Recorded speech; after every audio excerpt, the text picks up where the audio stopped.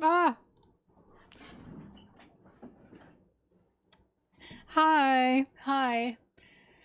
Good morning, good evening, whatever. Who cares? Good afternoon, blah blah blah. Oh my god, my Zoro fell off the wall. I should put him back up. Hang on. Ah! He's meant to be there. He's meant to be right there. He's fallen off the wall. Hang on. You know what? Wait. You can watch me do this. Hang on.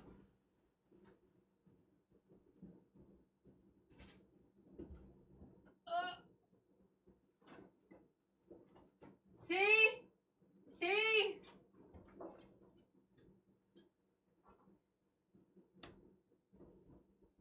Oh.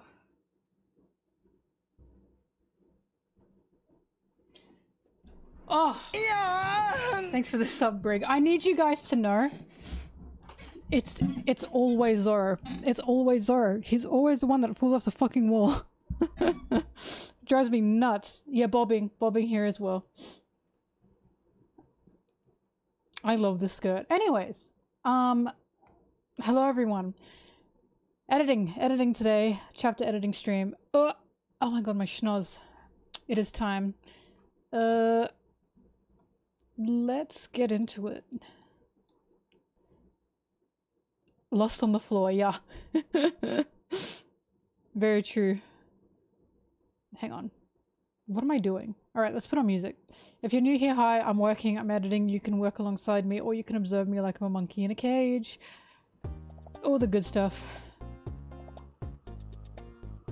You know, read the new chapter, it's fantastic. What the fuck? You guys read the new chapter, it's amazing.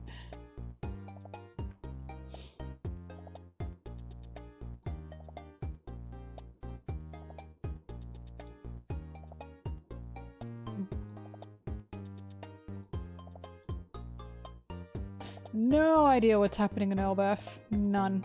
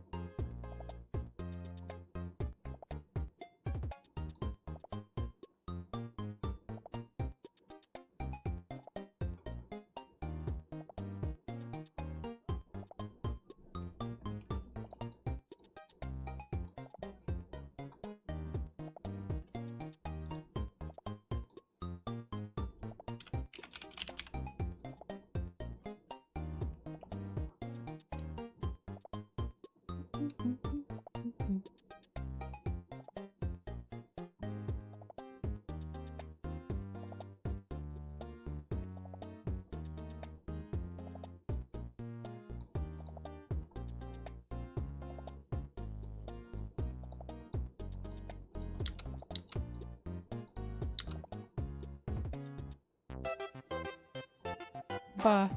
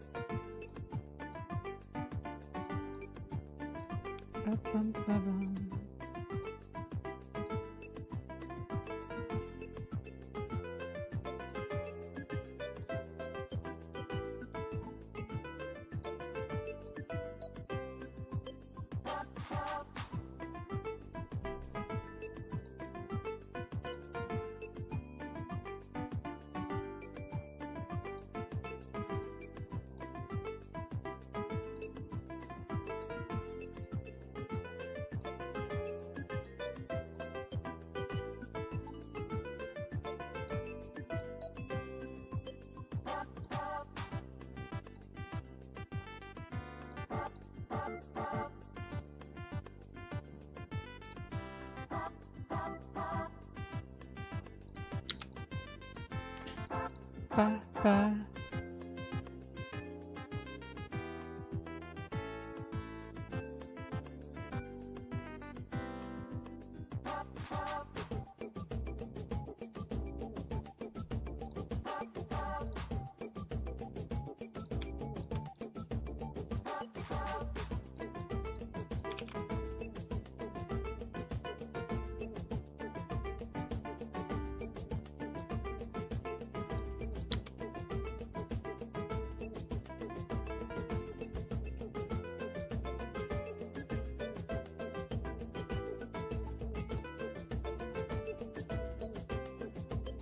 Ba, ba.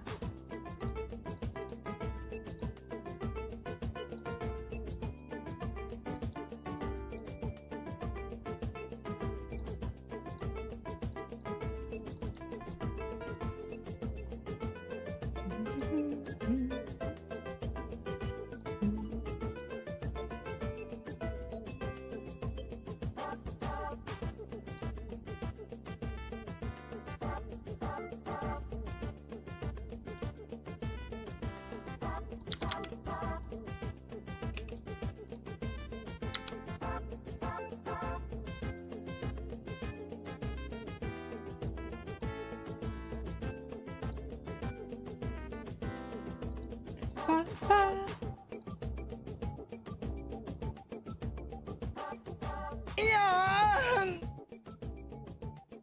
Another sub.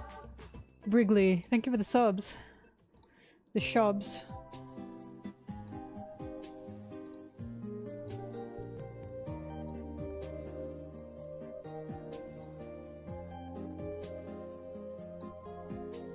Ah! Oh, for fuck's sake, I forgot to screenshot the chapters.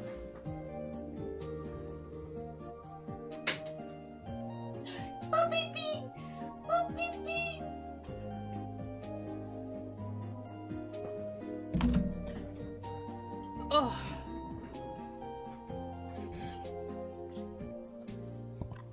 La, la, la, la.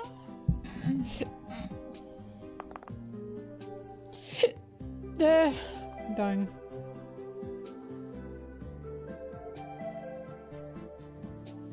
Egg. Egg. Ah.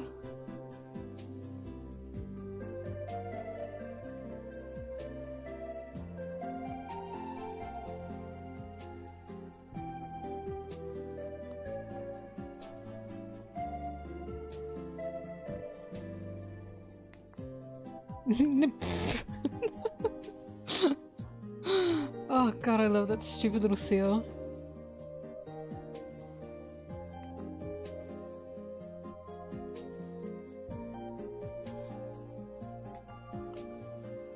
Favorite part of Elbaf so far? Sanji getting picked up by Gogh and enjoying some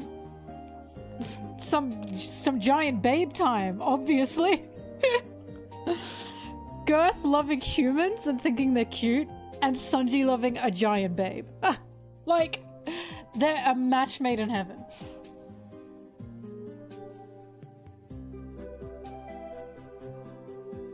What the fuck is going on? Oh, whoops.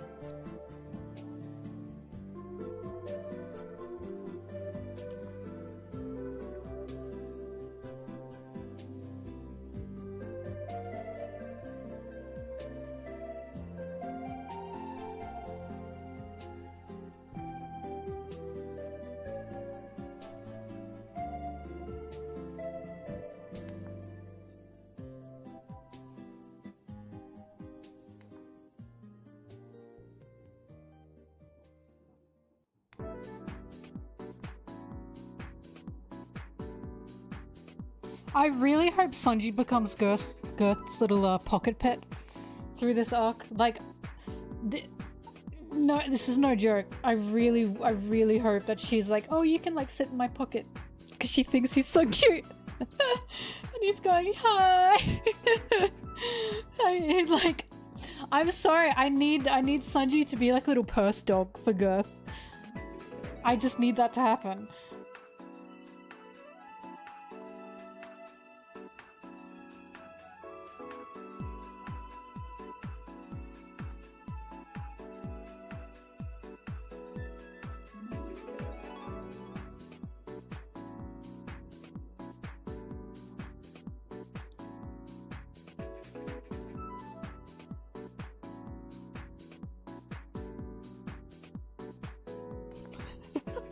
Thrash, what the fuck is that referencing? Like iceberg and his mouse, yeah.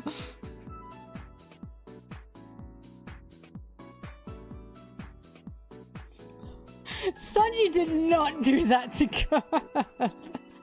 He is just enjoying himself. With Gurth's willing consent. Okay,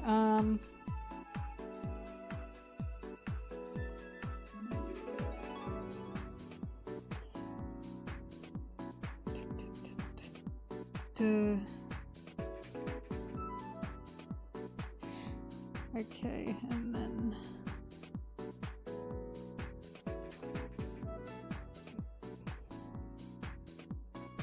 sorry, I'm just sending myself the chapter pages. It's easier to screenshot them on my iPad and then send them over, and that's how I get better quality.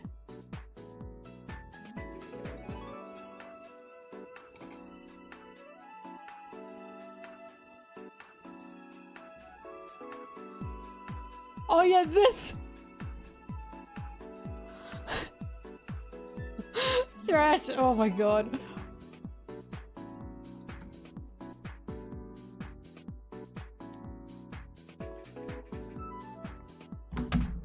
Alright.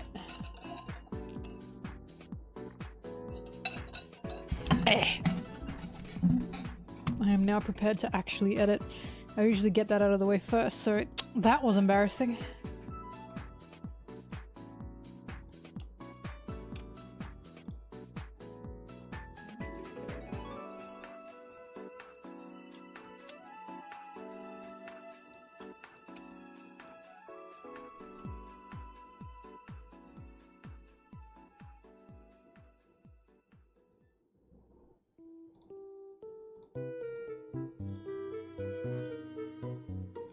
La la la la la la la la.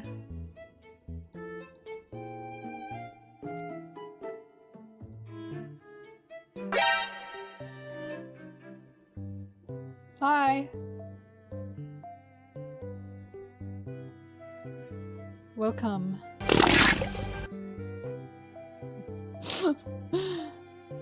Hello Melon, I need your thoughts on why Bonnie started singing Bink Psycho with the amazing double spread, the low-key Luffy promise, the Rainbow Road, even the silhouette at the end, nothing else caught my eye this chapter like Bonnie. Was Bonnie the one singing Bink Psycho? Hang on.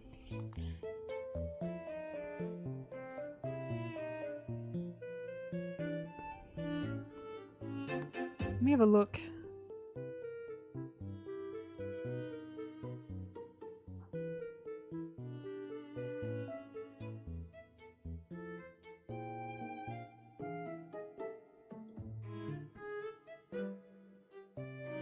Was it Bonnie? Because the speech bubble isn't pointing at her. For some reason I assumed it was Brooke in the back singing.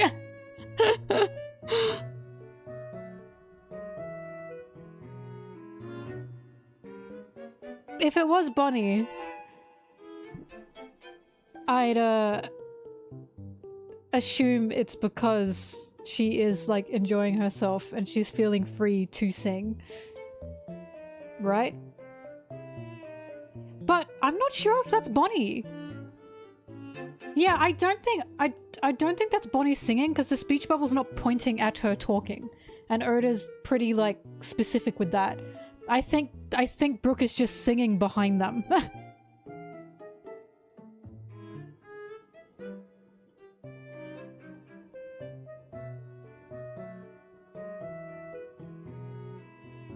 I mean, I might be wrong, but I didn't assume that was Bonnie singing.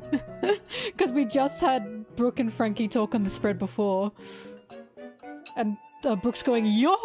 So I was like, oh, he must be singing.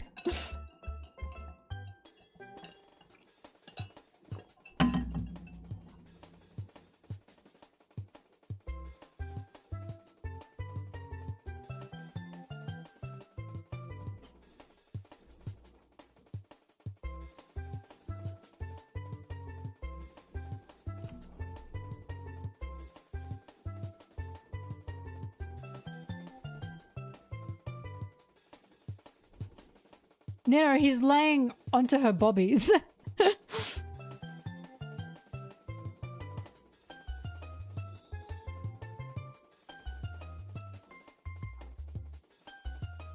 Oda doesn't always add a chibi to specify who's talking, because we just got a chibi beforehand of Brooke and Frankie.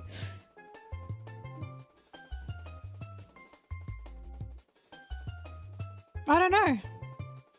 It's more in line of that being... on the other page someone yells cyborg and that's Hairuden? I don't know. For some reason I just assumed that was Brooke in the back. If it's Bonnie, I'd assume it's because she's feeling safe and she's like singing this song of like fantasy, right? Could be the whole crew. We need to specify. Someone send Oda and SBS who was singing Big Sake.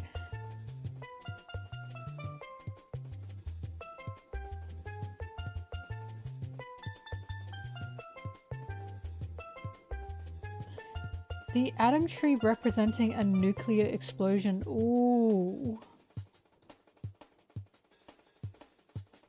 Let me look at it.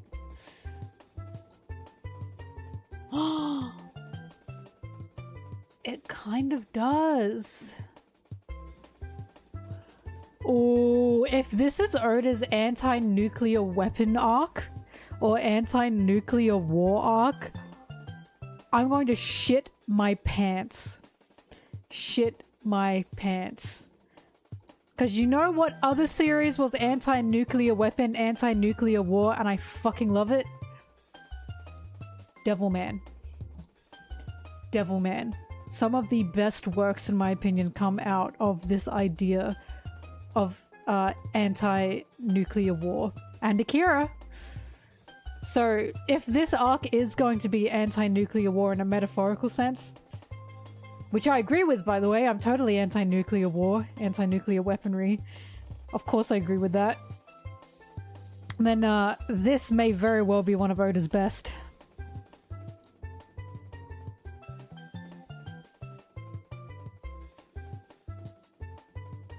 Well, that's what I was thinking. The new weapon that the Celestial Dragons have, or the world government have, is quite literally like an atomic weapon type of thing, right? Hence, right?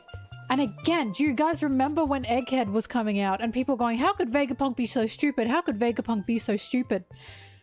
I remember when I was saying to you guys the irony of Vegapunk, people asking this about Vegapunk. And at the same time, the movie Oppenheimer had come out. About Oppenheimer's story. And I was like, you guys have to be kidding me.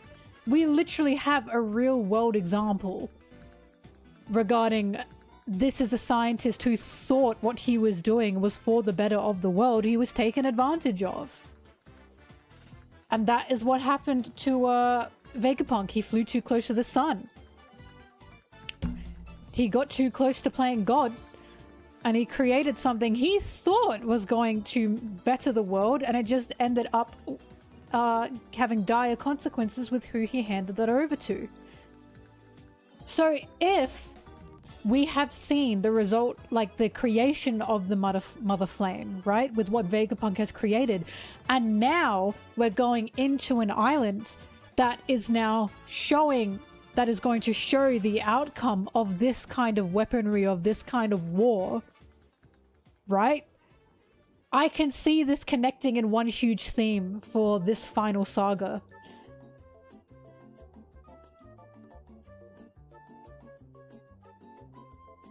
Because it does look like a nuclear a bomb. It does. Because I was about to say, well, don't like other fantasy trees look like that? And then I was thinking, well, actually, not exactly like this, no. Especially with the underworld looking like smoke or like fire. Wow, that's so interesting. Look, he's inspired by Barbie.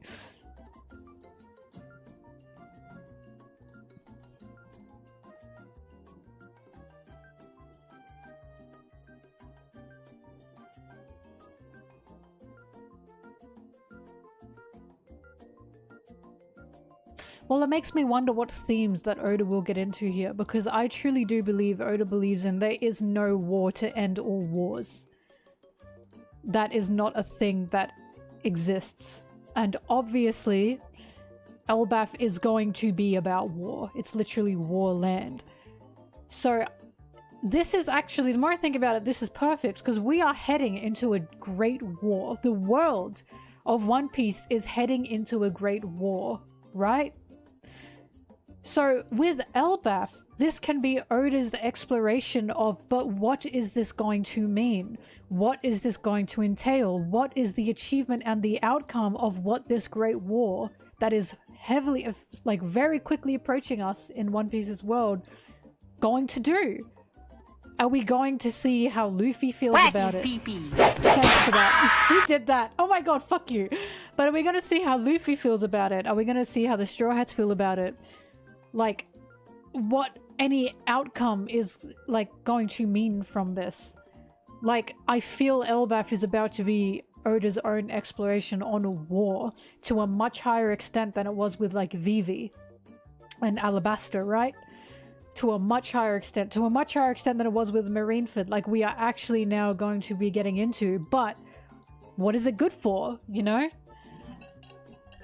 I feel like Elbaf is really going to be diving into, like, you know, these moral dilemmas around it.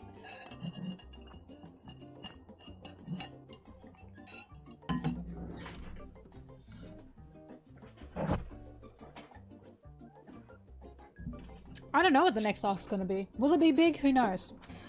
I can't see us, like, from Elbaf going right into, like, this is it, you know what I mean? I feel like we've got a few more stops along the way.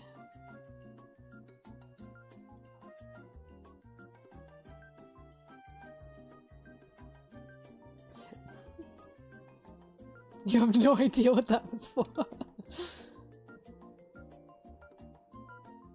Yeah, and now Vivi's coming back too. So he's bringing Vivi back into this like, you know, topic as well. Because what is Vivi going to think regarding the world government as well? How to stop them? Vivi is clearly, in my opinion, going to be in a position of we have to take out the world government. Alabasta is under constant threat with the world government. The world is under constant threat with the world government. You are not creating peace because you're holding off a fucking atomic nuclear weapon, right? You are threatening the world to stay in line. That is not peace. Right? That is not peace. That is an iron fist that you are forcing upon people. You are iron fisting people with that. So Elbaf is no doubt about war, about weapons and all that kind of shit. And this is why I feel the atomic weapon, or this fucking ancient weapon that the world government has, is going to make its way to Elbaf. Because, like, what are the Giants going to think? They're going to think, Giants think war, battle, that's great. Weapons is great. Saul even said the Giants of Elbaf are savages. They're brutes.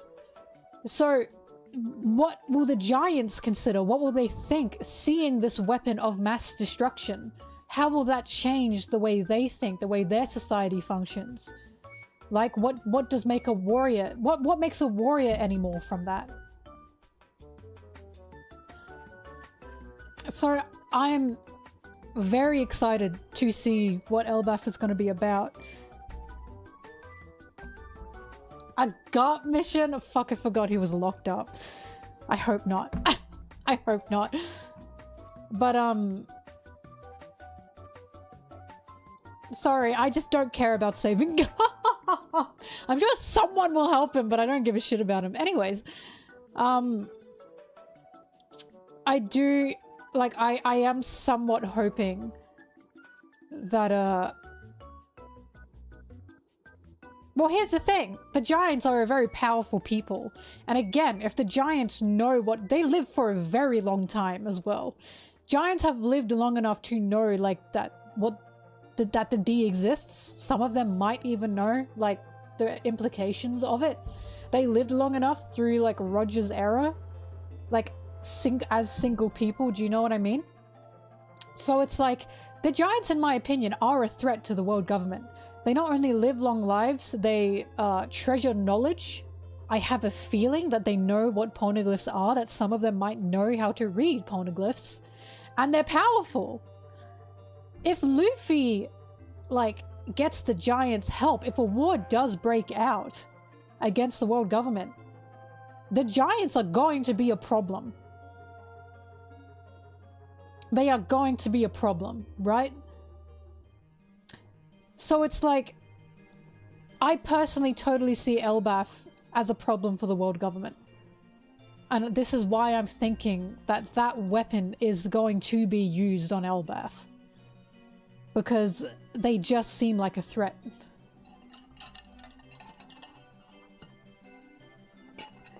I have no idea why Joy Boy is doing anything. I don't know. I don't know anything about Joy Boy. No clue. No clue.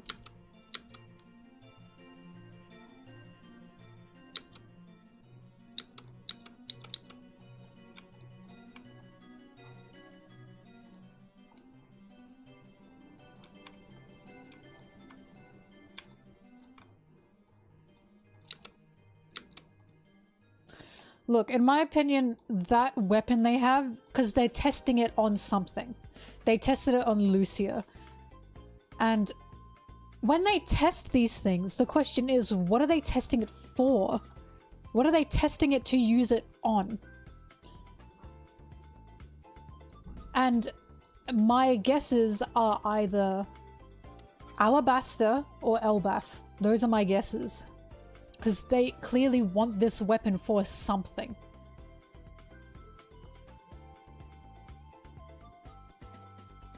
You don't just test something unless you want to use it, right?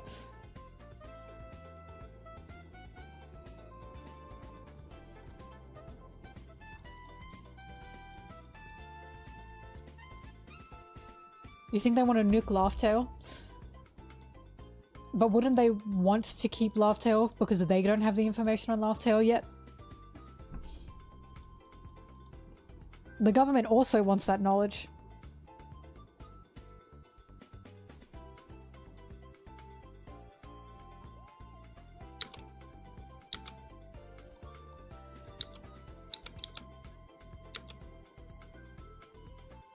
I did not look into Bragman. I didn't have the time!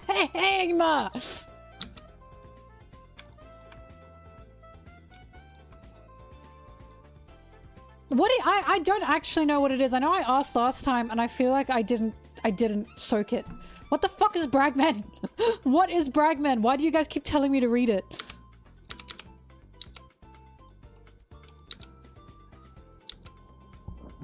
Like, is this an Oda-made thing? What is going on?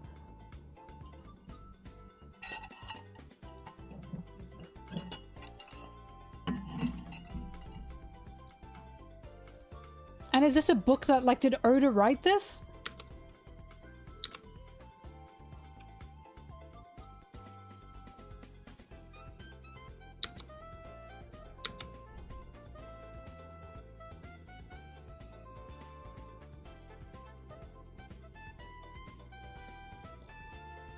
But who wrote it? Like, did Oda write this and, like, put this somewhere?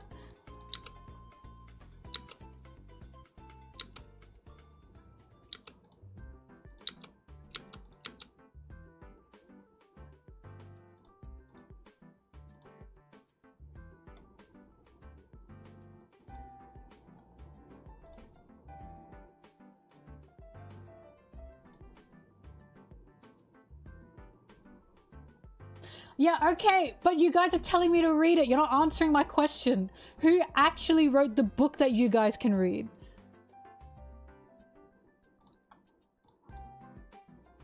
I'll read Oda's SBS questions, but if it's in, like, the Ace novel, I don't count that as anything. I know you guys know this. Unless Oda himself has written it, I don't take it as anything.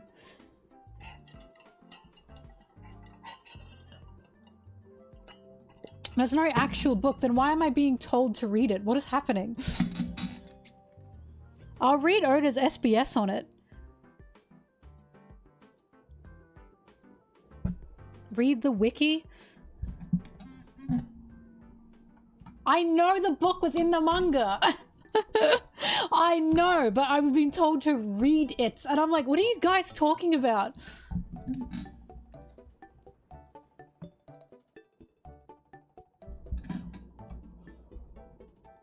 Look, if someone has the SBS where Oda mentions Bragman, send it to me. I don't want to read the wiki. I'm not reading the One Piece wiki for that. Because I know that he was mentioned in Little Garden. I do know that. But if the wiki takes into account the Ace novels, I'm not reading that. Because again, I'm not using the novels as anything substantial.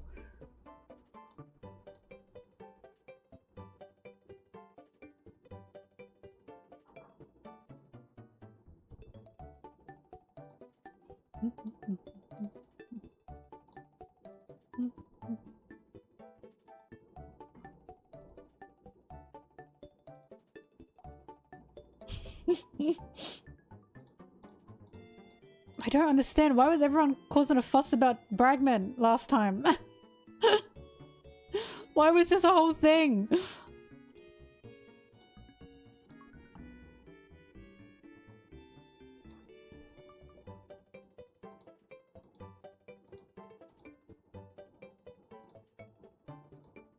The focus should be on Louis Arnott. Not the book. The man. What was he doing? I bet we're gonna find out about the guy.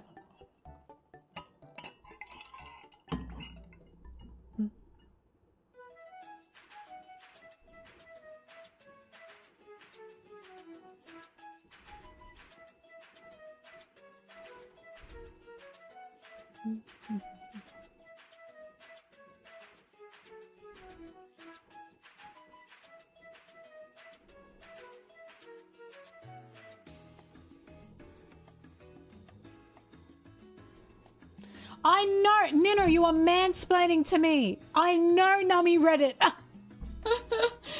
I'm not asking about this! I'm saying if anyone has the SBS where Oda mentioned it, send that to me. I know! You explained to me about One Piece, I know One Piece. Bro said, here's the book Nami picked up. I know! Alright. SBS has been sent to me. Okay, much better, thank you. God damn, a woman can't get anything around here.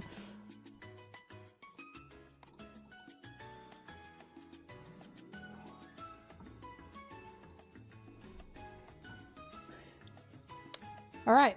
I have a question about the books being thrown away by Olvia's group in the 5th panel. The book title Bragman, isn't that the same as the one Nami's reading? Isn't it? Isn't it? Okay, asked 3 times. I'm gonna ring your doorbell and run. Oh, here's a surprise. Thanks for reading so deeply into it. That's amazing. You are correct. It's the book that had info about the Island of Giants, Little Garden, a book that is read all around the world now as a tome of adventure, as a tome of adventures on the Grand Line. Eyewitness tales about the unbelievable islands, people and happenings in this mysterious sea, related by fearless explorers, also outlandish and bizarre to normal readers around the world, that they were collected in a book of tall tales and given this humiliating title. If this book only exists today because the brave scholars of O'Hara gave their lives to protect it 20 years ago, it fills your heart with something warm. So are these Bragmen truly just liars? Maybe you can tell the truth behind the stories, though the looking glass of Luffy's... Through the looking glass? Okay. Okay, Alice in Wonderland fan Oda. Of Luffy's adventures. See you in the SBS next volume. That's it! That's it! You guys were causing a huff about this. That's all it is. It's cool. It's cool. Hang on, but now this is making me want to look at something.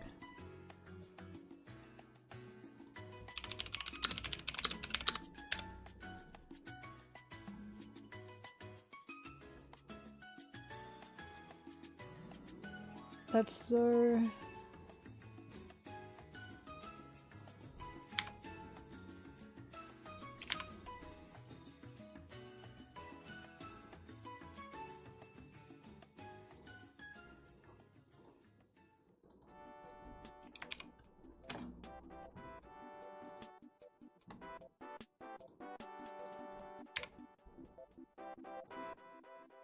Do I have it here?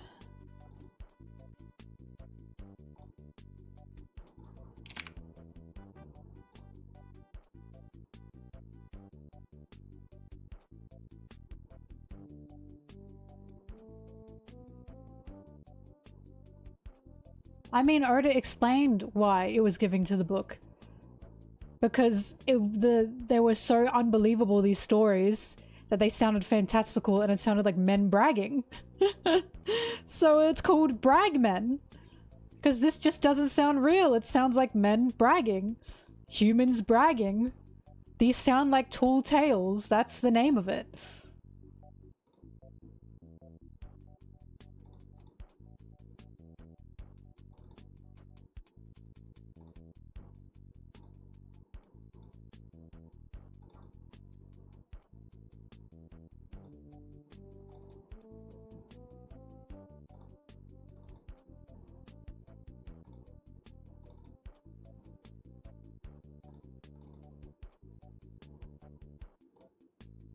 Okay, hang on.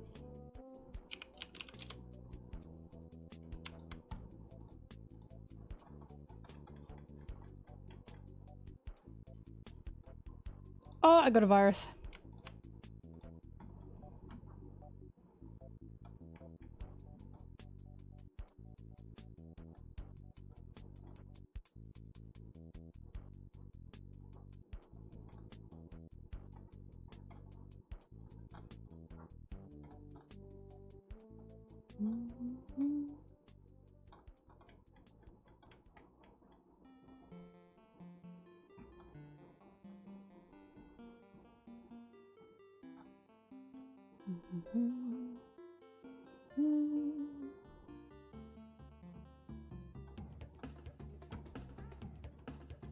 Alright.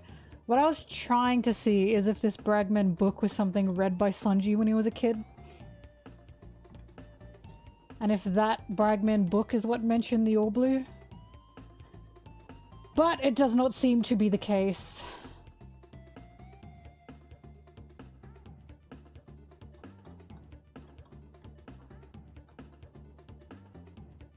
But we do see him reading Nolan the Liar.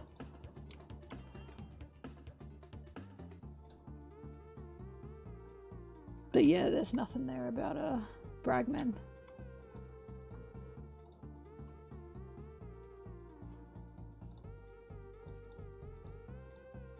Alright, cool, cool, cool.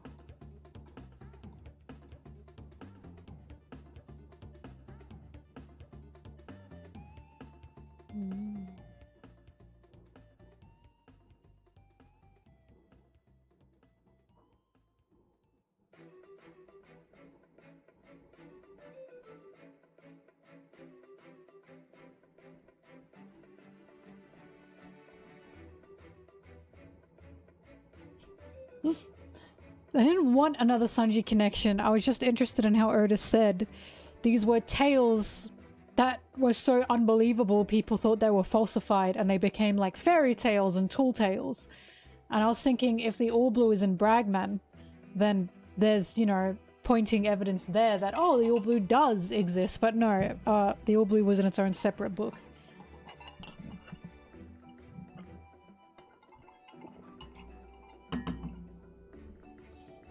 Yeah, I don't take any of the novels. I only use the manga. I only use the manga when thinking of canonical lore and what's happening in the story. Like, in my opinion, it's what everyone should do. You should see the novels and everything else around the manga as fun little things that you can, like, you know, use as like Easter eggs or use as like that's an interesting, like, you know, thing. But you shouldn't be going, well, the novel said, like, who cares? If Oda himself hasn't said it and it's not in the manga, because again, Oda's writing this story and he literally has an SBS corner, then why does it matter? It doesn't matter, in my opinion. Being supervised by Oda doesn't mean shit. It doesn't mean shit! If he wants it in the manga, he will write it in the manga. Like, yes, he can supervise something, but that doesn't mean that's like canon. He supervised the movies. The movies aren't canon. He supervised the live action, for God's sake. The live action is not canon. It doesn't matter. If it's not in the SBS or it's not in the manga, it doesn't mean anything. Oda's literally writing the manga. Pen and paper to manga. That's him. That's him. That's all him. He's the one writing the manga directly. He's the one answering SBSs directly. If it's not the manga or it's not the SBS, it doesn't matter. You can use it as a fun little thing, but you should not be arguing, well, in the novel, it doesn't matter. I can use Sanji Food Wars if we're using that excuse. You know? I can say, well, in Sanji Food Wars, Zoro gave Sanji Wado. That's the only person Zoro's ever given Wado to, you know what I mean? Just because Oda liked and supervised it, that doesn't mean it's like anything you should take into account regarding how you're looking at the lore and the story of the manga. I just think it's a fun side thing that you can enjoy. But what my point is, Oda can upend that at any moment if he wants. Any moment. Just because he supervised the novels doesn't mean he's going to be following the novels as he's writing his manga.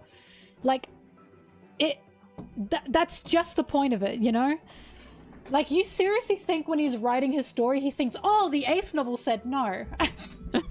He's not doing that.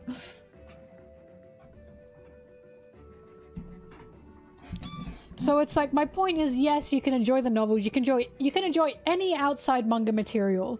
But if you are using outside manga material as a gotem, or as like some kind of like explanation for these parts in the stories, I'm sorry, I've stopped listening, because you shouldn't be using that. It's a fun little side thing, but it is not something that like means anything when you're looking like at the story for the story that Oda has written in what he's trying to connect. Because like he can supervise anything, but if he's not writing it, I don't know why it matters. It's just fun. It's just a fun thing that you can enjoy.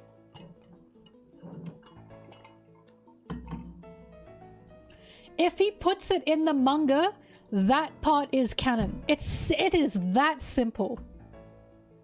It's that simple. Right? If he puts it in the manga, that's it. It's in the manga. If he doesn't put these other areas in the manga, then no. It's literally that simple. Just use the manga. Oda remembers his own canon details. What he doesn't remember is fights. He doesn't remember battle names. He's said, oh, he does not remember battle names, and that's fine. But to say Oda doesn't remember his own details, he 1000% does. Like, sometimes it can be like, oops, I said Zoro doesn't chew ice and I drew him chewing ice. Right? That's when that's silly. But again, that's like the SBS. But yes, when Oda's writing his own story and his own characters, of course he knows what he's doing. He's been knowing what he's doing for 25 years, for God's sake. It is really that simple. If it's not in the manga, it's not canon. If it's in the manga, that part, that is canon. It's that simple. You should not use anything outside of the manga as canon. You should see it as a fun little thing you can enjoy. An Easter egg. But it's not canon because Oda has not put his own pen to paper. Like, I really don't know why this is a conversation in the first place. It's that simple. It is truly that simple. If it's in the manga, it's canon. If it's not, it's not. Just because he adds one detail from a novel in the manga doesn't make the whole novel canon. It just makes that detail canon. That's it. That's all there is to it. Like, you're allowed to enjoy the novels, but I would not be using the novels as anything to do with canon.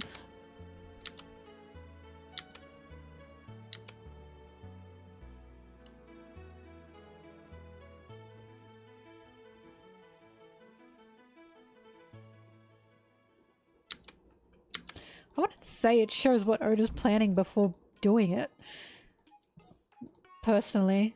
I'd say that, yeah, Oda enjoys, like, the side stories, I guess, or he enjoys people wanting to write these side stories.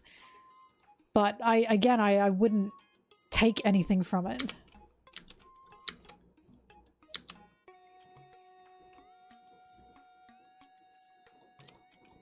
At this point in time, I have not read the novels because fucking none of them are in English, except for, I think, the Ace novel. I want to read the lore novel, it's not in English.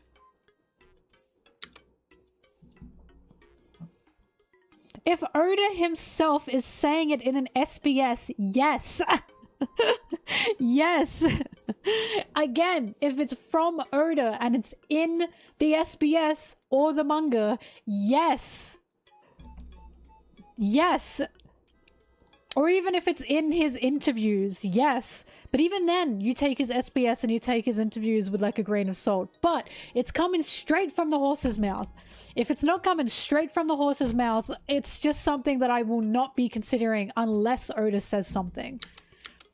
He said Uta was like canon, but it's like a divergence. So Uta was a canon divergence. I think a lot of people got confused about that. He referenced Uta in the manga, but to me, that seemed like a fun little like Uta Easter egg. Do you know what I mean? But he said that Uta was like, film red was like canon divergence.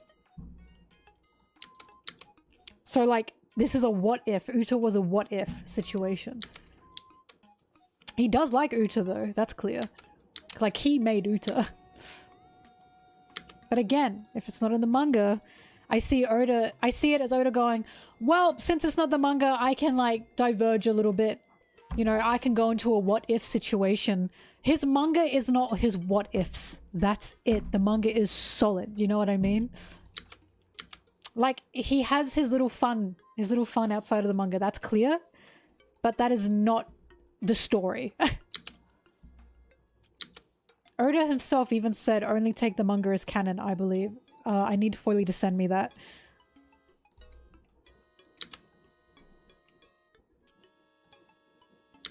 Yeah. Like, if something is made canon in the manga, then great, Oda's made it canon. But the only reason it's been made into canon is because Oda put it in the manga. I always say, if it's not in the manga and Oda hasn't said it himself in an SBS or otherwise, it doesn't mean anything. It's just a fun little thing.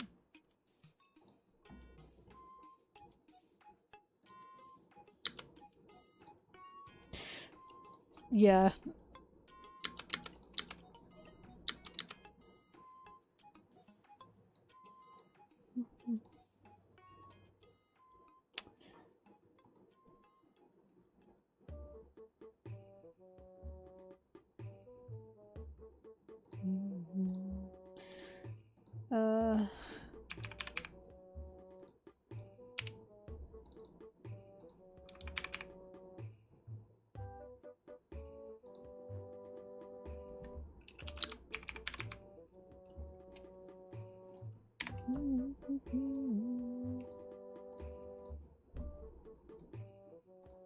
But yeah, it's like anime added scenes. They can be good. Like, I believe in the act and the art of adaptation. So when you're adapting manga to anime, yeah, you can add scenes, you can add dialogue, you can add more to it by doing that. But at the end of the day, as much as I will appreciate the anime doing that to an extent, and I do appreciate additions that they can add for the adaptation process, if it is not set in the manga, I will not be using it in any kind of argument.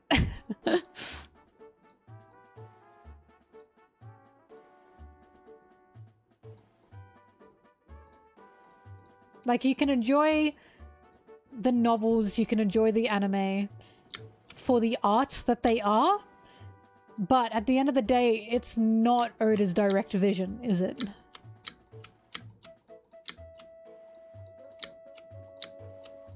And you know what is his very near direct vision, as very direct as we're going to get? The manga.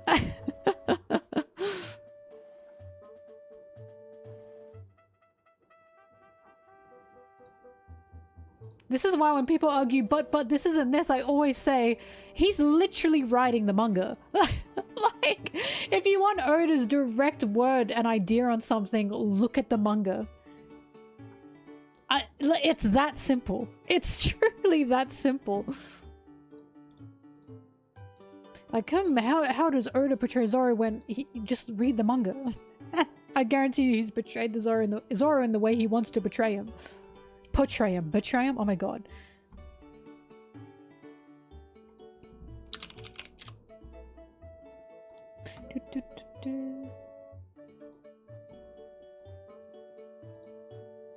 I do like what Oda said though, where he said to the SBS reader there, thank you for looking so deeply into it.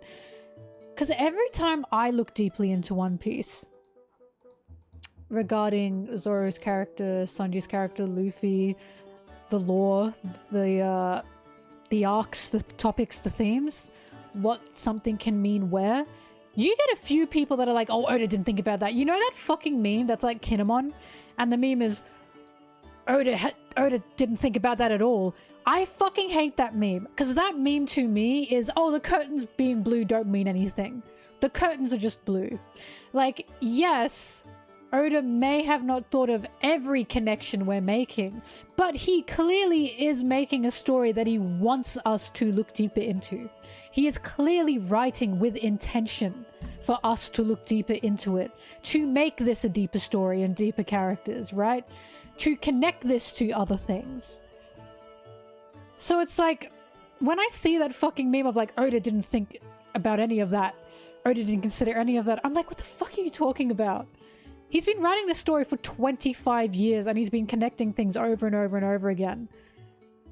And we've had arcs looking inwards to the emotional and mental idea of characters and what has shaped them, what have changed them. That is very intentional. And it's like, do you guys seriously think Oda's just like writing surface level and going, whoa, no way, I had no idea. He's not writing a fucking sitcom. Like, he's clearly put so much thought into so much of what he does. Yes, he can connect things that he didn't realize he could connect, but he's still thinking about it. So that stupid meme to me is another, oh, the curtains aren't blue for any reason, they're just blue. This is like when I said Sanji's design is clearly like this. Because he has self-image issues. He's hiding half of his face. You do not have a design like Sanji's, where he's hiding half of his face, where you then get an arc where it's so blatant that he has self-image issues. That was Whole Cake Island. And then I remember saying, yeah, his design even reflects how he like wants to hide himself or hide a part of himself. That's very intentional. And someone said to me, where did Sanji say that?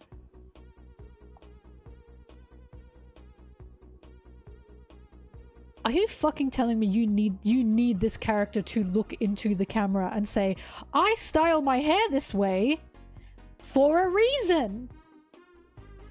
You think Oda just made Sanji's design out of fucking nowhere? He had so many character design sheets for all of his characters. You think he didn't, like, take his time to think about what he wanted these designs to mean?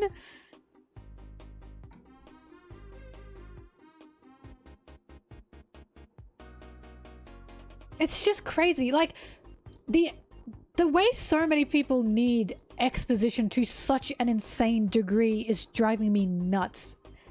It is driving me nuts. As you guys know, this is one of the reasons why I don't like shonen, because so many shonen are so exposition heavy.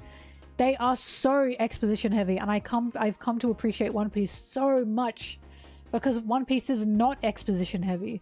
Oda is allowing us to breathe and take our time to think about it. Right? He's allowing us this room for us to interpret or think about, what is he trying to say here? What is he trying to write here? And I really, really appreciate that. Because I love those kinds of stories. I don't want to be handheld. I want to be able to think about it for myself, instead of being told how I should feel.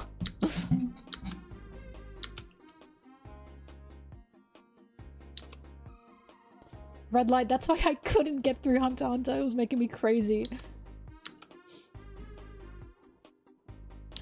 Vivi, sorry, he said making Miss Wednesday Vivi was a last minute addition.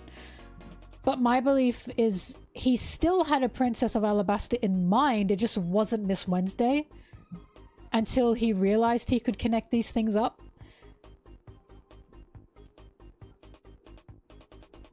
So, like, again, that's... Improvising is a sign of a very good writer. Improvising and making it connect with your story and not just adding things willy-nilly. Like, he clearly has the spine set out. He has the spine set, the base set. Around it is where he's allowed to go this way or that way, you know?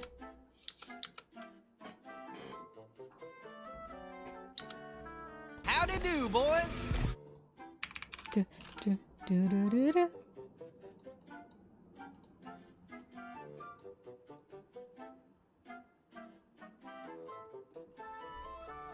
Well, Oda doesn't just do it on the fly. He considers what this means when he adds it. So a lot of writers who do those things on the fly, right? They, I do write, but it's nothing I'd share. But, I literally write for my videos, thank you very much. Anyways, but when he adds these things on the fly, it's not just that he's adding them on the fly, he's thinking about the implications, he's thinking about the connections, he's thinking about what will this mean. He's looking forward and he's looking backward. That's quite clear to me. The issue I have with a lot of writers that try to add things on the fly is they don't consider what this will mean.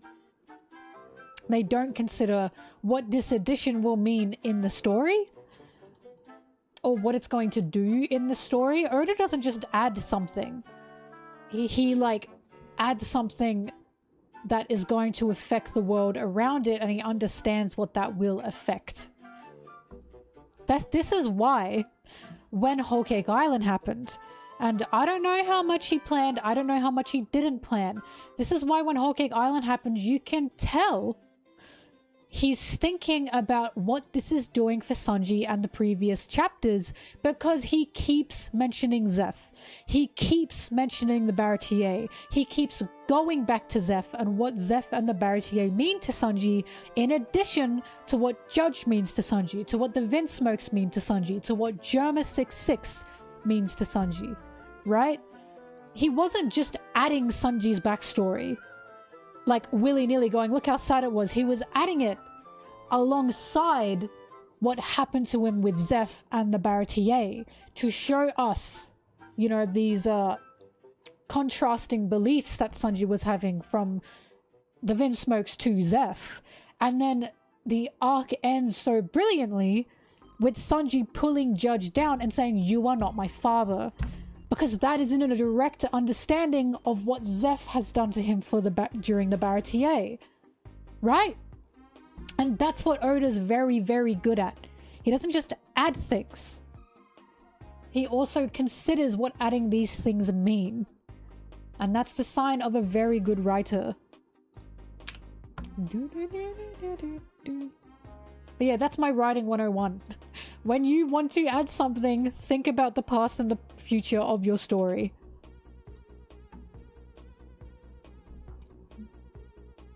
Oh, he already had... Yeah, no, he had Hucky there.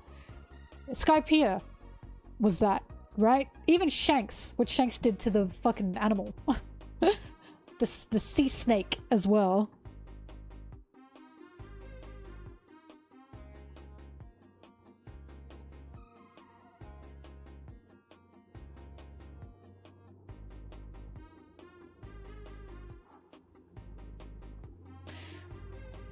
Well, if we read what Oda said in the SBS, again, about the Bragmen thing.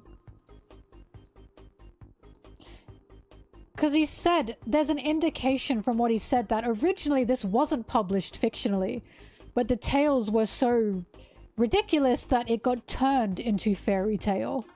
Because it just didn't sound true.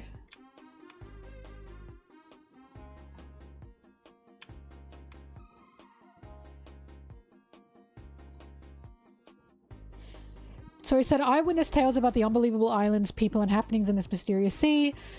Also outlandish and bizarre to normal readers around the world that they were collected in a book of tall tales and given this humiliating title.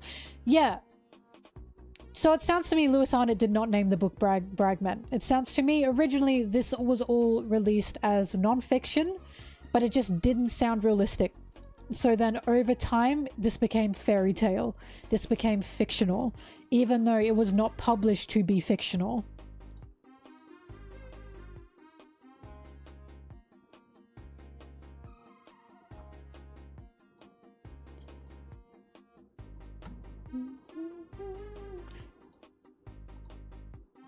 It was just the unbelievableness of the stories they were telling.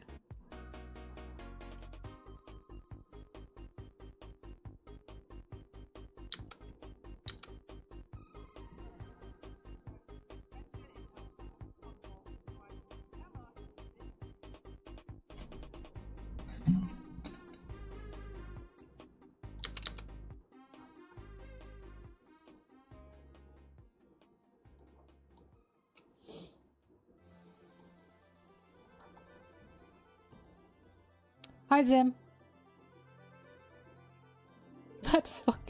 Emote. Anyways, yes, my point is, I literally talked about how, like, Whole Cake Island and Sanji have, like, no, like, well, Sanji's written to just have no self-worth. He's written to always be overcompensating for the uselessness that he feels, to serve people, especially women, because of the uselessness that he feels. Someone fucking QRT that with the Kinemon. Oda didn't think about any of that. And I didn't say it, but they had people reply to them with, he literally did. He made a whole fucking arc about it. That fucking... I hate that stupid meme so much. Because again, it's giving, oh, the curtains are not blue for any reason. They're just blue. I hate it. That meme is destroyer of One Piece media literacy. If I have to hear one more time I'm looking too deep into something in One Piece. Because how offensive is not only that to the person that is enjoying looking into these sides of One Piece, but to the author himself who has been writing this story for 25 years. The best thing, like, the thing that will, like, really warm an author's heart or a creator's heart is if you look deeply into it. That makes them very happy. Imagine looking at a fucking Van Gogh painting and going, well, this isn't anything. Like, imagine looking at a Van Gogh painting and not asking, what does this mean? Sometimes there is no deeper meaning. Sometimes people do just like making things. But the fact you even asked in the first place is going to make an artist happy. A creator happy. Asking about that deeper meaning. Even if there isn't one, it'll still make them happy.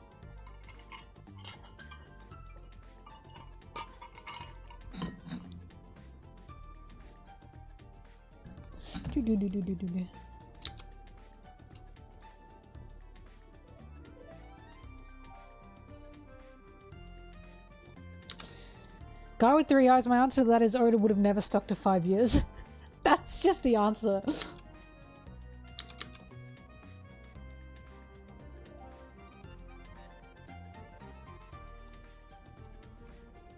Anyways, I gotta actually edit.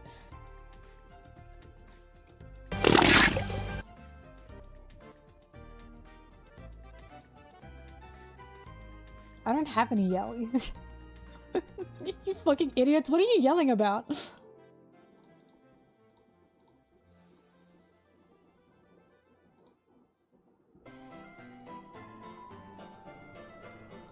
Is this because I said I write? I didn't say I write yaoi, I said I write. That is not what I'm writing. I write about women, thank you very much. Don't you dare say Van Gogh was overrated. He's my favorite artist. He's my favorite artist. I went to a Van Gogh, like exposition. I went to a Van Gogh, like, art thing. Like, regarding his works, his life, his story. I was sobbing. I was sobbing.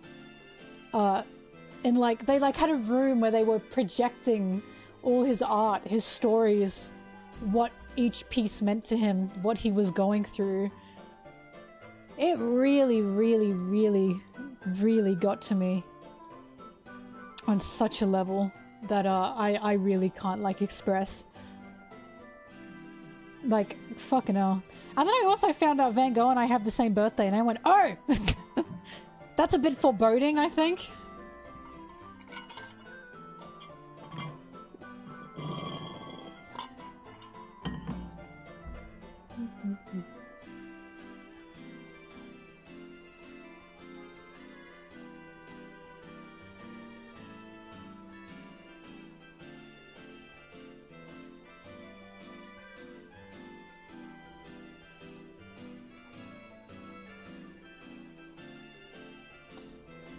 I went to the Museum of Modern Art. I saw Starry Night. I saw his paintings.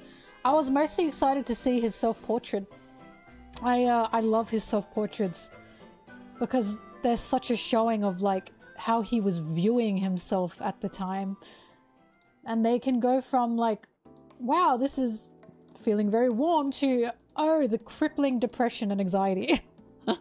Yeah. Oh, thank you, orcs.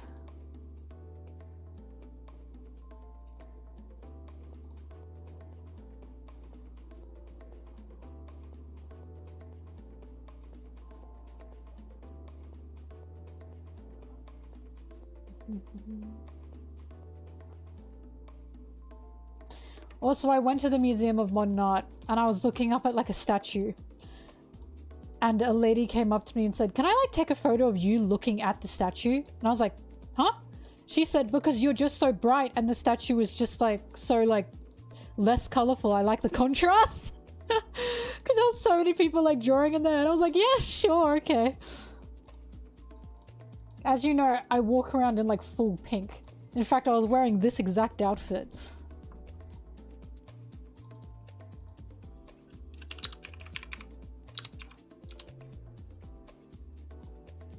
Speaking of, hang on, I got new shirts.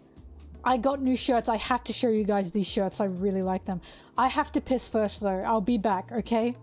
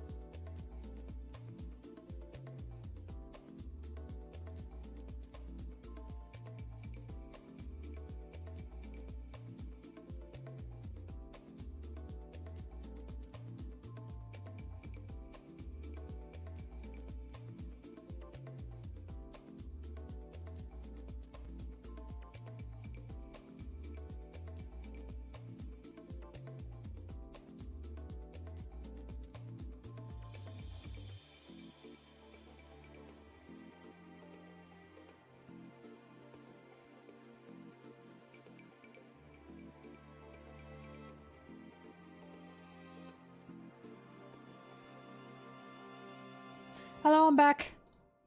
And by the way, hello, I've returned. To the person that said that, Van Gogh did not spend all his money on whorehouses. He actually did not have that interest in women. That's a lie. Like, you know how he like cut his ear and like gave it to like a woman? That wasn't because he was in love with her. But no, he wasn't spending all his money on whorehouses. Like, there's a misconception that he cut off his ear because people thought he loved that woman who worked in the whorehouse. It didn't have anything to do with that. he quite literally just saw her as a friend, and he had very, very crippling anxiety and depression and wanted to give her a piece of him that was not meant to be in a romantic gesture. He kind of just lost his mind. Poor fucking guy. Alright, anyways. Here are my shirts.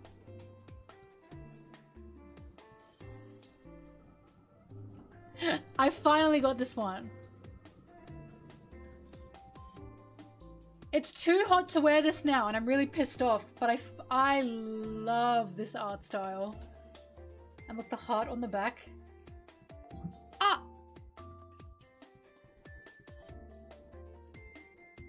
Ah! Right? And hang on.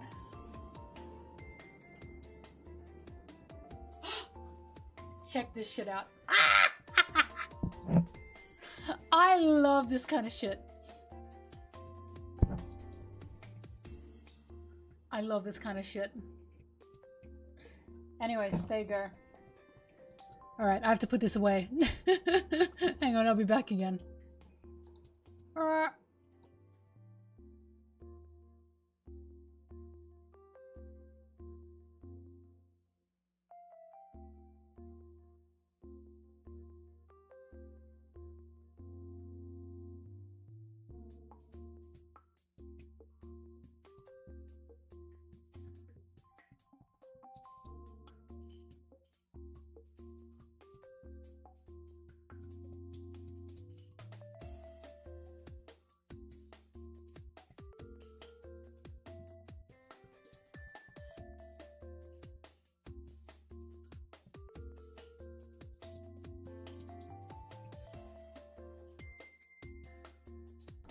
Right.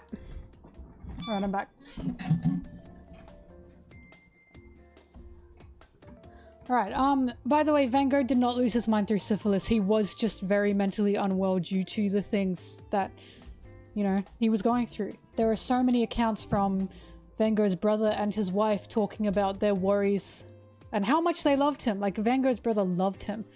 Talking about how much they tried to support him, wanted to support him. Tried to get him the help he needed regarding his mental state. But of course, back in that time, mental health therapy, it just was not a thing. So he'd be hit all the time with like, oh, it's a physical thing. Oh, you're unhealthy. Physically, there was no taking into account of his mental state. That just did not exist at the time.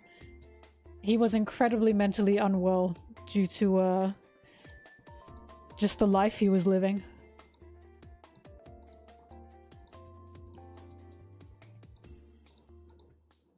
Also, fun fact, you know sunflowers?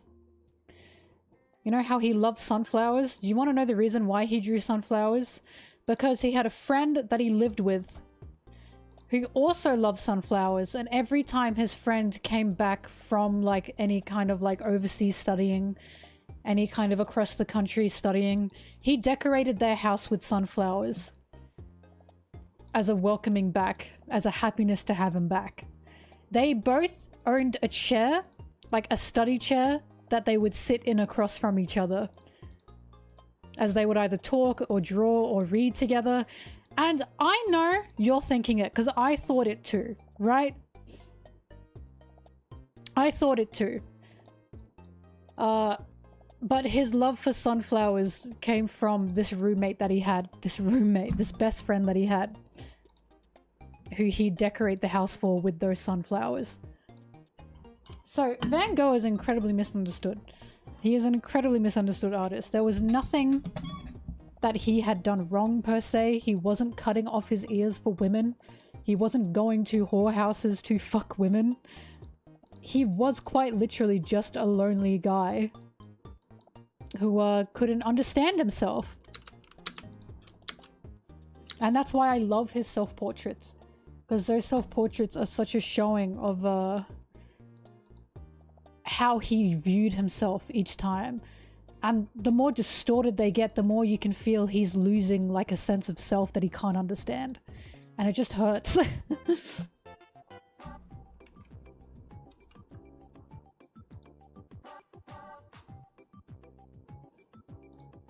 I mean, one of my favorite quotes from him, or one of my favorite, like, because he, like, brought, like, abstract around. Because he was, like, creating art in a time where realism was the thing. There was such an expression and interest on realism. And he was sick of it. He liked colors. He liked the abstract. He liked the crazy. So he made his own art, and of course he was made fun of for that. But something I really like that he said, because one of my favorite arts from him is the cafe at night.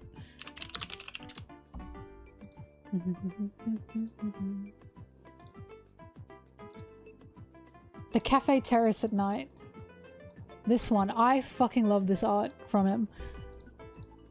And I love this art because with this art, he was saying that so many people don't like to paint the night. They don't like to paint the dark, the nighttime, because they think there's no color.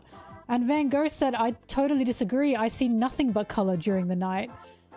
I see nothing but a colorful world at night. And I totally agree with that. So he painted these night paintings such as Starry Night to try and show people the color and the life that he was seeing at night.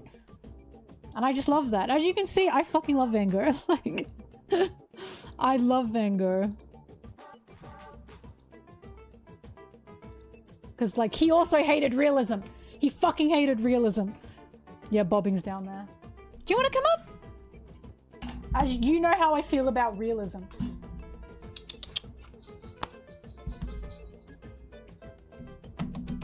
Yeah, hey Bobbing.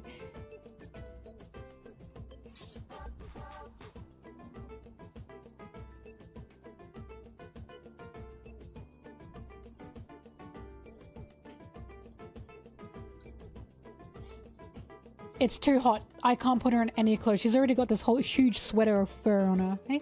Mwah. Mwah.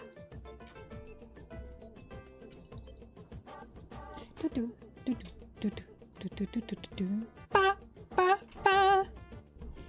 But yeah, before I went to the Van Gogh, like, experience that I went to, I had no idea that, when he cut off his ear for that prostitute, that wasn't a love thing. Because everyone everywhere, media and all, they portray that as, oh, he loved her romantically. And that just wasn't true at all. And I was like, why have they, like, it's giving history calls them, like, you know, history will call them besties or something. Like, why have they changed his story like this?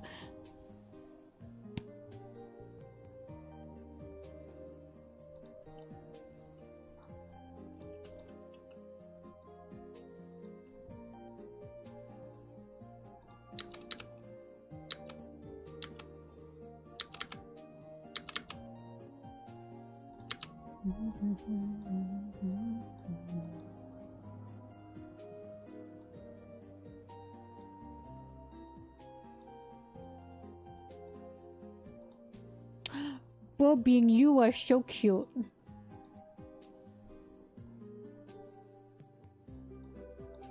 History won't remember them as friends.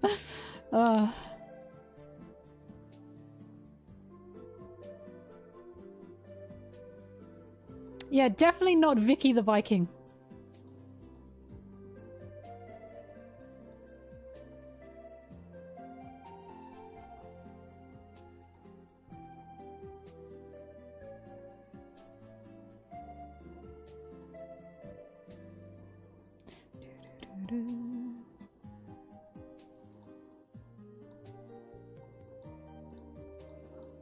But yeah, finding out, because I was with my parents when we went to the Van Gogh thing, finding out that his birthday was the same birthday as mine, my dad and I looked at each other like, oh.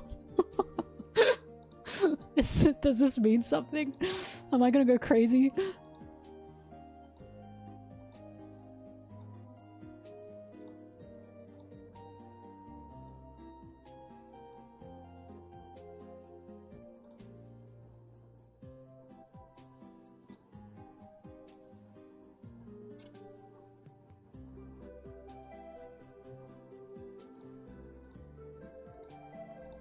Van Gogh had substance abuse problems, but you do really realize a lot of the time people have substance abuse problems is because of their mental health.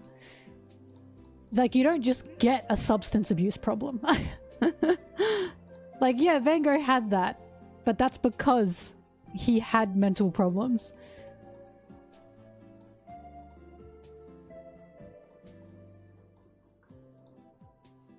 Also, fuck, everyone back then was like doing cocaine.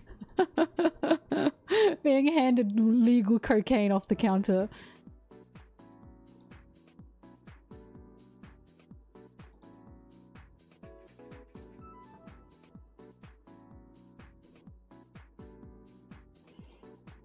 We don't know exactly what he had. Because of course, how could we?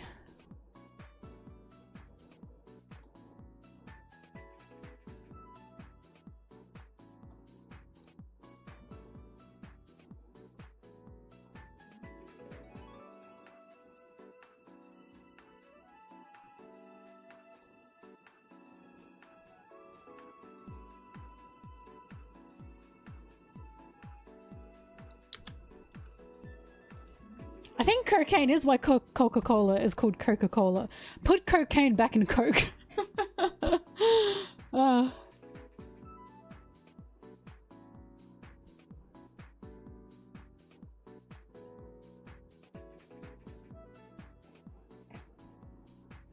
He had moved in to live with his brother by the end because his brother cared about him and he was supposedly getting better, but of course, you know, you just don't know.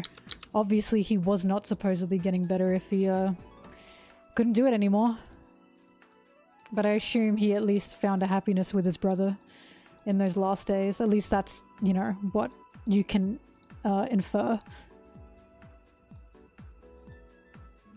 It's sweet though, because even though his life was like, you know, it wasn't the best, his brother and his brother's wife really, really loved him. They really loved him. There were so many notes and messages from his brother and his brother's wife about how much they cared about him, how much they loved him, how brilliant they thought he was, all that kind of stuff. And that, like, warmed my heart. That at least he had someone, like, two people there that really loved him.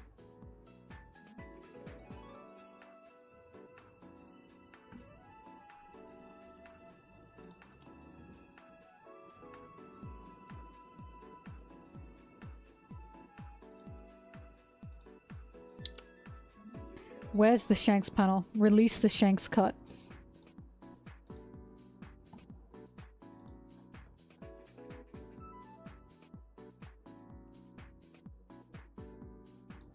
Do, do.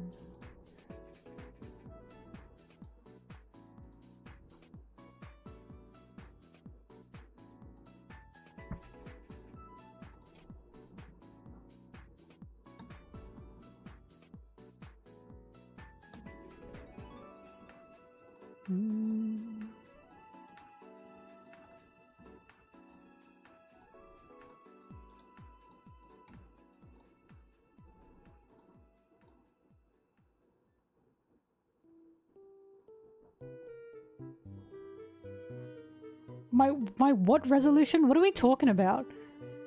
What?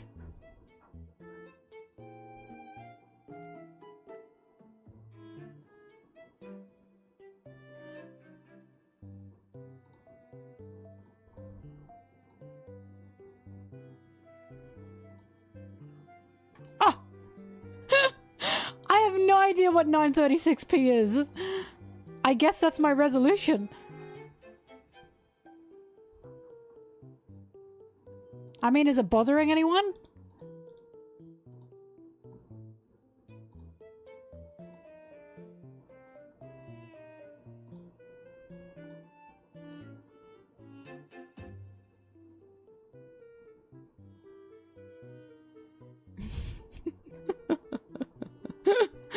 The resolution tax.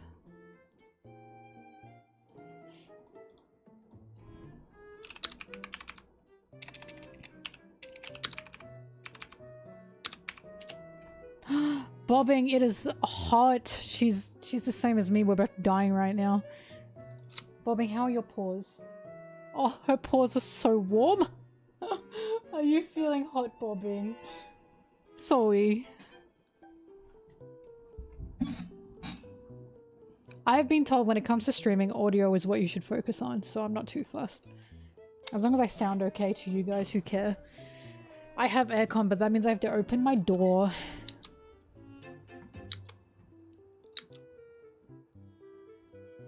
I do got a fan on.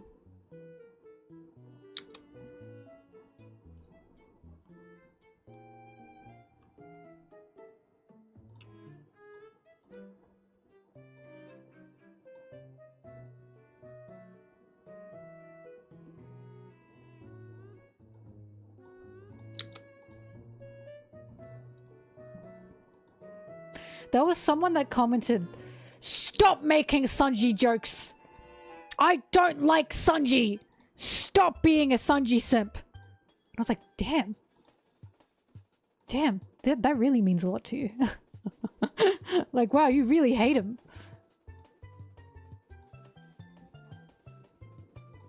Rest assured, the Sanji jokes will continue. They are not going to stop.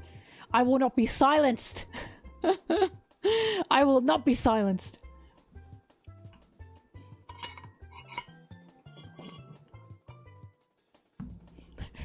Let Zoro have a YouTube account.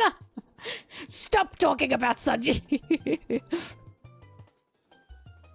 Then why are they watching your content? That is such a fantastic question. I think about that a lot.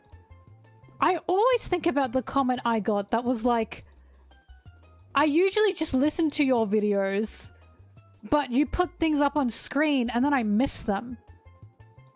And I just remember thinking, yeah, it's a video. Like, what is the purpose of this comment? I don't understand.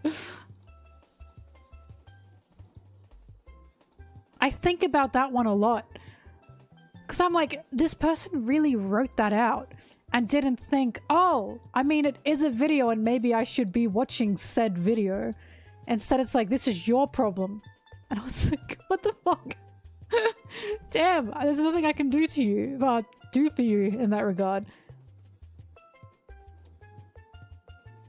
The funniest ones I get are still like, you spoiled this, and I'm like thinking, yeah, if you watch the video, there's like a whole 6-second segment at the start that takes up the whole screen that says exactly where I'm going to be spoilering up to.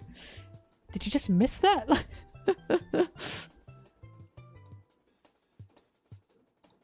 Look, when you make videos on YouTube, you genuinely have to explain things like you're explaining it to a class of children. And Whoop. Zoro got lost on YouTube and found your video. Unfortunately for him, you were talking about curly brow. Damn, sorry, Zoro. But, when you make videos on YouTube, you have to make videos like you were explaining to children, which fair enough, because people from all walks of life can access YouTube and look at YouTube videos, but that's why it's fascinating that still people are like, I don't like this part. And it's like, okay, so now what? Where does that leave us?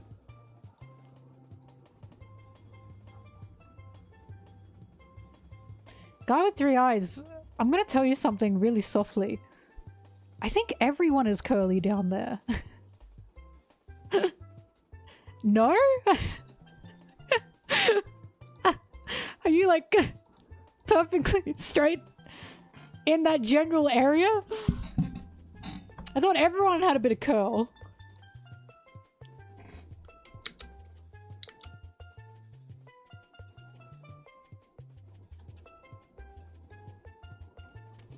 Gandalf's beard.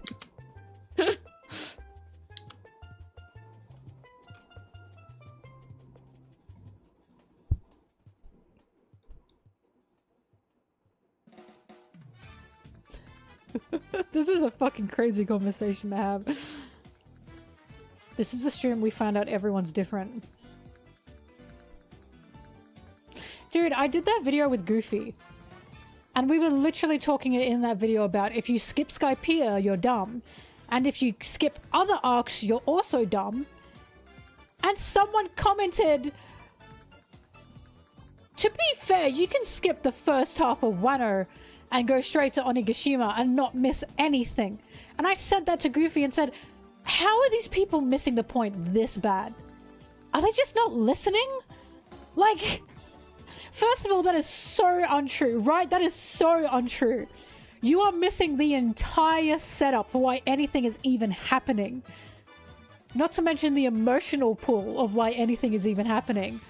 But also on a video where me and Goofy both say, yeah, don't skip anything in One Piece. You need to see everything. They were like, well, in the beginning of Wano you can skip it. What? How much more clear can you make this? I just don't understand.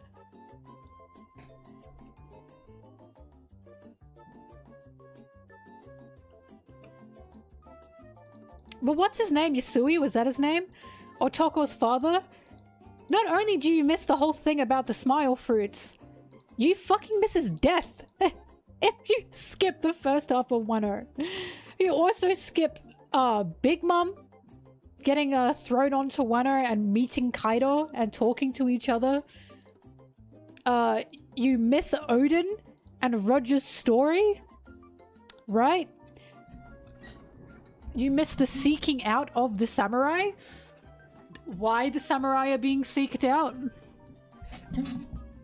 Ace, Otama. You miss so much shit. And I'm like, what? You missed Germa 66?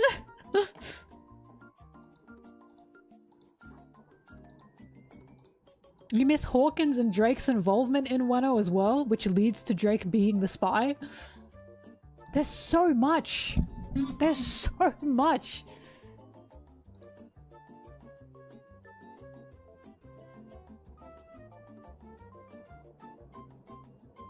No, you cannot skip Long Ring Long Land.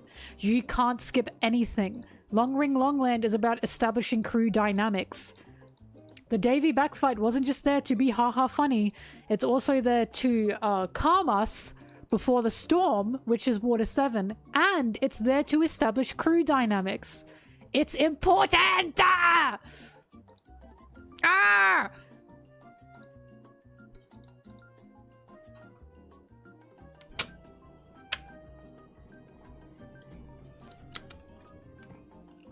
Like, One Piece is not a speed run. One Piece is a story to enjoy.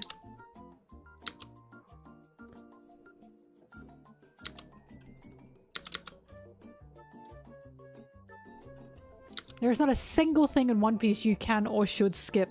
You are reading One Piece to enjoy the story, are you not? Long Ring Long Land is part of the story. It's part of these characters. Not even Gaimon you can skip. You can't skip anything.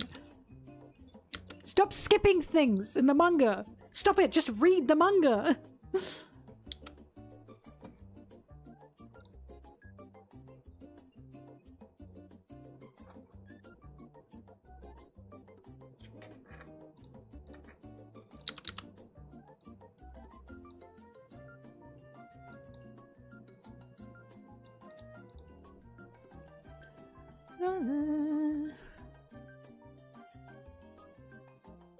Gum gum!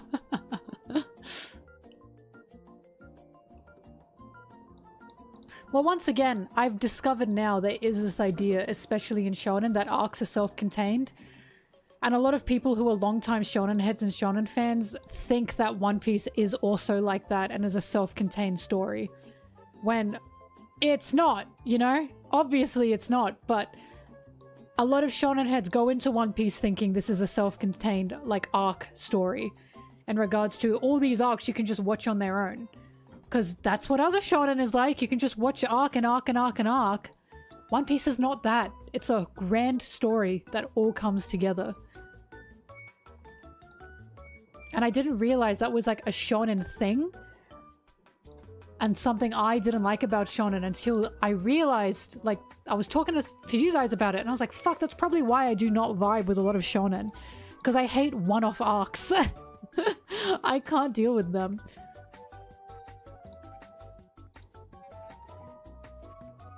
Like, unless it's Pokemon or something. And even then I don't currently watch Pokemon.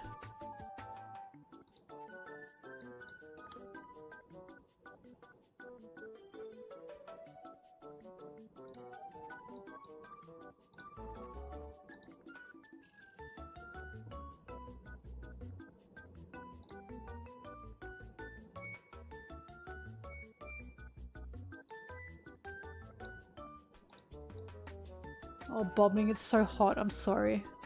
No, Pokemon's not a shonen. I just mean like one-off arcs.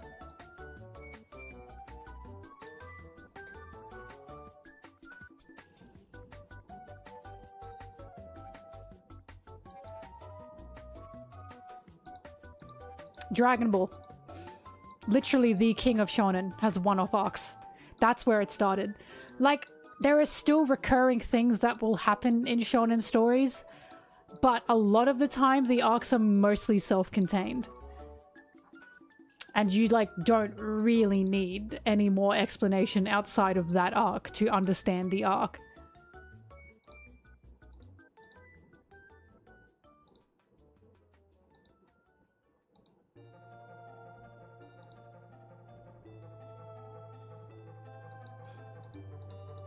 Shonen originally started as manga for boys. It wasn't a genre. It is now considered a genre because of what it's been turned into. Because it's not just manga for boys anymore. That's an outdated term. So now it's been turned into its own genre of shonen manga.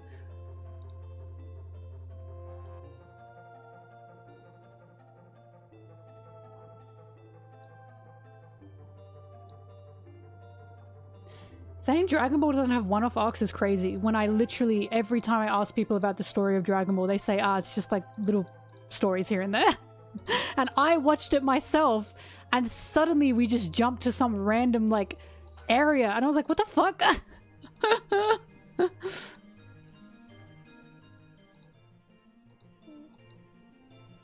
When I say one-off, I don't mean it cuts completely off. I'm saying you could jump into other arcs in Dragon Ball and you will probably not be lost. You can pick it up pretty quickly. You do that with One Piece, you're fucking gone. you will not know what's going on a lot of the time. Yeah, I've read some shoujo. My favorite is Gekkan Shoujo Nozaki-kun.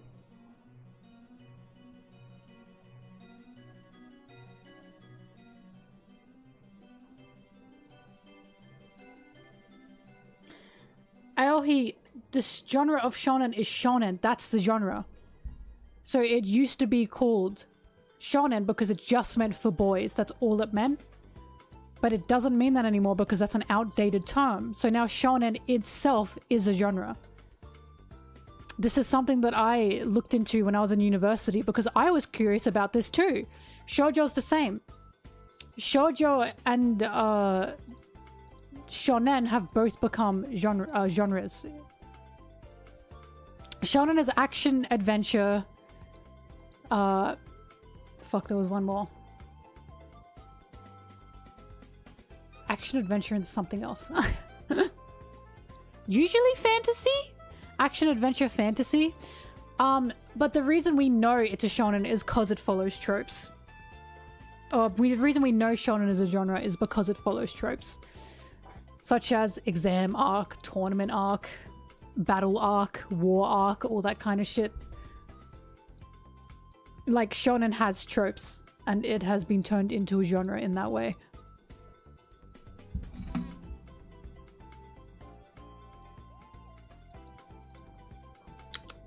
Either way, every single other shonen I know of, you will have people saying, oh, just skip that arc. Just skip that arc. And very more than likely, you could just skip that arc. Yeah, One Piece doesn't have an exam arc, thank fucking god. But more than not, you could skip that arc. And, Battle Shonen, that's still in the shonen genre category. But, everything has so many different genres. But it's like, you can skip this and you can skip this. And a lot of the time, you don't miss much. When it comes to One Piece, you are missing a whole fucking lot if you skip anything.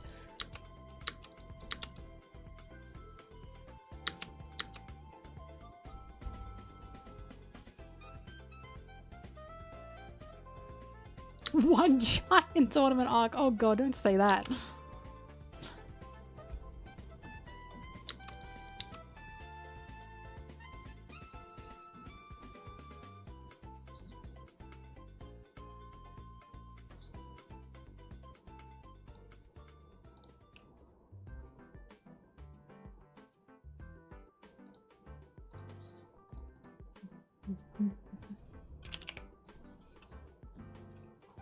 Bro, where's the ants with the stick and sack?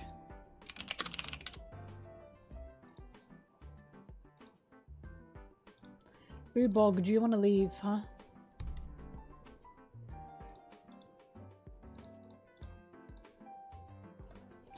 It's a web pea. I'm killing them.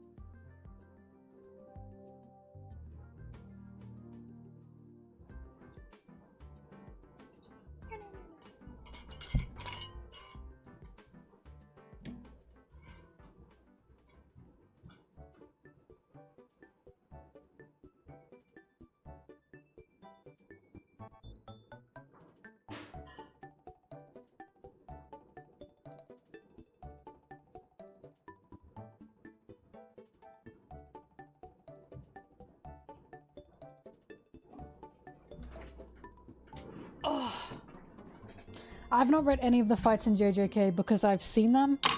They do my head in. They absolutely do my head in. The over explanation of like the powers and this realm, that realm, this realm, that realm. I can't. One of my favorite things about One Piece is they don't fucking explain anything. Only when it's super necessary, and like when Sanji used Ifrit Jumper and he was like, what do I have? I have my Germa skeleton, I have my Haki, I can use this to make my fire like blue, right? But like every fucking time Luffy or Zoro or Sanji do something, or they fight, they're not yelling, here are like the equations of why the blah blah blah. It's like battle exposition. I cannot stand it. I can't stand it. That shit makes me crazy. Like, that is like watching paint dry to me. I can't do it. I can't do it. Like, I don't care about the power system. I could not give a goddamn about the power system. Some people really, really care about power systems. That's fine. That's totally fine. I'm not about that. I love One Piece because Oda clearly doesn't give a shit about like power system. He like has like levels such as Conqueror's Haki, Devil Fruits, like, you know, fucking Germa, all that kind of shit. But he clearly doesn't have that much of a care about like power system in regards to everything so concise, you know what I mean?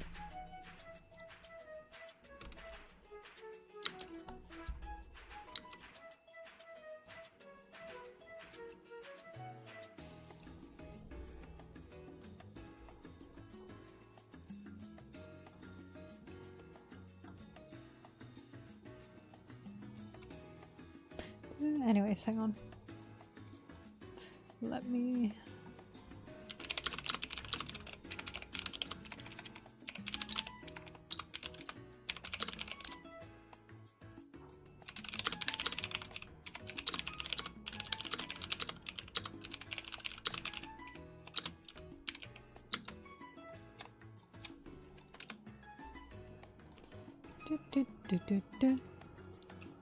Howdy do, boys! Yeah, I understand some people have that, like, one of their favorite parts of, like, reading a battle shonen is the power system. Like, they're really, really, really into it. And this is why, if you want a manga that... Thank you, Bitney. If you want a manga that, in my opinion, does it really, really well, balances the power system explanations with, like, the story itself, Witch Hat Atelier. Witch Hat Atelier is so fucking fantastic for that. I wasn't bored when they were explaining how precise the magic is in Witch Hat Atelier, how it is used, the laws, the rules, was fantastic. It was just fantastic. It still is fantastic. Like, in my opinion, Witch Hat Atelier is how you do it in a way that isn't like watching paint dry. Because the system itself is something that we can't even replicate if we want, regarding we can draw our own magic too. But it is such like an incredible system. I do read it. The anime's not out yet. You should watch. You should read it. I'm also not caught up yet. God, I need to be.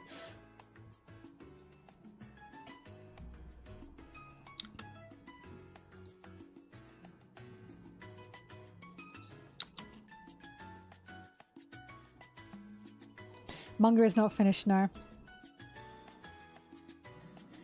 But Witch Hat Atelier is just fantastic. Not only is the art so gorgeous, in my opinion, it's one of like the best stories that I have read.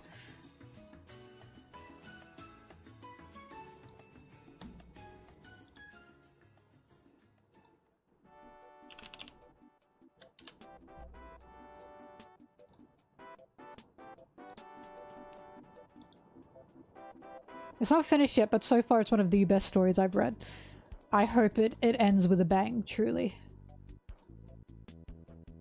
Have not read Freyrin, no.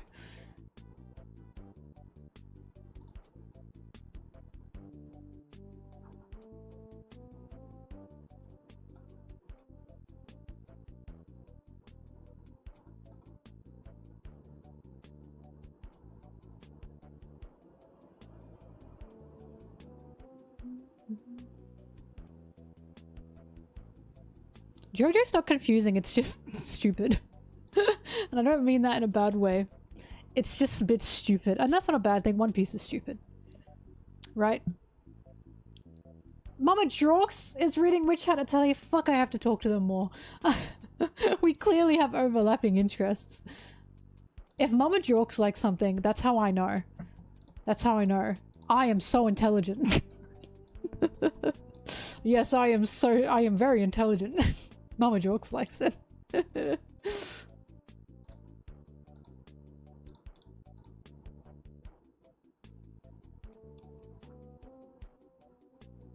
I do want to read Chainsaw Man. But I want Chainsaw Man to be done! I want it to be done!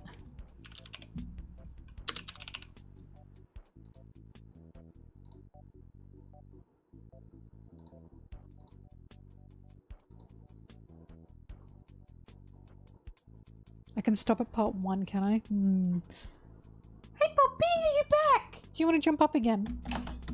Come on. Come on. Yeah. She's so smoochy right now. Does the heat make you smoochy bobbing?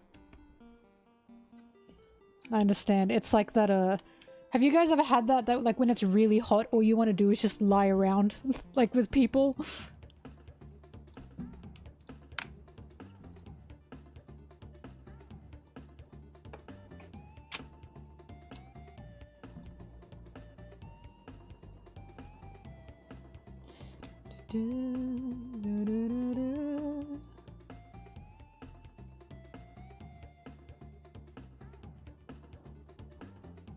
As I said, I know I like Chainsaw Man because it's clearly inspired from Devilman. Like, it's so obvious.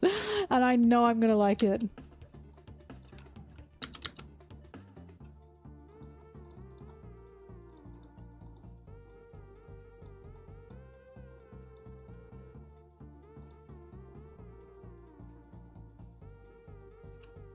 What is FLCL?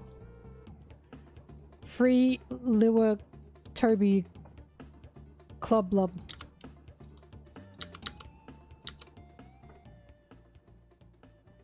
Fully Cooley, Fully Cooley. What are these? You are all cursing me.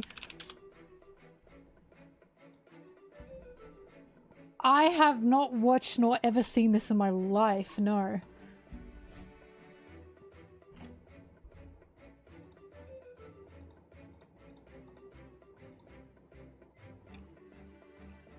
We talked about it, you think I remember?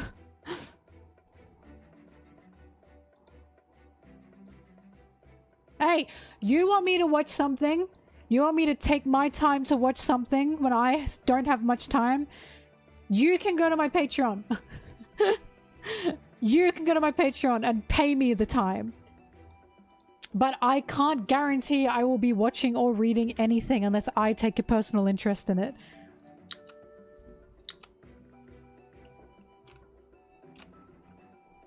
Bobbing, come on. Stop it. Well, stop it, hey?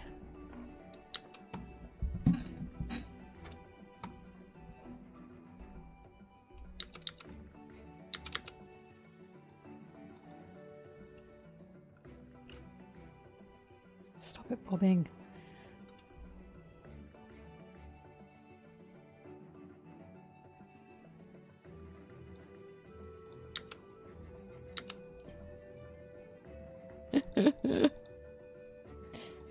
Zeri said, how dare an artist take commissions? You should be making me content for free. For free.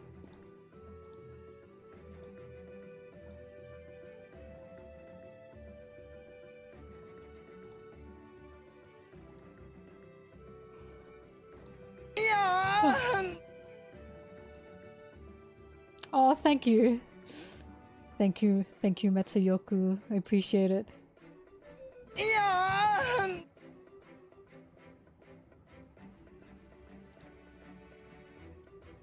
Shanks looks dead-eyed. It makes me laugh.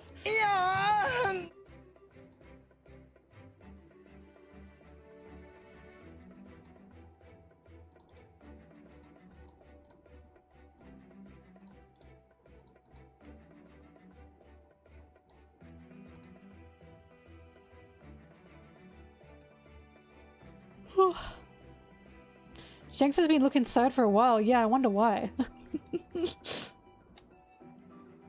Favorite anime soundtrack? I really like the Silent Voices soundtrack. I still listen to it from time to time.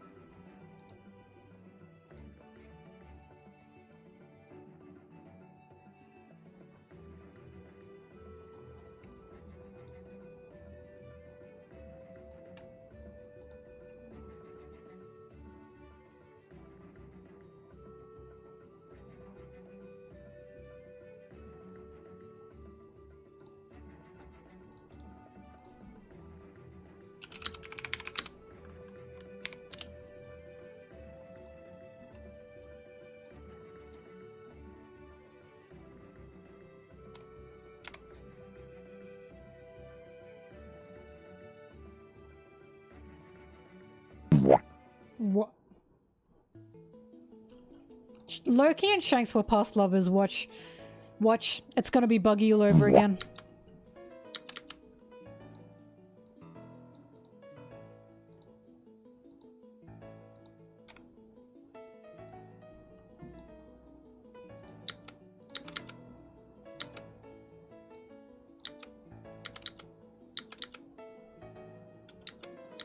Bobbing! Stop it!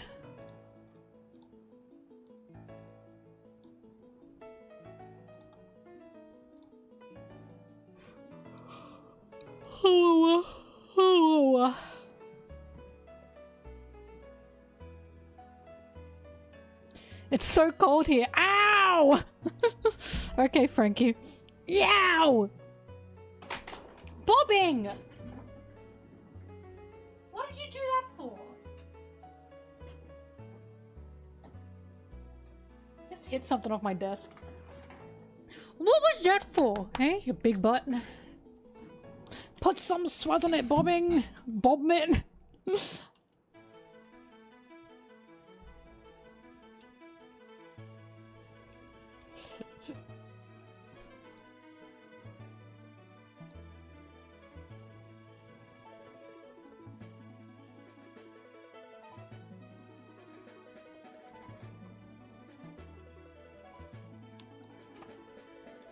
Bobbing. Stop with the tail bobbing. I'm so fucking for real.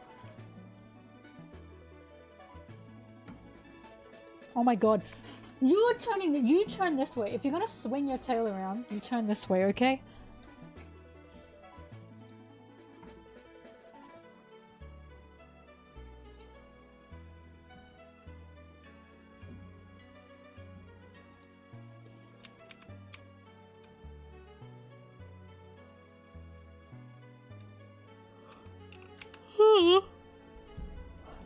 I don't know what bobbing wants. The issue with cats is you never really know what they want.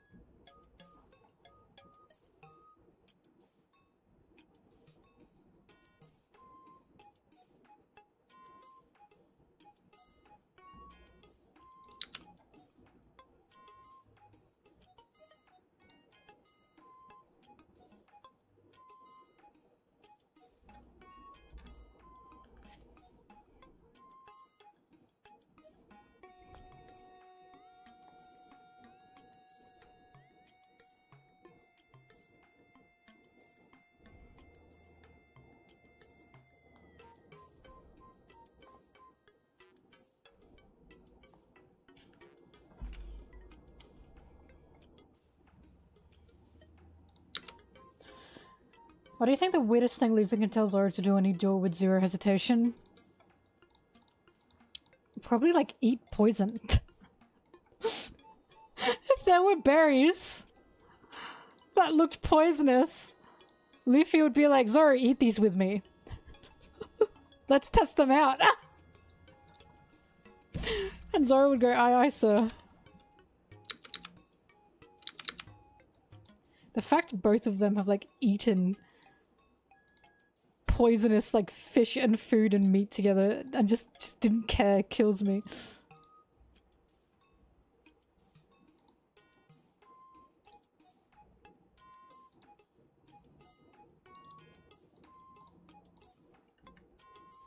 They didn't car.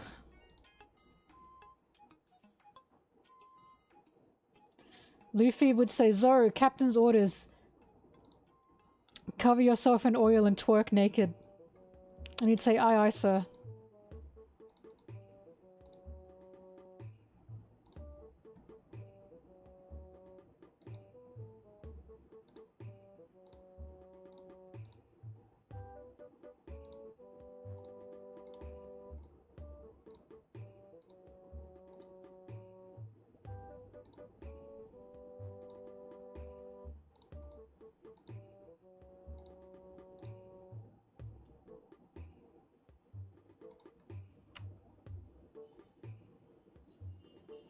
Fun fact, did you know cats like the taste of chlorine? Like, they're a little bit obsessed with it. So, if Zoro does have that, like, tigerness to him, by all means, he'd probably fucking love the taste of chlorine. Pooping watch!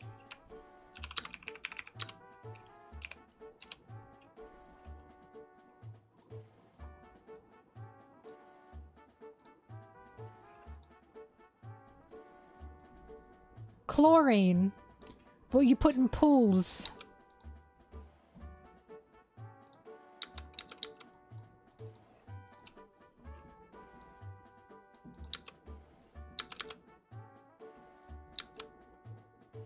If there's plastic in the One Piece world, there's gotta be chlorine.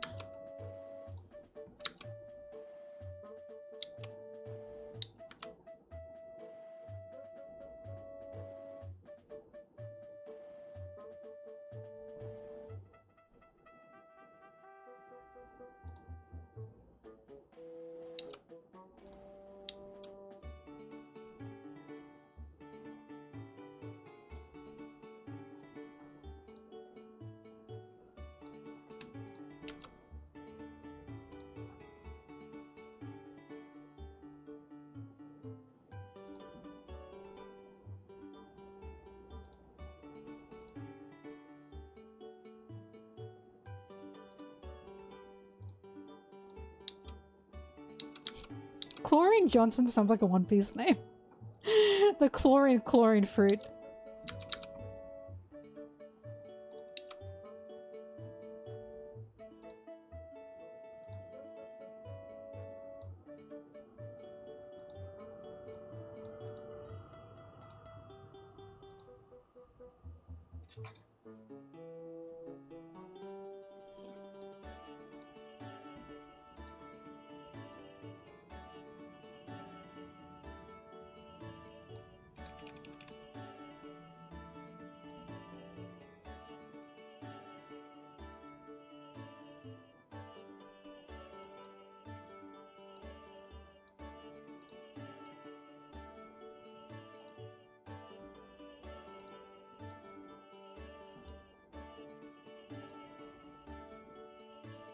Bye, Crash.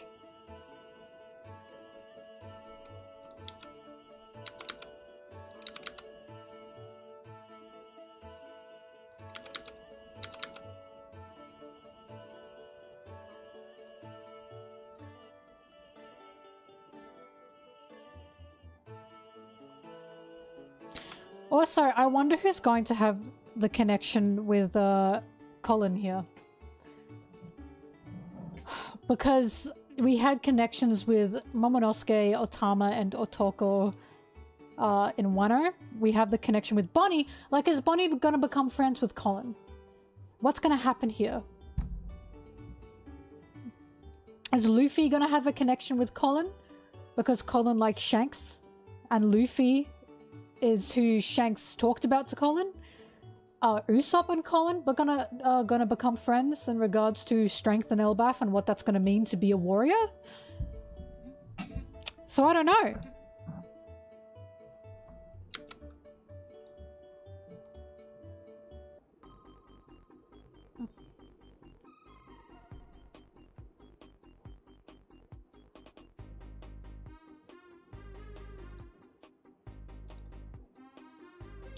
Colin's gonna be the Momonosuke, Otama, Otoko, Bonnie of the arc, you know?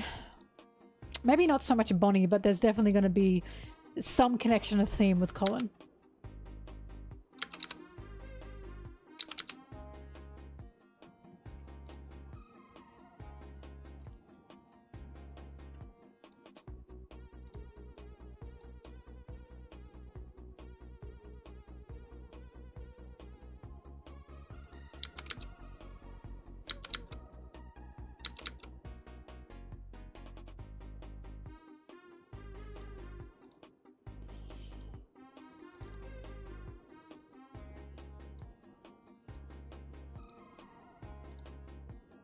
I wonder who his dad is.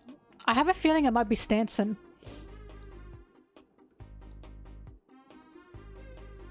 I have a feeling it might be Stanson. And I have a feeling the mum has given a nickname to Hairuren.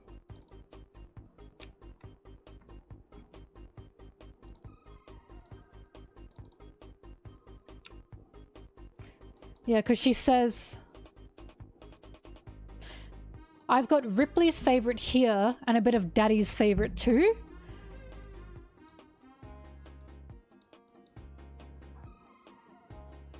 So I feel like... Why Goldberg? Why are people guessing Goldberg? Because he's watching... I don't know, Stanson looks like the fatherly type to me. Because Stanson and Hairuren are currently together. He looks similar. Does he?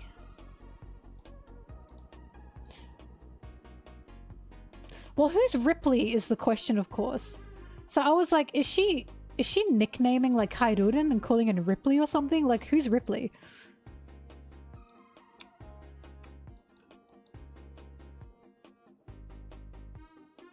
And she's saying Ripley with a little heart on the end.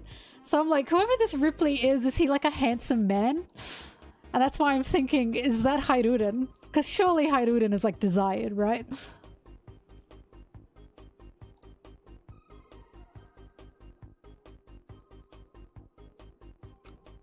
Shut up, Zeri.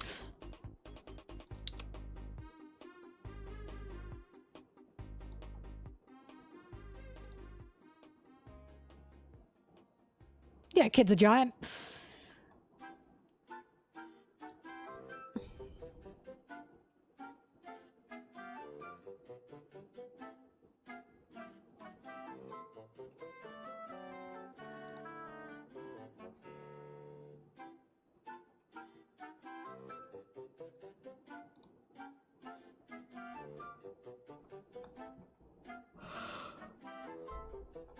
Whoa.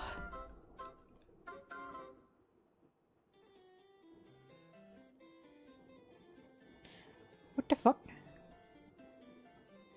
Hang on, I don't have what I need.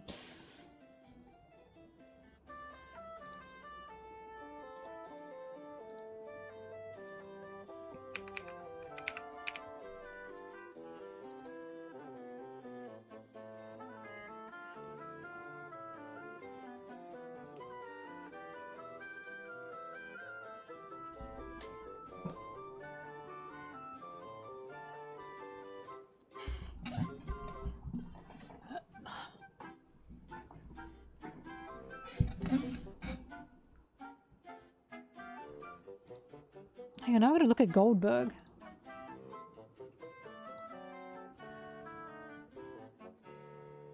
Oh, they do look a little bit similar. And he could have gotten his freckles from his mum. He did. Yeah, you're right. They do look similar. They do have the same little nose, don't they? Alright, I'm on board. I do think Goldberg more than Stanson now. And I wonder who Ripley is. I have a feeling Ripley is like a nickname someone of the Giant Pirates has.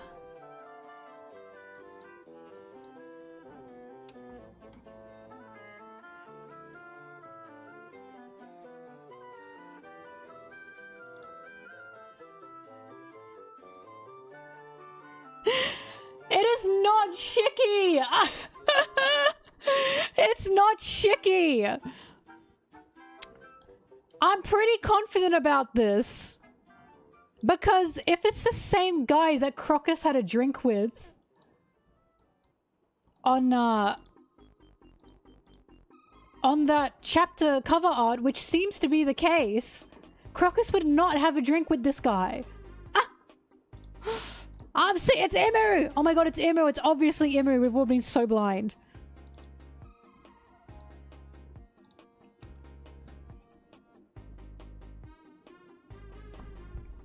People are actually thinking it's Shiki and it's driving me nuts. Shiki does not wear a hat!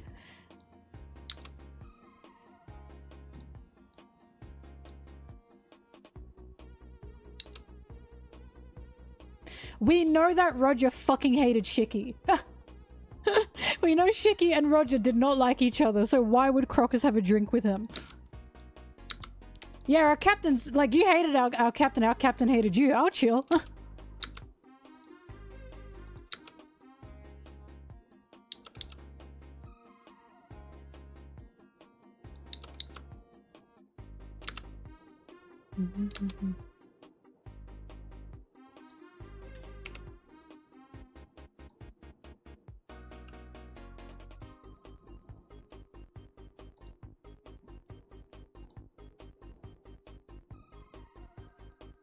I really want it to be Gabon. I really, really, really want it to be Gabon.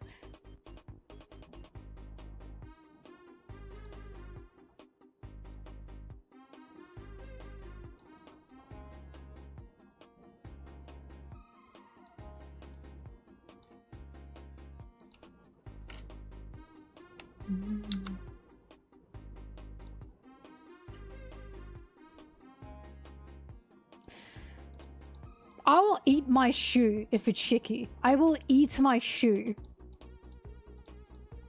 But there's just no way. Like, there's no way.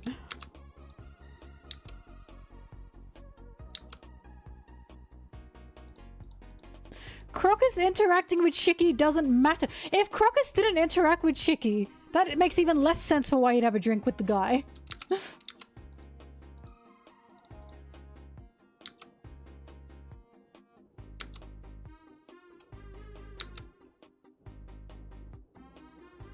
I just don't understand of hiding that it's Shiki. Shiki doesn't matter, right? He doesn't matter. What would it being Shiki add to anything?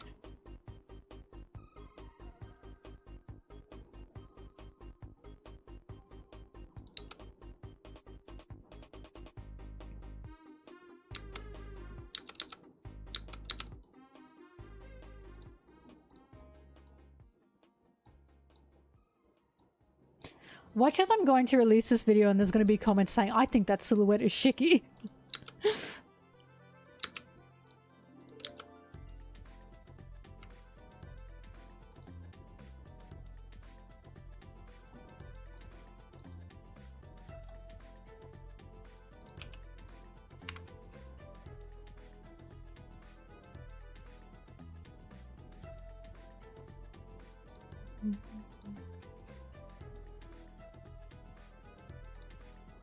I want it to be Gabon. Where is Gabon?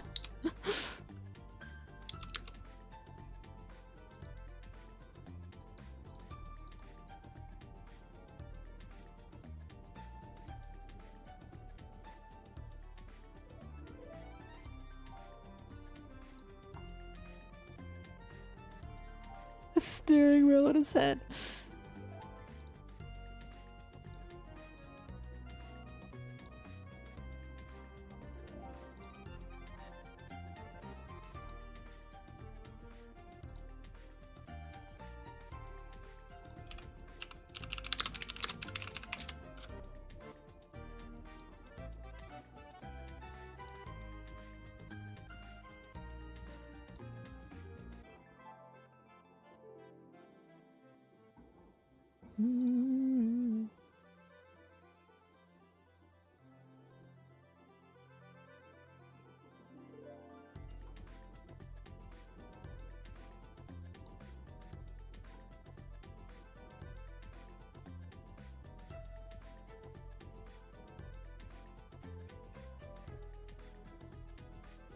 Apparently the 631 chapter was a coloring error, by the way. He's not yellow. He's not yellow.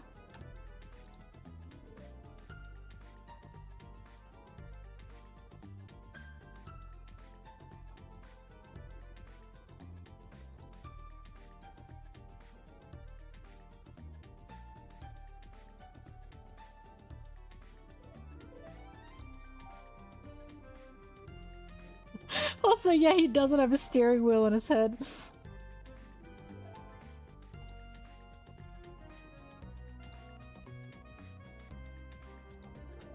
Hang on, where's the chapter where this guy shows up? Hang on. Elbaf silhouette, where he's waiting on Elbaf.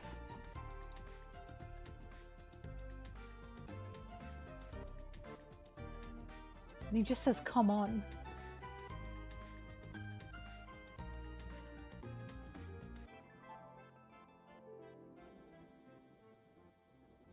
Oh, please be Gabon. Please be Gabon. If it's Shiki, I'm actually going to eat my shoe. But I don't know why it would be.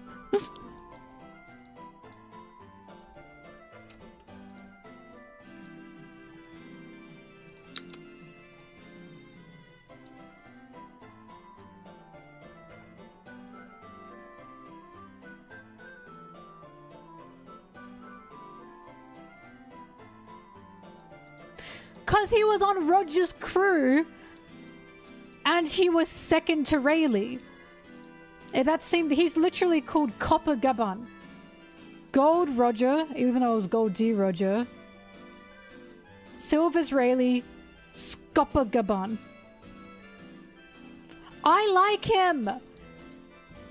And he's been to Laugh Tale. Anyone from Roger's crew I'm interested in, because then we get to know more about Roger.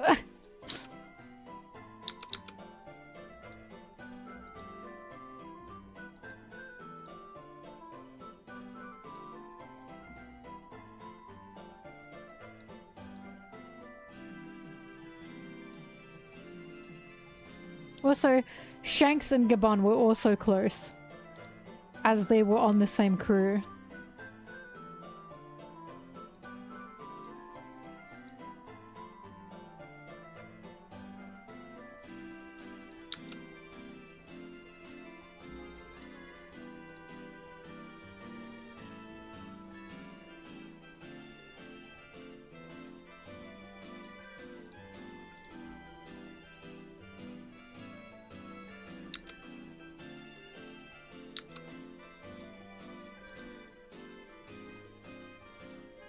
But also, I just want to know where Roger's crew are currently. Because Tom was hunted down, remember? But just for being Roger's shipwright, even though he wasn't even on the ship itself. So what about the other ones?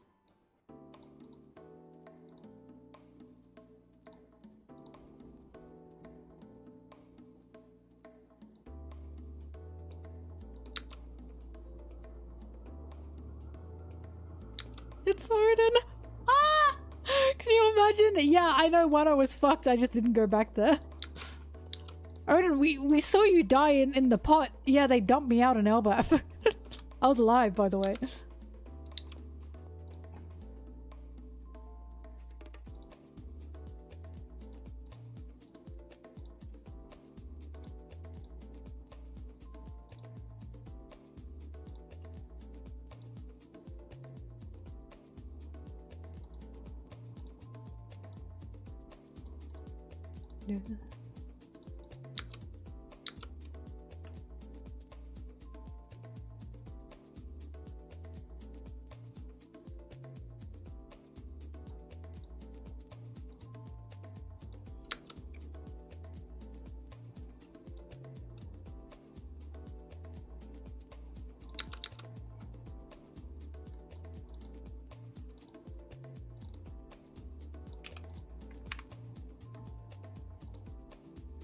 But also, this has to be someone that's chill with the giants if they're existing on the same land as the giants, right? And we know Shanks is chill with Dory and Broggy, so it stands to reason that someone else from Roger's crew, or Roger's crew in general, would be chill with the giants and with Elbaf, right?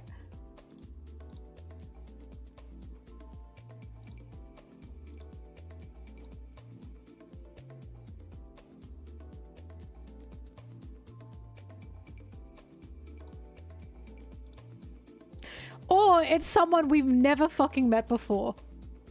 And for some reason, Oda's hiding him from us.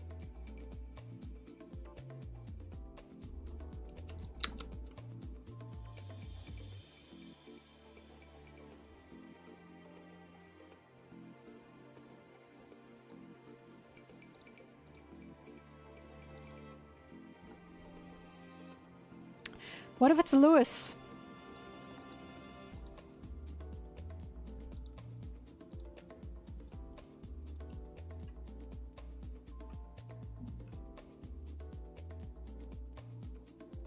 Peter. The horse is here. Peter, Shicky's here. I'm actually gonna scream laughing if it is Shicky, I'm not gonna lie. But I'm not Oda, so I can't predict anything. But if he pulls out Shicky, I'm going to fucking piss myself laughing. Like, what are you doing? What is this going to mean?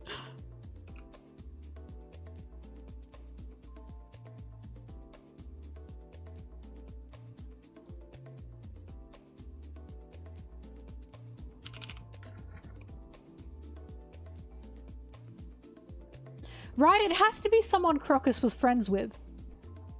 To have a drink with Crocus, it has to be.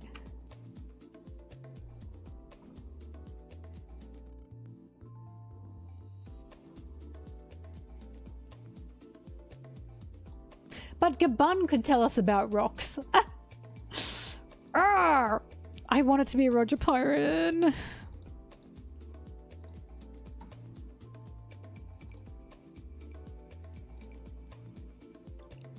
Yorkie, can you imagine? Wait, can you imagine if it's Yorkie? The issue is, if it's Yorkie, now Yorkie is stuck on the Straw Hat ship to also go find Laboon, right? Ah!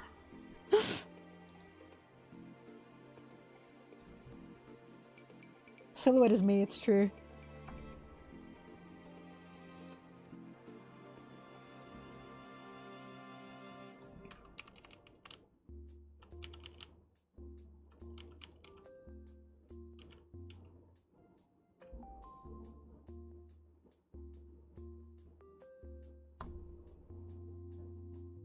True, if it's Yorkie, he's already seen Laboon. That's so true. I'm not actually thinking it's Yorkie, by the way, but that's funny. Oh yeah, sorry, Brooke, I got there fast. What the fuck?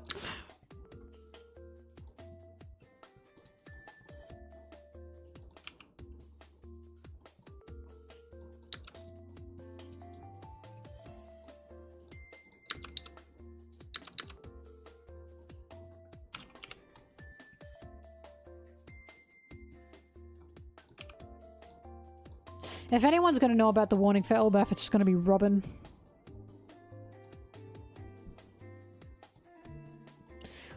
Robin.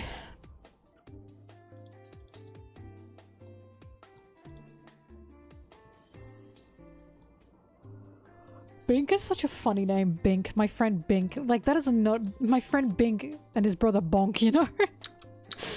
That's such a stupid name.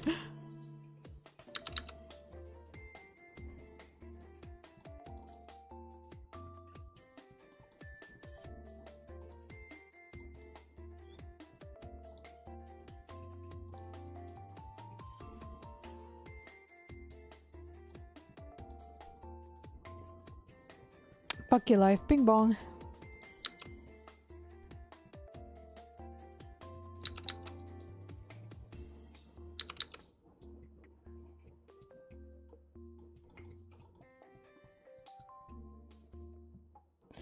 Bingo, bongo, and bunghole.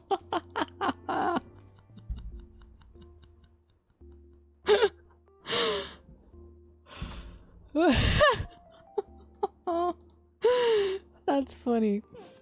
Bingo, bongo, and bunghole.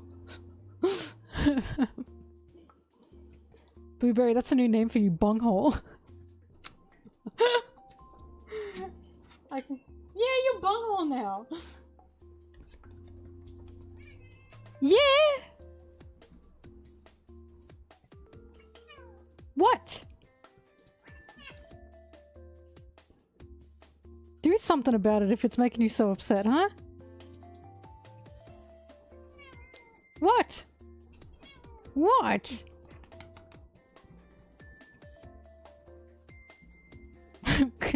She did not like bunghole. She did not like bunghole.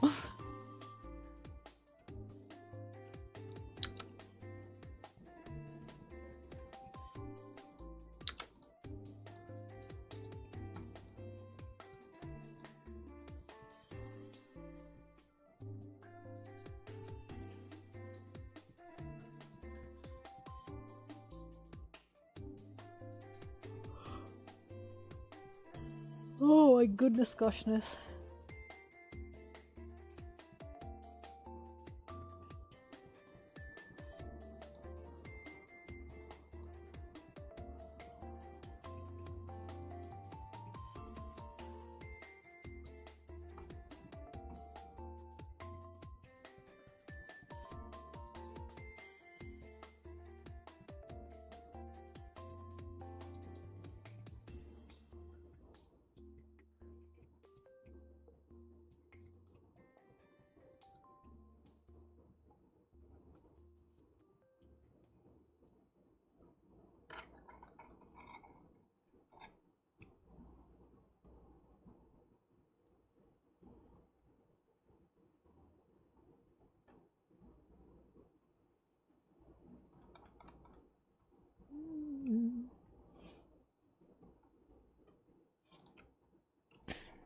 Bobbing, for fuck's sake. Oh, the music.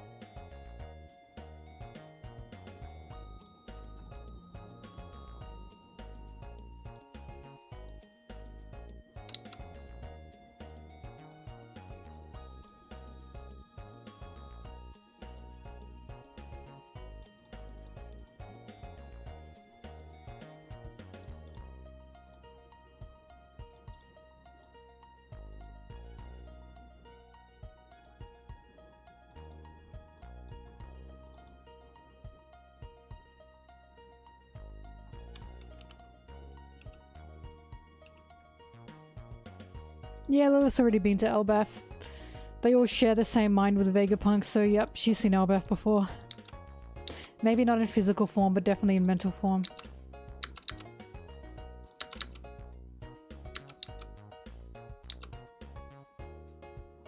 Oh yeah, I was talking, even though I like Girth, like, finding like Sanji cute, finding humans cute, even though I do think that's cute, I do have to wonder if this is going to be a commentary on Elbaf's society, that they are othering humans in that way, looking down on them. There's like not autonomy. Humans do not have an autonomy with some giants. They're just seen as like no better than pets or animals.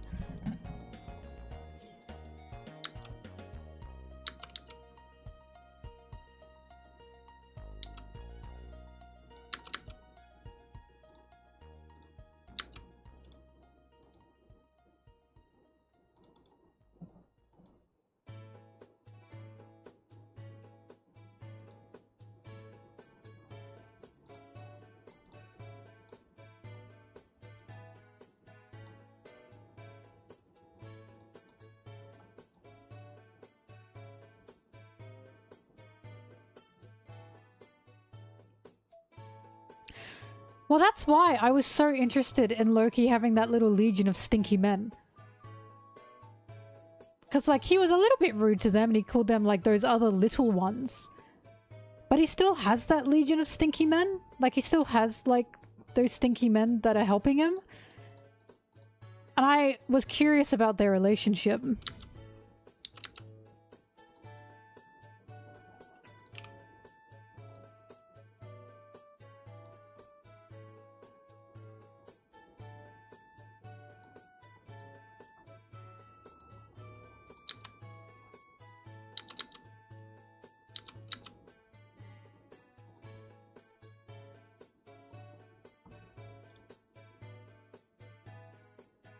They went, sir, that's so rude. And that's my thing. If Loki was really that big scary, why would he have befriended those animals the way he did in the same way Luffy had done, right? Because there's stuff about instinct regarding One Piece, especially Luffy, especially animals. And why would the stinky men feel comfortable in going, sir, that's so mean? Like, that's mean. You know what I mean? Like, you don't do that to someone you're serving who you were scared of. So there's just so many little things about Loki where I'm like, I'm just getting mixed vibes here.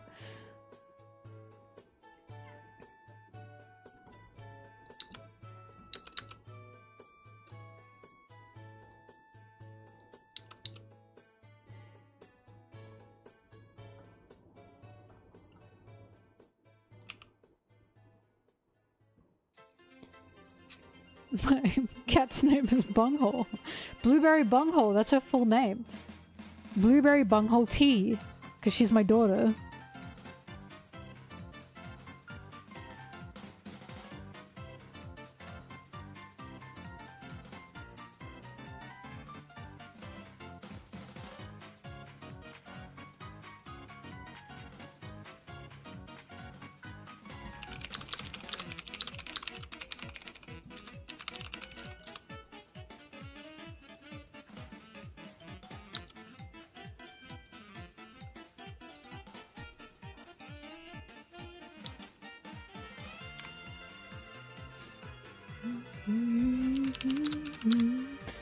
What chapters were Little Garden? It was 100, right?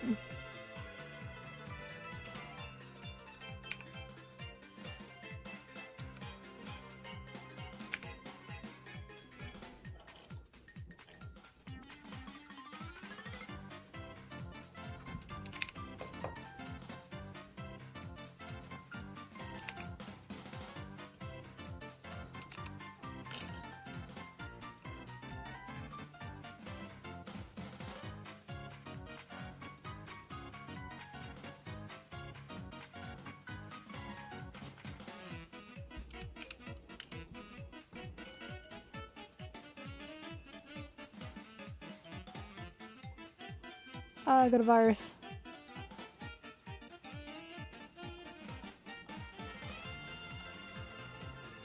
La la la la la la la.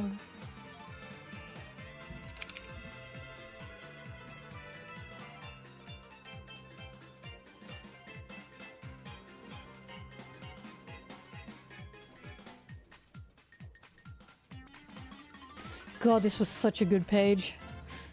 Fuck, that was crazy. I always think about the one guy that guessed it was Dorian Broggy. I always think about that. Because as I said, if I were that guy and I guessed the characters on the way to help Luffy and co. On Egghead were Dorian Broggy, I'd put that on my grave. Guy who guessed it was Dorian Broggy.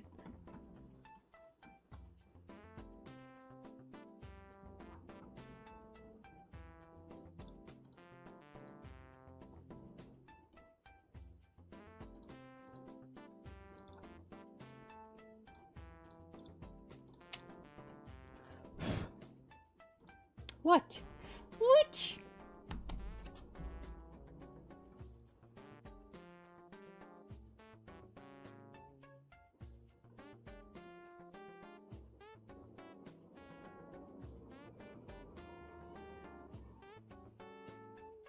La la la la la la la la la la la la.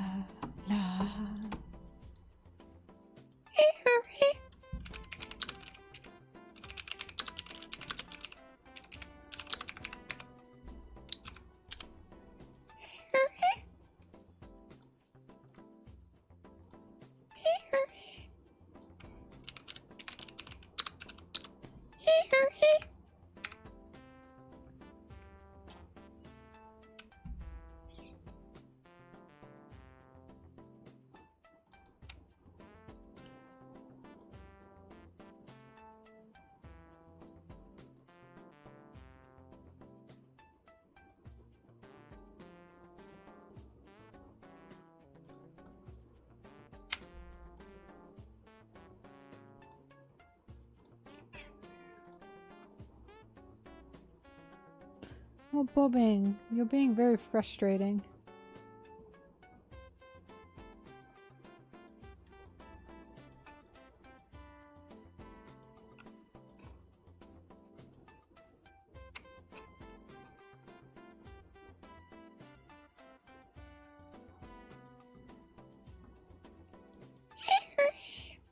Oh god, I'm losing it.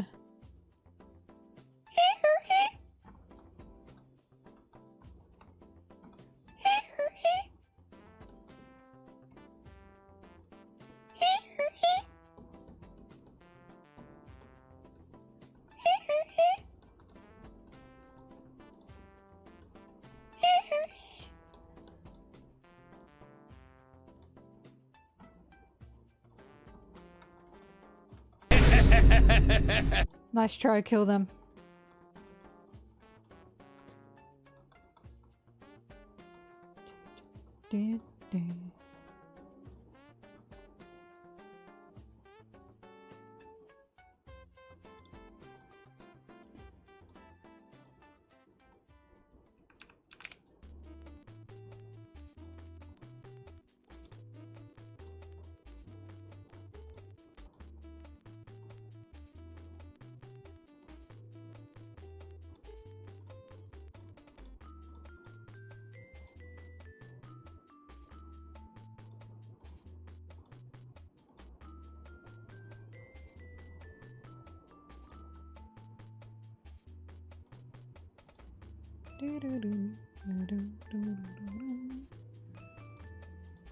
I don't know when I'm planning to play again.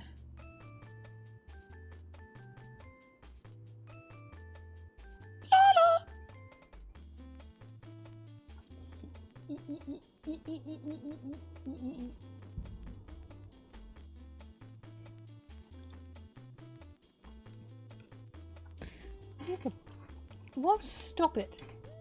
Stop it, bobbing. Dory Broggy manga page 118. Oh! You knocked that with your tail! Don't give me those big sad eyes, that was you. I didn't do nothing.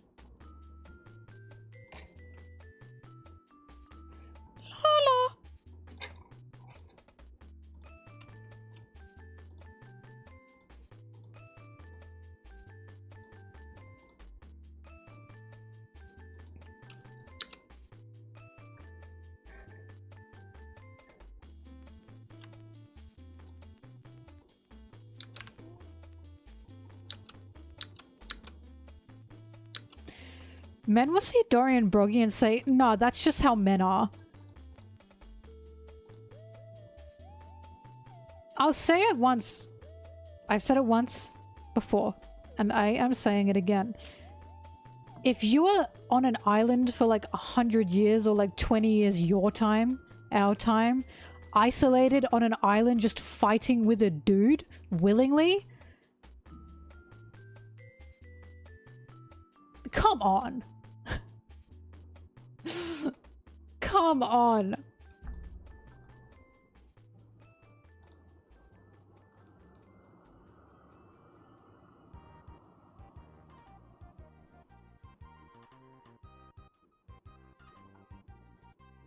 Bleep, why are you saying it should clearly be heaven?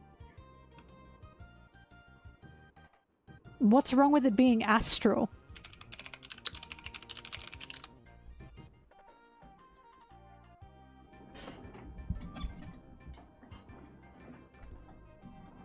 Astral isn't like I just looked this up. Astral is in like is in resemblance to the stars. The stars and to space. The giants worship the sun. What is the sun? It's a star. It's astral. Astral makes perfect sense. I don't know why heaven would make more sense than astral.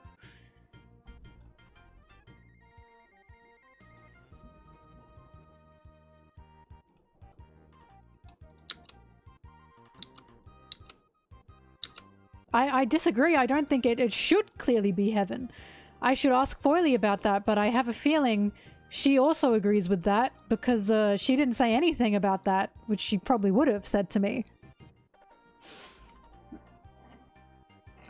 But astral makes perfect sense.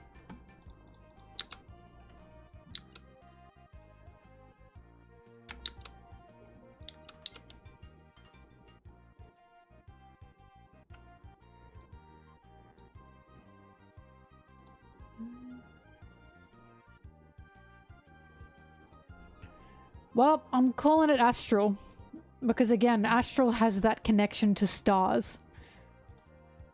And the definition of astral is it's not quite a physical realm.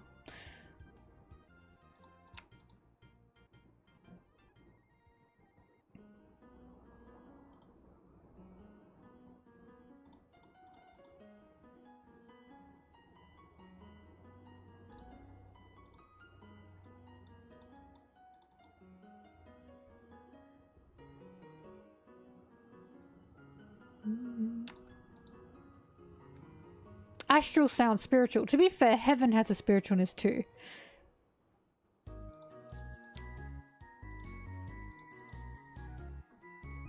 Well, heaven, in my opinion, makes it sound like a paradise. Right? I don't know what it's going to be, but I don't think it's supposedly going to be a paradise.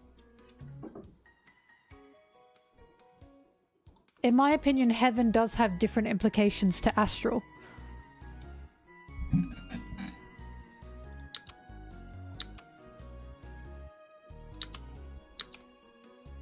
Look, now we know who will and won't read the officials by who calls it what.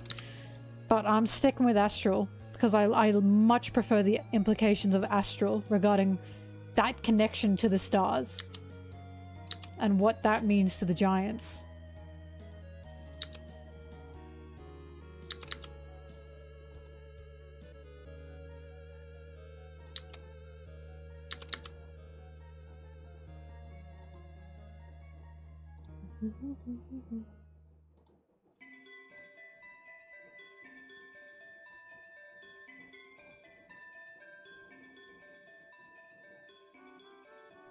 Once again, Zolo is the only exception. And we know why. We know why. Stephen Paul has talked so many times about he wants to change that too, and he can't. But somehow I don't think astral is because Stephen Paul's getting like, you know, nah, you can't call it heaven.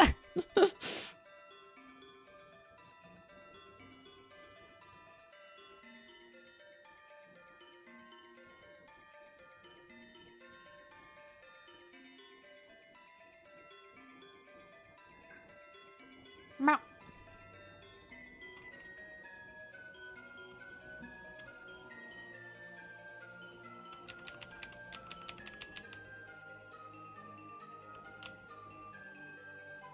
Look, what I will say is, yes, there's tons of, like, instances regarding translators, and you shouldn't depend on one translator. All I know is Stephen Pool's very fucking good at what he does, and he cares very, very much about his translations. If he chose Astral, it's because he thought about it.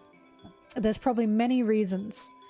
And again, to me, Astral does make a lot of sense. I really like the implications Astral brings.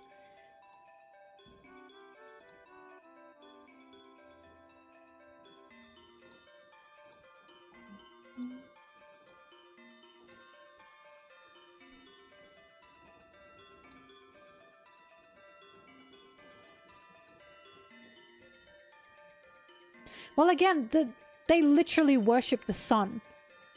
The sun, by all means, is an astral thing. It's an astral being. They have the sun god, right? They have this idea of the sun god on Elbaf.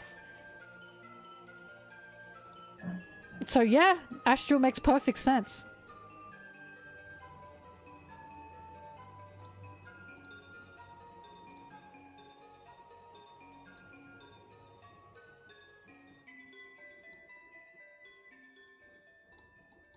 Do, do, do, do, do.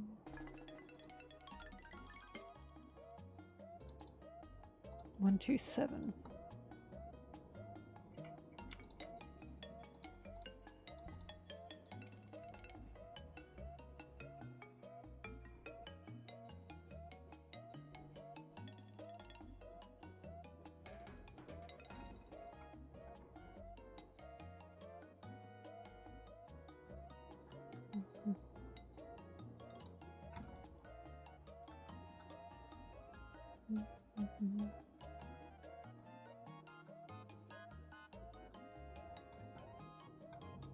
Howdy do, boys.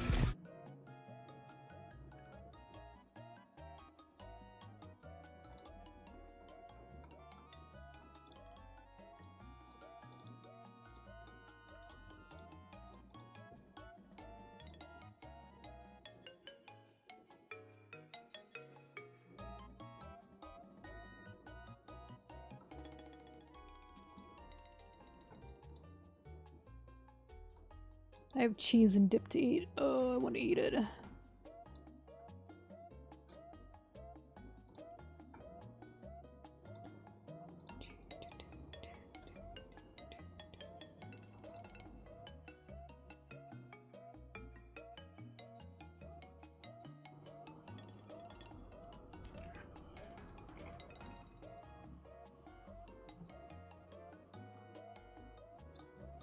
Sorry, Bobbing's being funny. She's not at my desk anymore.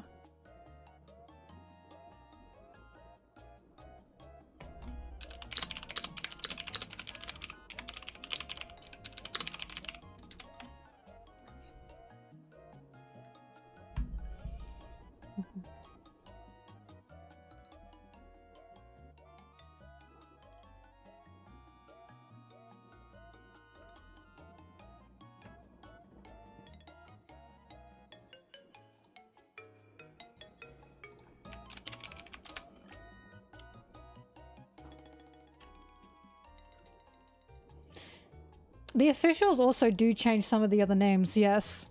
But they're changing it to be more accurate with the English language itself a lot of the time. Hence Girth being spelled G-E-R-D. But it's meant to be like the Viking, the Nordic D, so it's a Girth, right? But I have been, once again, I've been confirmed to so many times by so many different people that the officials are better for reading and for translating. Like, these are small things you can nitpick, but the small things you are nitpicking with the officials are bigger things you can nitpick with the unofficials. I just feel such a sense of rush and urgency when I read the unofficials, that so much of it doesn't read right, and we know this now. They're literally making lines up now in the unofficials, and it's driving me nuts. And people just don't believe me. Because I've asked multiple times, multiple Japanese speakers, what is the better version here. They've all said the officials.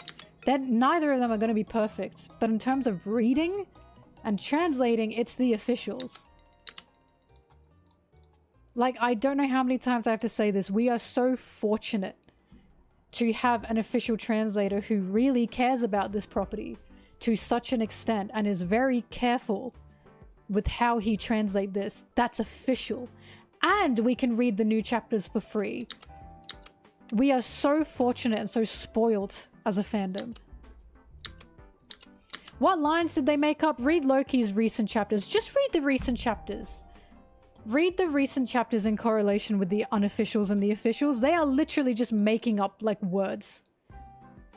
I have no fucking idea what's going on.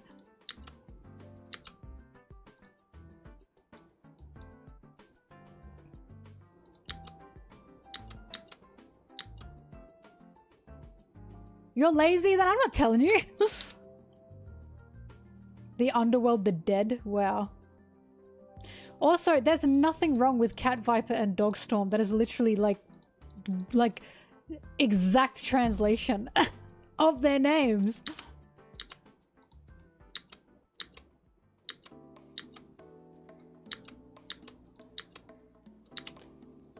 Names are, in my opinion, such a different thing. Because names cannot and will not translate properly. Because they're not like proper words, they're names. I think we can give them some leniency in regards to naming conventions and naming translating. But when it comes to actual translation, it's the officials. They are the ones taking the most care, in my opinion. Not just in my opinion, plenty of others' opinions regarding how the officials handle translation.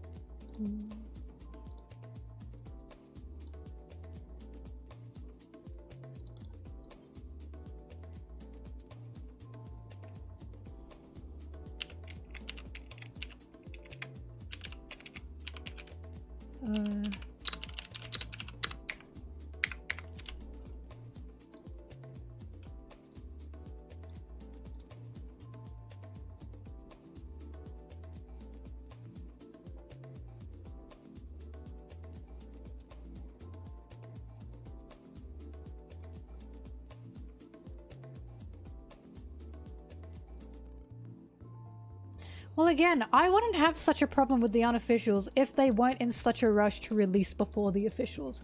I want 2 areas of translation, but the unofficials are sloppy. They are incredibly sloppy because they're rushing. They're desperate to get this shit out before the officials.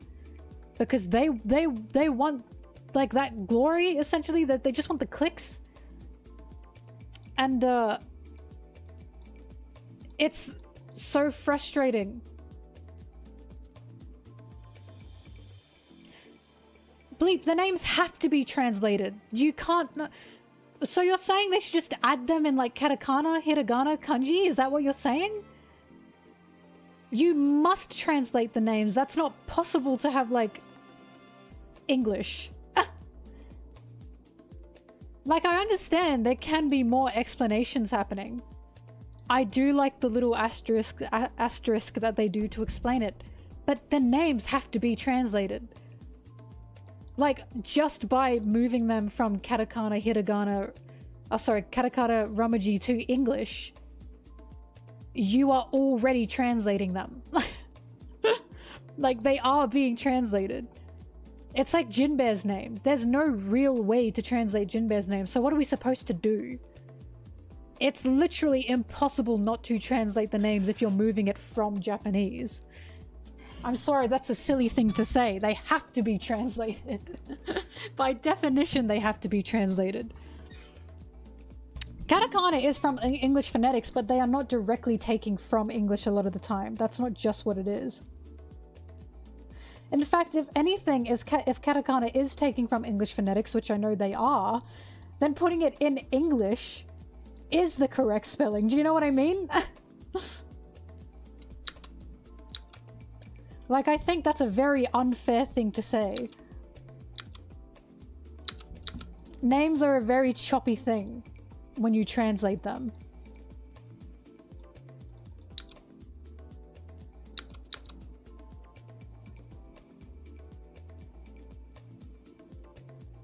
What do you mean transliteration is not translation? So you're saying moving the katakana words or the hiragana words into English, that is not a part of translation. Is that what you're telling me right now? Because it is. That is a part of translation. Having to take these names and move them into the English alphabet is translation. That is 100% a part of it. So what would you do instead? Would you just leave it in its original Japanese lettering?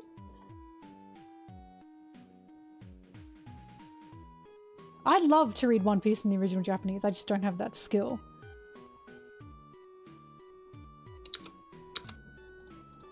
Because what you were telling me is they shouldn't translate the names, and I'm saying to you then, what should they do instead? What do you think they should do instead? Because if you are moving it from the Japanese alphabet, you are translating it.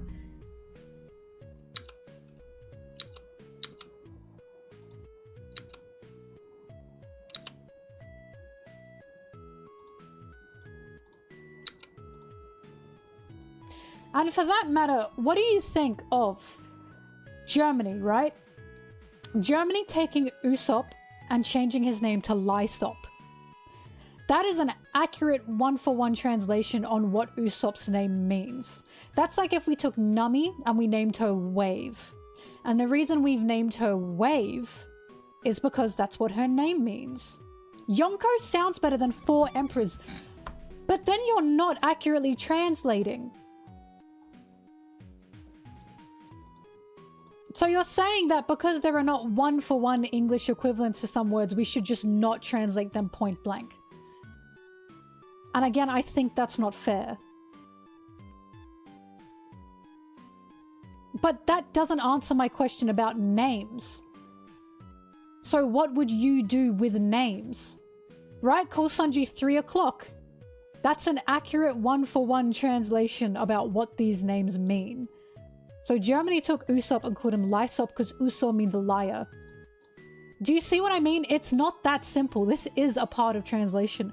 Do we keep his name as Usopp or do we call him Lysop the way Germany have to give us that implication?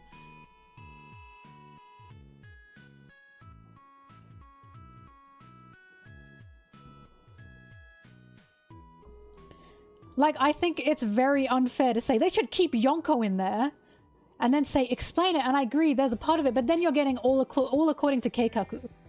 Asterisk Keikaku means plan. Why the fuck did you not just say plan then? Yonko, asterisk Yonko can mean higher up or emperor or four emperors. Then why the fuck are you not just saying four emperors? Like, do you see what I mean? Then it becomes ridiculous. You are being a bit harsh on the official translator for literally doing his job to the best of his abilities.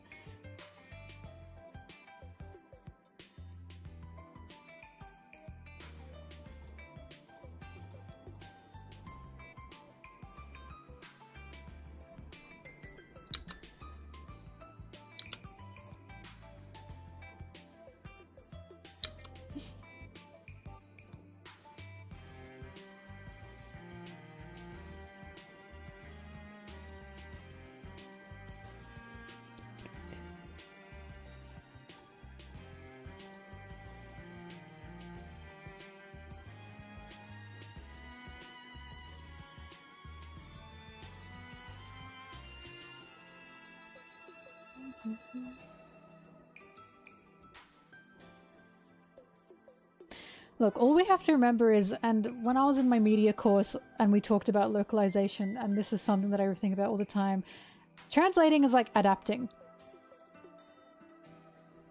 I love subs as well, Bleep. I love subs as well, but of course, vocally, when you watch an anime, that's something anime has over manga. You can hear them speaking Japanese while you're reading the English. It's not possible with literature. That's not possible. And it's not that easy. It's simply not that easy. I also like reading the anime, watching the anime. I was about to say, if you want to look at the English while listening to what they're actually saying in Japanese, anime is fucking fantastic for that.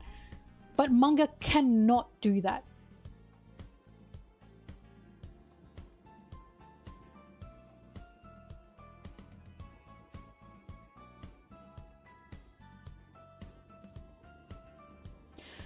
Hang on. Nekomamushi should be Nekomamushi because in real life a person wouldn't translate their name. Okay, so how about Pokemon? In Pokemon, these kinds of topics, right? Pokemon, the reason Pokemon have English and Japanese names is because in Japanese, they are a bunch of puns. Or they have their meanings, right? Pikachu was kept because that sounds nice, but you have Charizard. In Japanese, Charizard's name is like Lizardon. Because it's a big lizard. A Lizardon, right? Charizard is because, like, you know, it's char, like coal. And I guess the Zard is because it's like a dragon. So, do you think changing Pokemon names should not be done? Because we've literally called that Pokemon. That should be the Japanese name. Charizard should be Lizardon. But that doesn't fucking mean anything to an English speaker. Especially with how many Pokemon there are. So, taking Nekomamushi and saying, no, you should not translate Nekomamushi, when Nekomamushi quite literally means cat viper. Quite literally means that in a literal translation. Why is that something that is a problem? When that is the accurate translation. Like, it's not that simple. Dogstorm and cat viper, that isn't a one-to-one accurate translating of their names. And I think of that like Pokemon.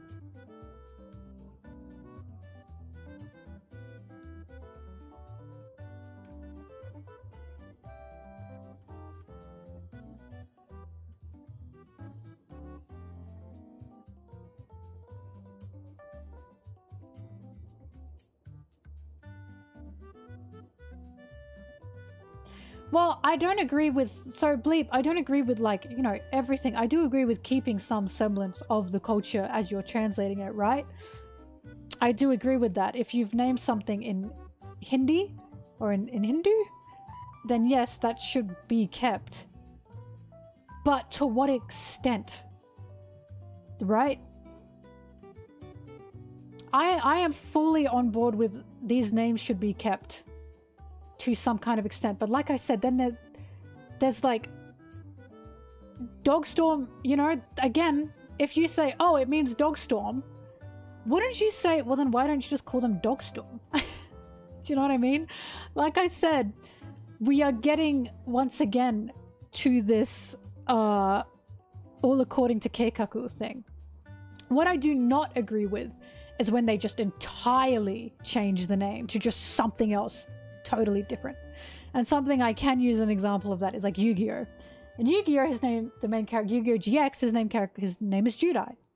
In English, they changed it to Jaden. That is malicious. That is purposefully malicious because there is like no correlation to Judai and Jaden. There's fucking none, right?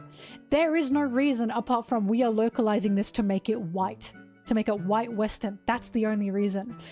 When it comes to Dogstorm and Cat Viper, they're not just changing these names to just make them Western white. They're changing these names because that is the exact translation.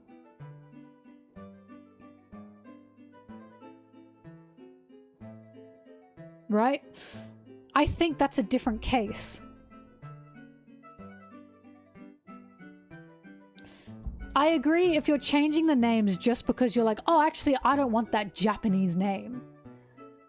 Then yeah, that's malicious. But if you are quite literally translating one for one what that name is and what it means, I wouldn't say that's the most, like, malicious thing in the world because you're literally showing this is the name, right? This is the meaning of this name.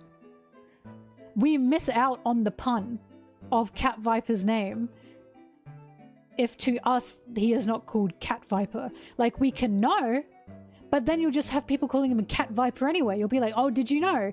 Because not everyone is going to read the asterisk, right? Well, not everyone is going to know that.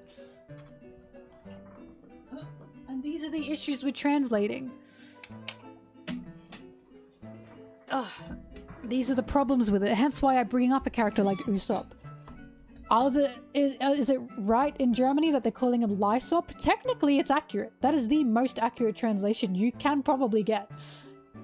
But we still call him Usopp, right? And a lot of people miss out on the pun of Usopp because a lot of people don't know Usopp means lie.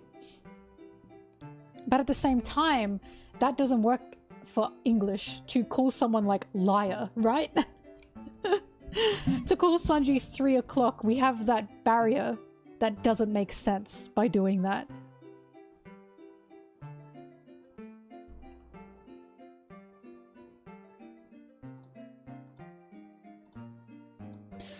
Already having this argument of, but should we, shouldn't we? This is the issue. This is like what translators face. So when it comes to One Piece official translations, Stephen Poole is just trying to give us the most accurate he can. And if it comes down to the point of, well, they should just keep this title like this and this title like this, at that point, why would you not just be reading it in the original Japanese? But you can't read the original Japanese. Exactly. It's almost like when you get told Yonko, you need the explanation for what Yonko means. Because we can't read Japanese. And at that point, why would you just not call it Four Emperors? At the end of the day, yes, you can look into it more for your own understandings. But these are the issues that translation faces on what to do in these areas. And once again, all according to Keikaku. Keikaku means plan, okay? What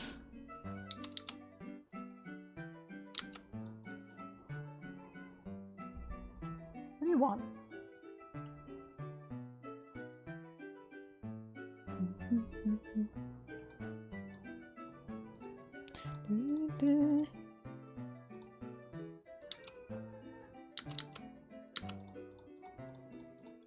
And if we're going to add to this, and I don't have an example for this, but what about when a series is like, so let's say a Japanese series is making, like, is inspired from another culture, or is making references to other cultures, or is set in another culture, such as what Oda sometimes does with Elbaf, with One Piece, with Elbaf, with Alabasta, all that kind of stuff. And they are giving these characters names that, you know, are not exactly of the same culture's language. And then when we get to the translation of the country that's taken that inspiration from, should they just one for one accurately take the Japanese translations and not add anything to it? Or since that's inspired from their culture, are they then allowed to say, no, actually we're going to use these original name origins and these original wording origins? Or do you just keep it the way Japan kept it?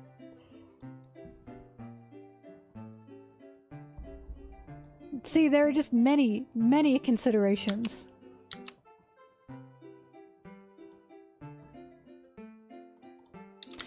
And once again, to me, it's like Gerth's name being spelled G-E-R-D.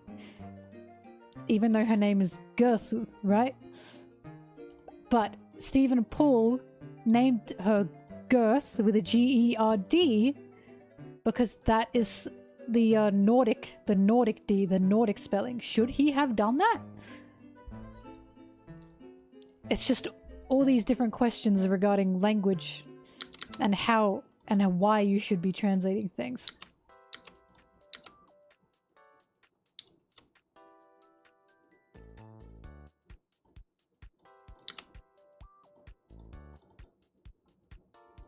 We started with Dogstorm and Cat Viper and the conversation of should they have been translated to Dogstorm and Cat Viper. In my opinion, I think it's fair game. I think to call them Dogstorm and Cat Viper is totally understandable. It is the one-to-one translation of their names. I totally understand why that happened. I think it's a bit harsh to say, well, they should keep it that way, because then you're just going to be like, oh, it means Dogstorm and Cat Viper. And if you want to hear their names in Japanese, you can watch the anime for that. But again, in literature, it simply doesn't work that way. There is no audio.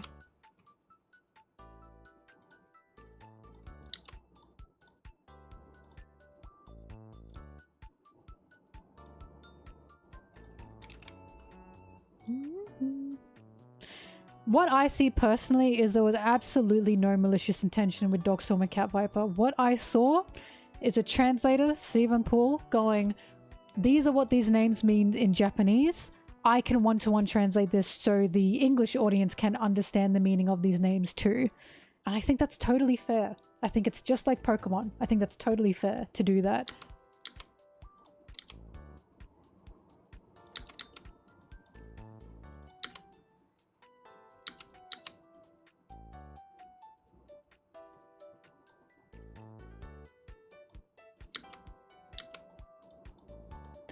Right? And if we were one-to-oneing, we would be calling Luffy Ruffy, right?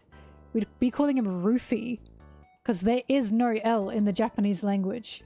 But with the way Oda's trying to write it, he's trying to write Luffy, right?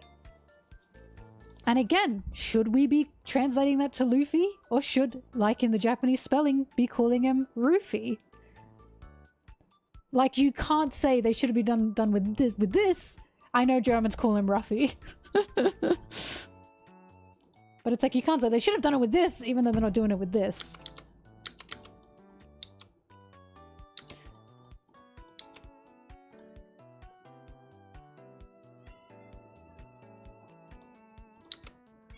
Cat feeding time, I'll be back.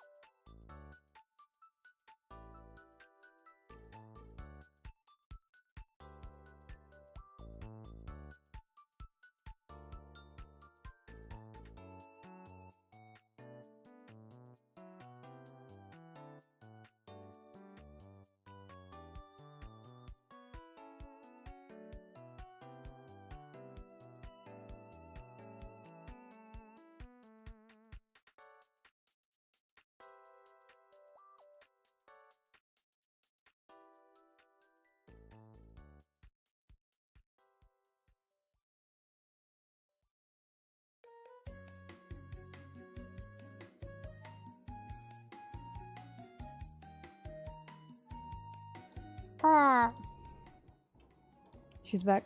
Cats have been fed. They are happy.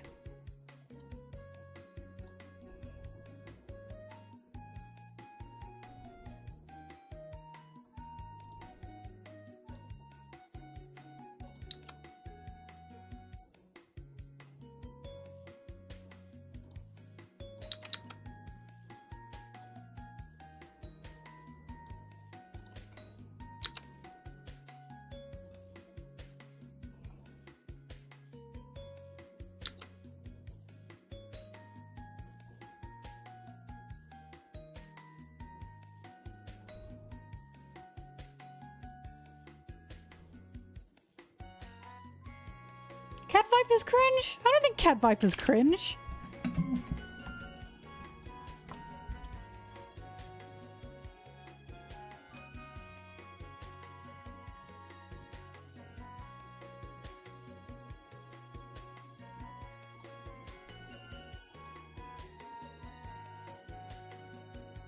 This is a question I should ask Arta, actually.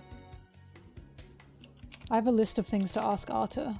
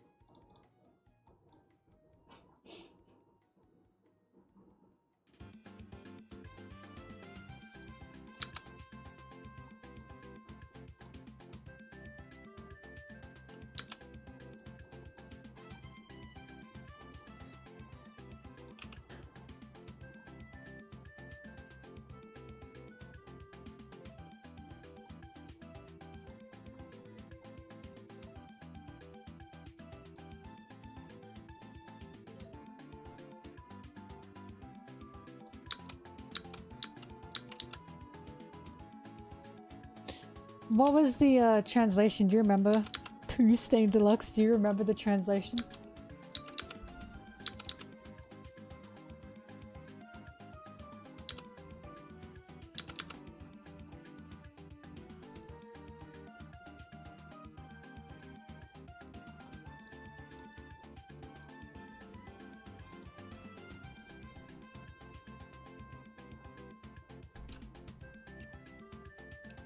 Damn. I wonder if it's about Doflamingo and his title.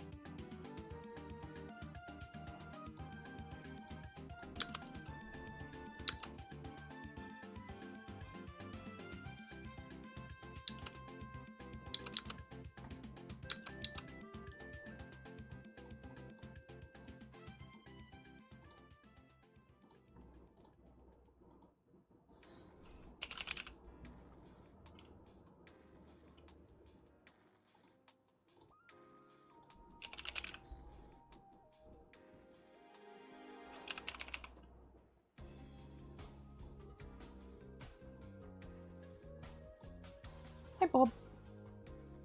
Ooh, itchy ear bobbing.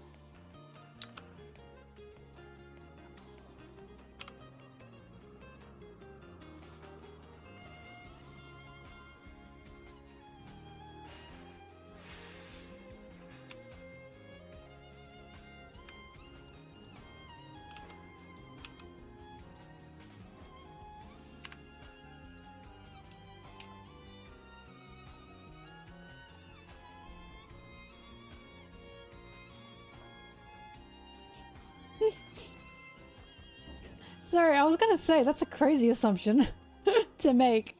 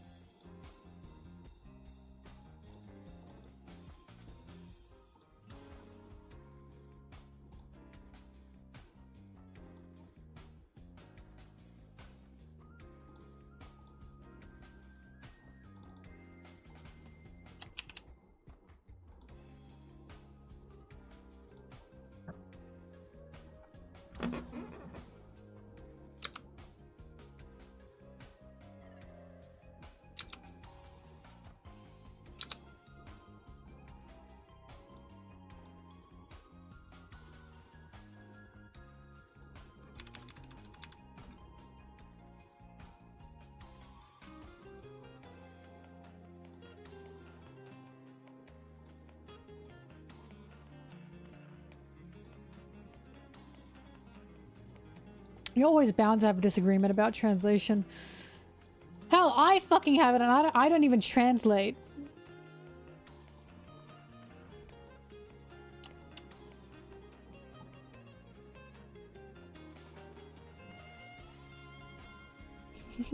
Shut up, guy with 3 eyes. Don't link the thread, just give us the TLDR. I don't care to read the thread. I just want to know what the topic is.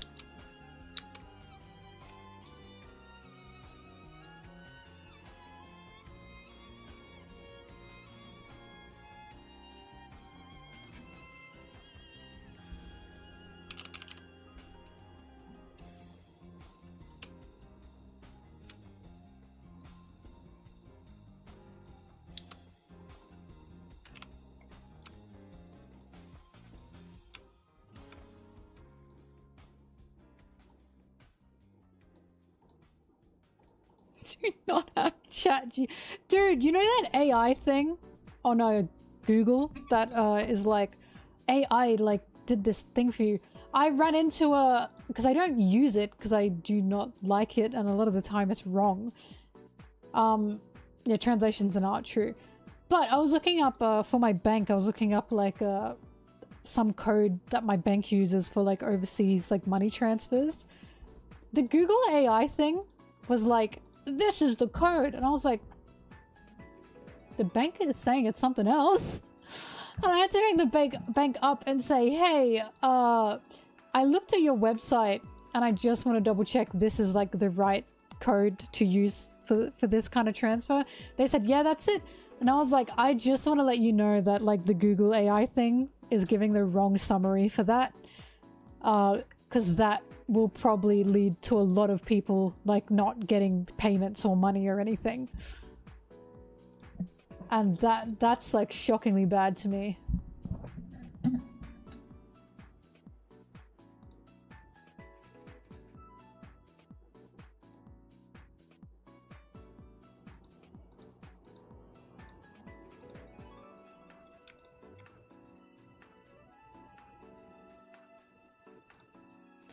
Whoops. Ugh.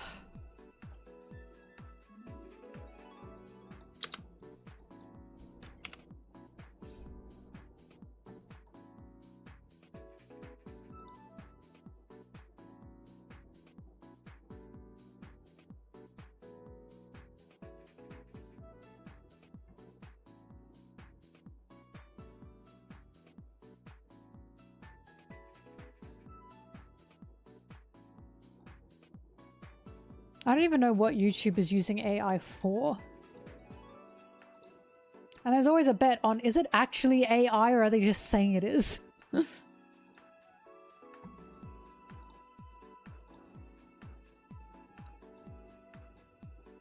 just feel bad because like CGI and like games, right? They have been using actual AI for years. For years.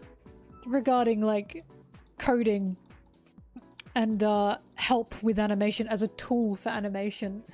And now suddenly AI has either this terrible reputation amongst artists or is become this weird tech bro lingo where everything's AI that they just don't understand. And it's like working in CGI or working in like gaming right now must fucking suck. Must fucking suck. Because you have been using this tech for like, called like AI as a tool for years. Like, AI in gaming is not a bad thing. It never was and it never has been. But now those games are getting targeted by either the really fucking annoying tech bros or the artists that understandably do not like AI. But it's not the same AI, you know?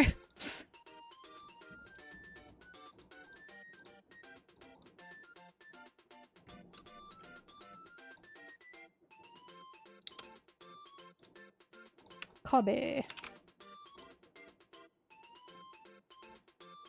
We don't need enemies anymore. I don't want my NPCs to have a different interaction every time I approach them.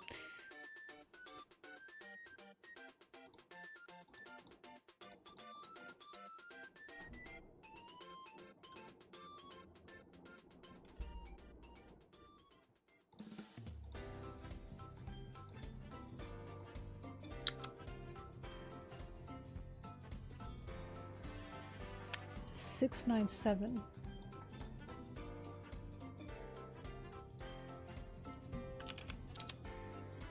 Sorry, 697,967.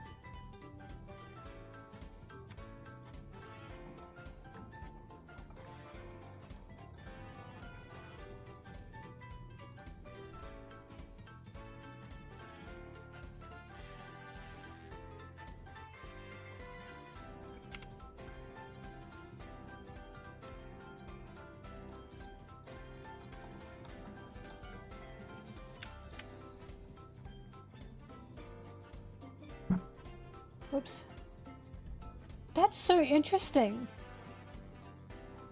967.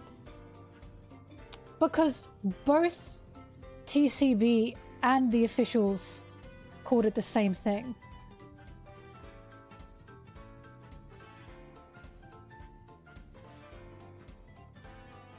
Oh, hang on, the translation. Why did I think you meant the title? My bad. Hang on.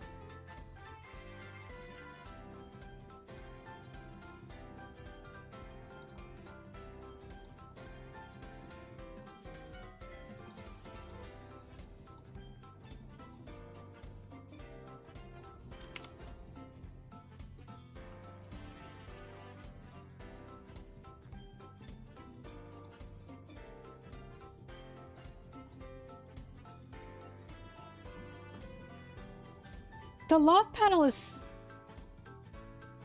basically the same from TCB to the officials.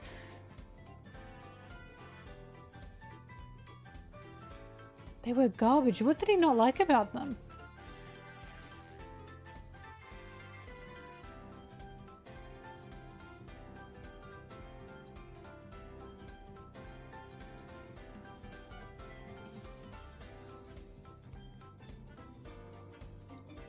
Well, what's getting me is I'm looking between TCB and the officials. They say the same thing.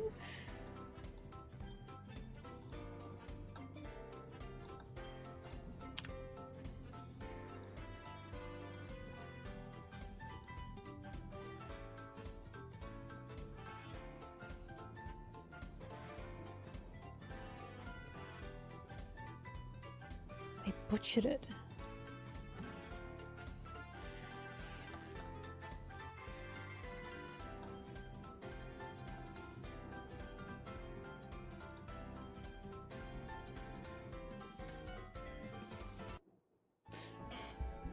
Damn, I should get Foily on this. Let's see what Foily says.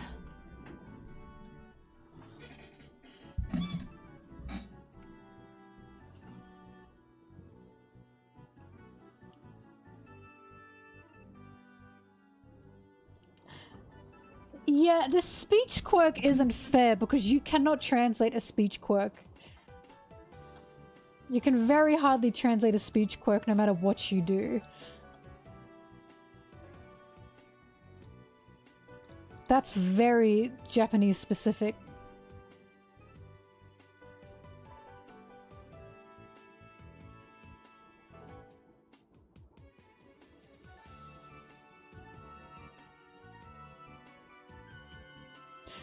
Brigley, you totally missed what I said. I said you can, but it's very fucking hard. Because a lot of the time speech quirks are Japanese specific.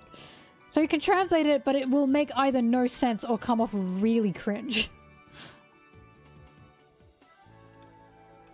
It's like translating the way Sanji speaks to women in regards to the way Sanji speaks to men. He goes from formal Japanese to very rude Japanese. That is very, very hard. That's a quirk. That's very hard to translate.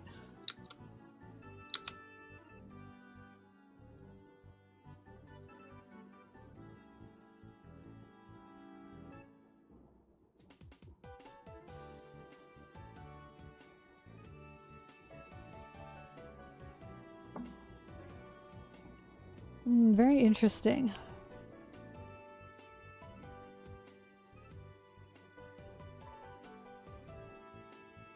Jeez. Well, I can see why that they saw that, because he's a very well-known name in the community.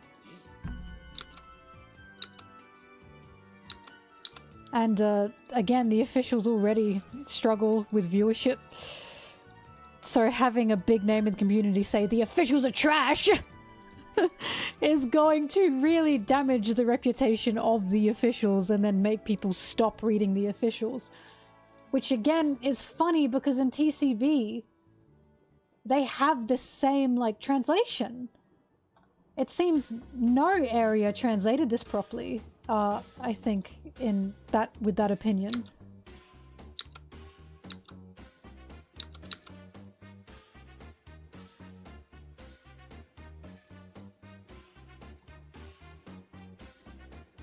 I like Arta, by the way. He's clearly very passionate about it, and I very much do respect that, because I'm passionate about One Piece. So I do very much respect that. So I can feel the frustrations he has, but I don't think it was fair to be like, this is trash! When the officials, again, we are very fortunate for them, and the TCBs did the same thing.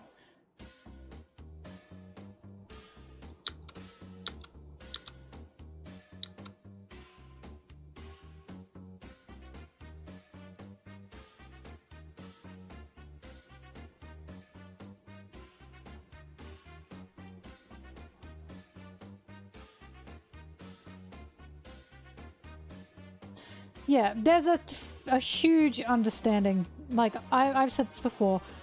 It's very upsetting that I cannot read Japanese. I'd fucking love to be able to read Japanese to be able to read One Piece. And again, there are some things, no matter how hard you try, you cannot translate them. It's just not possible. So there will always be that wall.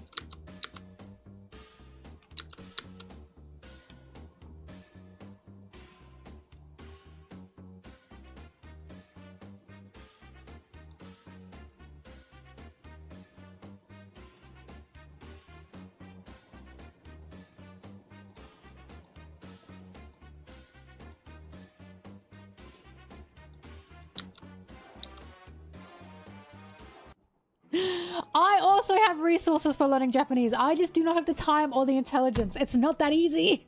Some people do not have the skill for language, and I am one of them. I was learning Japanese all through my fucking primary to high school years. It's not that simple. I just can't.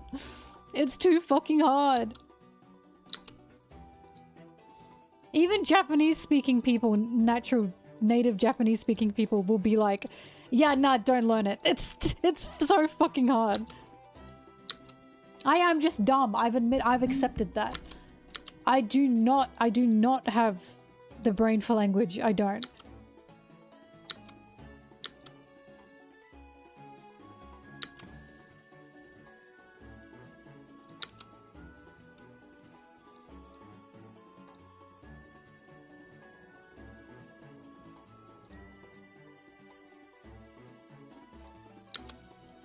Piranha Simp, I get them from a Japanese store called Vulcan and Aphrodite, and you have to use a proxy service to get them delivered to your country because they don't ship overseas.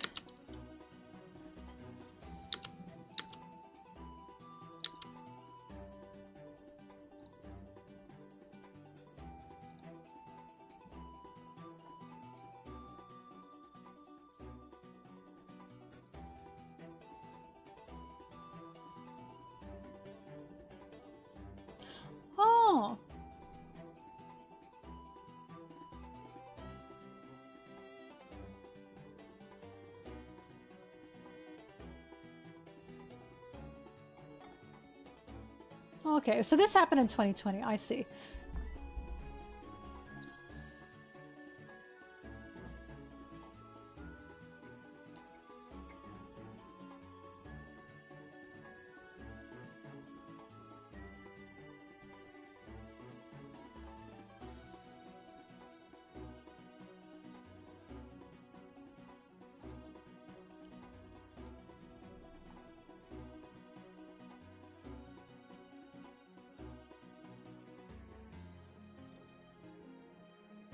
"2020 sounds right." Yeah, during COVID times. I think we were all just a bit balled up, right? But yeah, look. What I'm seeing here is a guy who's passionate about One Piece, especially, you know, the Japanese language within One Piece and how it should be translated. Got a bit heated and went, yeah, sorry, I think I got a bit crazy about that. So I honestly can't blame the guy. This is how I feel when I talk about other One Piece related topics and I go, you don't get it!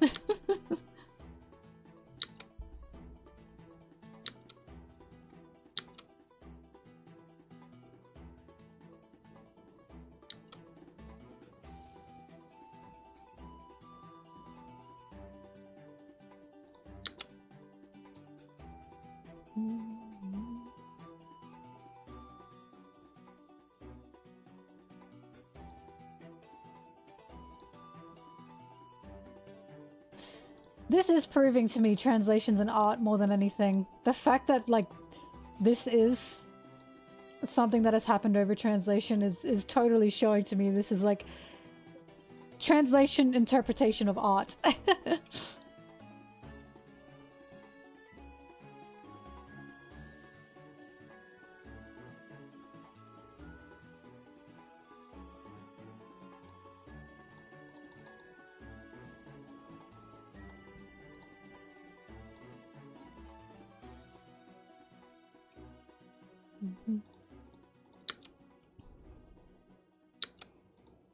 Guy with 3 eyes, do not ask me that. I don't know. I have no idea.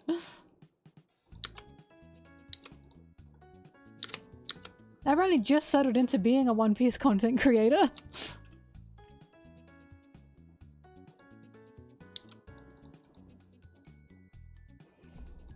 COVID 2020, before everything was shut down in Jan. I was getting shut. Was American not getting shut down? Wait, I don't even know where. Hang on. I don't think art is American. Now that I think about it. Other places in the world were getting shut down before. I mean, during that time. Australia was one of them. Europe especially was one of them. Zeri American moment. That's embarrassing. Art is Spanish? Oh yeah, Arthur 100% got hit by COVID then. At that time. Because Europe was getting massively hit by COVID in that time.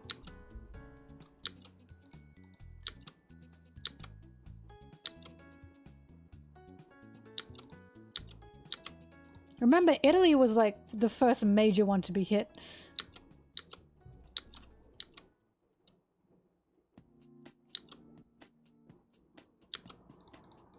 Australia did really well. It was Melbourne that got like the massive hit with it. I remember because I couldn't celebrate my birthday. It was my 21st and I couldn't celebrate it.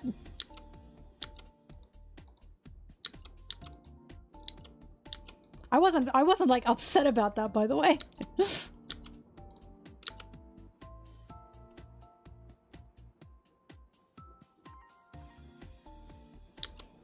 Zeri, that's not early. COVID was circulating in 2019 for Europe. Do you not remember the conversations about can we celebrate Christmas this year? Is Christmas going to be able to be celebrated in 2020? Were you guys not having those conversations? Because we sure were. I remember over Christmas, as my mum and I were talking about my birthday, we were talking over Christmas. Thank God we could even see each other for Christmas. It is literally called COVID-19. Oh my god, the most American thing ever. Oh, actually, it hit us at the same time.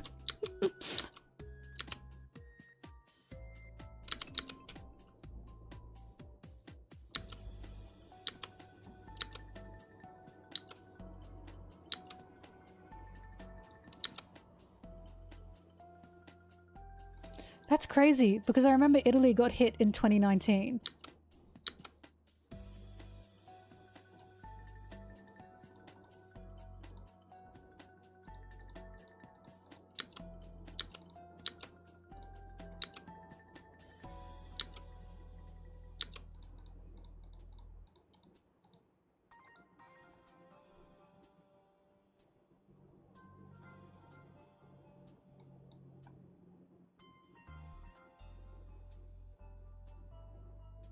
Yeah, I also remember the news talking about it as a European problem.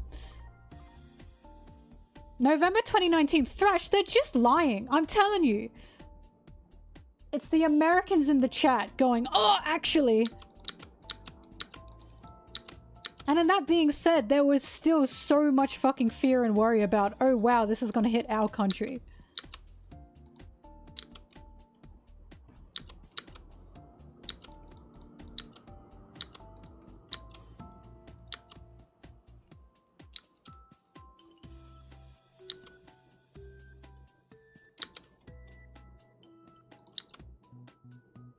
A 3-week break from high school.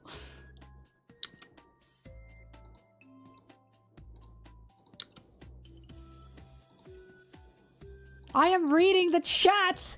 And I'm telling you, COVID was a thing in 2019. So yes, that is going to get people heated.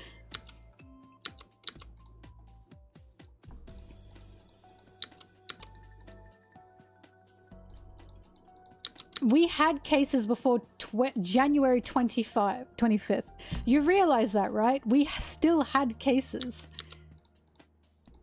It was just not confirmed to be until January 25th. We literally did! We did! I so well remember sitting around the Christmas table and saying, can we even celebrate my birthday with COVID that is going to be spread? And then it hit and it was like, nah, can't celebrate my birthday, which is in March.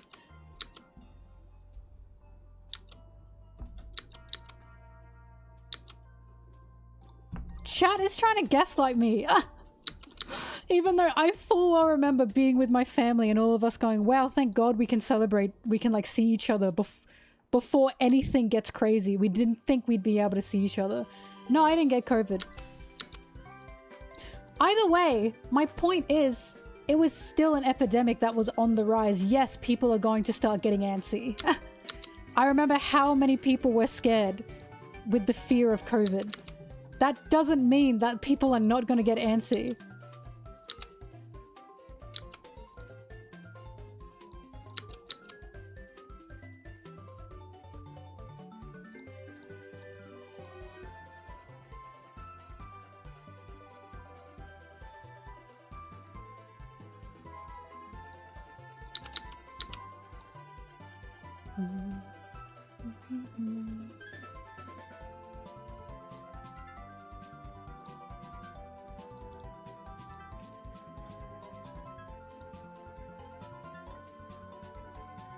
Talking about the flu? So true, actually.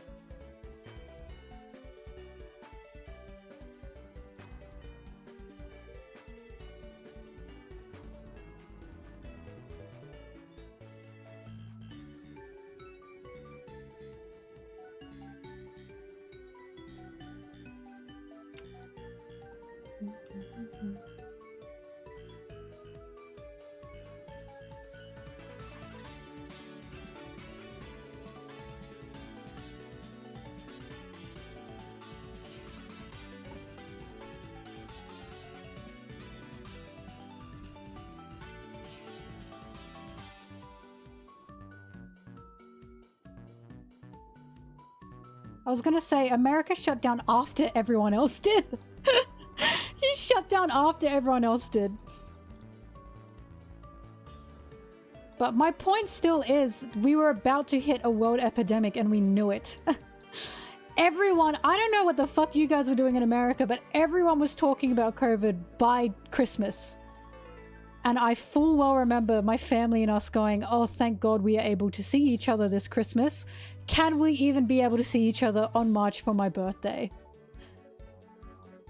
So yes, that was going to make people antsy. I'm not even trying to defend anyone here. I am saying the state of the world at that point, people were scared. People were scared by like the end of 2019. And entering January, people were even more scared because it was only getting more rapid.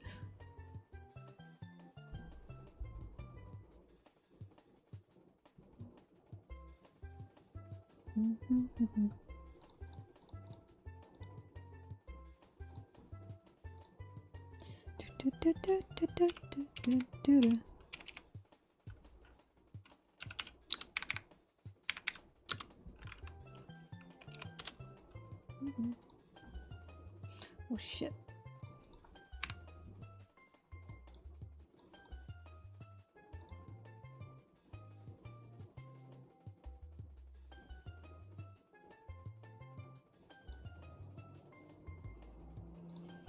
Yeah, hearing that no one apparently in the US was talking about it in 2019 is fucking crazy. Maybe you guys did, I don't know. Frankly, Australia as a whole, we had lockdown in Melbourne by February. The country as a whole is different to the different states having lockdown. And again, I fucking live here. I know this. You are yelling into the void.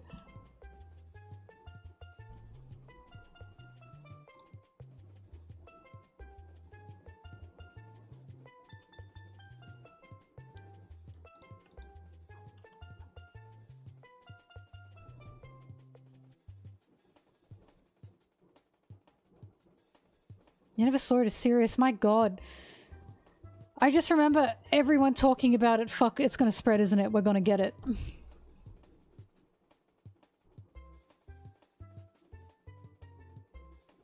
It's crazy because from December to March is when that spreading was getting out of control.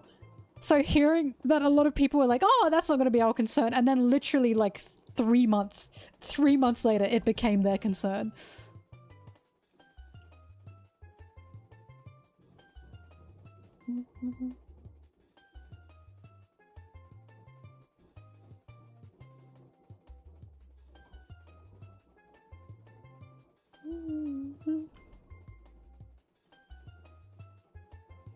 Yep.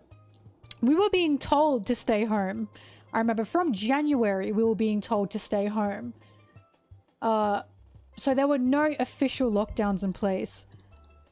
And then lockdown hit for Melbourne specifically in February, and then country closed after that.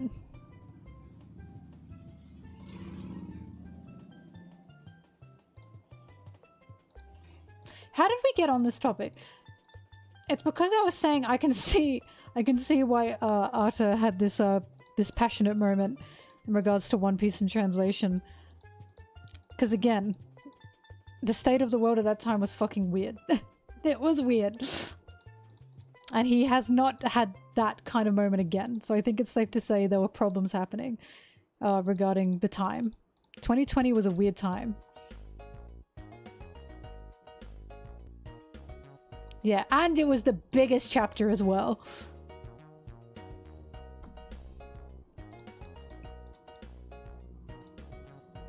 At the end of the day, people make mistakes. We got, he apologized sincerely, and I can't blame someone for loving their craft. Like, I just can't.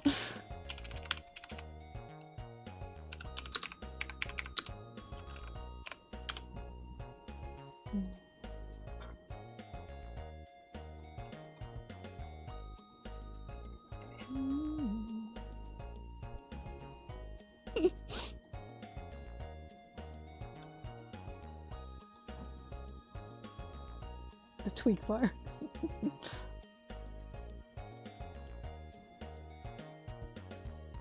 I wasn't into One Piece during the before the lockdown. Changed my life.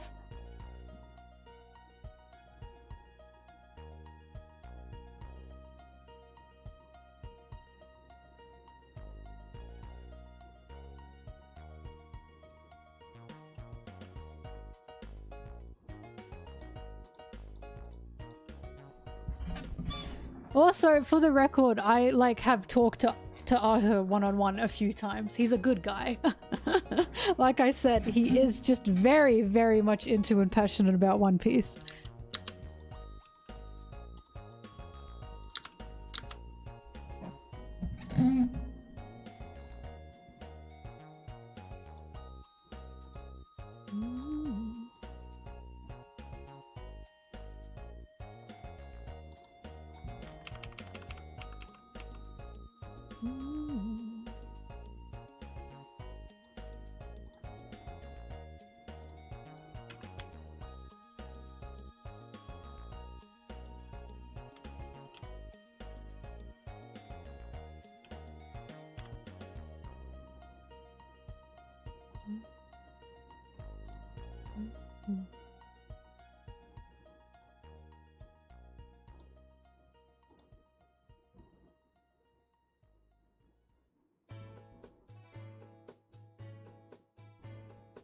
Well, the thing that gets me is, like, I don't think it is that serious.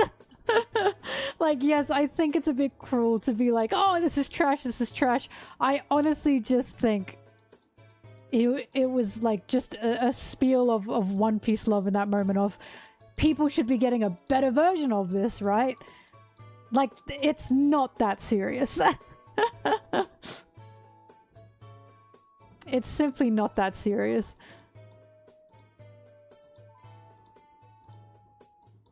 To me, this is like me hating the live action and just calling it shit on every end, right? Like...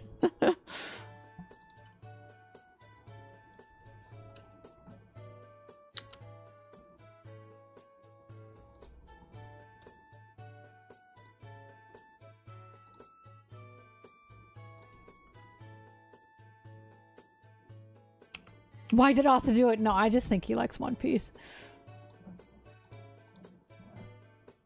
Look, I can ask if you want, but I'm sure that's like shit that'd be like, why?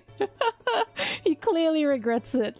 I'm sure it makes him cringe. I've been in the same boat of just saying shit because you were angry for one reason or another, and then you're like, why the fuck did I say that?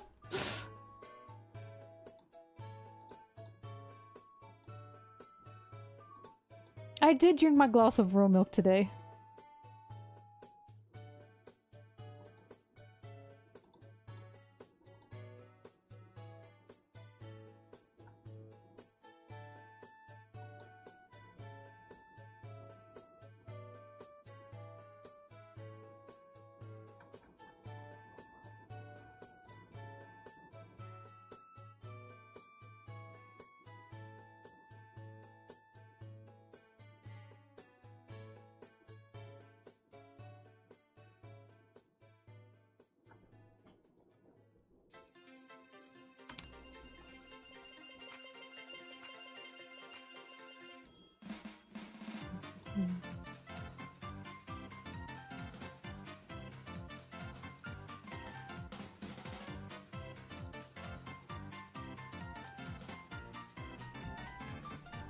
All I'm saying is, as someone who knows the guy, who has talked to the guy, you truly just get a sense that he just fucking loves One Piece, right?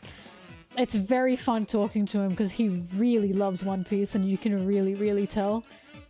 And there's nothing better like than talking to a fan about something you're also a fan of.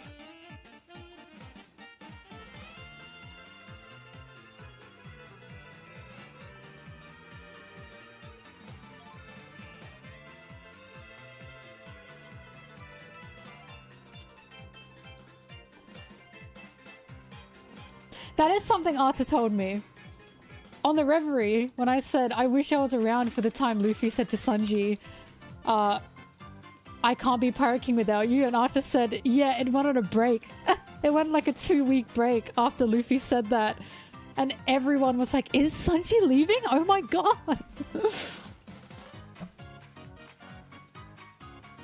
God, I wish I was there for that.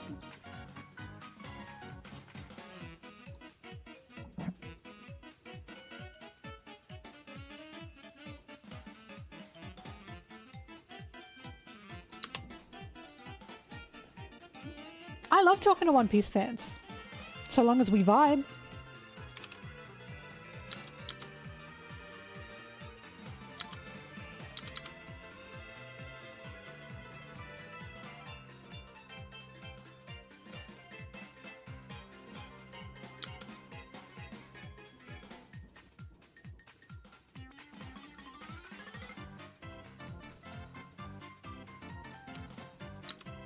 anything was a soap opera, it was Whole Cake Island. That was so genius of them.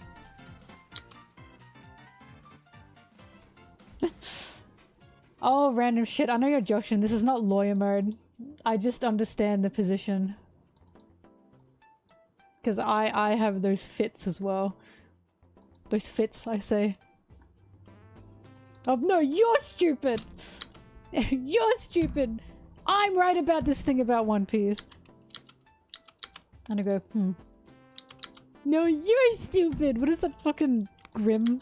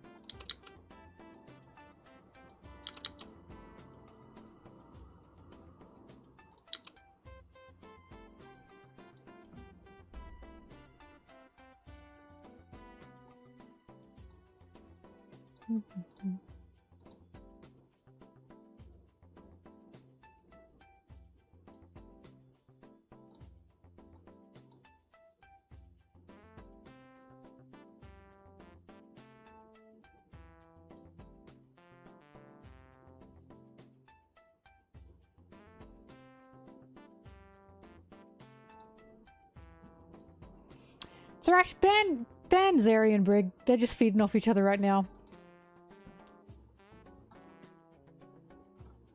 Ban them for like 3 minutes. I don't want to see them.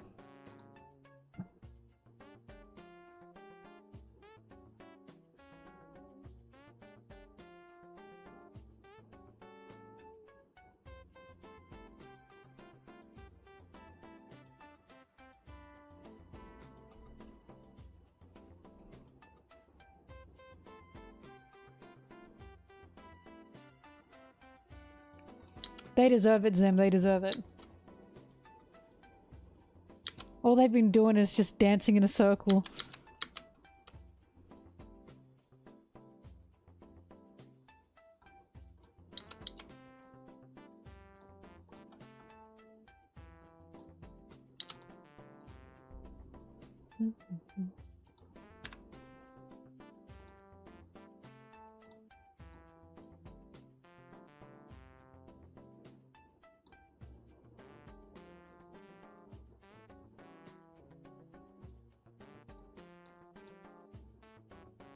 Zim, what else can you expect from an iPad baby?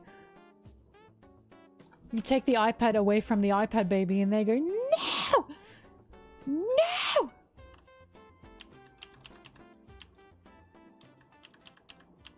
There's an art somewhere out there and I really need someone to find this for me.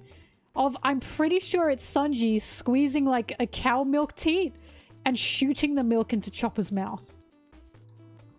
I really need someone to find that for me because I know it exists. I remember this so well. I know it exists.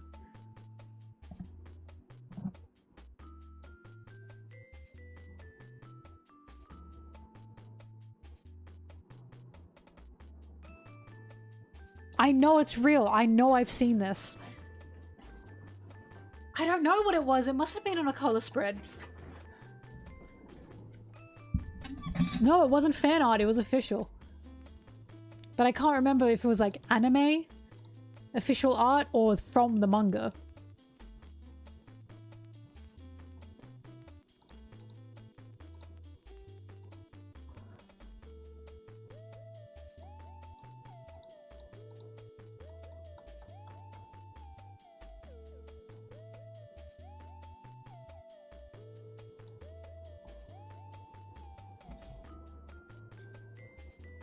I know it exists. Please call banning Busticle. Get him. BC him.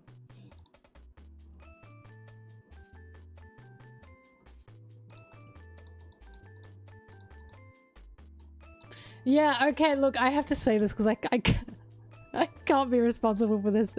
Don't drink raw milk. I know Brigley's probably listening to this right now. I was fucking around with Brigley saying that I drink raw milk. I don't. I tried to convince her. So don't drink raw milk. Like, it is bad for you. It is bad for you. Did you find it? Of course it's a Zos page. There it is! Oh my god, it was the anime. See?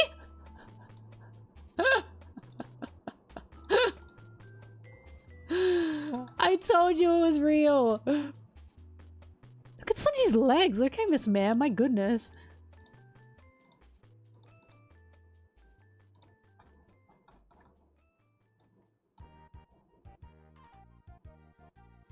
I'm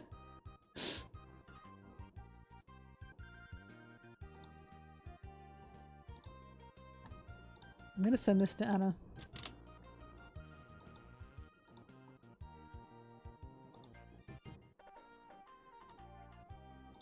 But yeah, I told you. I told you.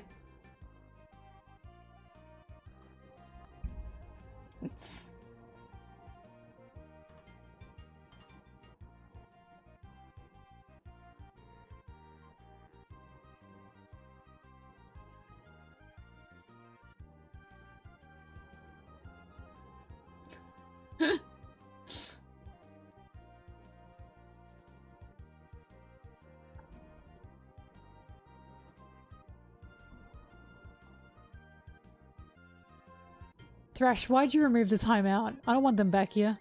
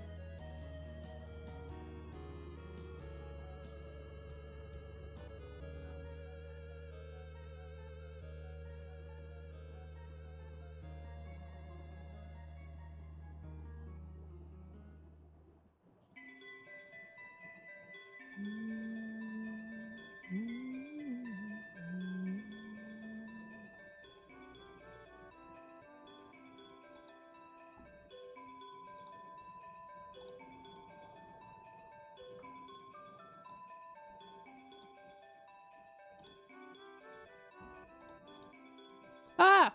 Oh my god, my sad aunt!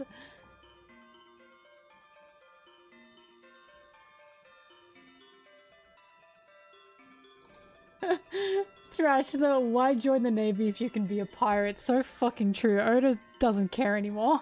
I think the funniest thing, because I have this color spread, I think the funniest thing about this color spread... Hang on, I have it in my folders, let me find it.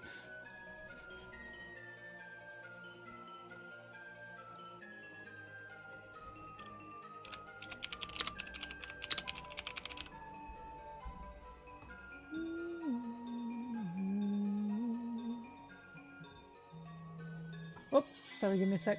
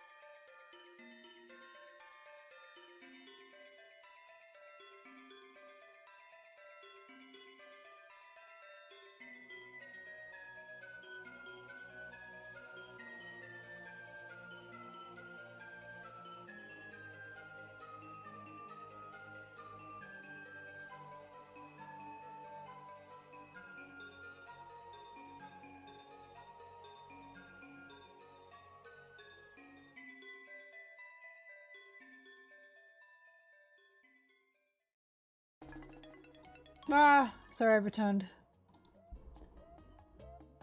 Now to find this cover art.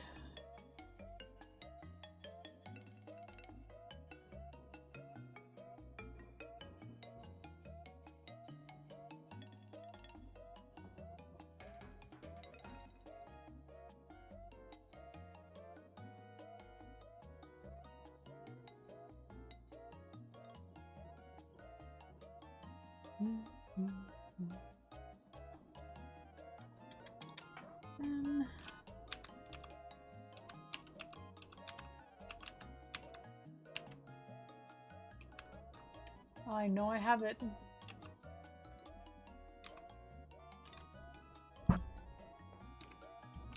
There it is.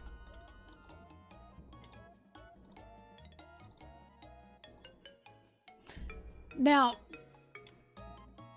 the thing I much love about this art is... Oh!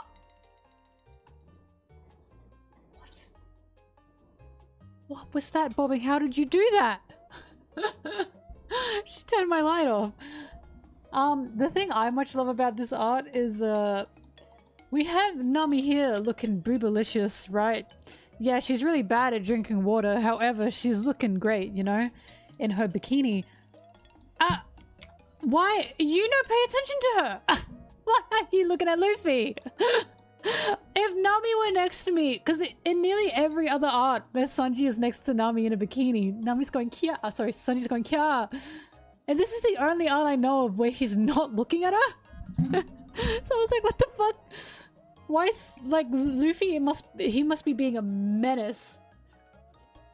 Or Luffy, like, pushed Sanji in the water.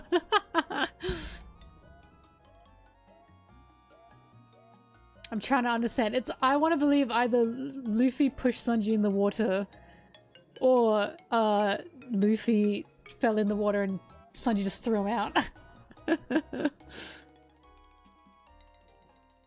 Oh, hi Sarah. Water wasting. Because we have...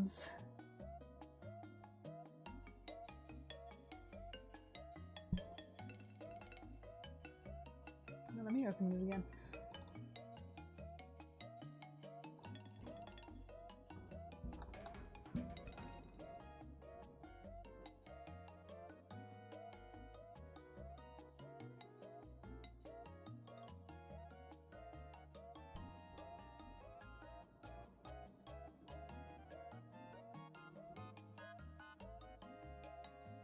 Because we have this one as well.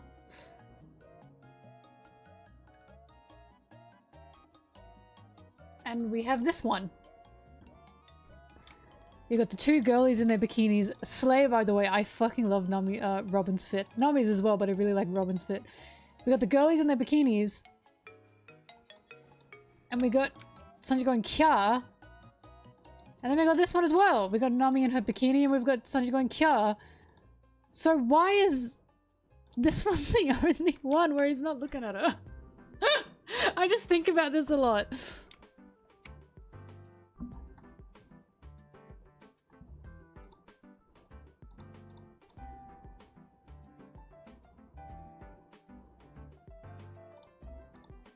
Jinbei, shut up. You look at him. Kya interrupted. Also, this is one of the things where I'm like, I think Zoro really likes watermelon. What is he? Oh, he must be looking at the octopus. I was like, who's he looking at? What? Guzzling King. Okay, hang on. There's also Zoro with watermelon. That's a common thing. So you've got him eating the shit out of this watermelon. And then...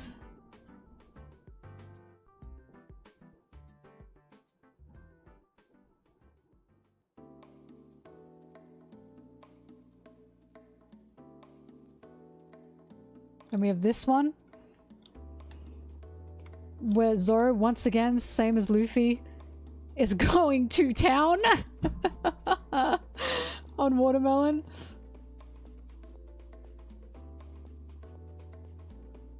And... nope, not this one.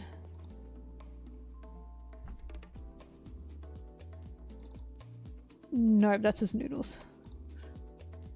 His schnoodles. Ah, this one as well. This one is so funny. He's got two of them!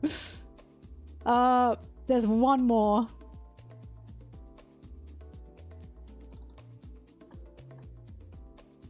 It's not this one.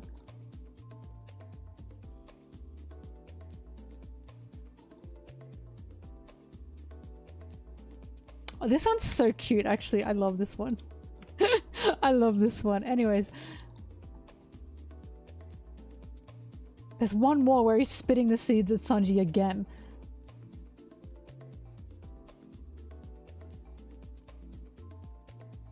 But for the life of me, I cannot remember the full color spread.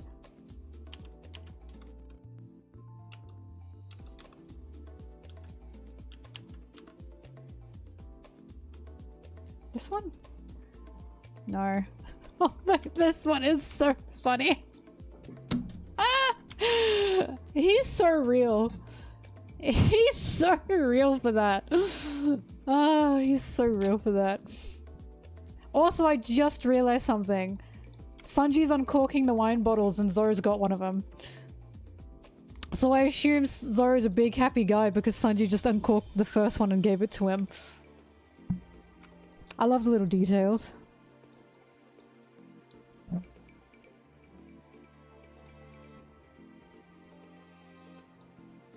Is it this one? No, this is a good one though.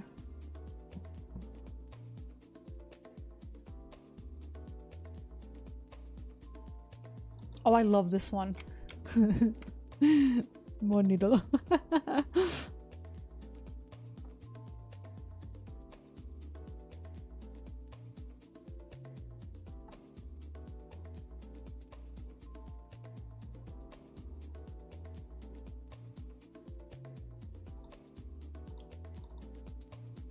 I already opened this one. Oh no, I didn't. Pizza?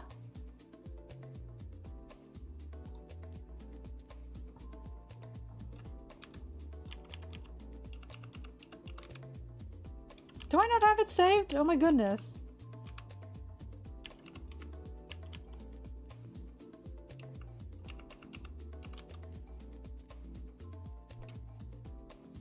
This one?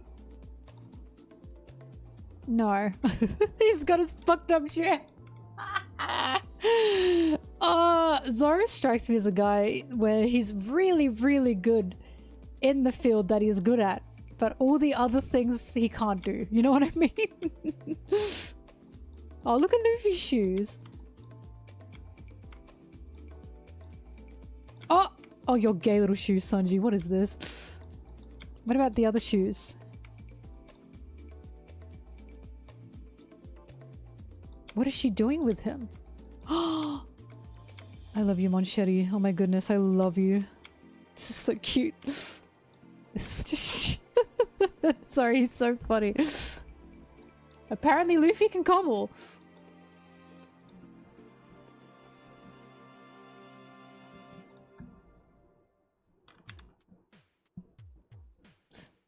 I do not seem to have the other cover spread of Zoro spitting watermelon seeds at Sanji, but you're gonna have to take my word for it.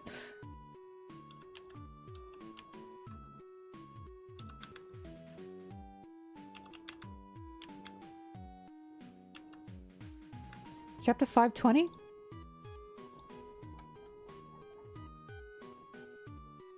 I know it's the one where Sanji's feet look fucked up. Oh no, he's gone bleh, that's right. I thought I had it. I guess I didn't.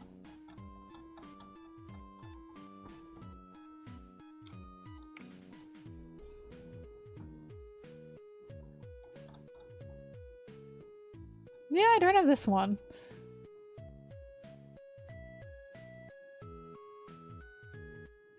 Watermelon bananas.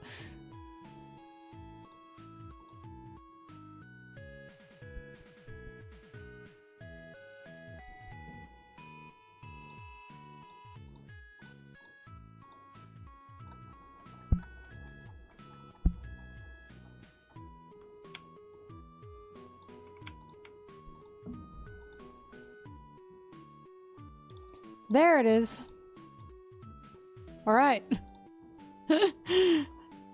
We got another one. Him and glasses is really weird. So we have 1, 2, 3, 4 color spreads of Zoro enjoying some watermelon. And it makes me giggle because this one's really funny because he's just chowing down. Like he grabbed that half and just used a spoon. That's what I used to do.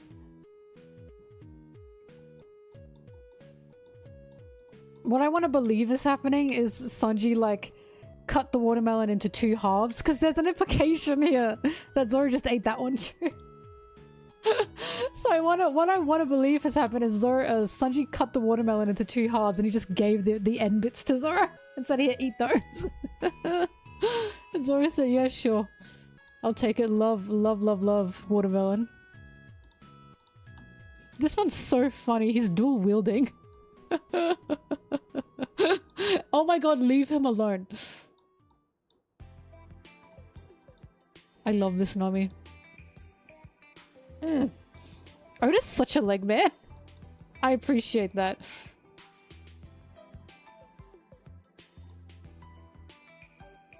Nami's so beautiful. This one's really funny. He's sitting there munching away on this huge, like sloppy. To be fair, Chopper's a little sloppy too. It's like drooling. Oh, and look who cut the watermelon up. I like this idea that every time Sanji's cutting up watermelons, Zoro's right next to him like... we haven't watermelon. Like a child waiting for dinner, you know what I mean? Or waiting for a snack. Or like a cat waiting for like a treat. Is that watermelon? Yes. Would you like the first slice? Yes.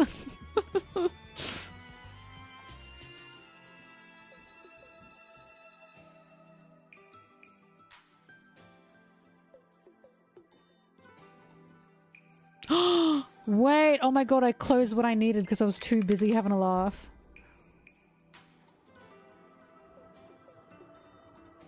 My own kind, oh my god, the watermelon? That's true.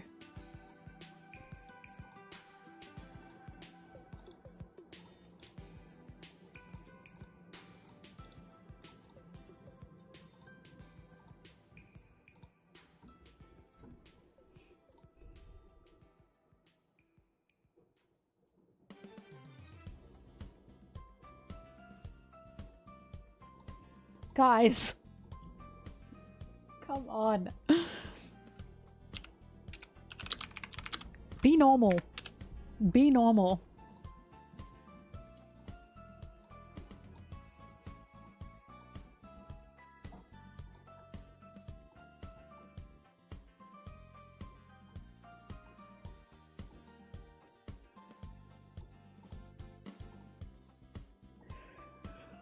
I frowned.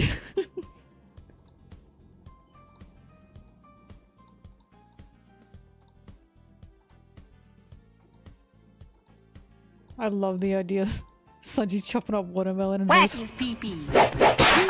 stop that! And Zora's hovering around waiting for the first slice. He doesn't say anything, but Sanji knows.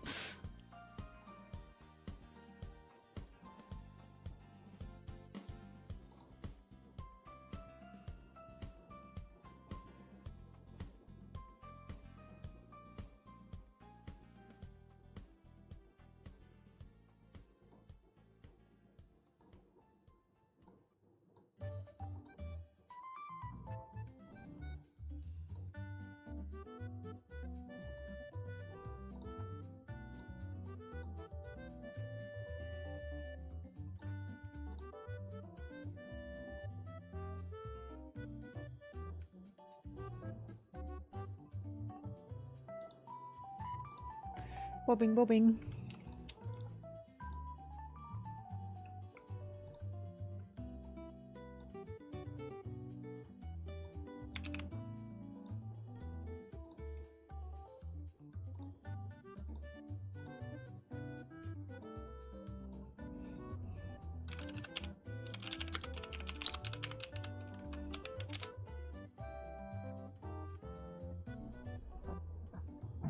You know what I will put on?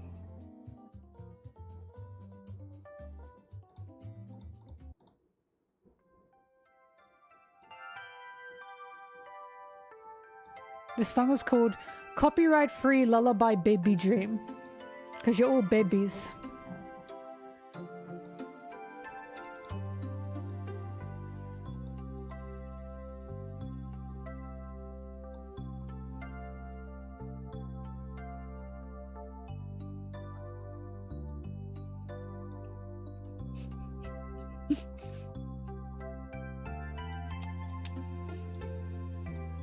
If this makes you fall asleep, you're a baby. I hope you know that.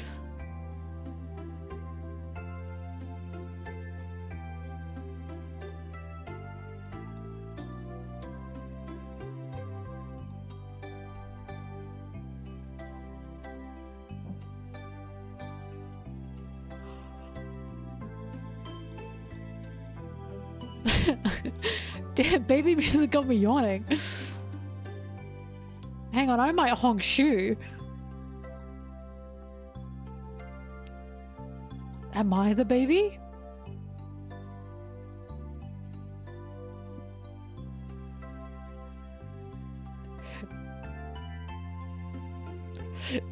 Oh God.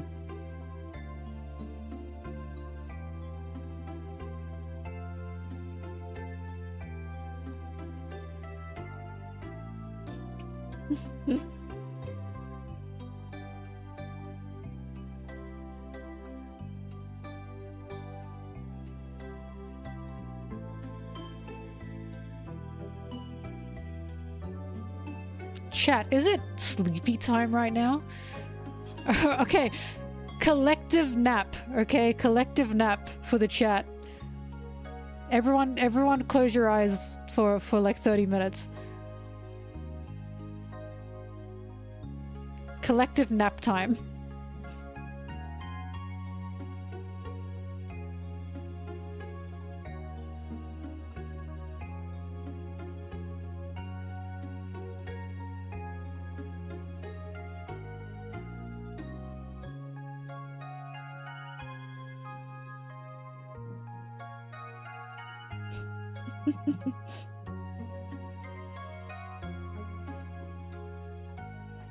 We're making it straight to kindergarten with this one. How dare you? We now have a bunch of crying babies. How could you do that? Ban them. Ban them now.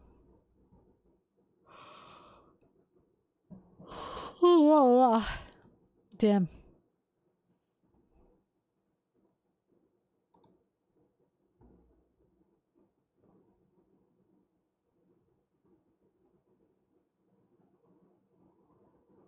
That one dinky ass Kirby song, except it loops. What? Alright, everyone wake up. Time to get violent.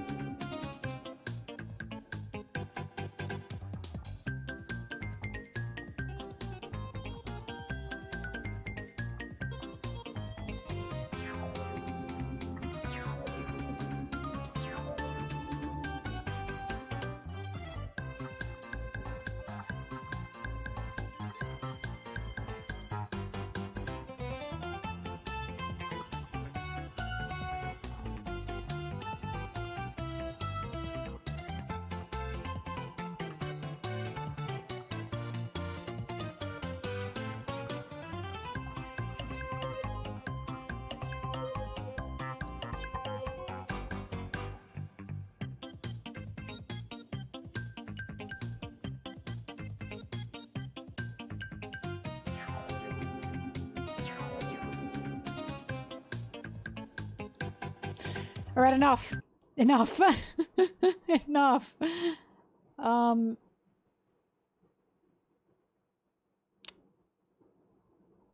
Let's do 45 minutes of Kirby music.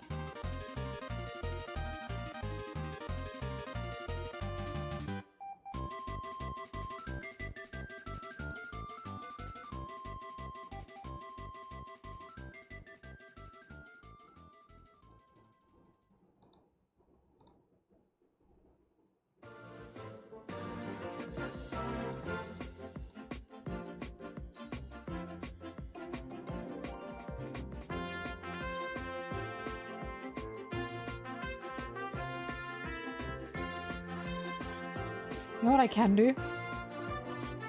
Are you ready for this?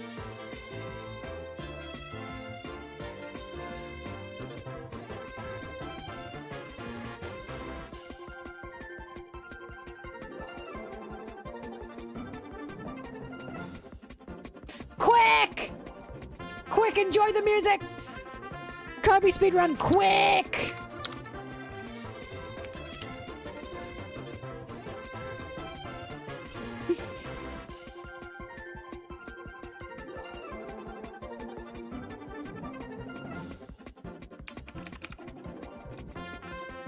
I know, badger, badger, badger, badger, badger, badger, badger, badger, badger, badger, badger, badger, mushroom, mushroom.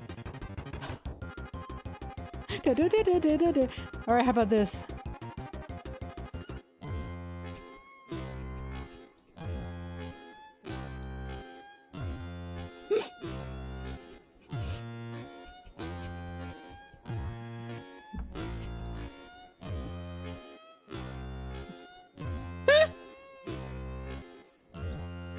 It does sound a bit Russian. The mosquito in my ear.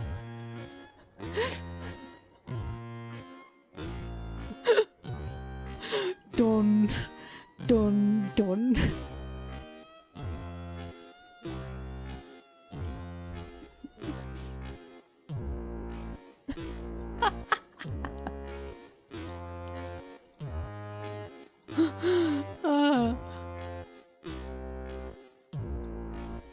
Kirby when he's bloated and evil.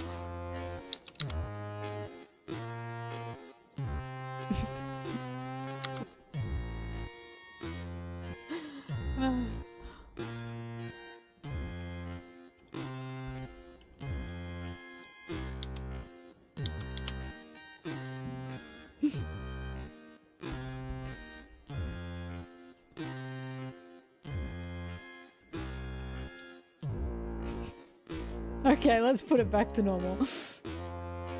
Ah!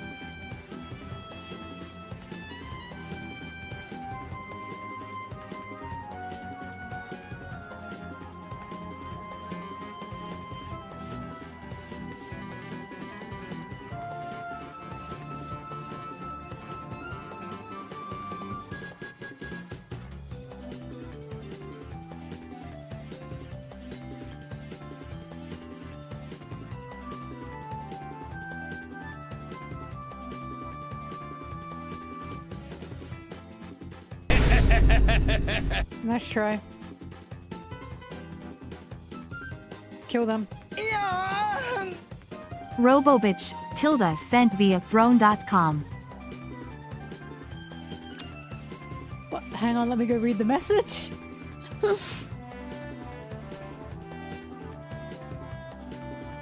Message Robo. What's that in Robo? Why? Thank you for the contribution.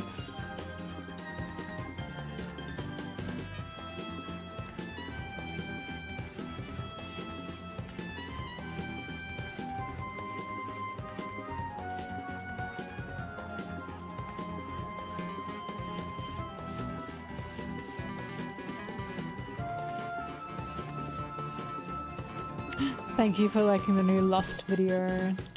Appreciate it. It was a lot of work, and that video was so much work. It was so much work.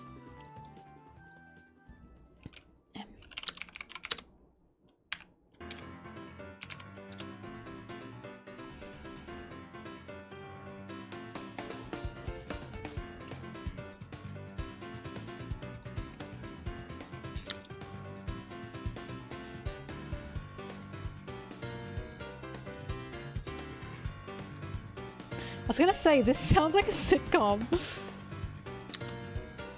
I can't joke about it. 3 little orphans, 1, 2, 3, without a home or a family tree.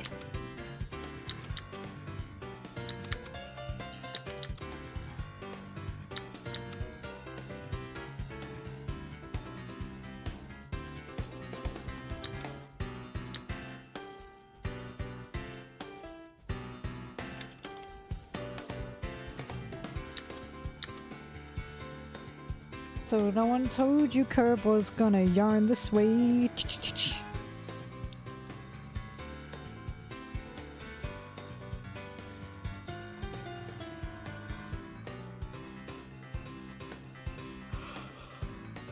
La la la.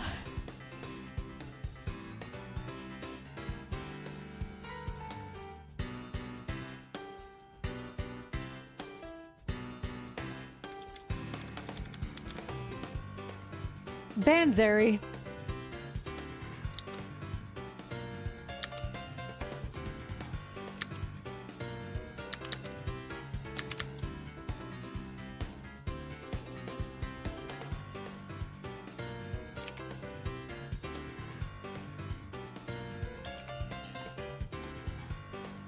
True, Busticle. Busticle's area. Hit him with a BC. Hit him with a before Christ.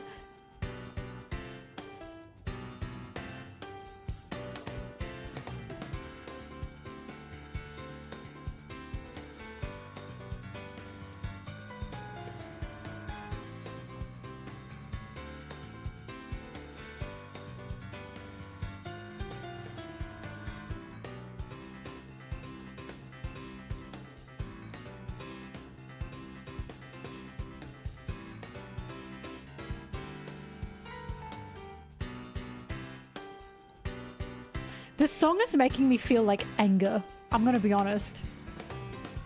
Like, I feel angry. It's kind of pissing me off. Whack his pee-pee.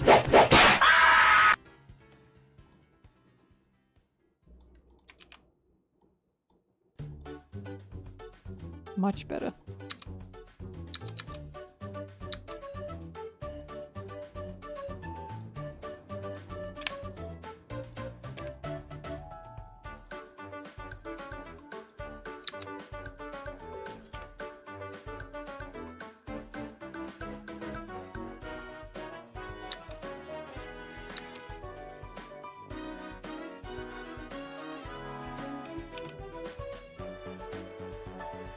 Yes, very nice.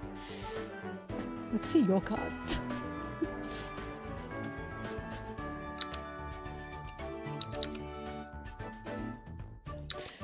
It's hip to be square.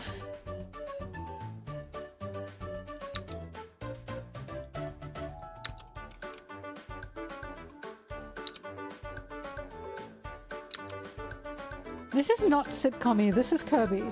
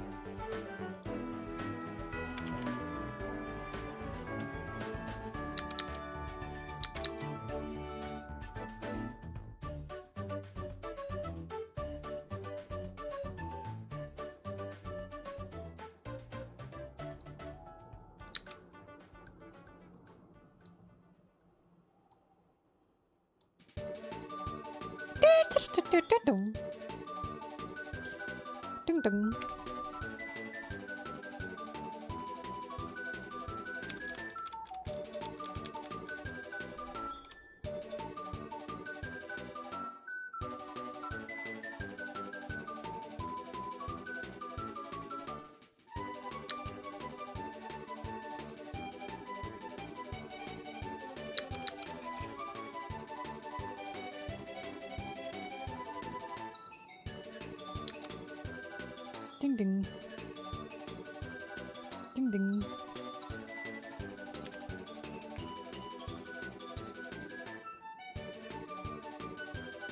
Ding ding. Ding ding.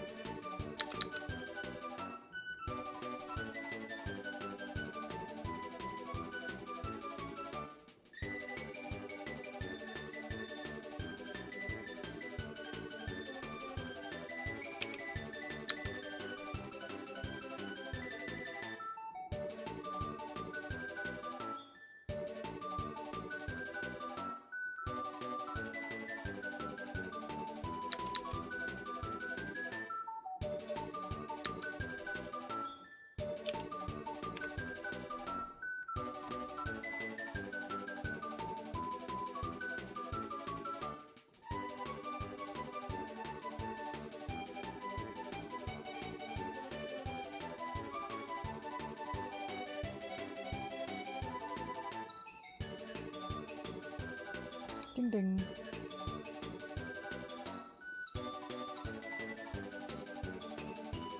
Lola.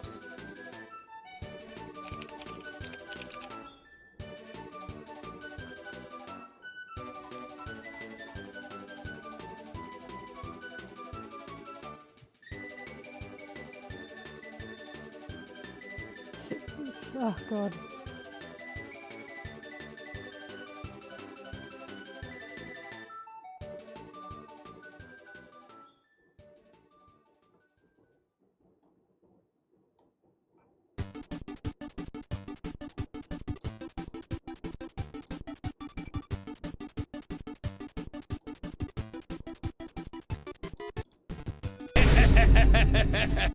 That was pathetic.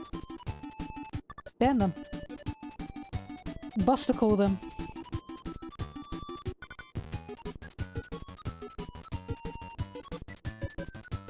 I haven't been hit by a good Doku jump scare in a while.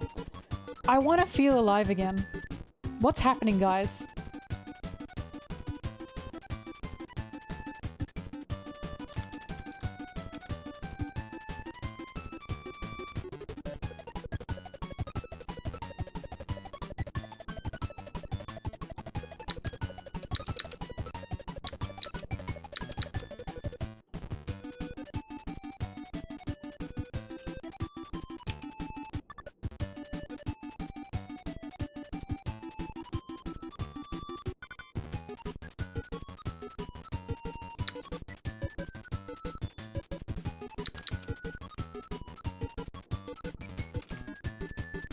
You need a new jump scare.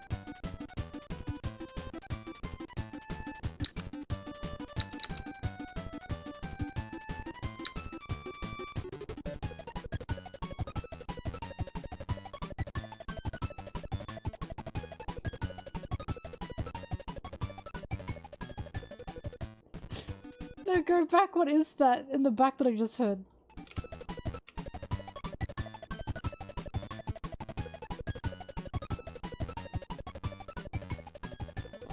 What is that, like a techno xylophone?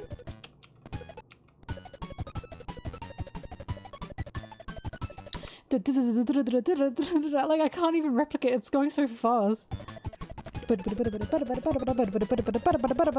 That's making me laugh. What even is that?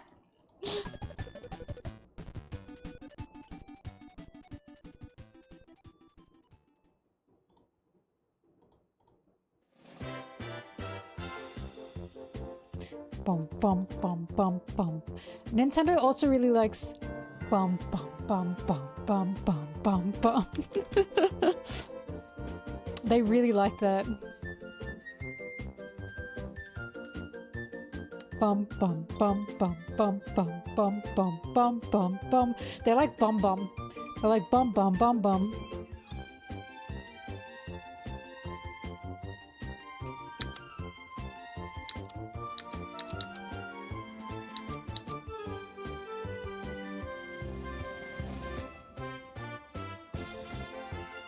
Gandalf's big naturals.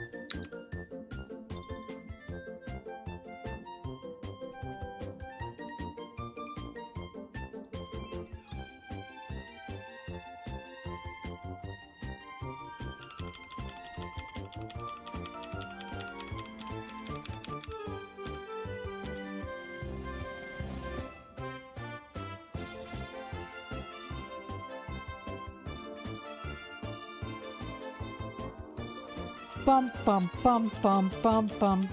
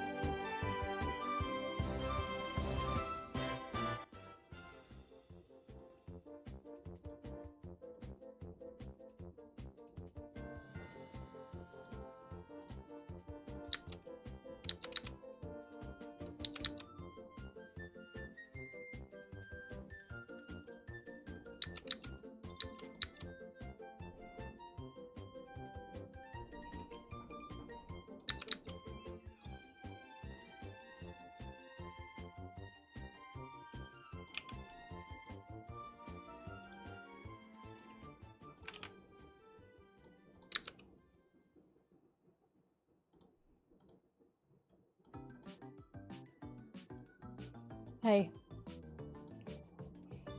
Hey. I'm smarter than you. Just thought you should know that.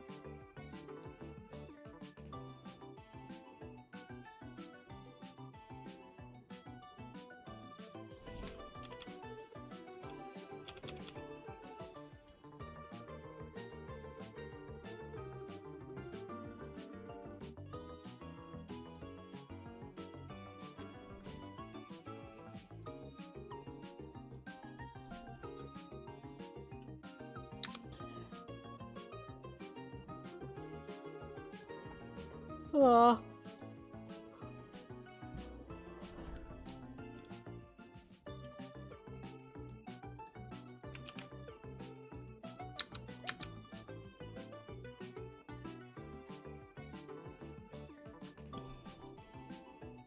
Wah.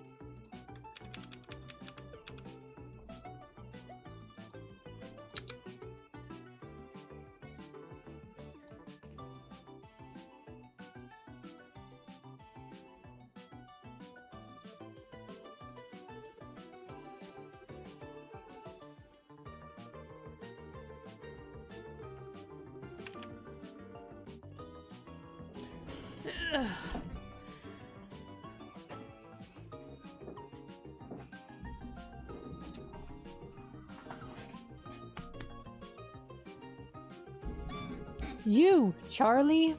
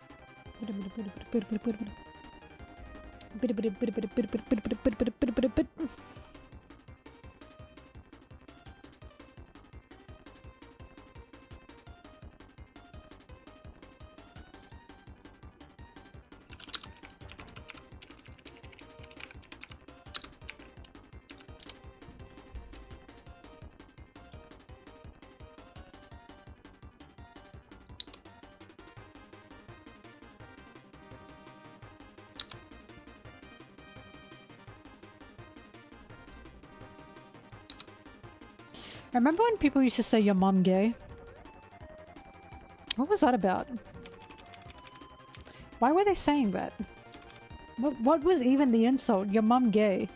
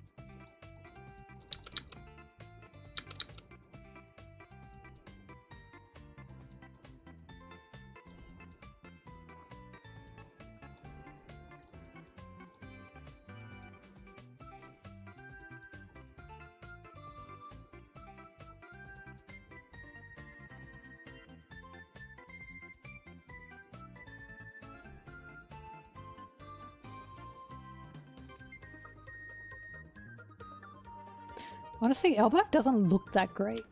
Like, I don't understand, like, why they wanted to go there so bad, and I also don't get why Usopp's, like, crying. Like, fucking get over it. What are you crying for? Aren't you a man? It's just ridiculous. All these years of waiting and for what? This is it? Pfft.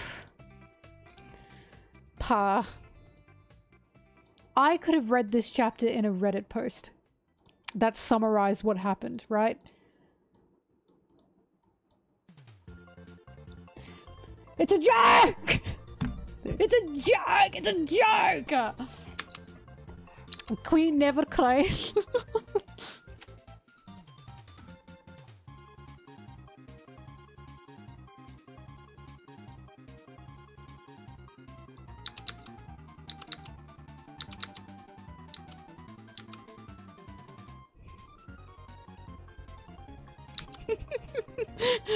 People were typing that shit up. They were you guys were about to type shit out. I could feel it. You guys... Hang on, you guys were about to do this.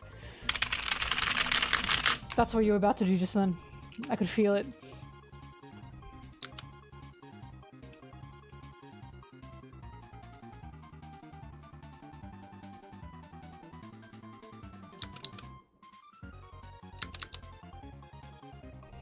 That really hurt, yeah.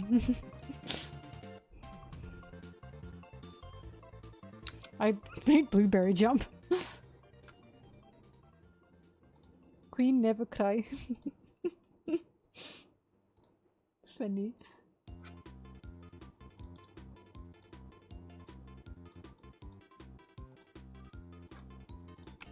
Be-bobbing, be-bobbing, ba-ba-bing. Go get her!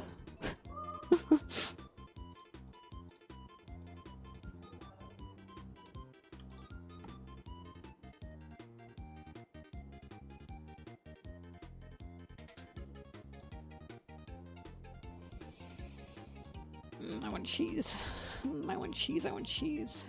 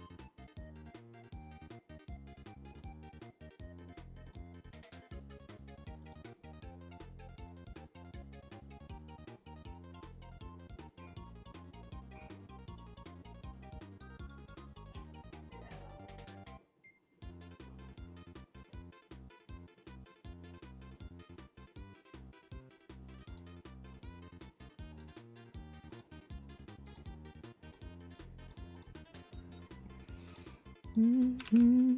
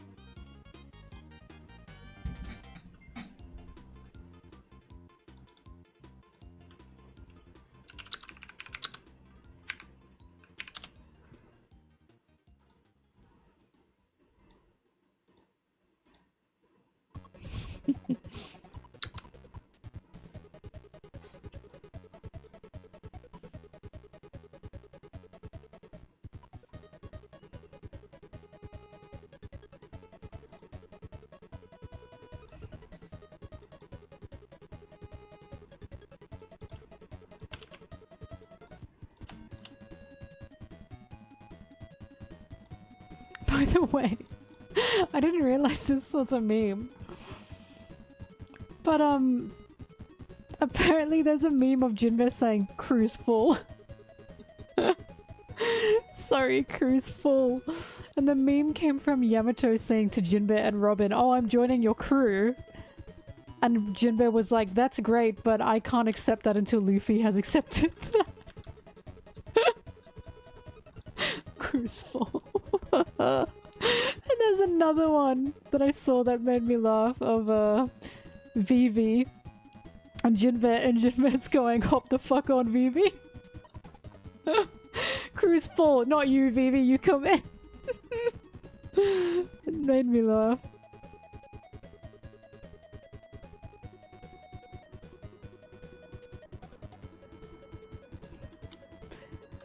Oh god, he's funny.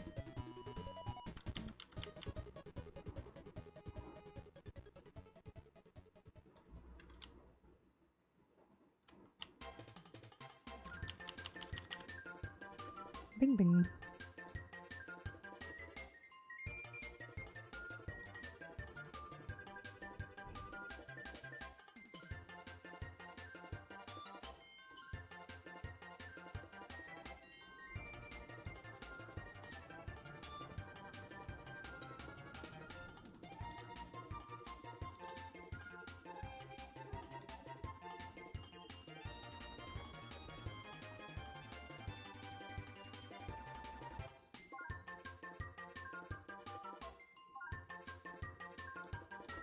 Every time people say, I see people say Jinbe doesn't like fit in with the crew, I'm always thinking, were you paying any attention to like Jinbe at all?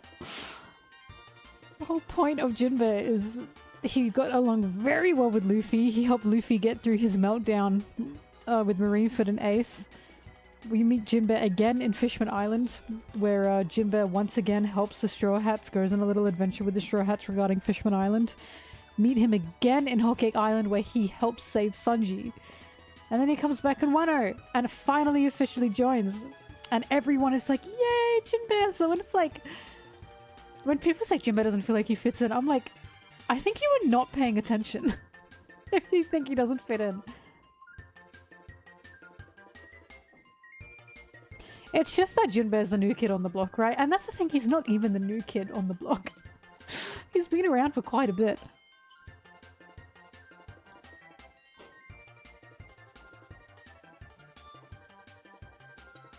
When Jinbe popped up in Wano, I like shut my pants.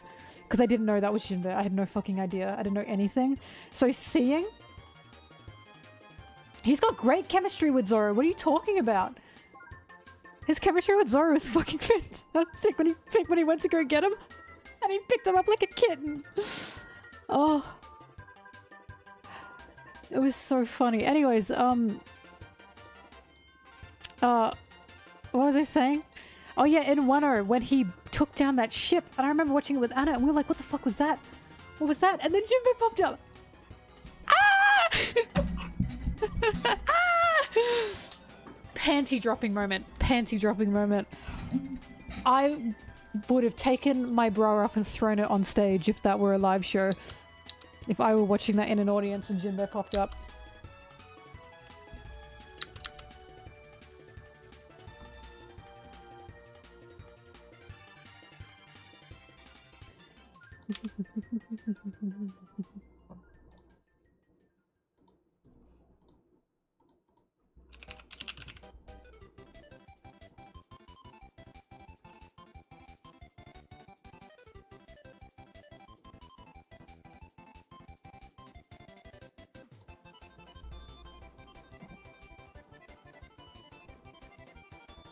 It's like MIDI banjo that I'm hearing.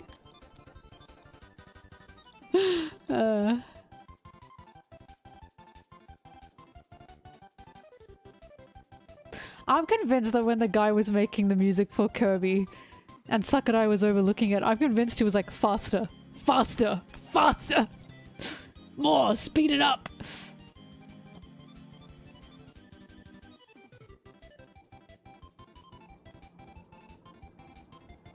I use Sony Vegas Pro 17.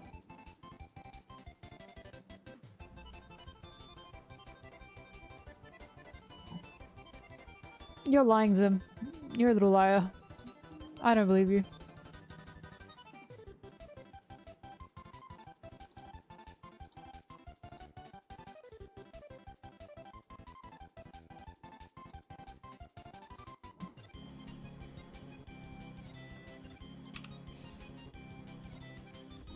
I'm so gay. I'm just thinking about Sunji here and going, fuck, I wish that were me.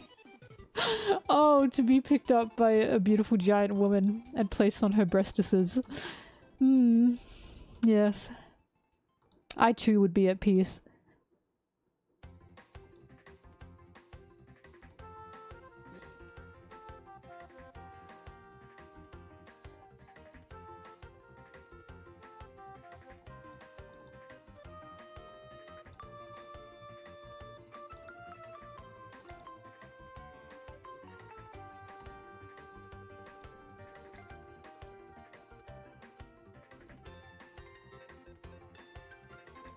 You forgot you can. What? Wow. I'm so happy for Sunji. I am feeling the same thing I am right now for Sunji as when Sunji was at Mermaid Lagoon with all the mermaids and they were going, Sunji-chan, and they were pulling him into the water. And he was so happy. And I was like, I don't care. I'm happy for him. Because the mermaids think he's adorable. They thought he was adorable and they loved him. And they were like teasing him. I was happy for him. I don't give a shit.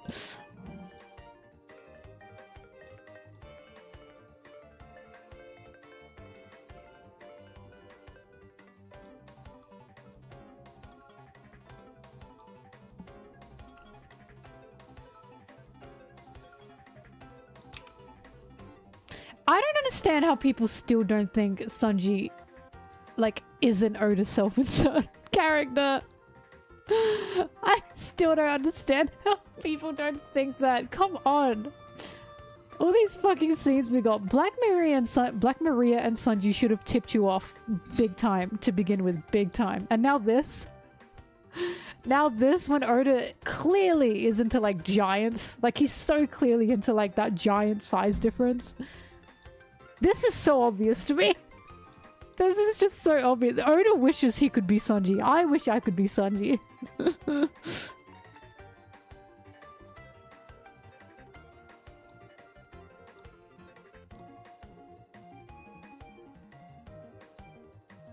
Soda!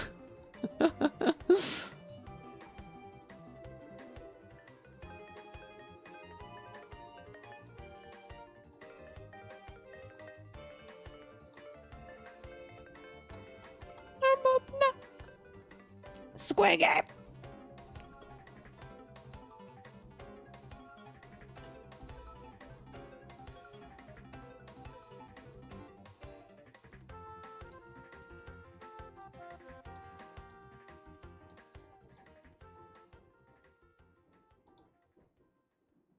By the way, the word Joobs, Joobs,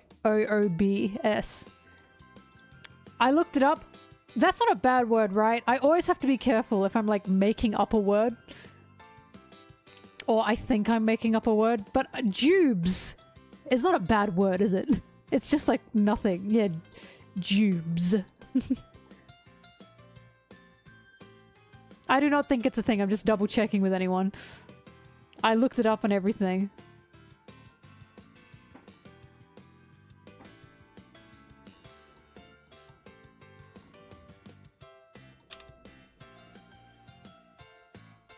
I wish to be Sunji.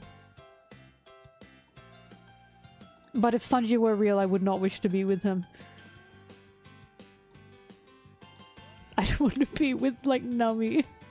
Well, not Nami. I feel like we butt heads a lot. I like BB. BB. I love BB.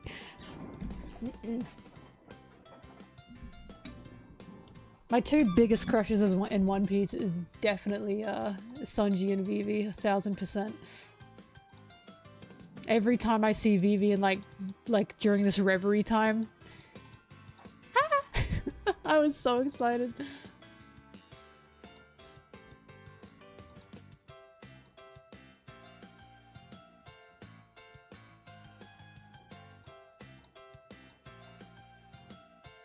Oh, I love Boa, but I want to, like, I fucking admire her so much. For Boa, it's like, I fucking love her. I love her, but there's such an, like, admiration I have for Boa and how she handles things and handles herself. Like, I love her. Like, I love her, but holy shit, she just, like, the way she holds all of this, you know what I mean? With what's happened in her life. It's a combination of, wow, I feel terrible for her, and wow, I really, like, admire a character like this.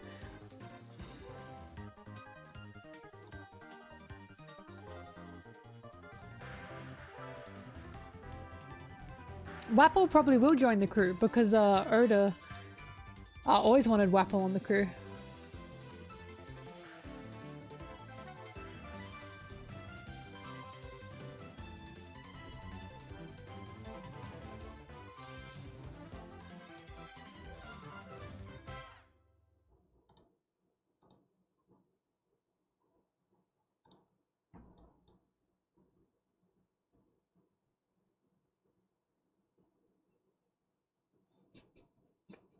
I've...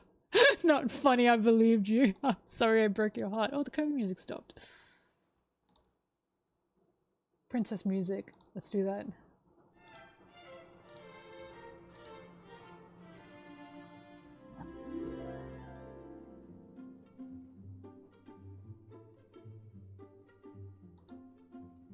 Sorry, I'm looking at my face for some reason.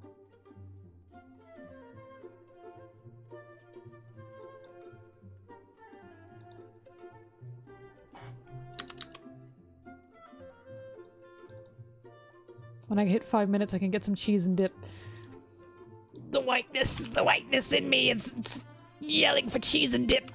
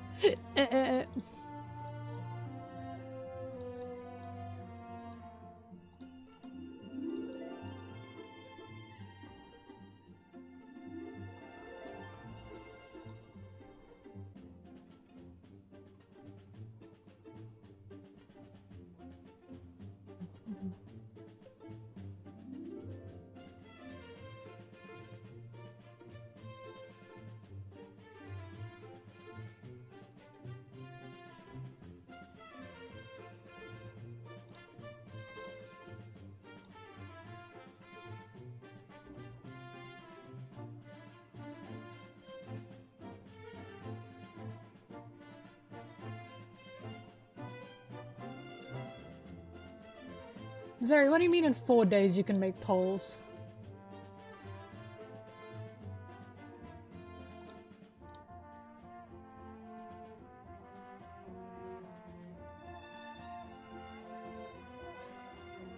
Oh, sorry, Zim.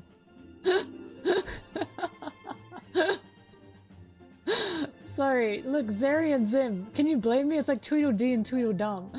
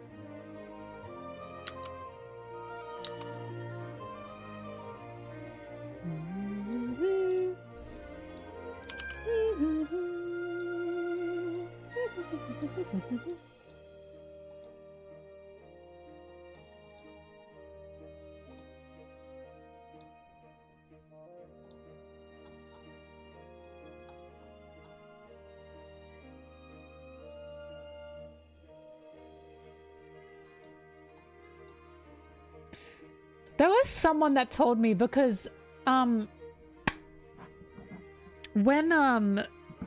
Oda, why do I keep doing this? When Zoro's nothing happened scene happened, when Sanji saw him in the back, it had the doom onomatopoeia. And someone said to me, no, because Oda used the doom onomatopoeia, that means it's a cool moment, it's a cool thing. And I was like, Oda uses doom for more than like coolness and amazement. He also uses the doom onomatopoeia for like suspense and for chilling. And sometimes like fearful things. This is one of them. Do not overstay your welcome here. Doom. Like that's meant to be scary. We're meant to go, oh, at that. We're not meant to go, yeah! You know what I mean? This is stupid, I know, but I think about that a lot because I'm like, I'm pretty sure he's used Doom for more than that.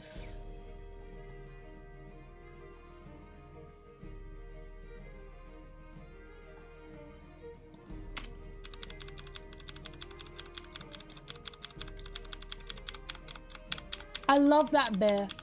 I love it. I like bears. Where are you going? Oh my god, chill.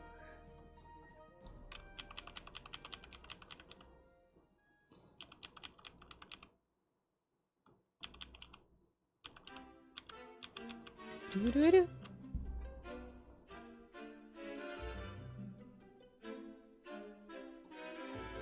Obviously the shadow is Zeph. He's come to get Sanji after finding out he's a Vinsmoke. You never told me.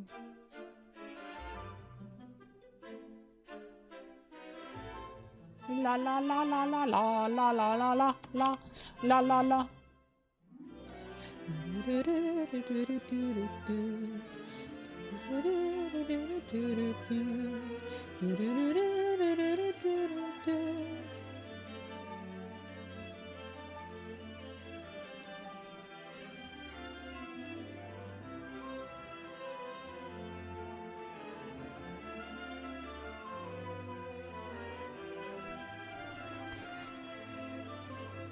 Jingle bells, jingle all the way. Bang bam bam bam bam bam bam bam bam bam bam. Hey, jingle bells, jingle all the way. Bam bam bam bam bam bam bam bam bam bam. Was that satisfying?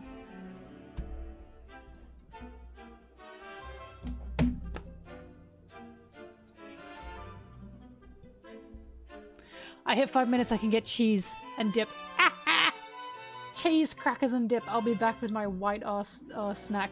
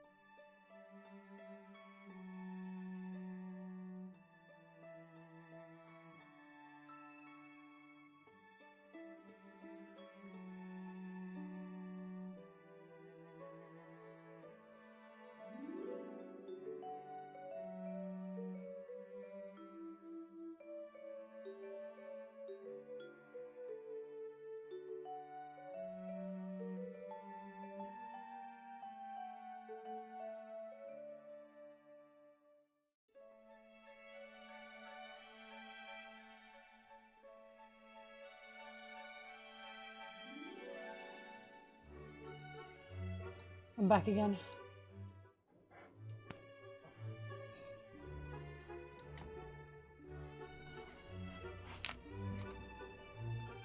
What? Oh yeah. Look, say what you want about the French, but they slapped. They slapped when they made the cheese board. Hi, Volty!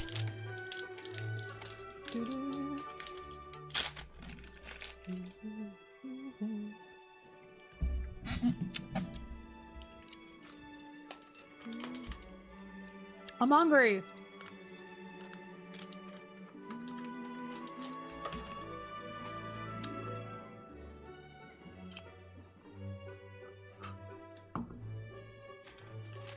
La la la la.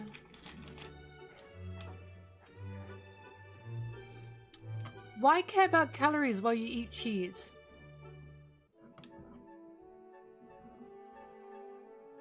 Who gives shit? Just eat cheese.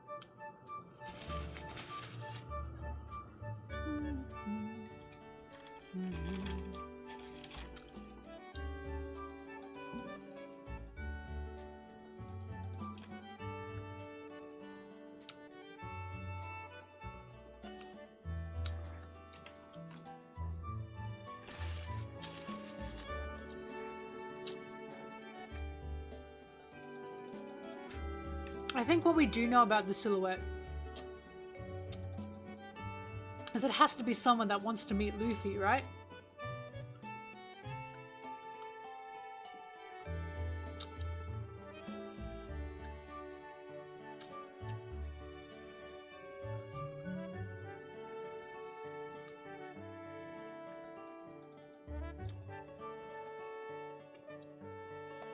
And the only reason I'm saying that is because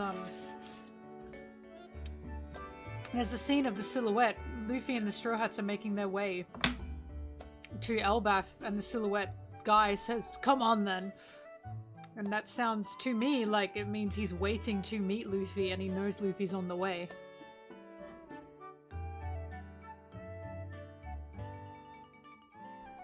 The only words I understand was MelonTeee and cheese.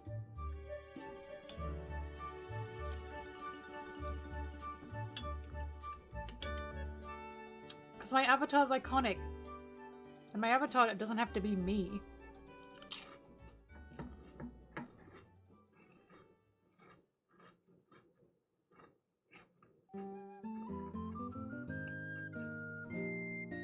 Volty! No, Volty would definitely know it is someone because we've seen them before. Or we've seen the silhouette before.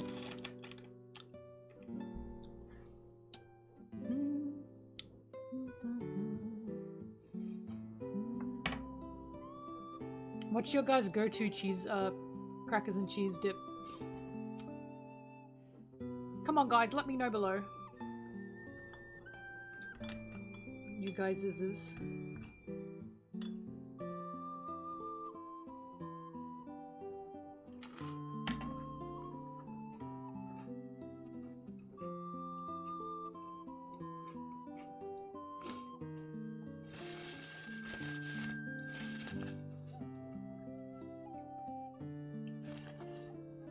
Thrash, shut up.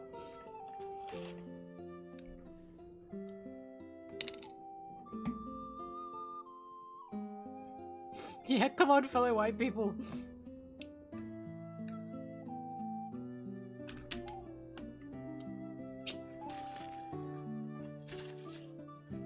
Marmite is not Vegemite. They are two different things. We have Marmite as well.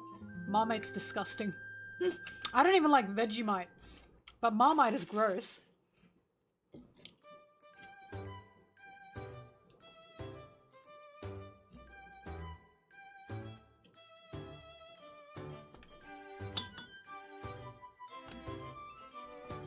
You would like Marmite. But yeah, can confirm Marmite and Vegemite are not the same.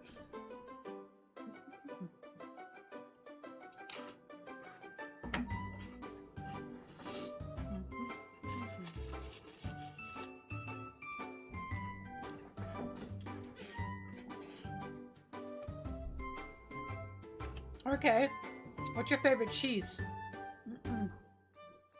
What's your favorite cheese to eat with your crackers?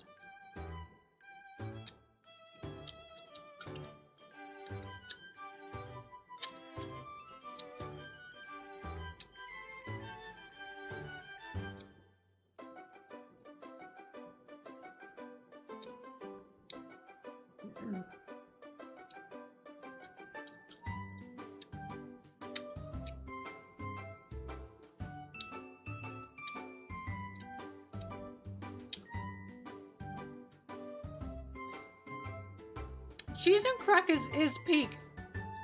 If you haven't eaten cheese and crackers, you have to.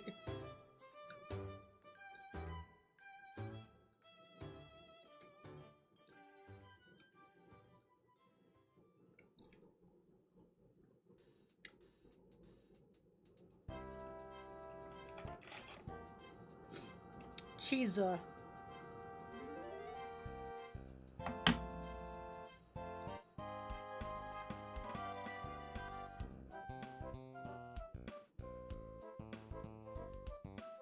Cheese and rice is fine, but cheese and crackers and cheese, crackers, and dip, you cannot replicate cheese, crackers, and dip with like cheese and rice. You know what? You can even get rice crackers and have it with cheese and dip.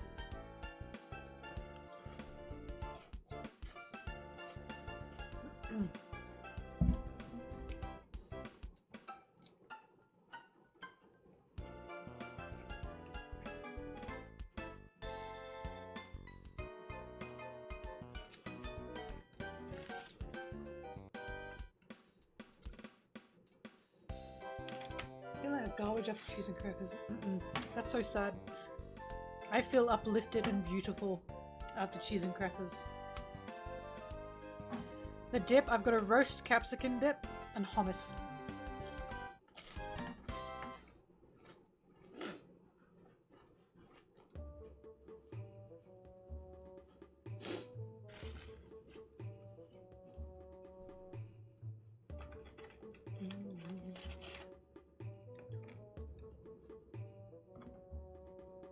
Anything is a vegetable or a fruit. And Zimmer's like, nah, I wouldn't eat that.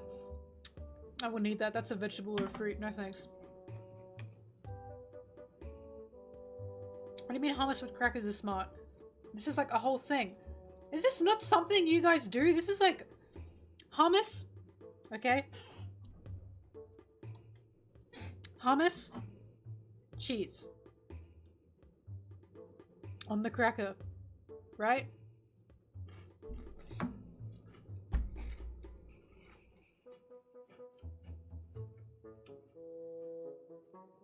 It's delicious.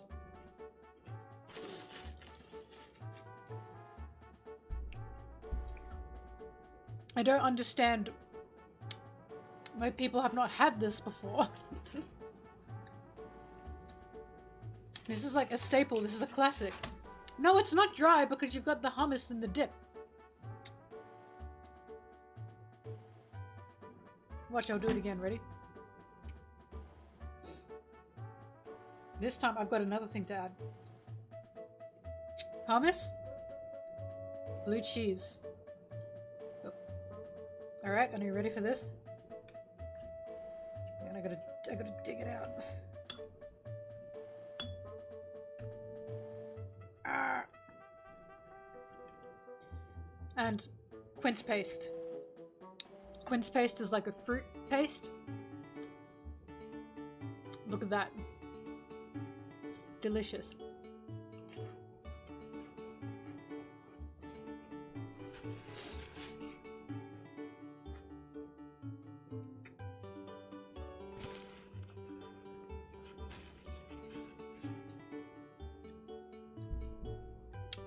A fruit paste with hummus and blue cheese, yeah. And also green olives.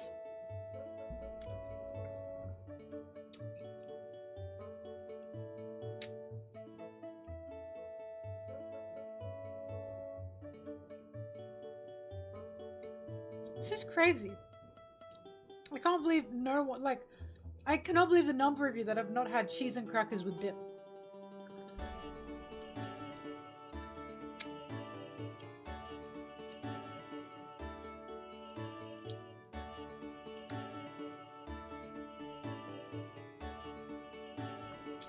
Once again, see, Zim, I knew you wouldn't like the quince paste. Because it's fruit. Oh, no, I can't do that. Can't do that.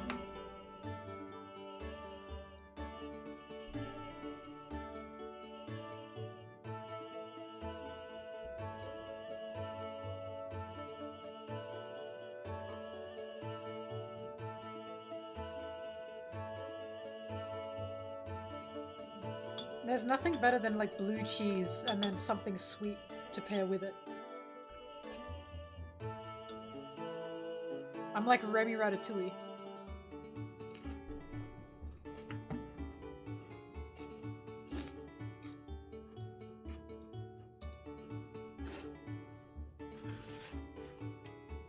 Hang on.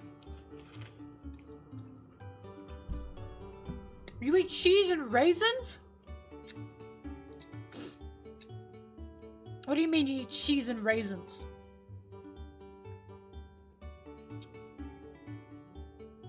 What? That's like the worst. I have none of my Italian side eat cheese with raisins. None of them. That's like the worst fruit. It's a common thing in America. Italian my ass. A common thing in America. I had a feeling. That sounds like a British dish. Cheese and raisins. Raisins are like the most disgusting fruit. And then barely a fruit to me. Dried up grapes. With raisins? Cheese with raisins? Raisins are like the actual most disgusting, like, fruit. Dried up fruit. They're gross. And that's what you have? That's what's acceptable to you? Unbelievable.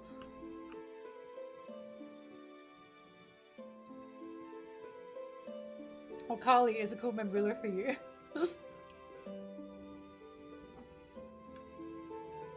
Right, I've also never heard of anyone eating cheese with raisins before. Zim has like the pickiest taste I've ever seen, but cheese with raisins is unbelievable. That's actually unbelievable. That's like disgusting.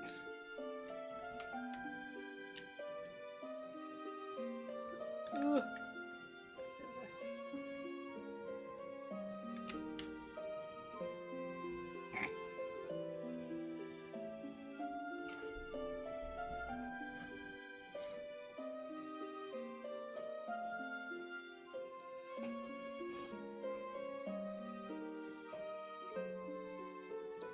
Breakfast?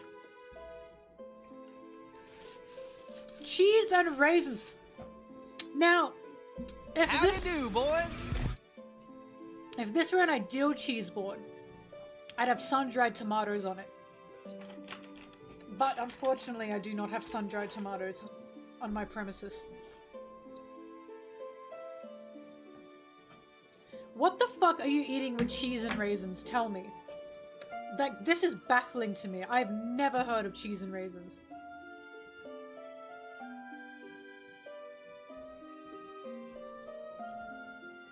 Sun-dried tomatoes, specifically.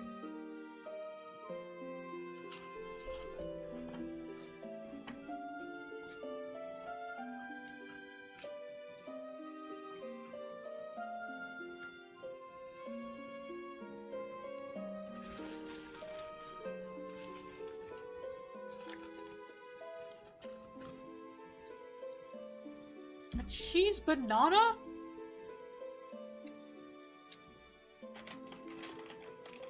Cheese and raisins genuinely sounds British.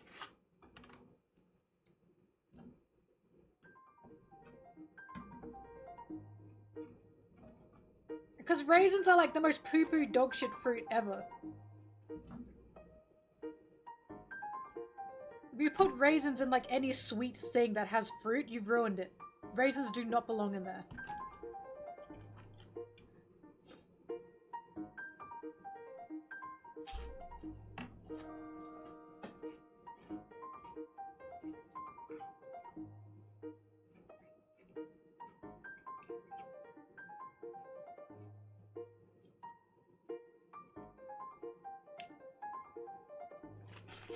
Raisins are not that bad, but they're also just not good. Especially with cheese? I can't get over that.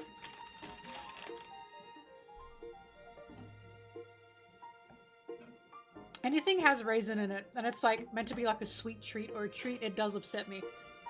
Why? Why would I want that?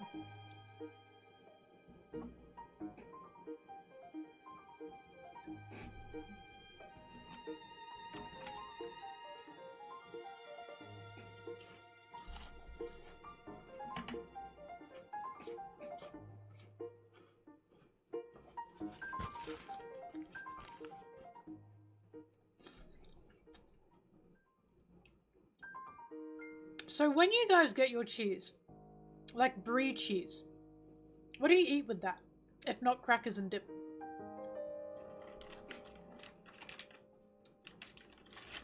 Because to me, brie cheese is a crackers and dip cheese.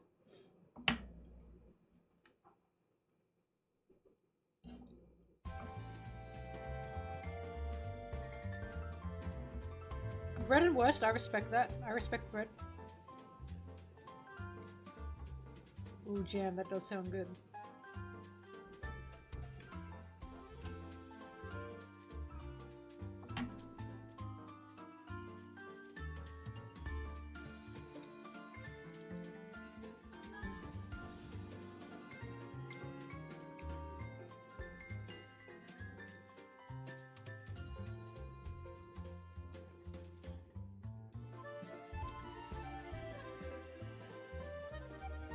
Brie is good with a quality bread. I do agree with that.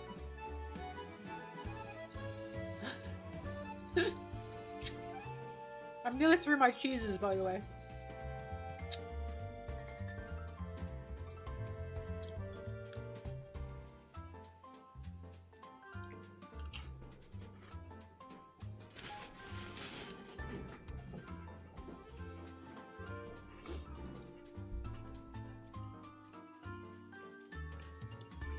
Alright. My cheese boards consist of 2 to 3 cheeses. Usually it's brie, blue cheese, and cheddar. Dips. These dips can be sweet chili sour cream, hummus, roasted capsicum, a black olive dip, right? Quince fruit paste, green olives or Mediterranean olives, and sun-dried tomatoes. And crackers, of course. And that's not like normal? You guys don't have that like that's like a nibbles board. So like while people are waiting for the actual dinner or the lunch, that's the board that's set out so people can just snack on it.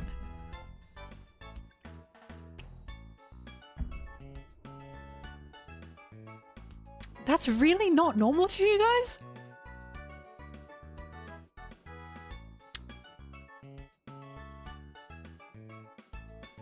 Hang on, I gotta get water.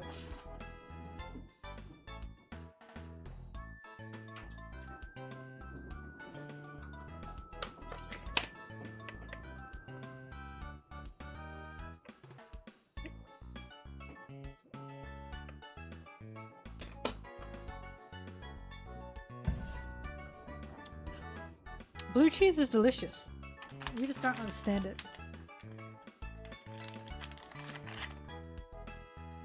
Goat cheese with honey or jam. As good as that sounds, I'm not the biggest goat cheese fan. Halloumi? Not the biggest halloumi fan.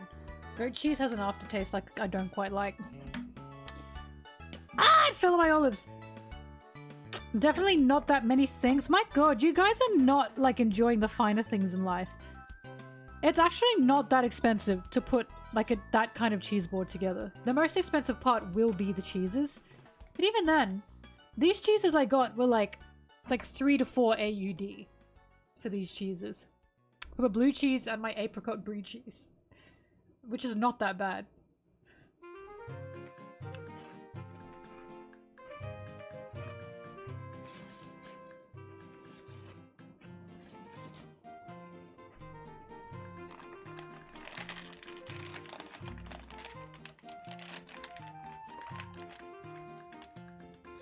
Why is cheese so expensive in America? What is going on? Uruguay. Okay, Carly, you gotta pass. Don't have good dip in America. That is so sad. Are you guys able to get cheeses that is made specifically for like crackers and cheese? That is made to be spreadable for crackers and dip? Like, is that something that you can get there? Like, because we've got like a little section where it's just like cheeses made specifically for crackers and dip.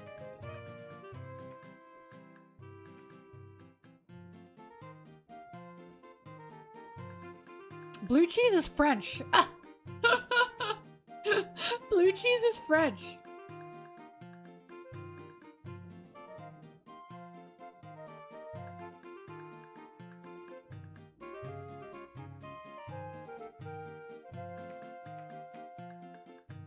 Wrigley, I know you have cheese sections. What I'm asking is, do you have cheeses made and sold specifically for cheese, dip, and crackers, is what I'm asking. Because you just asked me what kind of spreadable cheese is that, and that made me go, like, you asked that ages ago, and I was thinking, what do you mean? Like, this is made to be spreadable on cheese and crackers.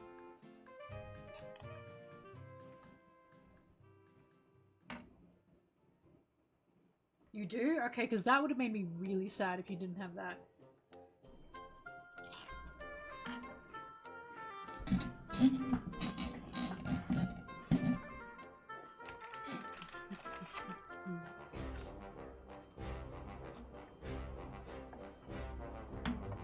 My delicious cheese and crackers.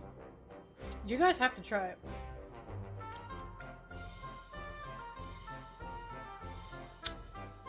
Well, listen. Everyone come to Australia. I'll set up cheese boards for you all.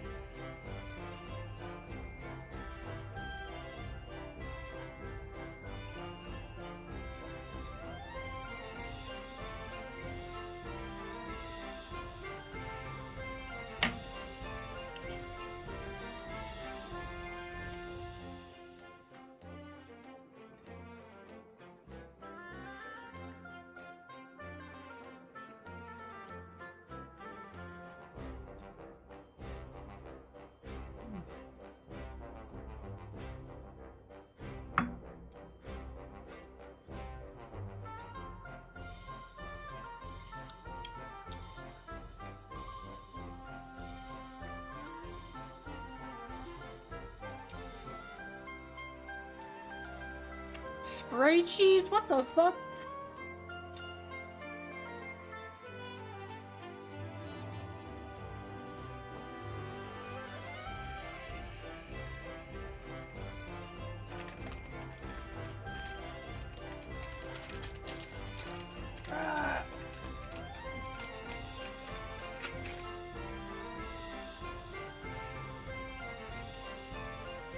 Why are you so against eating olives? Oh my god. I know what fucking spray cheese is. It's pretty implied as well by the name. I'm saying it's unbelievable you guys have spray cheese.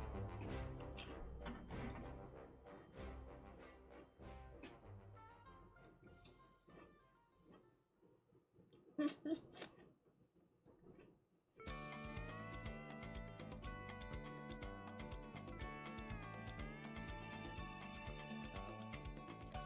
know what's gross? American orange cheese is gross.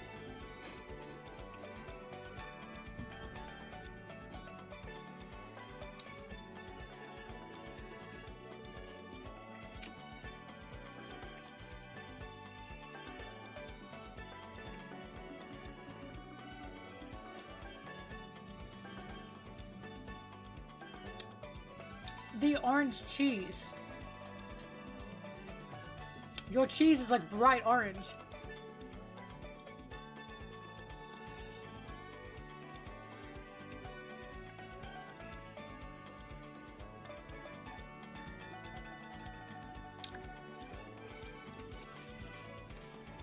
Cheddar? How do Americans say it? Cheddar?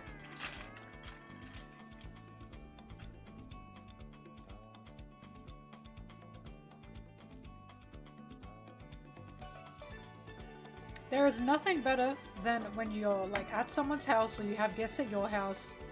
You set up the cheese board. Everyone has like a glass of champagne or some alcohol of some kind in their hand, and everyone is sitting around picking at the cheese board. Nothing better than that.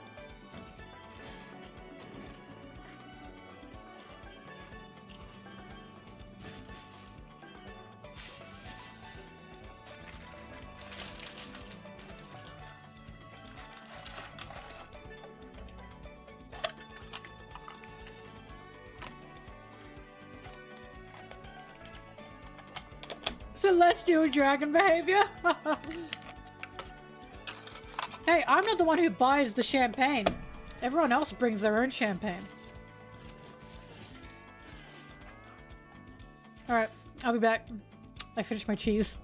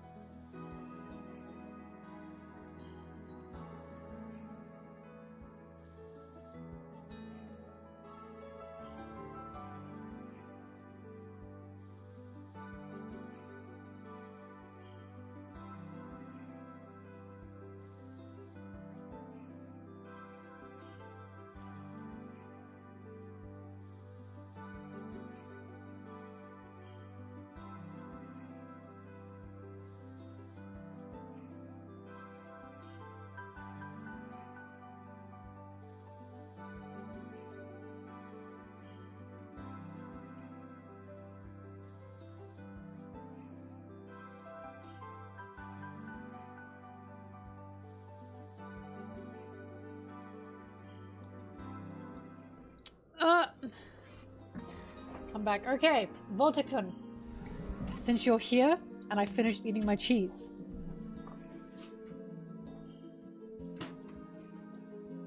Do you think we can open this man? I currently don't have a place for him. Oh, no, I have a place for him. I gotta get a knife. Hang on.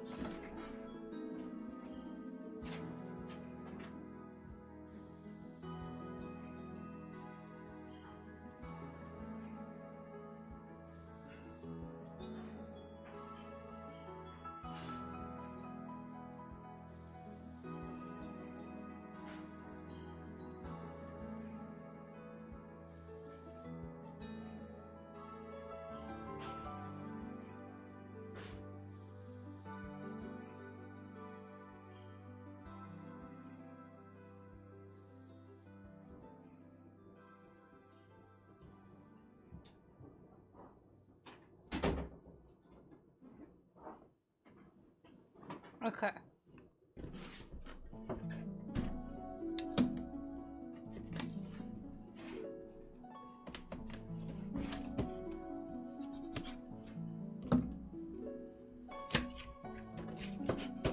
This is a stupid bit. That feels stupid. That feels so stupid. I need you to know that. I can't believe he's gaslit so many people into this is cool, it's stupid.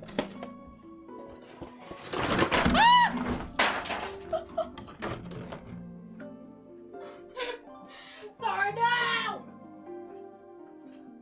Sorry, no, don't end it! Ah!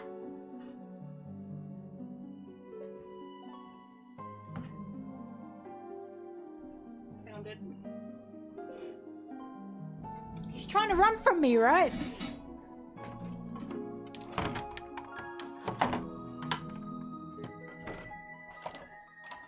Now, I thought he was going to be taped together, so that was my fault. He's mad I'm making fun of him. Oh.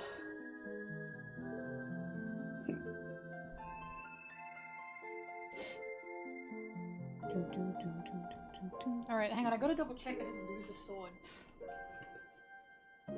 Yeah, he's only got one sword. Okay, I hate putting things in their hands. I hate this more than anything because I'm terrible at it.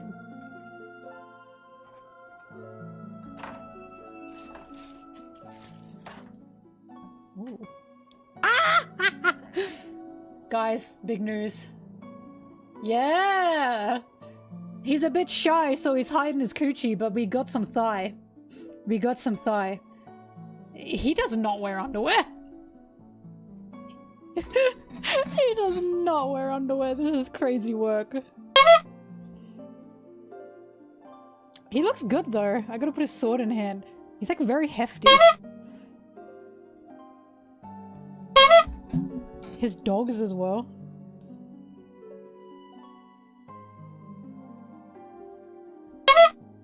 And his boobas. Wait, yeah, I didn't show his balls. Check that out.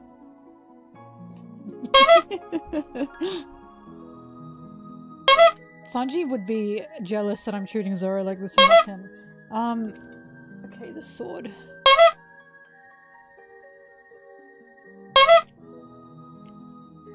Oh, thank God. Is that how it's meant to look?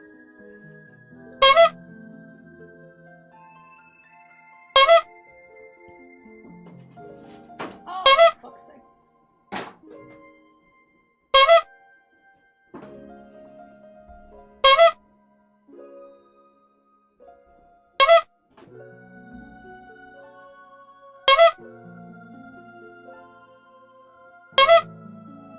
Oh, he's holding it the wrong way.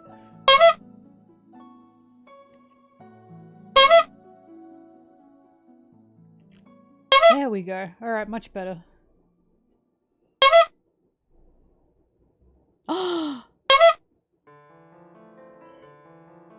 Isn't he beautiful?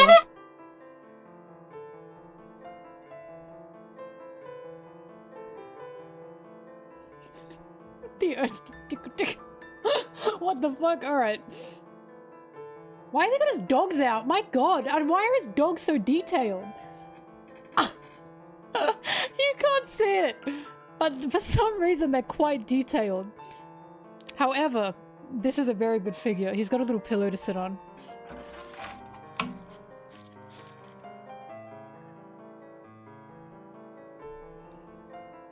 The thing in his mouth? I think it's a cloth to help clean his sword. His swad. Yeah. Thank you everyone who contributed to this, because it wasn't just Volty.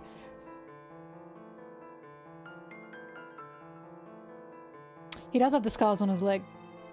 See? Indeed, indeed he does.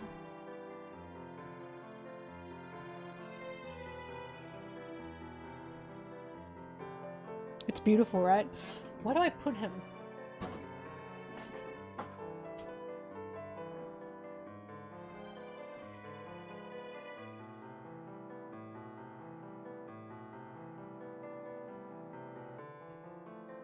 For now, I've put him on top of the cabinet. For now.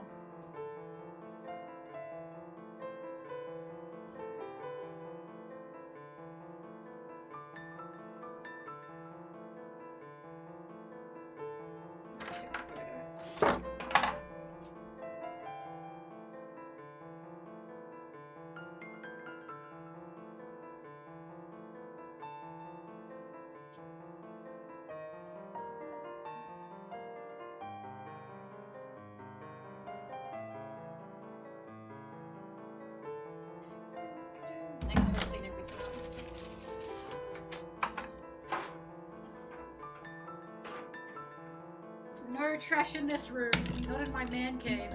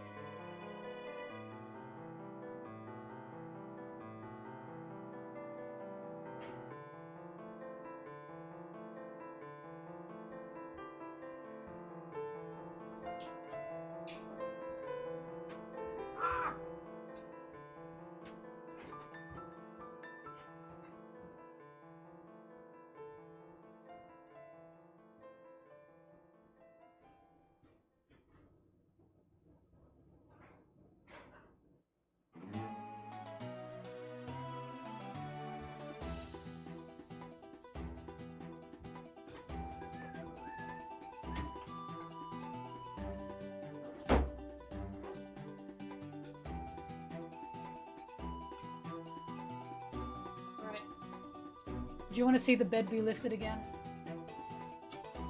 Does everyone go crazy when I lift that that gas lift bed? Yes.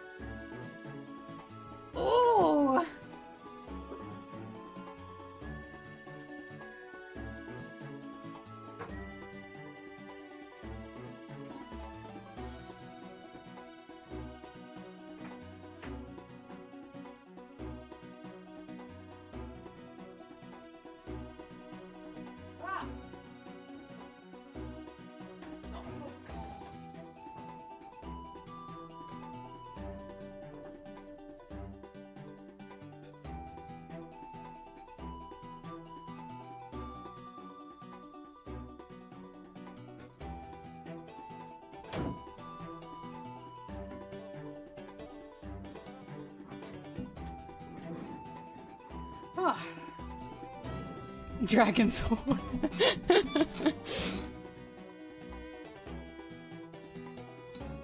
What do you mean link the bed? I got that years ago. I don't know where I got it from. Just look up gas lift bed.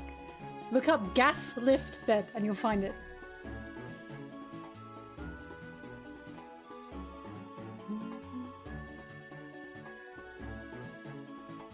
Uh...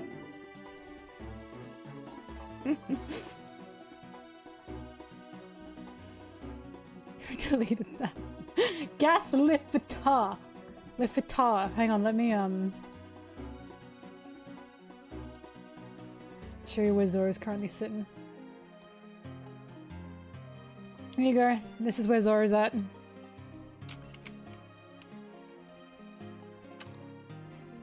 He's up there with Law.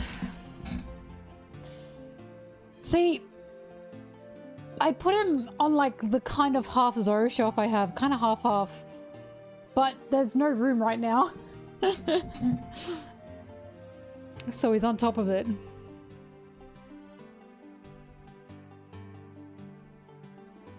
Shurororo. Anyways, there you go. Thank you everyone for the gift. Can you make the link longer? Yes, please.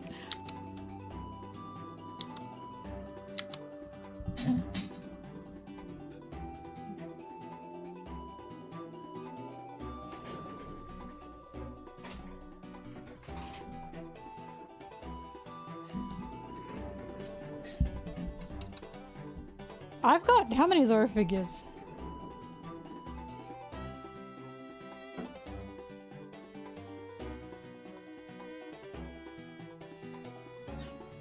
Five.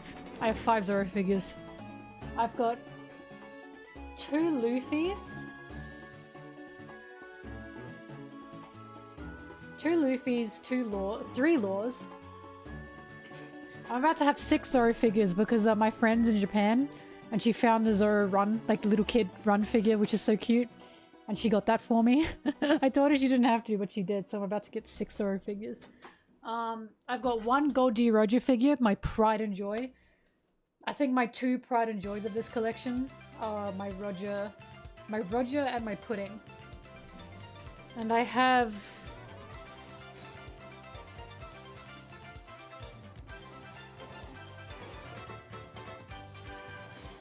four Nummies.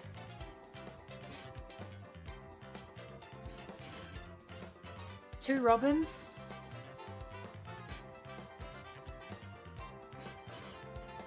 4 Boas. 1 Vivi. 1 Shirahoshi, 1 Hiyori, 1 Reiju, 1 Pudding, 1 Uta. And I have 2 Smokers and a Doflamingo. The Sanji, do not make me count the Sanji. Oh wait, hang on. 1, 2, 3, 4, 5. I have 6 Zoro figures. I'm about to have 7 Zoro figures. My bad. I'm more billion. Hang on, let me count them. Let me show Hiyori.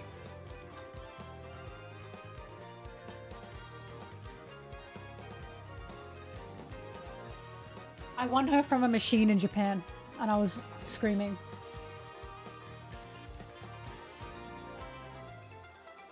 Isn't she beautiful? Look at that. And look, I love her because her little feet! Ah! I curled up beneath her. I love this figure. Flat.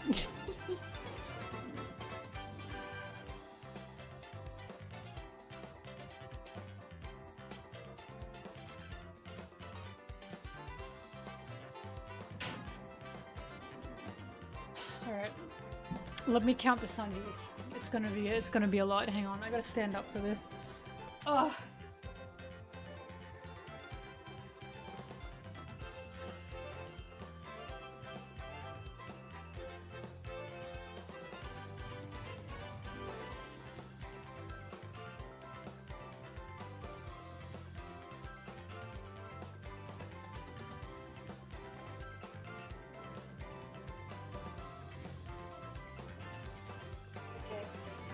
Not counting the little meow, little cat Sanji I have I have 17 Sanjis.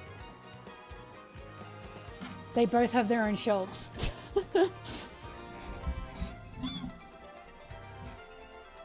But yeah, Sanji teen, 17.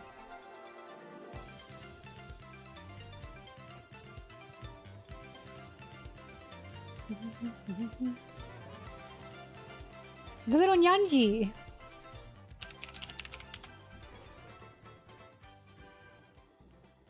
It's giving me the wrong Nyanji. Hang on. I have him too, though. Oh, fuck. I kind of really want this. Oh!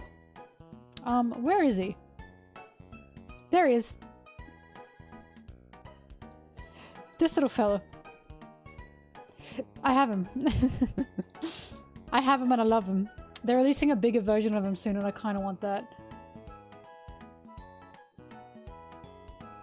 But he's like this big right now.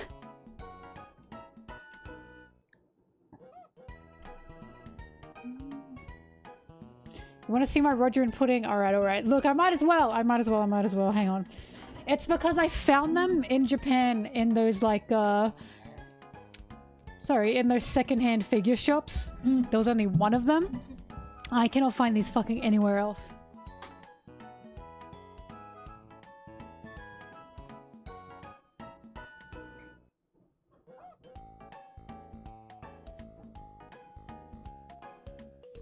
I also just realized I technically have 4 lore figures because I have Fem lore that I won from a machine. Anyways, this is the pudding. She is so gorgeous. When I saw her, I scrumped. Because her details, you can't really see it that well here. But her details are just gorgeous. I think she's so beautiful. I had to get her immediately. I was like, this is like such a gorgeous figure. She is very gorgeous to me. The hair, right? Very proud of this figure. Very, very proud. And now let me get the Roger.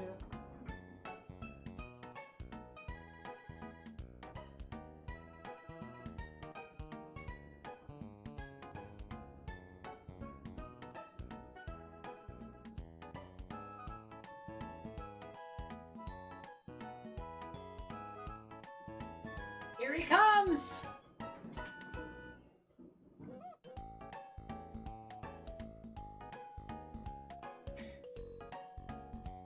He is fucking stunning, right? This is a fucking incredible figure. I saw him and I grabbed, like, I ran to the closest shop attendant and said, Roger! Roger! They went, hi! And I said, Roger! And I, like, showed the photo that I took and they went, oh! And I'm like, yeah, you can have him. I think he's, like, just so... Look, he's got nipples and everything. This is just such a... Oh, I'm so mad they don't have a Rayleigh together with him. They've made a Rayleigh and of this same like what's it called? Like Portrait of Pirates. But they haven't made like a young Rayleigh to accompany this Roger, and I'm really upset about that because I really want one. Can you not see the nips? Damn. He looks so good. He looks so good. Truly, this is my pride and joy, this figure. This and the Sanji sitting on the chair figure. Obsessed with this one.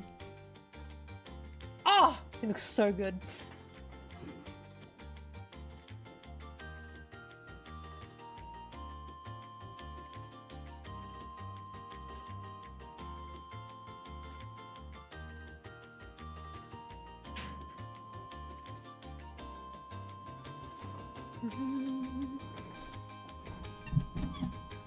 Anyways.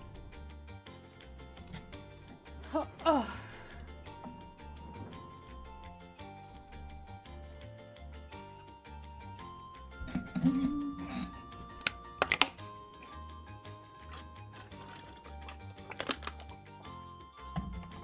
Goji milkers. But yeah, I jumped for joy when I found him. That's the time I went to Japan by myself to meet Foily and another friend, and I was just walking around. And I found him and went, ah!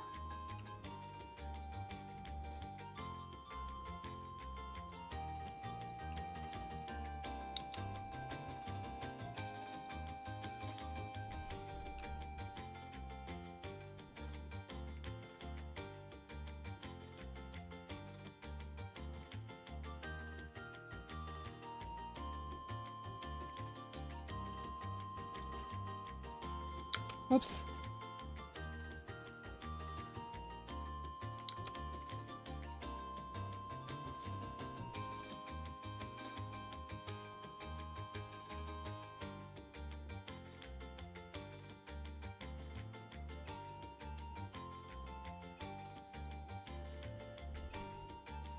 There was actually a moment where I was with Coop, Micro Rockets in Japan, and being like an adult now with my own space and my own money and being able to buy things, there was a moment of I went like to this like little like otaku Japanese shop, and they had so much Kuroko's basketball merch, so much of it. I was obsessed with Kuroko's basketball when I was younger. I still love it, as a lot of you know.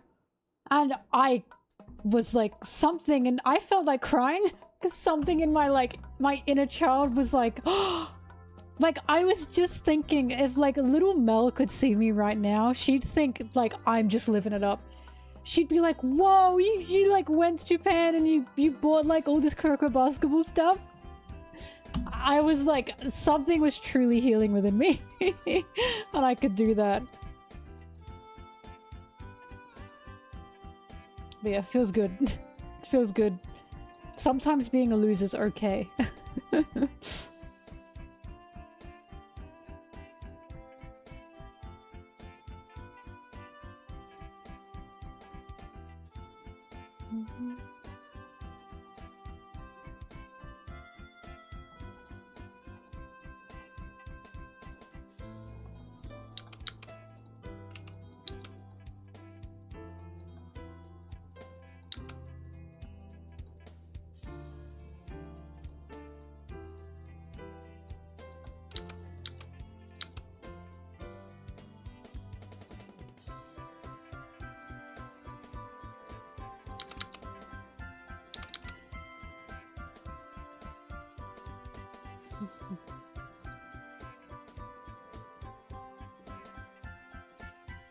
You have a Takao figure?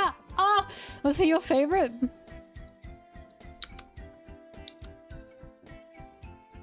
I don't know why you can't remember this song. That's really embarrassing for you. Because, like, you should remember this. It's, like, so well known. Like, I knew it. I didn't even have to look. It's the end credits for Super Mario 64.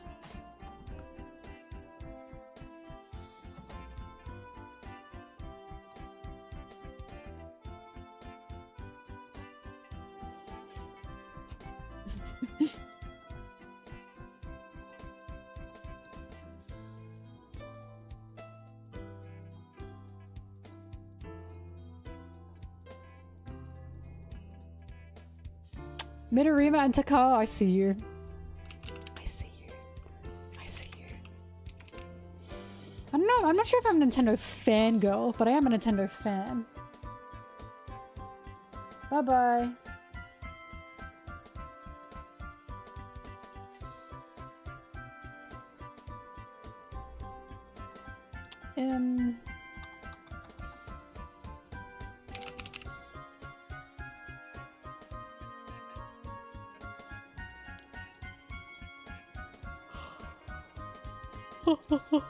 I've played nearly all the Zeldas, only the Zeldas I can play. Because I don't want to- I never had a Wii U. Or was it a 64 growing up? And Wind Waker was on both of those. And I don't want to play Wind Waker, what's it called? Emulator. I don't want to play Wind Waker with an emulator because I never enjoy the emulated experience.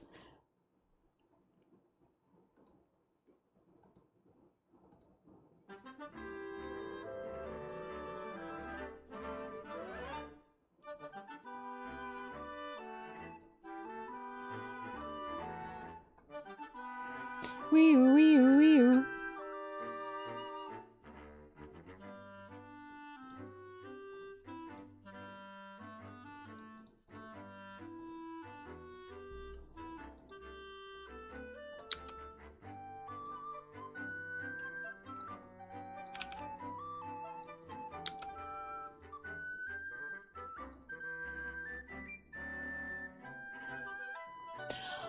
I fucking love Skyward Sword. I love it, I love it, I love it, I love it, I love it. I love it. I want to replay it again on stream. I've already played it on stream before, but no VODs are available. Nothing like exists of it. So, I want to play it again, but again, I don't have the time, but I love it.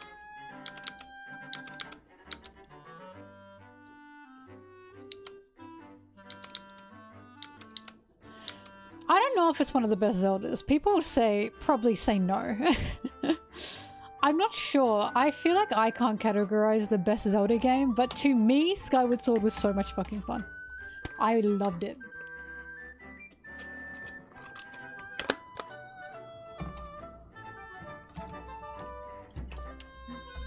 When Skyward Sword first came out, people complained about it to like the moon.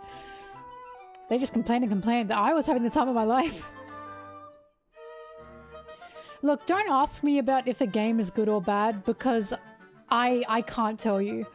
I'm that person that when I play a Pokemon game, all I care about in a Pokemon game is if I can catch cute little Pokemon.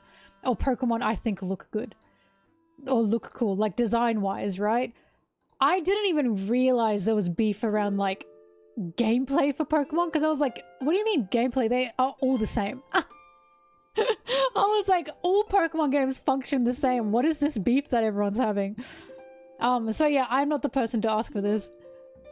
I am purely vibes, yeah.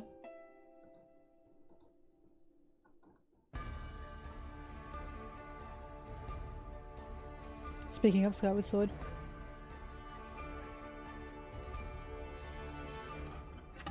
Burn. Burn, burn, burn, burn, burn. Skyward Sword did have some of the best music in any Zelda game, and I will stand by that. I will stand by that.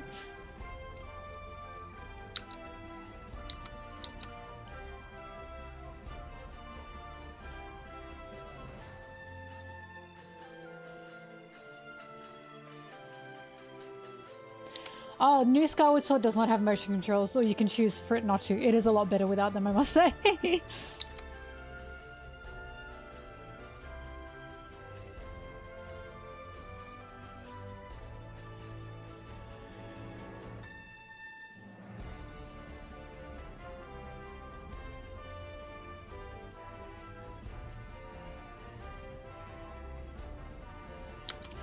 The song that plays when you finally get all the dragon parts of like the song and you're standing on top of the sky dragon after you've saved him and he sings the song for you, that always gives me goosebumps. It always gives me goosebumps. Oh, it's so good, it's so good. Oh god. Oh god, help. The cheese.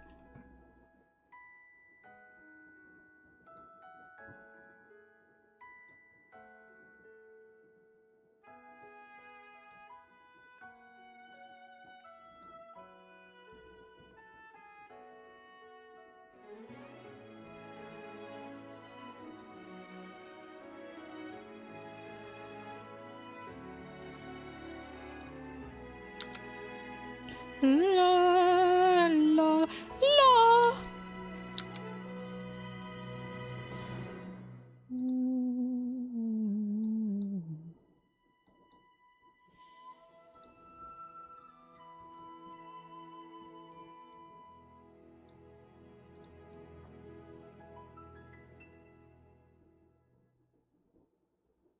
God, why are you crying, Usopp? Be a man.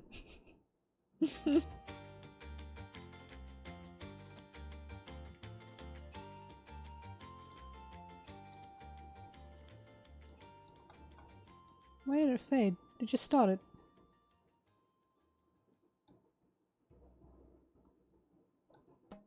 You cried with Usopp, grow up.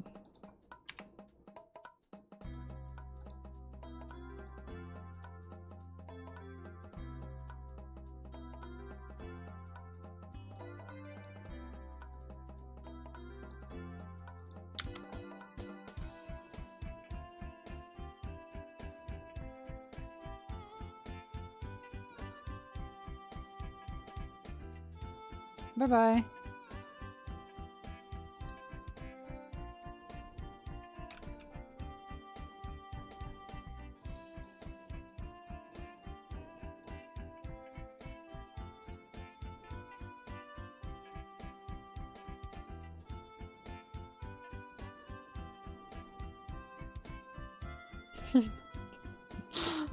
Nah, Oda wrote One Piece so I could edit 100%.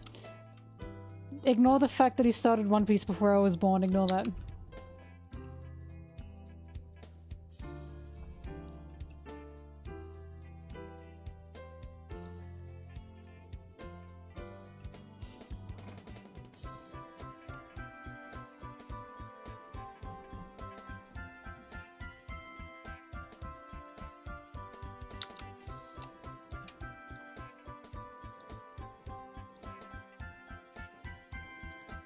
He started early?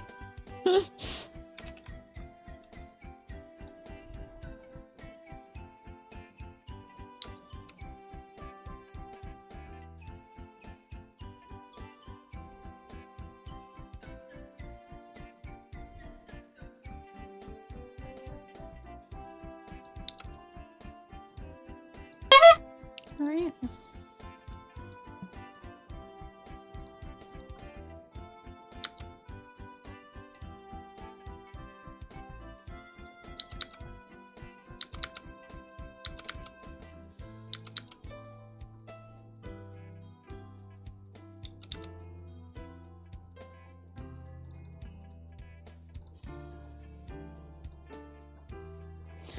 Kiss me beneath the night.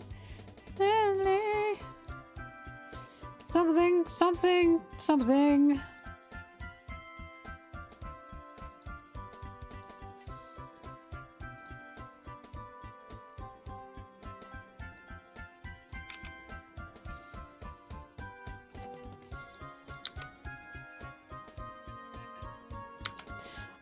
I genuinely feel like more people need to talk about the lineup between Vegapunk and Egghead and the fucking release of Oppenheimer. Like, I keep thinking about it. One of the reasons I only even watched Oppenheimer was because I knew the story of Oppenheimer. And I was like, this came out at a really fortunate time for One Piece. I need to watch this and see if it like kind of says the same thing that's happening with Vegapunk. And it fucking does. It's like nearly exactly the same message. And I'm thinking, when this movie came out, did Oda think, holy shit, like... did Oda think, oh my god? Or did Christopher Nolan go, oh, does he read One Piece? I don't know. But I was like, this is really convenient that these two things came out at the same time. And both have that same anti-war message and that same using and taking advantage of like the scientists and physicists message with like delusions of grandeur and no, this is like going to like help save the world, you know. However, Einstein is in Oppenheimer the movie and I did think, oh, Vegapunk. I did think, cool, Vegapunk.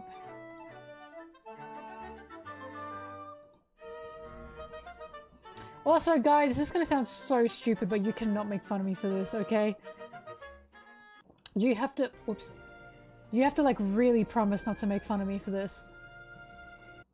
Why did the music... What just happened?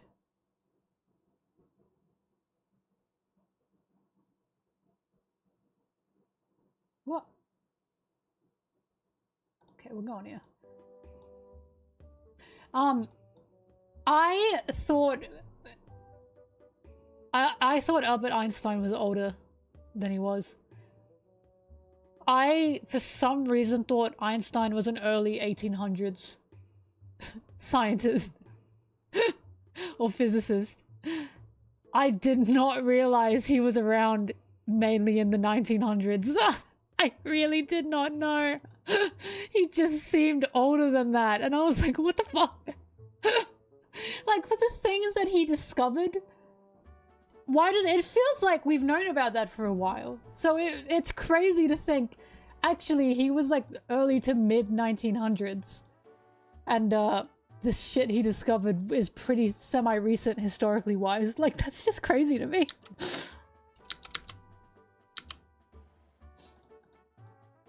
He semi-worked on the atomic bomb. Not completely. Yeah. So I knew Oppenheimer and his story, and of course I know Einstein. But I didn't know they, like, were friends and knew each other. So I was like, what?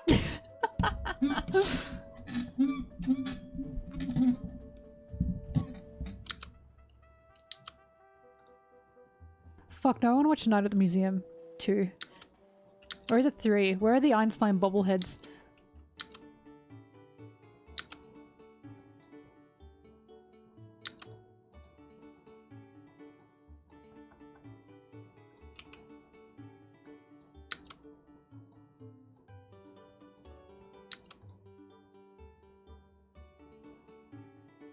Bro, I was watching that movie like, Albert? When Oppenheimer was looking out at the guy at the lake and they were like, he's there most days. I was like, oh, I wonder who that's gonna be. Albert Einstein! It was like a movie star cameo. What? You bet the second that happened, I was like Googling his actual like life, because I was like, what do you mean? He was mid 1900s.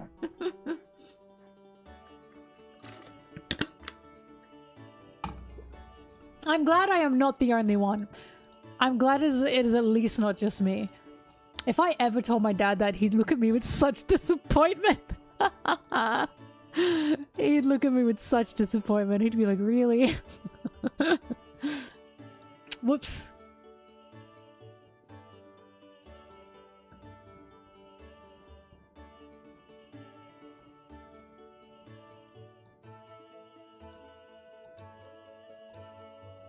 Well, I mean, I'll be for real with you. When I think about World War II, that time period, I do not think about Albert Einstein.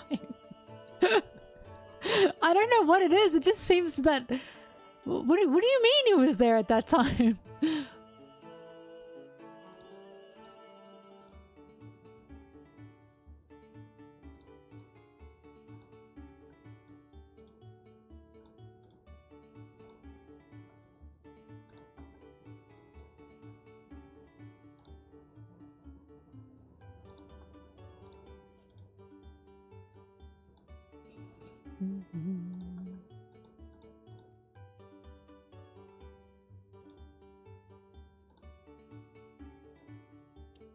I didn't know that, Zeri, no.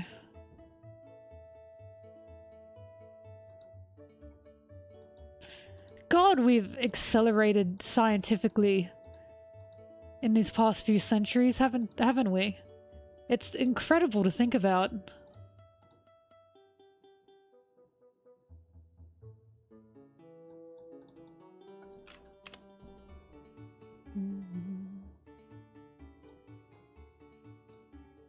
It's mostly insane to me that in the span of like a decade, we went from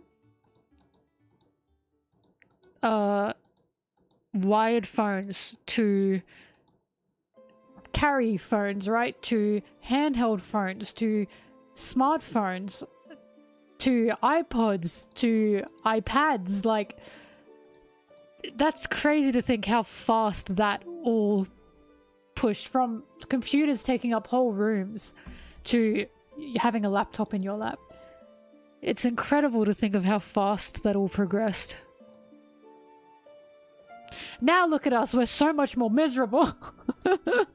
Now look at us, we're going, give me the anime boy in the phone! Now look at us.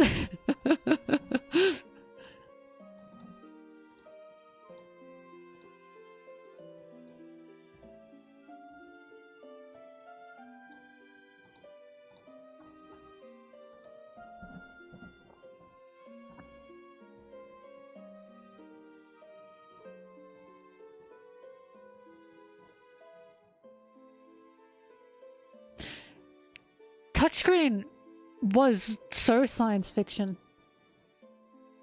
Star Trek that had like touchscreen technology and was seen as futuristic. Now look at us. Now look at us, huh? Who would have thought?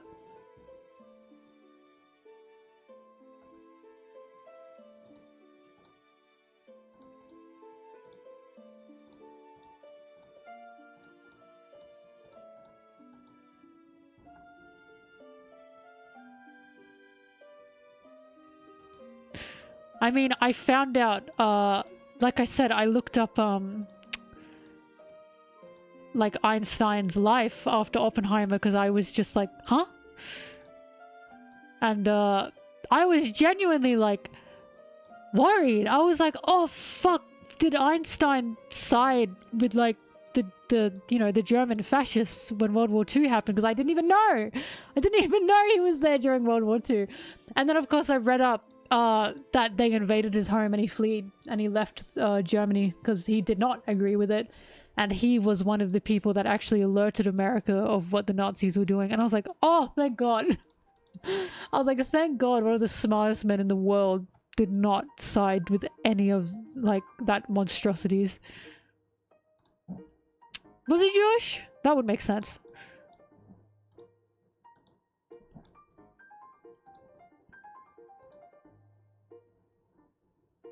Electricity is crazy to me.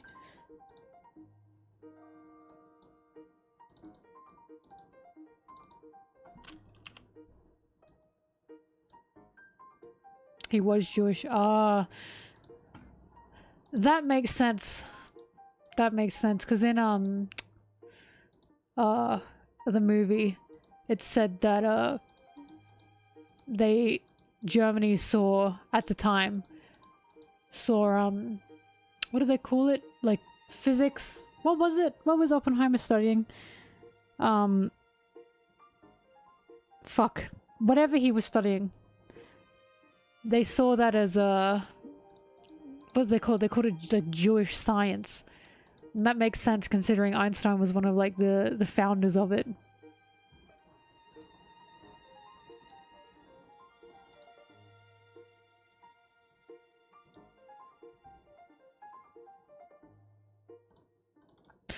We didn't learn too much about Einstein in history class.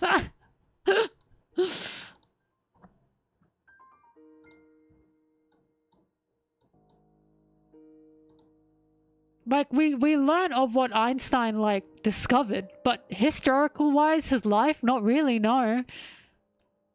I think that's kind of a bit standard, no?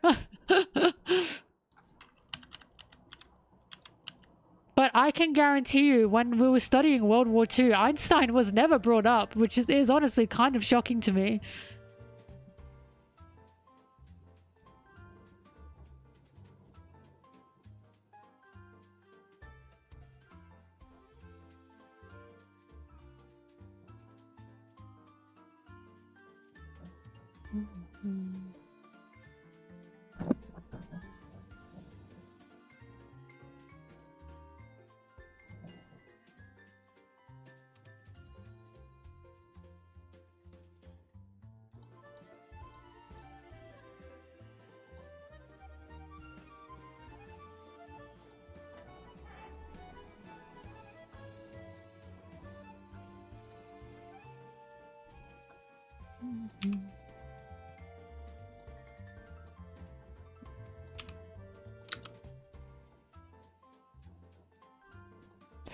Oh, God.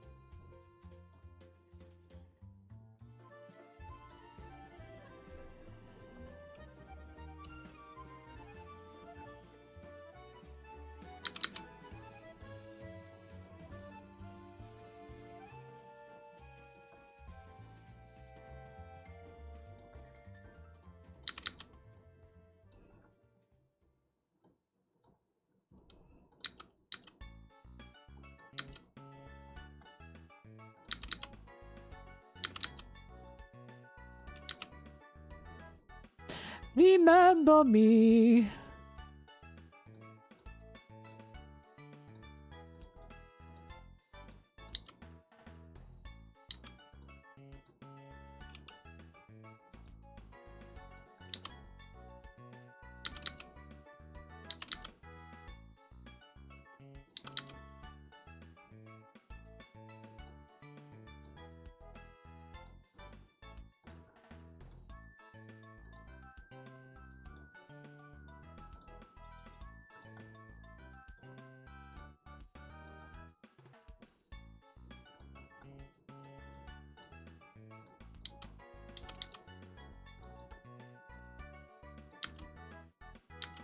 Anyway, the reason this discussion even started is because I was shocked that there was a huge blockbuster film out that had the exact same message as One Piece's current arc, like the exact same message.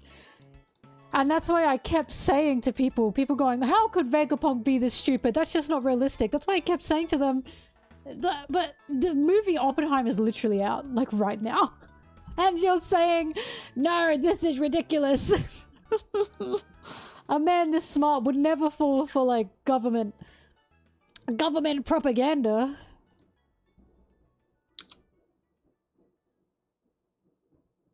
A moo-moo? The cow? Yeah, sure.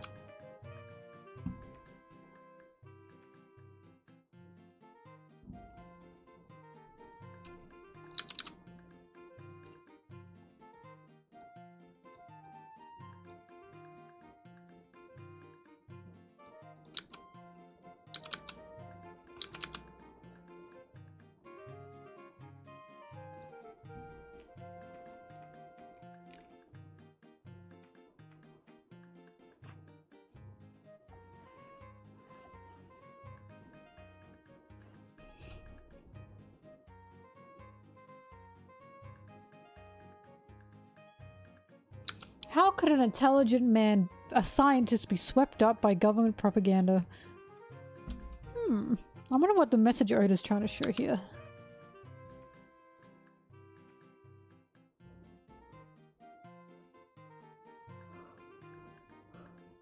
Hobba.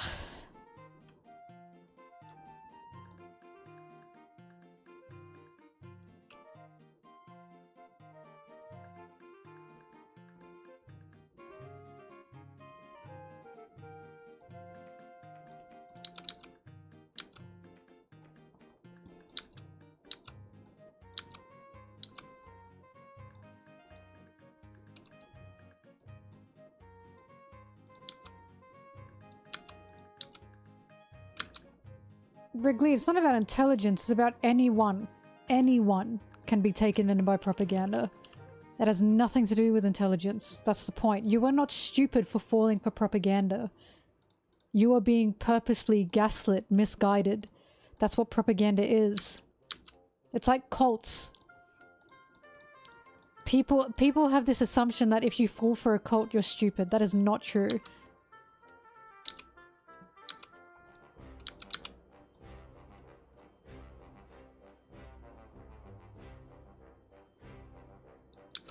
You think the British invented propaganda?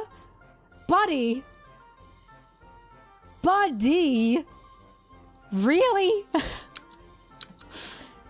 You think ancient Greece, ancient Rome, hell, even ancient Egypt didn't have propaganda?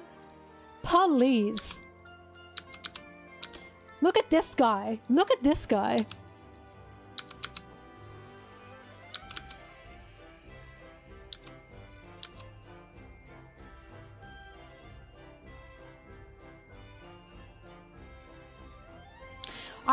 I don't think propaganda has anything, cults propaganda, I don't think it has anything to do with gullibleness, stupidity, intelligence. I think it has everything to do with vulnerability. I think it has everything to do with fears, vulnerability, misinformation, purposeful misinformation, disinformation as it's called. Because saying someone's gullible has the implication that, you know, they can just be taken off guard by anything. They're a gullible person. That is not who propaganda affects. You can be the smartest person in the world, most intelligent person in the world. If you are going through a vulnerable phase in your life, a vulnerable stage in your life, you will be taken in by propaganda a lot of the time. If you're scared of misinformation, then you win.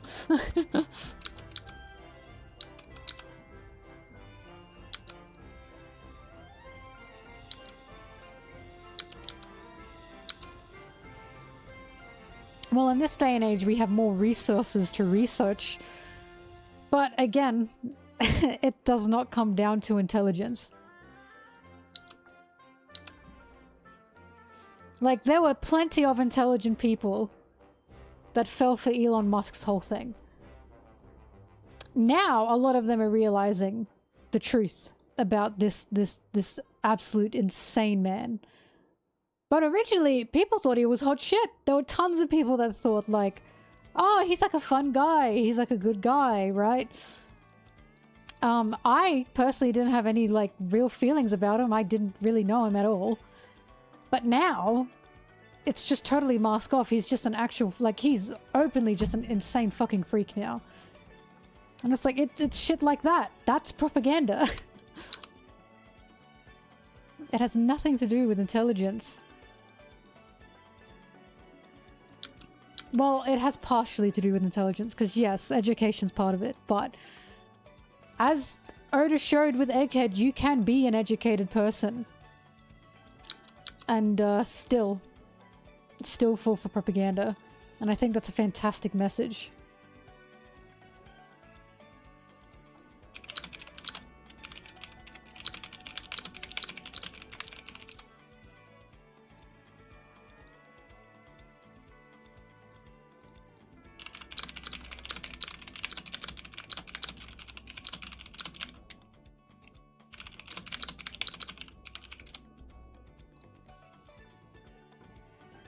All I know is if you have the belief that propaganda can only affect stupid people, stuff like cults can only affect stupid people, you are prime to be propaganded at. If you think you're invulnerable to it, you are vulnerable to it.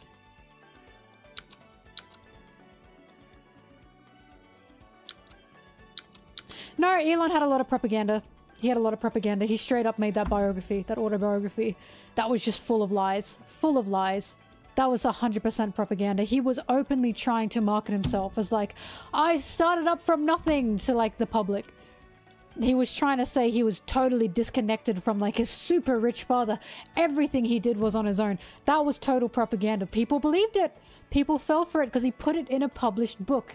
And how could a published book be wrong, right? 1000% that was total propaganda.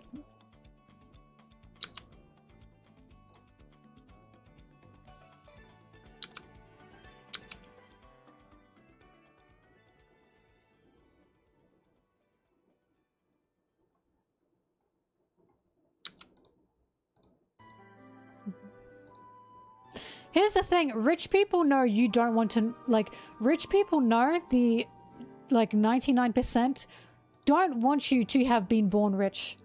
They want the story of, yeah, I started, like, from the bottom and now I'm here, right? They want the story of I grinded and I worked hard to become rich, because then it makes us believe we can be rich. And if we live with the existence that we can be rich, we will side with the rich because, hey, that could be us one day. When, of course, that's not true. Very specific circumstances, 99% of the time, will lead you to being rich. Majority of the time, you got to be born into it. It's got to be old money, right? So, the rich know that if you have a story of, yeah, I achieved everything myself, the general population are going to like that and accept that, and they will feel closer to the rich than they will the poor, even though they are so much closer to the poor than they will ever be to the rich. And again, it's a propaganda tool to keep the regular populace obedient, right? And not want to go against the rich. The idea of you could have this too if you just work hard. Well, I can't hate you for that. You worked hard, you know? And that's exactly what Musk did in his autobiography. It's exactly what he did.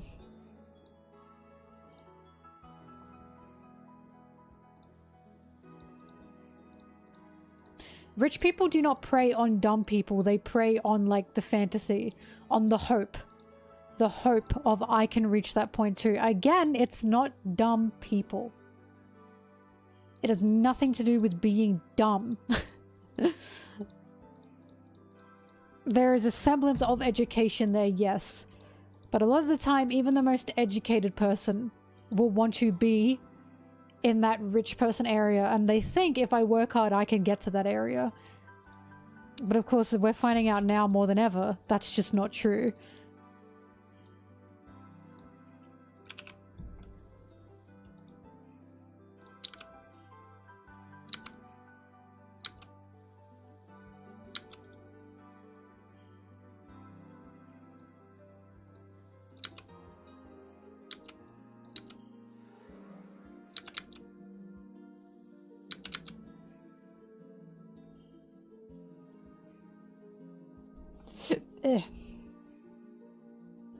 Oh god, dying.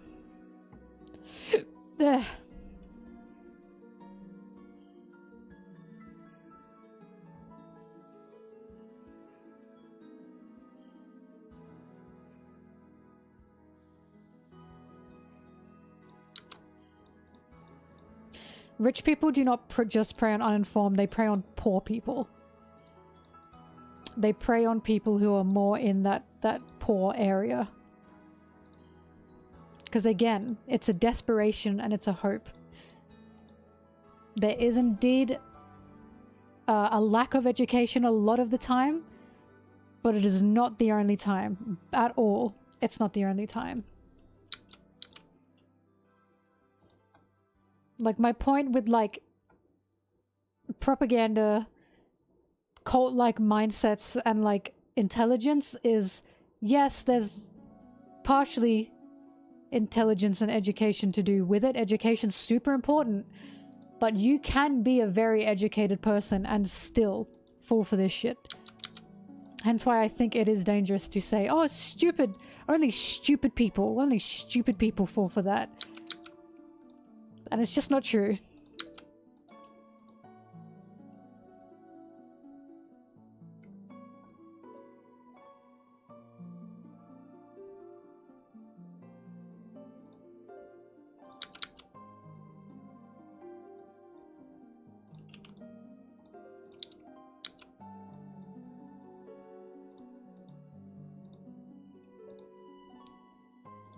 My lips are dry.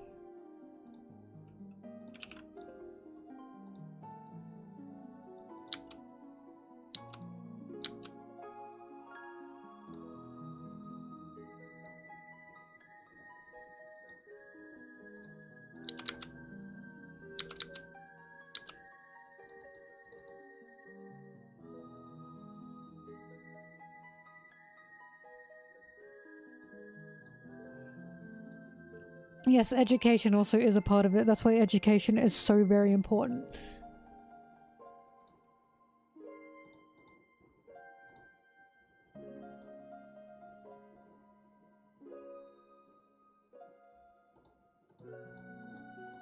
Like, there's simply no, what's the word I'm looking for here? Coincidence that when, like, women started to learn how to write and read, started being allowed to have an education, that feminist movements started to be pushed in the modern Western world.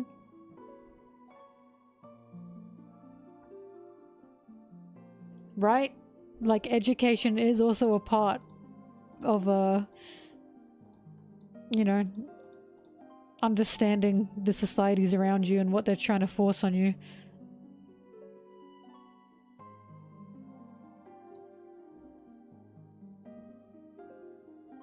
Yeah, Thrash, see, it's exactly like that as well.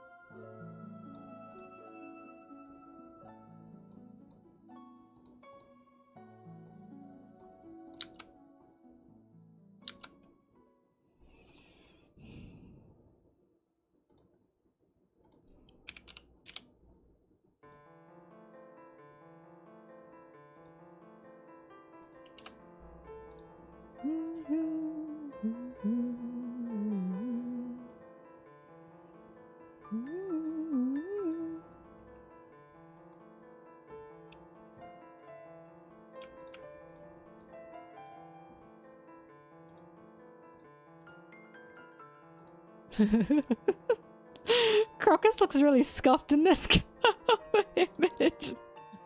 Hang on, I gotta like render it. But it's making me giggle.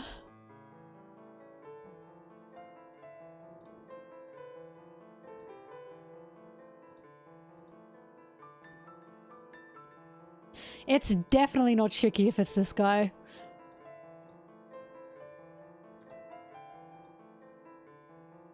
It just can't be. It's just not him. It's not him! I will eat my shoe! Anyway, so let me show you Crocus.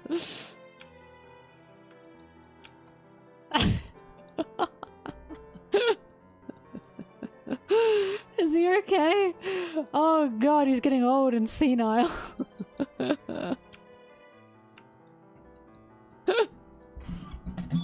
Arr.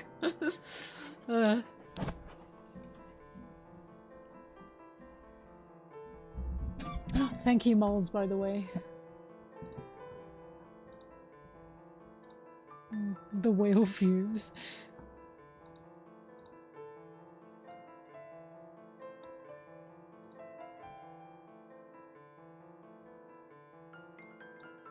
Got a lazy eye.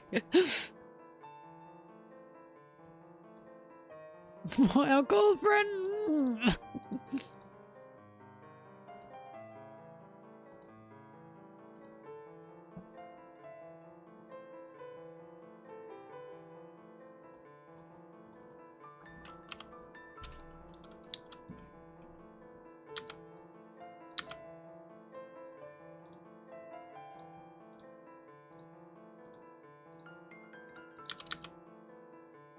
Oopsie. Wrong image.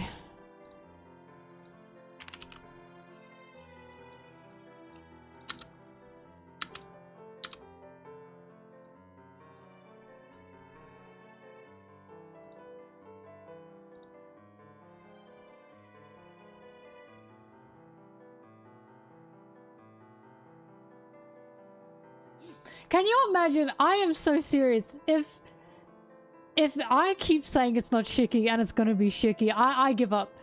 It's very clear when I say something isn't the case, it is the case. Like, if this happens, I swear.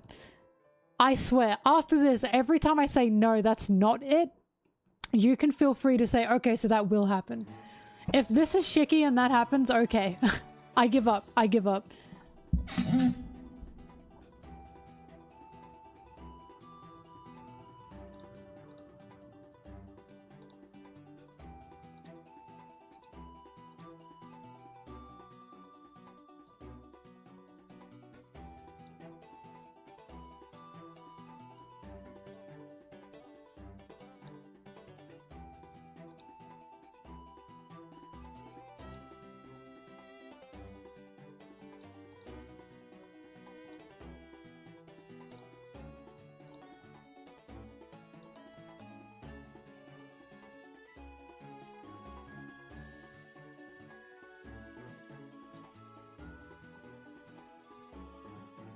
Laboon! One of the funniest jokes in One Piece is when they're sailing out of Fishman Island and they see all the whales, and it's a combination of Brooks like breaking down emotionally, Sanji's like yelling at Nami like, quick, do a head count, who's here? Nami, check. Robin, check. Alright, we're good. And I think it wasn't Usopp's like, what about us?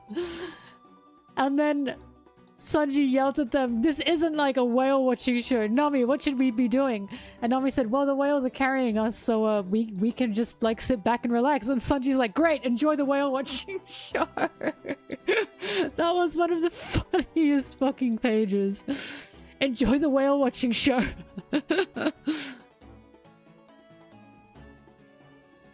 I have to say I'm washed on stream if it's Shiki. Fuck, alright.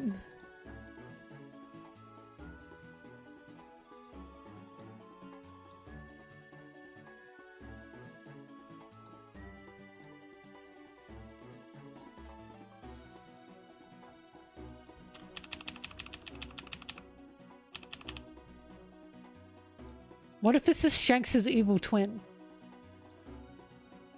Shiki don't have legs! I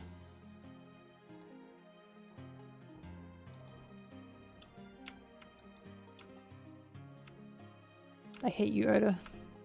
He would float, right? But I don't know. I don't know.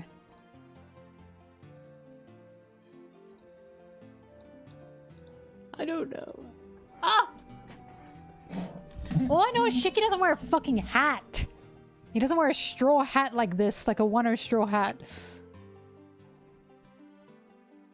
This is something though. This is a Wano hat. And I have to wonder if this is going to be a Wano guy. Are we missing a samurai? Holy shit!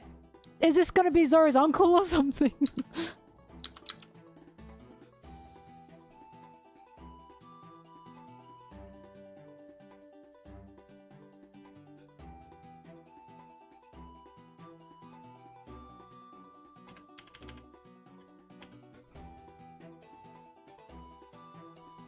I was gonna say, doesn't Oda hate, like, Shiki's power? Doesn't he hate his power?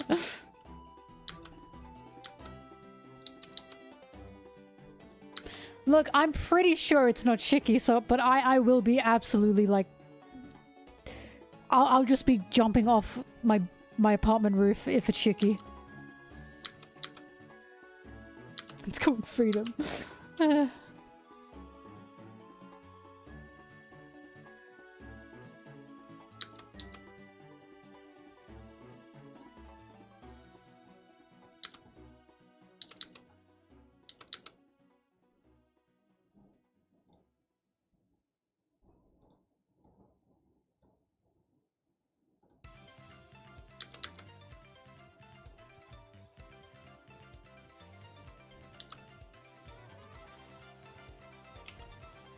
Shiki shiki ye shiki ye shiki ya. Shwala la la.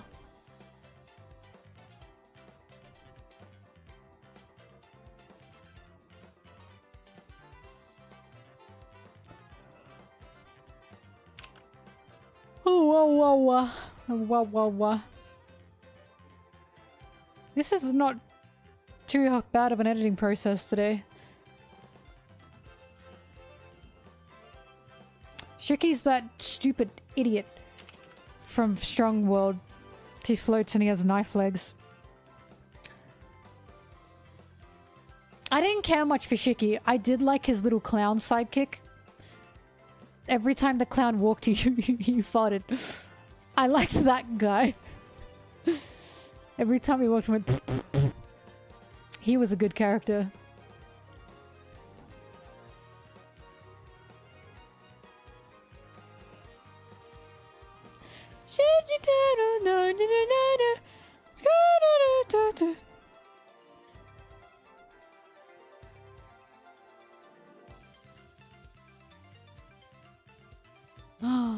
He doesn't want flying fruits, I see.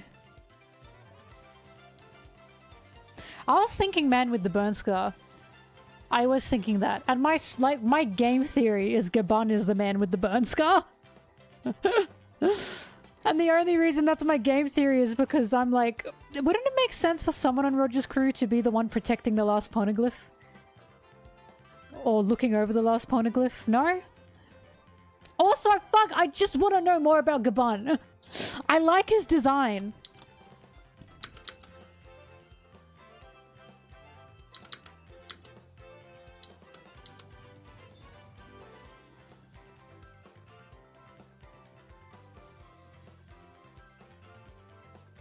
Yo, anyone getting ominous vibes from the last?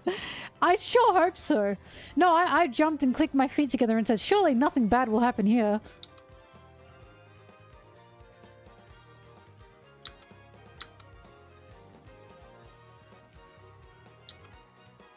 What do you mean it was in chapter 1096?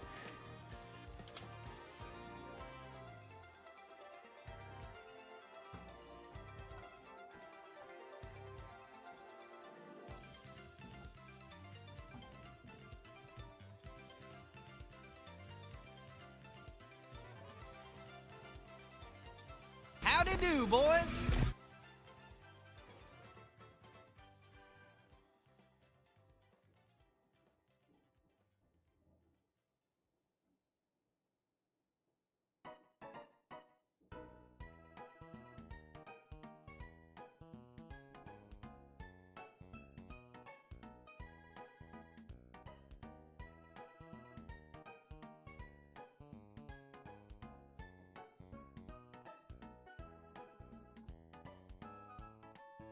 Was that him?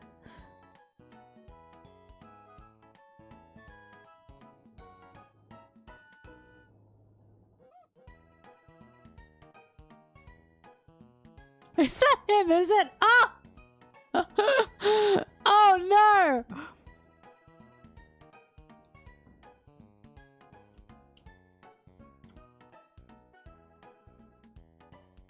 Who's the guy drinking with the fringe? And the beautiful eyelashes? Who is he?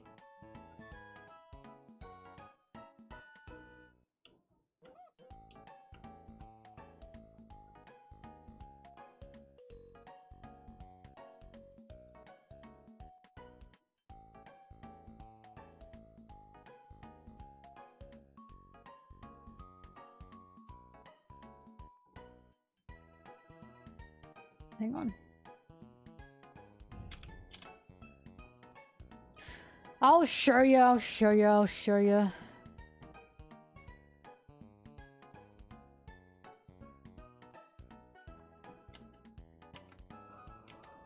Oh, Baba. Oh, Roger and ready. Oh.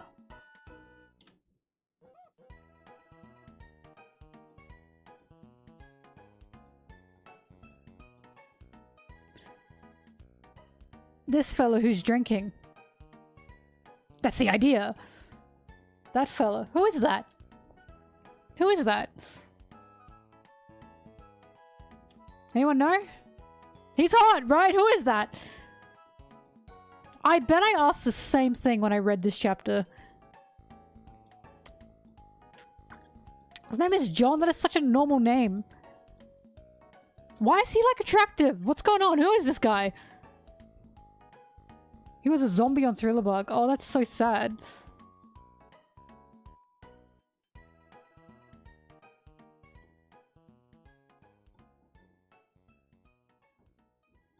Yeah, that's Shiki. It can't be him. It can't be him. He cannot be the silhouette. Where's this fucking steering rod head?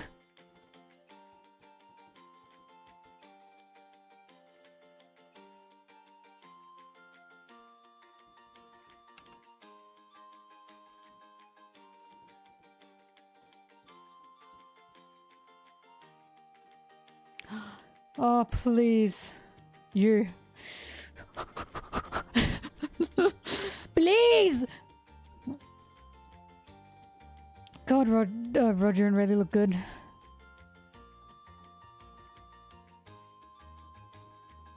Sorry, I'm just looking around.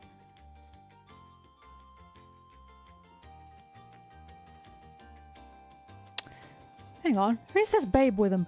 Who's this babe?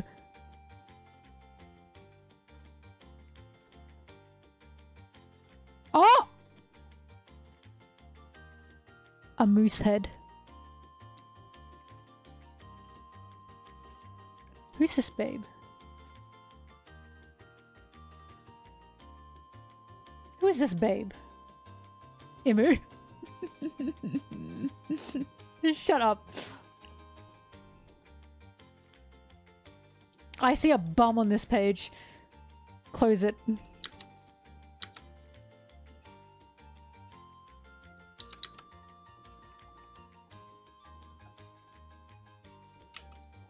Maybe the Holy Knights aren't so bad.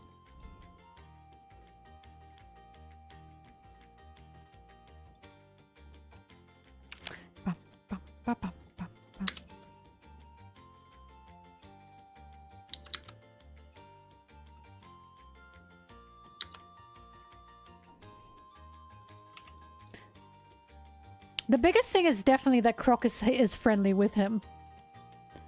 Because why in the fucking world would Crocus be friendly with Shiki? Like, he has absolutely no reason to be.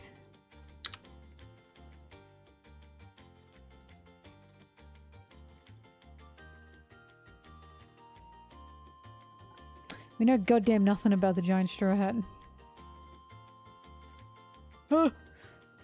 Oh!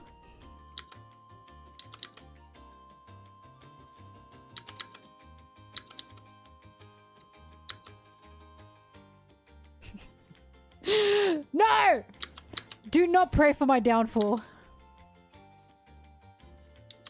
That's the guy who guessed Dorian Broggy.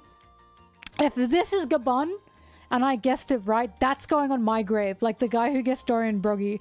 I've decided whoever you are who guessed Dorian Broggy for an egghead, I've decided that's going on your grave.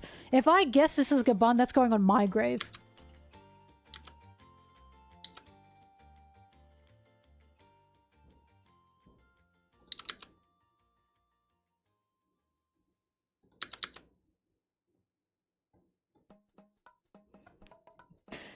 Well, did you see that one babe in the Holy Knights? So maybe they aren't so bad. How can they be bad people if they're attractive?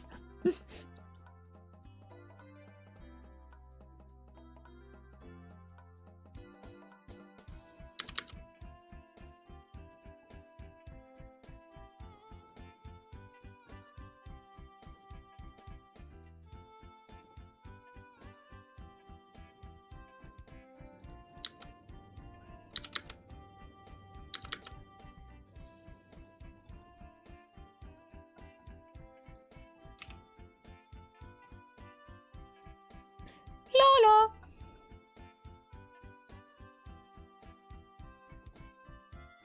Bye.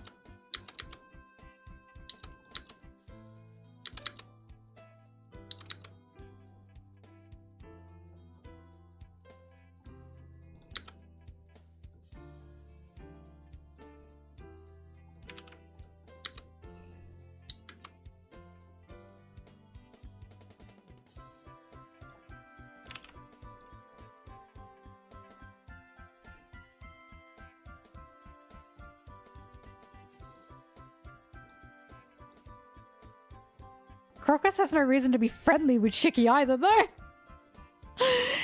Sitting and pouring a drink with Shiki, that's kind of crazy, because Roger and Shiki still did not like each other.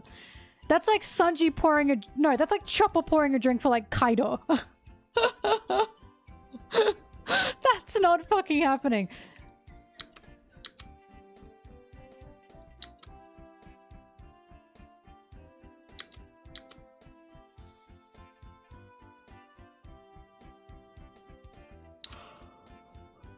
Whoa, whoa, whoa.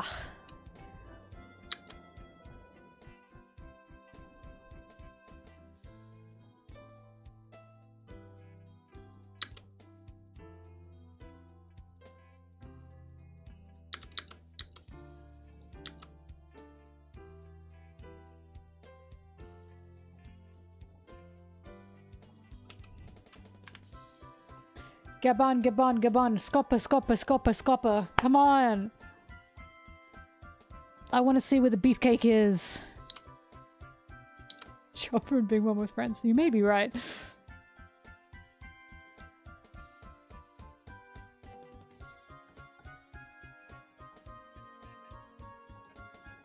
Law and Kid are not like Crocus and Shiki, though. Because from my knowledge, Shiki and Roger did not ally or did not have an alliance. I don't know, why would Crocus be friendly with him at all? I need water. I'll be back.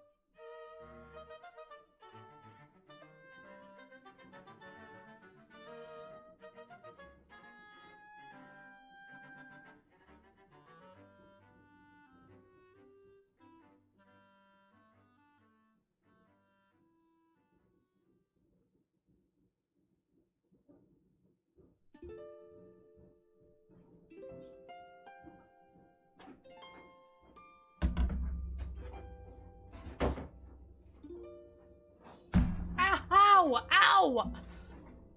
Ow. Hit my knee.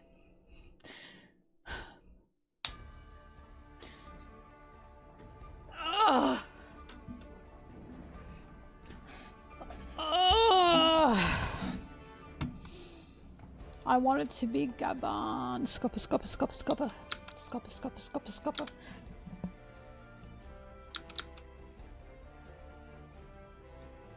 Scopper!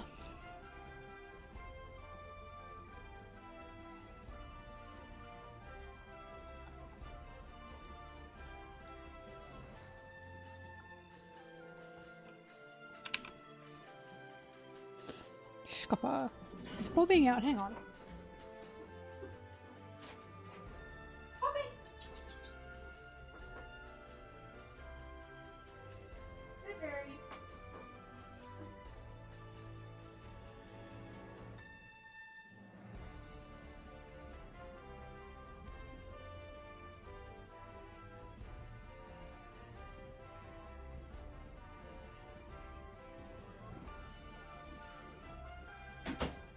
Never mind. She's being silly. I hope I have dreams of Gabon. We haven't seen much of him, but his design's good. His design good.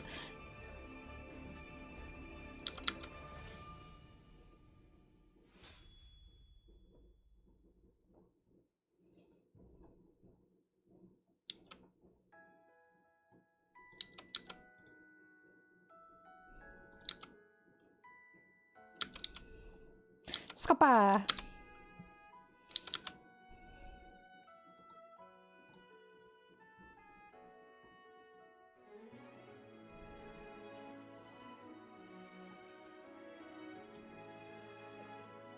Rayleigh and Gabon, in my opinion, were pretty heavily implied to be Roger's own wings. That's also one of the reasons I want to meet Gabon, because we've met Rayleigh, but I feel like we're missing something. And I feel like that's Gabon, because when Rayleigh and Gabon, when Odin was running towards them, Rayleigh and Gabon held up their weapons together and said, "We will fight you." Instead of Roger, until Roger jumped forward and said, "But I want to fight him." So they feel like it's heavily implied that they were Roger's wings, and I want to meet them. Because Rayleigh feels like a combination of Zoro and Sanji. He just does. So I'm wondering if Odin makes Gabon's personality, is he also going to be a combination of Zoro and Sanji? Or other members of the crew, right? Like, I just want to know. Like, will Gabon be like Zoro and Sanji's like more ridiculous combos? Because Rayleigh's quite level-headed. Although depressed, he's quite level-headed.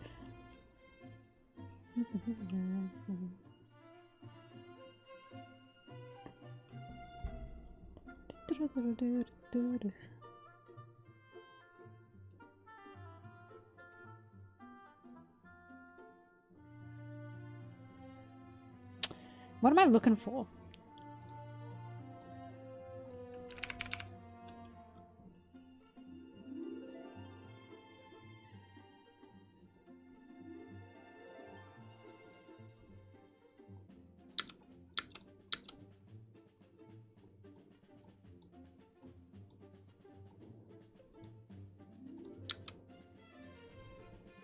It's your job to tell me, by the way, the second leaks are out, you have to tell me. So I can avoid them like the fucking plague. Like the plague!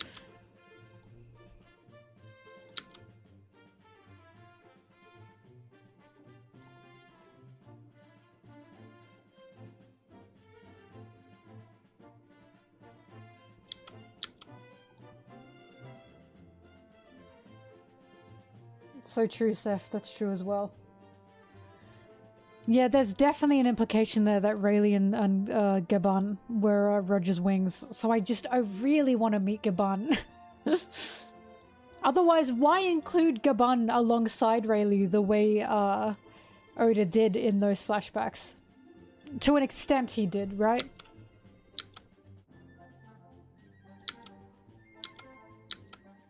The next 12 hours, holy shit, I gotta get this done now!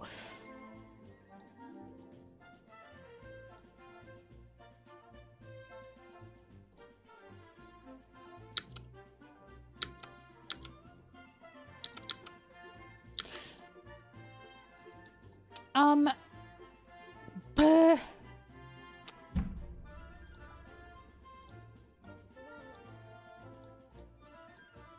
what was I gonna say?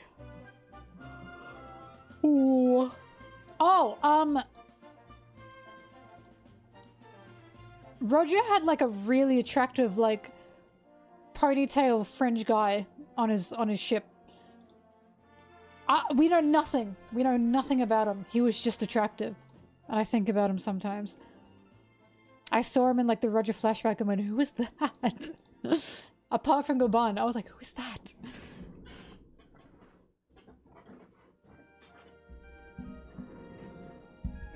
Sometimes looks are like good, right?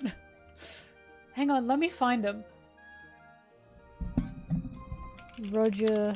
If you guys saw my pose right now, you would be disgusted with me. Actually, can you see it when I like... No, you can't.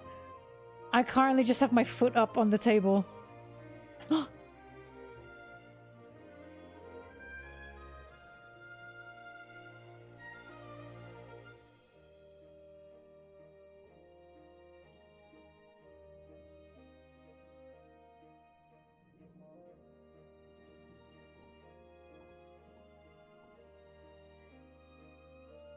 Fuck, I see him and... Bring him to me.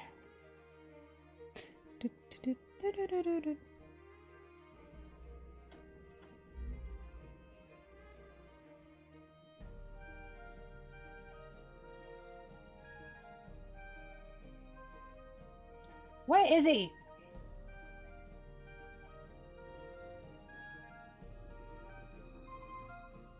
Fuck, I can see him in the top right. Hang on.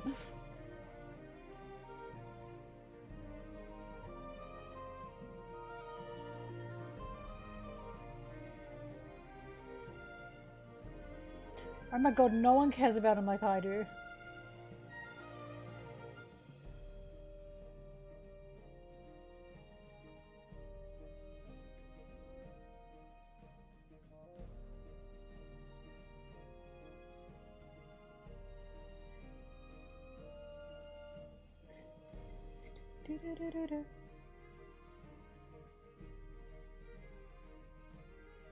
Oh, guys, I can't find him.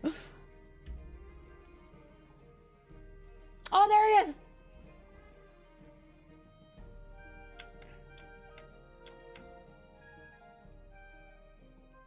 Oh, that's cute. Anyways, this guy, this fella. Who the hell? Who the hell he? Yeah, look, that's cute, Gavanan, really. Look, he's holding on to him. That's cute. Come on, we have to meet Gaban. Fishman's there. Oh, you mean Roger's Fishman? I was like, what do you mean he's right there? Spencer, is that his name?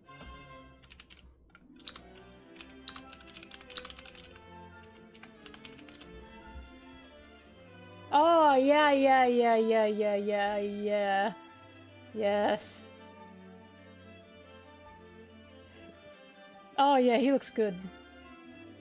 Damn! Damn! Hey, babe. Hey, baby Goyle. Yeah, he looks good. I know nothing. I know nothing about him. Nothing. But I like him. And that's all I need.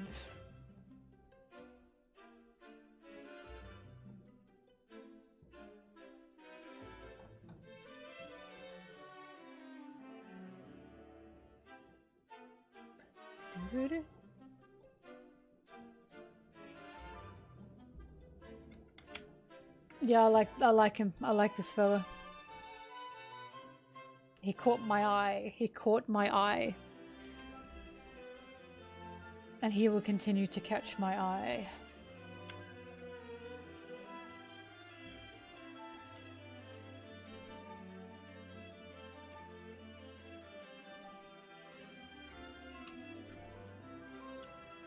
That panel looked like me? Me? No, it doesn't. Liar.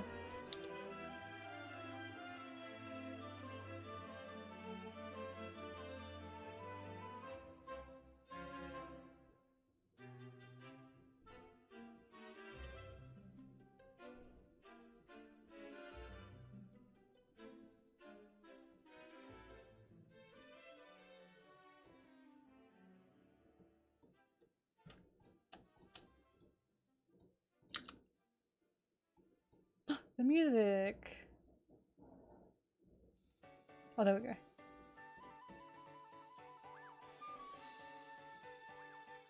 He is somewhat of a woman to me, I agree.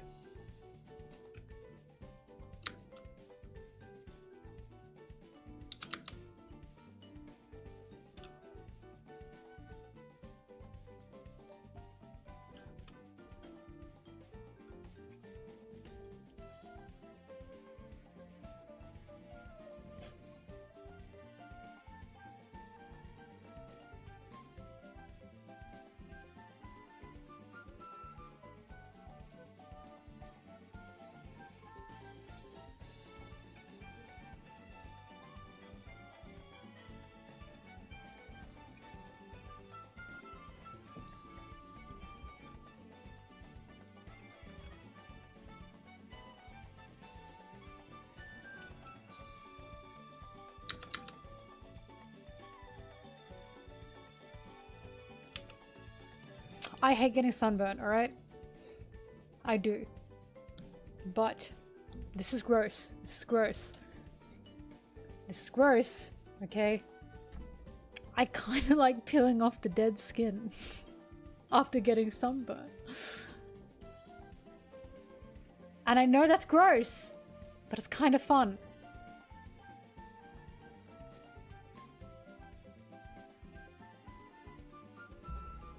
Who doesn't? Thank God.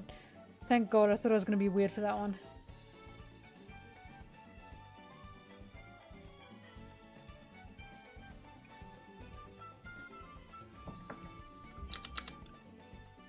Aren't we all just human, huh? Human after all. Exciting news, everyone. Daft Punk Interstellar 5555. Oh, their little album movie is being re-released in cinemas in Australia. And not only that, there's a Daft Punk dance party afterwards that I'm going to. I'm so fucking excited, you have no idea. I want to vibe with Daft Punk music so bad.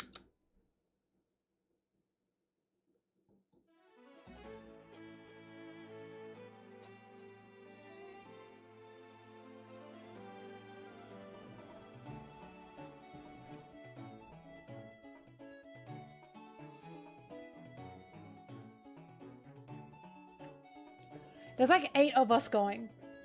I originally invited some friends. And I like messaged around and was like, do you guys want to come? Do you guys want to come to Daft Punk? And they all said yes. I was expecting maybe 2 or 3 to say yes. They all said yes. We took up the whole back left row of the cinema. It's gonna be good fun. Musical movie. I wonder if we're allowed to sing.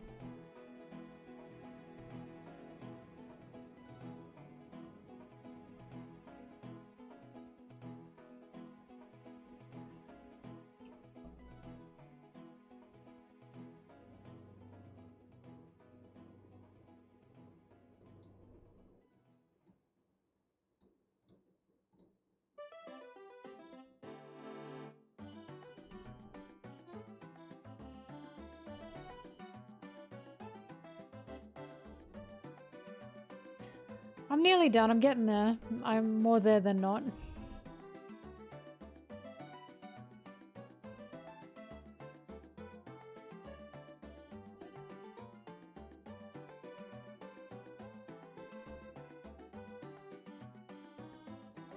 It's a fucking Daft Punk musical movie. If people are gonna start going, why won't you play the game? I'm gonna start singing too. It's not like it's Wicked.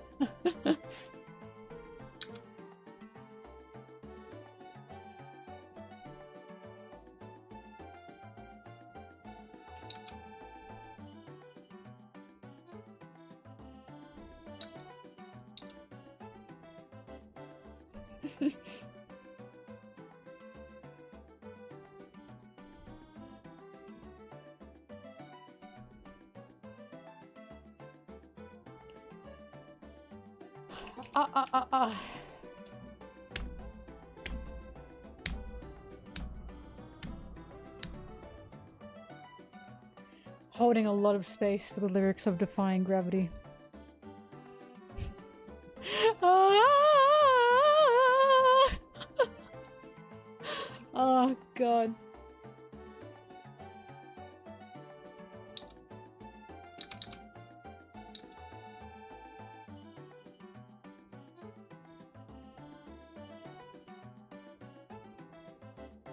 I must say, now that we know the new giant pirates do actually like Luffy and crew, the panel of Girth and Goldberg running after Roto, who was sprinting away from them, is now much funnier. Because you know it's him going, oh fuck, and they're just fucking running after him to beat him up. In retrospect, it's funny.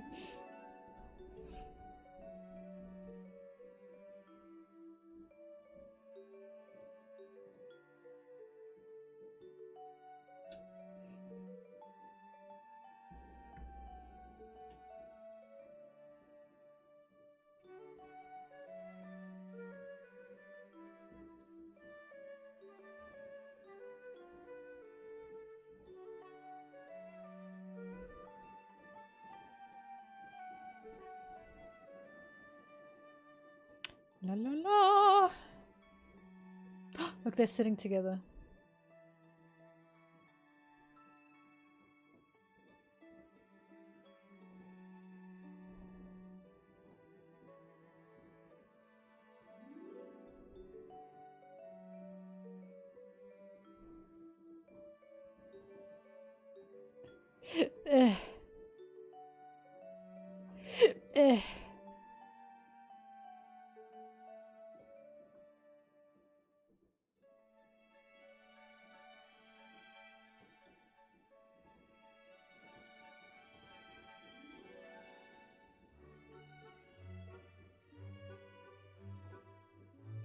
I mean, Elbaf's okay. Like,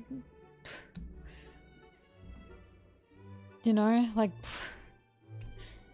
it wasn't that impressive. It seemed like better page spreads in like other manga. I mean, you know, it's alright, I guess. It's a joke. It's a joke.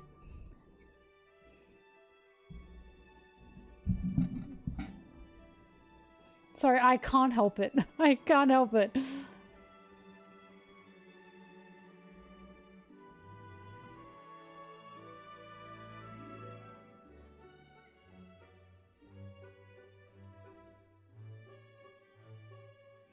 They are moving up a little too fast. Lois! I know it's Lewis, but do you guys know how hard it was when I was reading this chapter on stream and I saw his name and I had to stop myself from saying Lois? I know it's Lewis. My head, my mouth, and my heart wanted to say Lois. Lois. Holy crap, Lois! We're in Elbaf.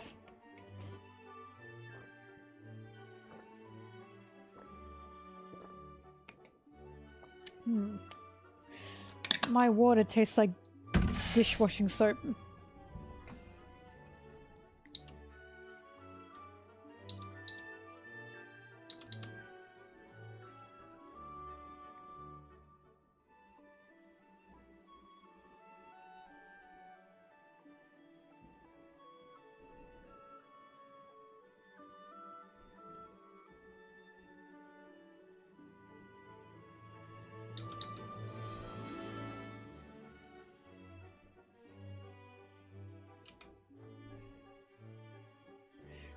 Louis.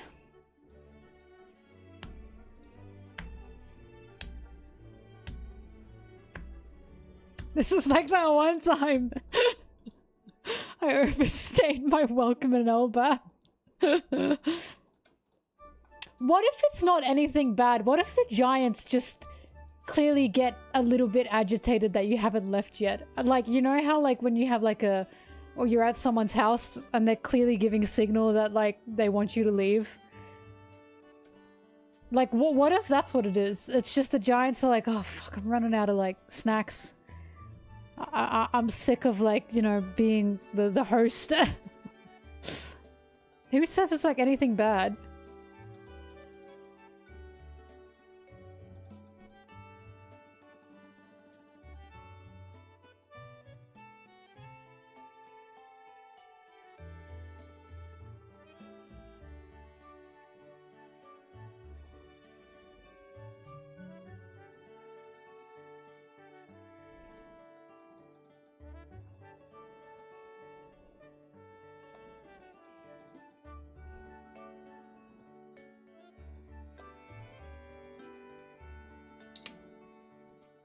Ba ba ba ba ba ba ba ba ba ba ba ba ba. Geba ba ba. Geba. Gaba. Gebra bra bra. Geba.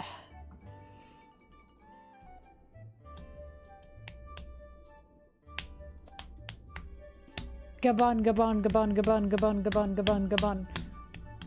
Gabon, Gabon, Gabon, Gabon, Gabon, Gabon, Gabon, Gabon, Gabon, Gabon. Bunghole. Sorry, I don't know why I laughed at that. I like that word now.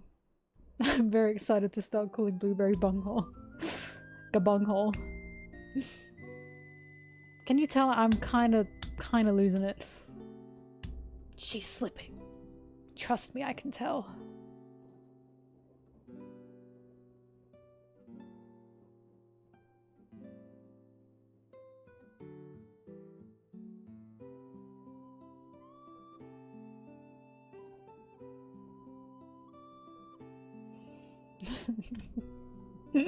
Sorry. Thrash said bunghole and it still made me laugh. Oh, the misery. Every single person is my enemy.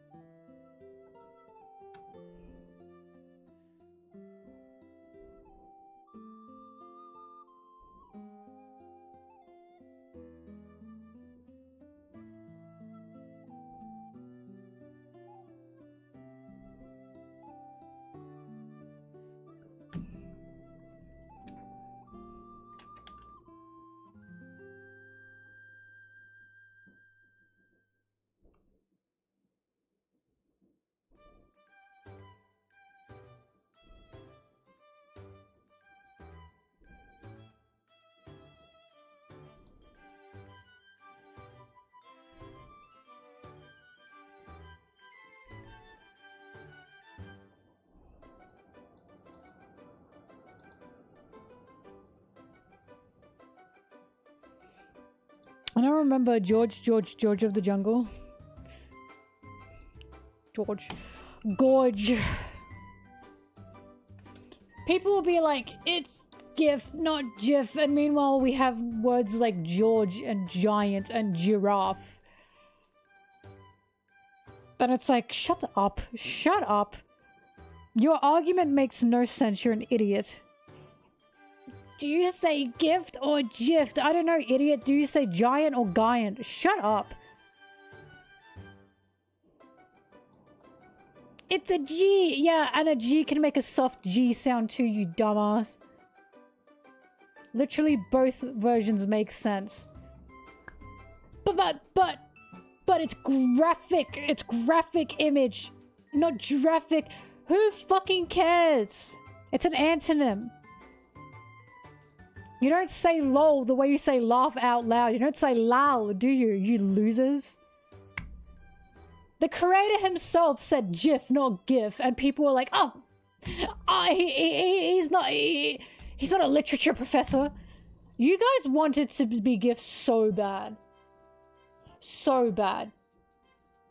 And it's like, what? Why are you so adamant about this? I say GIF and people go, did you just say GIF? Holy fuck, I do not get on anyone's ass when they say GIF. I just let it slide. Every single person I know who says GIF, the GIF people are like, did you say GIF? You want to be right so bad. When the right answer is it can be either or. Because English is stupid. It's stupid.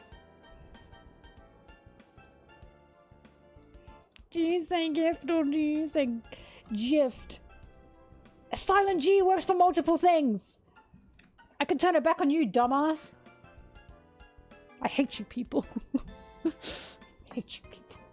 There are so many words with a silent G. Sorry, with a soft G. When it's a GI word. Also, why does G make a G sound? It's G. M makes an sound. I understand that. L makes an L sound. Why the fuck does G make a G? Why G? Why the fuck do we even have G if we have J? Why does G do that?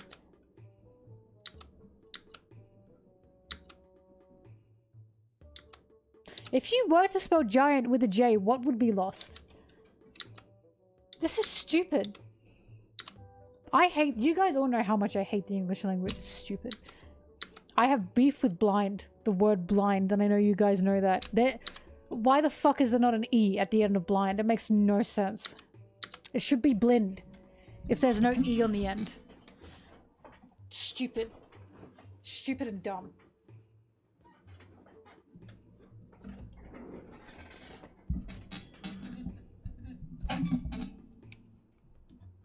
Oh, Thresh, don't do that. Now it's worse.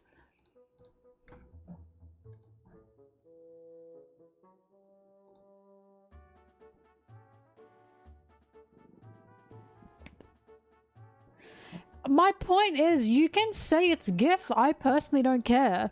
But why is it every fucking time I pronounce it GIF, the GIF people are going, ba ba ba ba ba ba. They're going, get ba ba ba. And it's like, holy shit.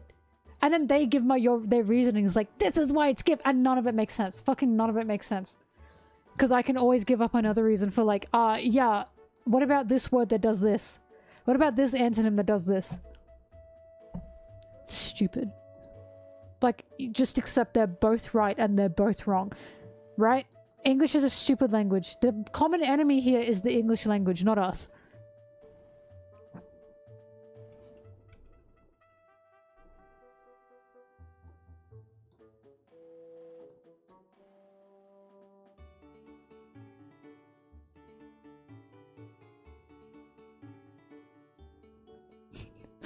The Jordan Schmimch.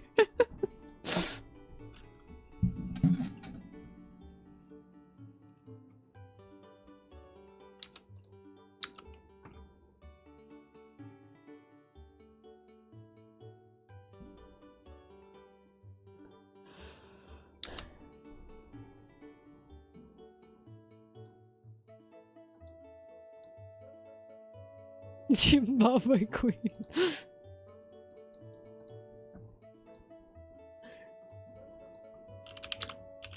Hang on, I want to do this.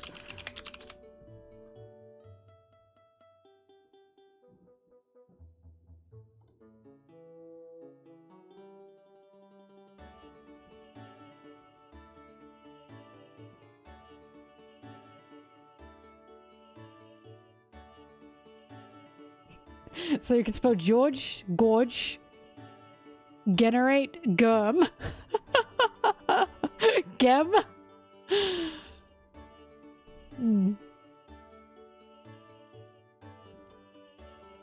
I like generate a lot. Gentle?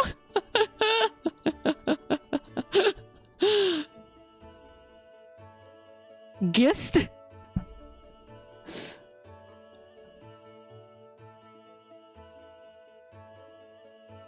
Gigantic?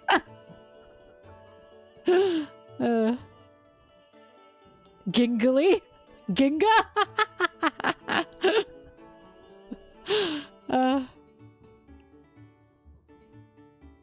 Geologist?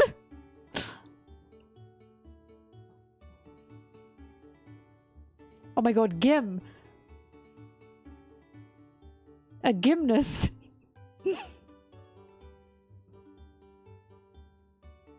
I've run out. I really like generate. That's a good one. Generate and gum. They're two good ones.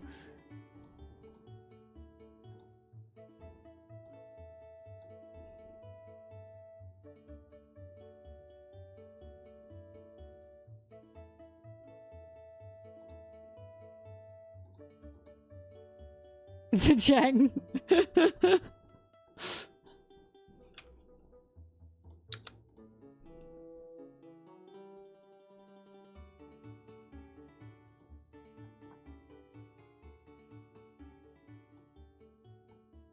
Oh my god, Gurma 66.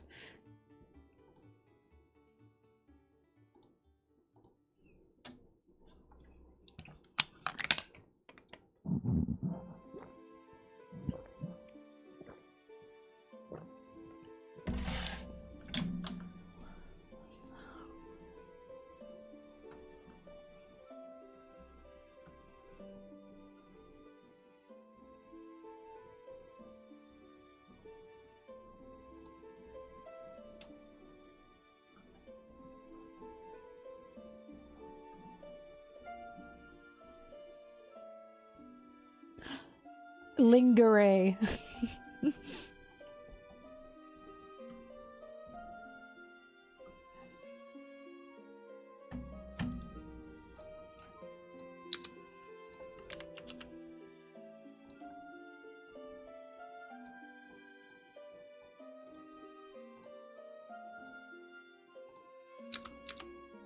My god, magic.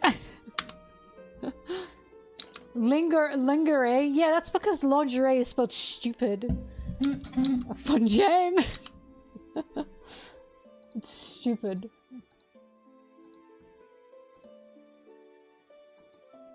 Hey, Americans, why don't you say Zelda as, Zelda?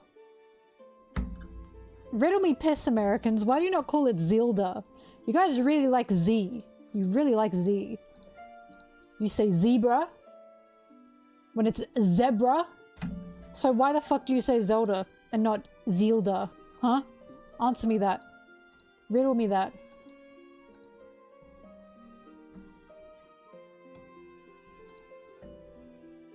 ZZ.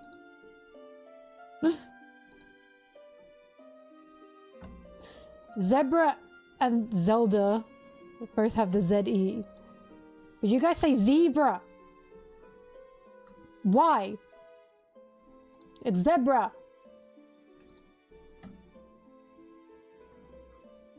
You go Z. Zooey. It's the E? So why is the E in Zelda not important? Why not Zelda? Huh? Zooey mama.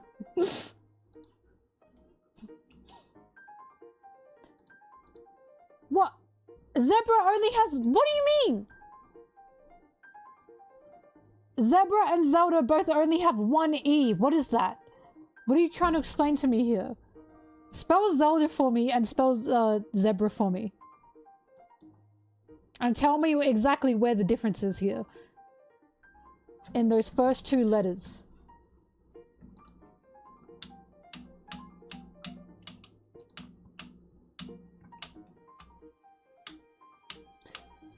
No, you can still say zeal.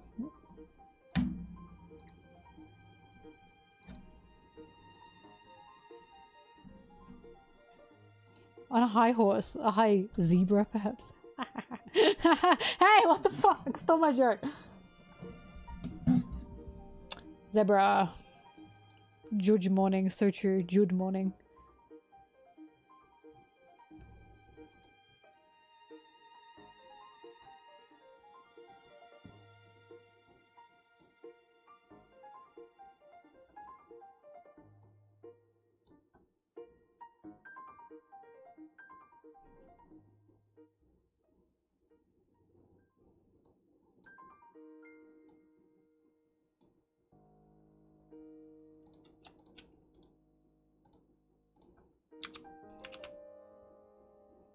La la la la la la la la la la la la la la la la la la la la. La la la la la la la la la la la la.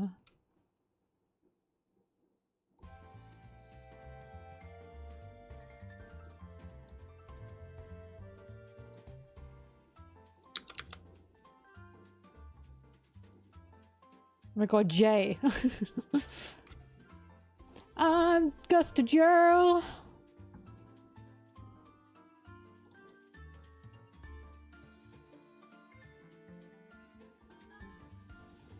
Defufufu.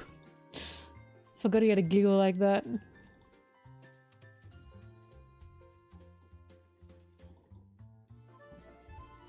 Mujiwara? Oh my god, shut up.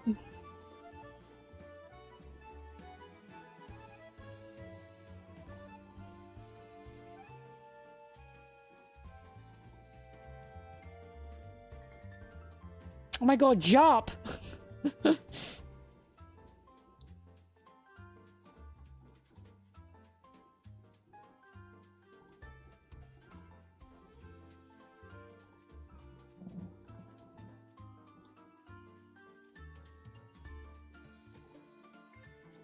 Dredge on. Jump and dredge on. Jirth.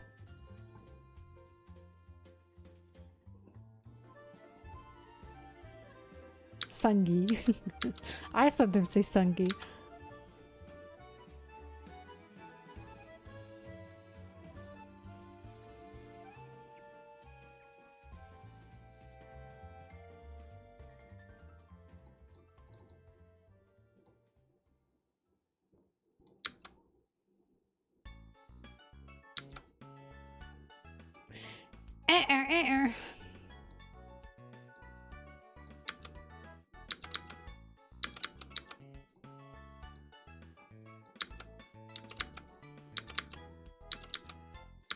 Actually, have any of you seen Nice Guys?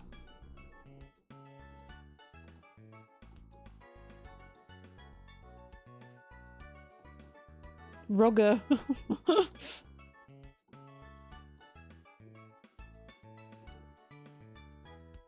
Jolty Rogger. You saw Nice Guys? It's a movie with Ryan Reynolds in it. Is that his name? Ken Barbie. It's got him in it. There were so many scenes in that movie where I was thinking, that's so Sanji.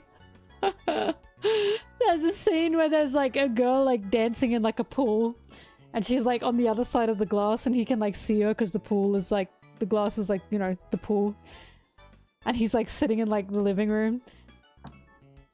Sorry, Ryan Reynolds. Who the fuck was Ken? Ryan Gosling, sorry. I'm sorry, they look the same to me. Anyways, Ryan Gosling, there's like a scene. Jostling.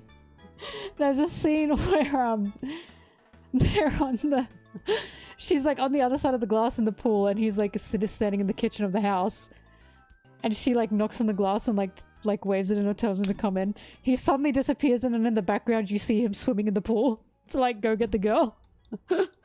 I was like, wait, that's kind of Sanji-ko?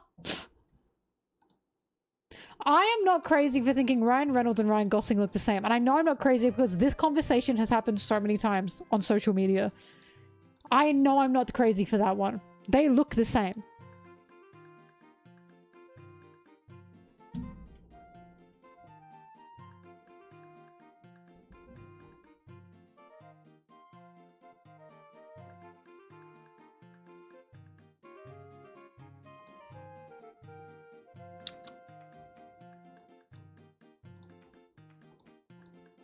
What I will say is when I look at Ryan Gosling or Ryan Reynolds, like, and it's just a photo of them, it does actually, like, I have to look at it for a bit to go, wait, fuck, which one's this one?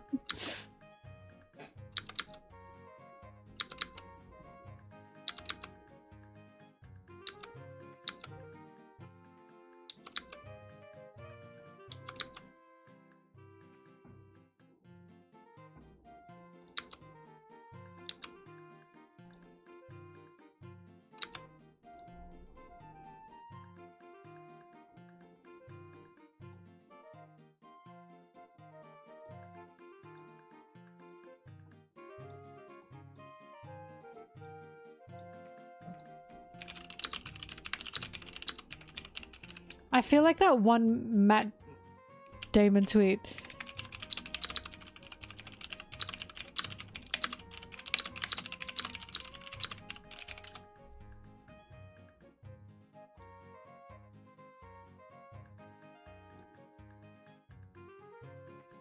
It's like a post that's like,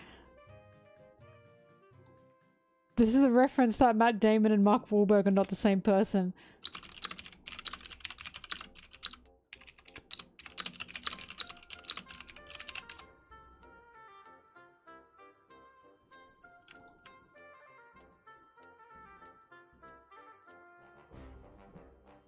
Fuck, where's the Tumblr post? Here it is. This is how I feel when I watch like movies with actors who look similar. In The Departed 2006, Matt Damon and Mark Wahlberg play two different characters. A subtle nod to them being two different actors, despite my wife being unable to tell them apart on the first viewing of the movie. I feel like that. I feel like that when that happens to me. A subtle nod to them being two different actors, despite my wife being unable to tell them apart. It's hard sometimes. It's hard sometimes.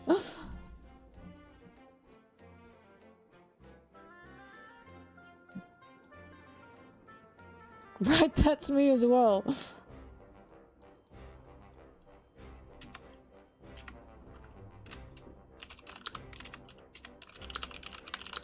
Oops.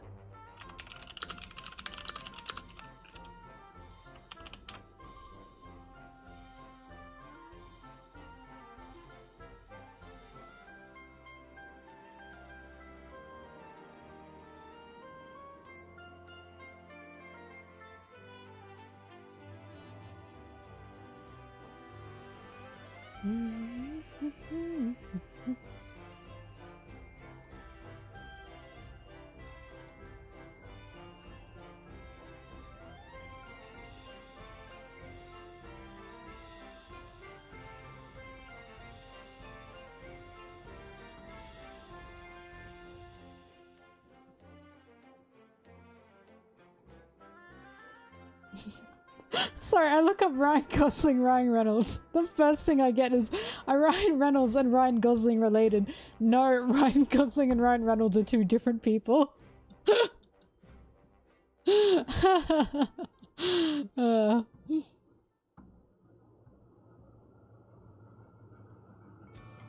Subtle nod to the fact that they are two different people.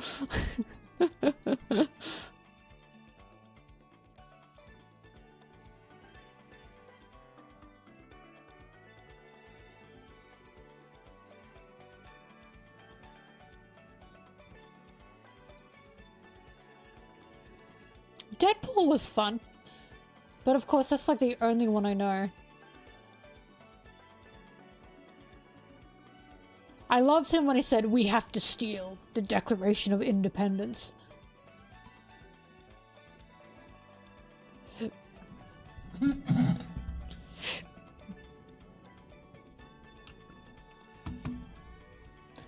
Oh, was he in Marley and Me? That was good. I do like Marley and Me.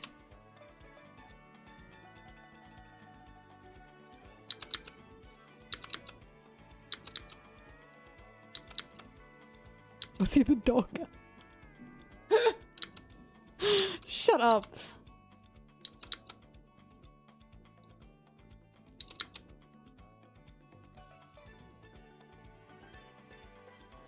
I was about to say, wasn't that Steve Carell? What has he been in?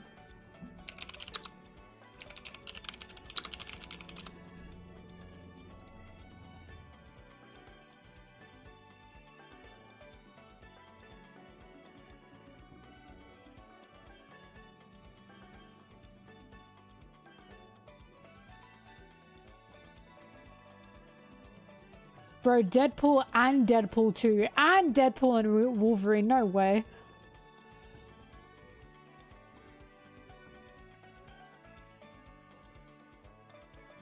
He has a movie called Meet Brian Reynolds. What? He was in The Croods? Pause. This might be a fantastic filmography. Oh, dude, he was in Family Guy! How could we forget?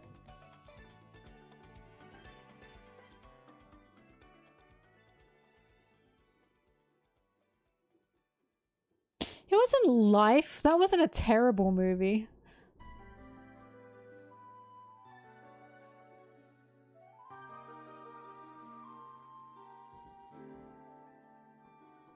Bro, he was in Turbo.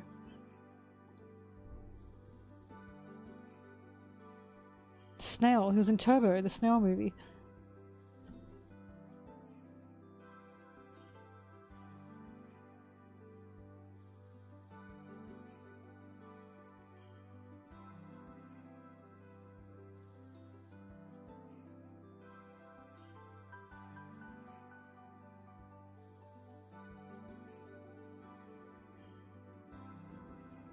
The Croods, Turbo, and Family Guy are a fantastic lineup, if you ask me. Oh my god, he was Detective Pikachu.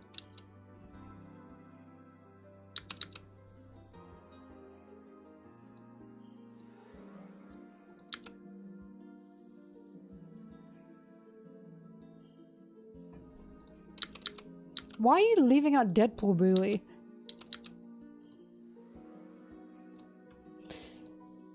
Pikachu!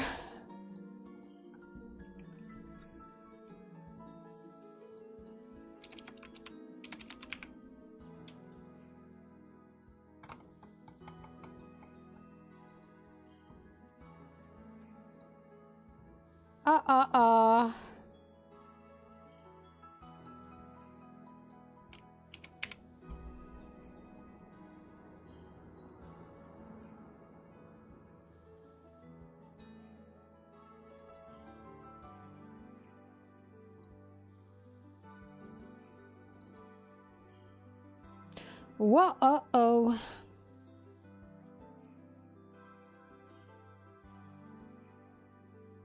Big ass feet.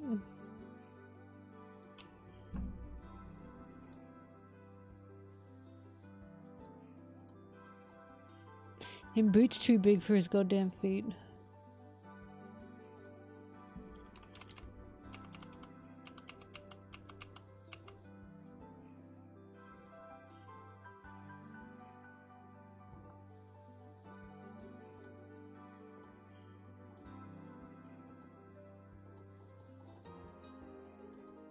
Excuse me, Ryan Reynolds was not that in the Croods, thank you very much.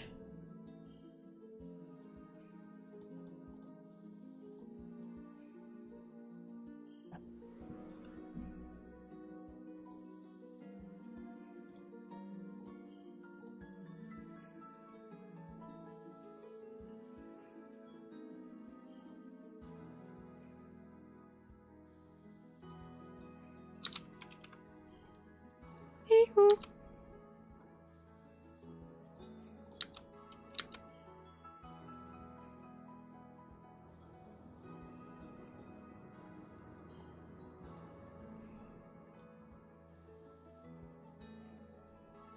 Lola.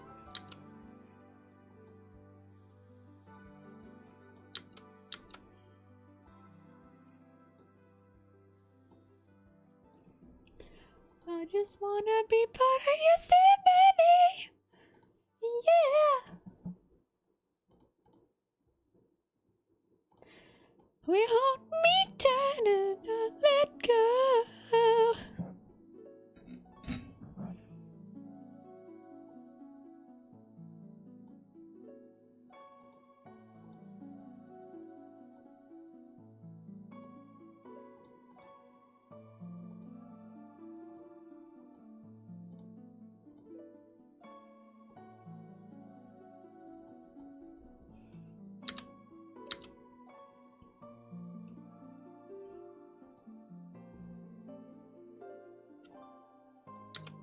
My name is Tough, because it sounds like tough.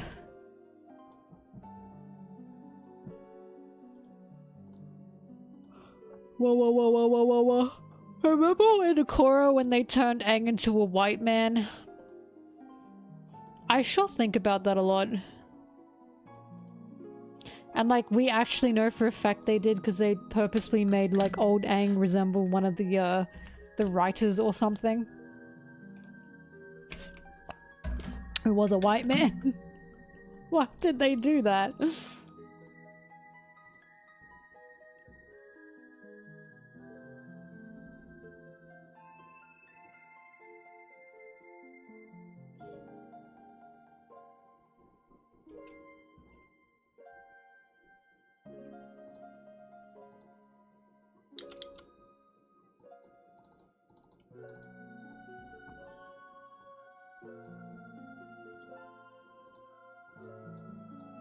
Aren't we getting an Avatar movie?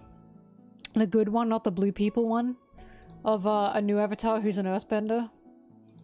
I'm excited, I love the Earthbenders.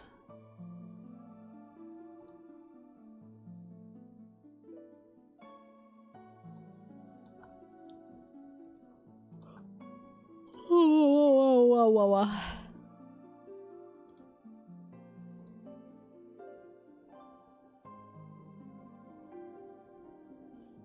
Shut up, Onyx. Shut up, oh my god.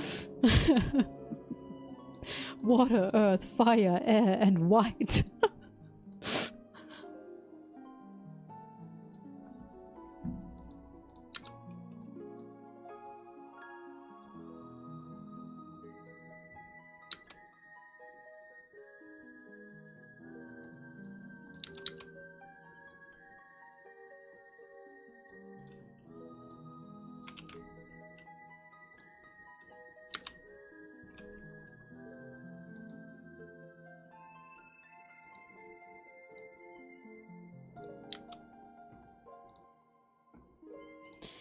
Ew, ew.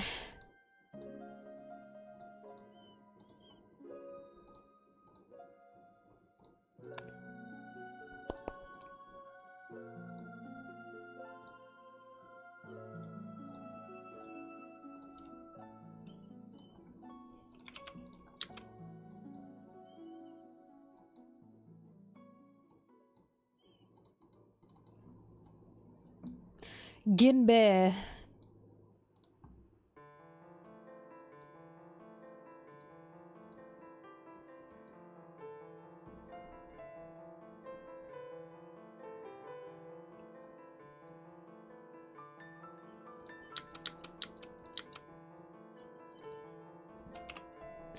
Dun, dun, dun, dun, dun. John Bear.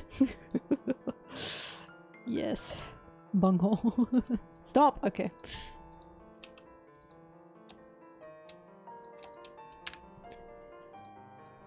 Oh, look at them.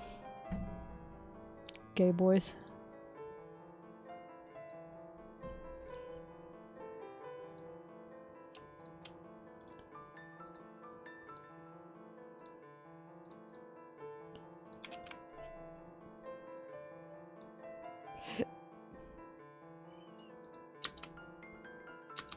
Oh god. Kill me, kill me, kill me.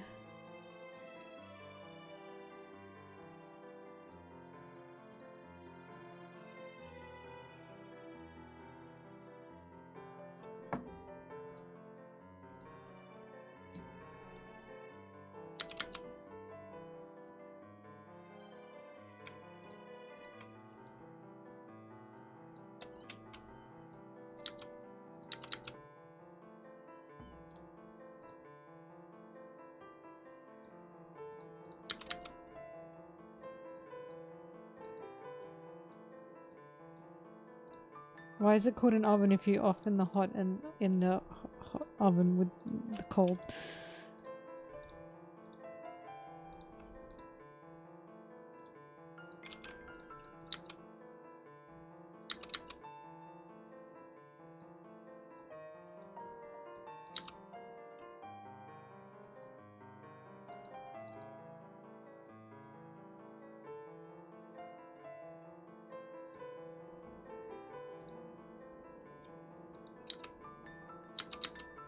I think Aang would be fucking terrified of Luffy's meat consumption. Do you remember like when like Sokka and Kantara were like big meat eaters because it was like a water tribe culture? And Aang was like, ugh, I'm not sure about that. I think he'd be fucking terrified at how much meat Luffy eats. Don't tell me. My brain's fried. I cannot... One Piece, friendship, cool story. Sanji's there. Or Sanji's not there if you don't like him. Sword guy? Girl got big boobies but written well. Luffy good.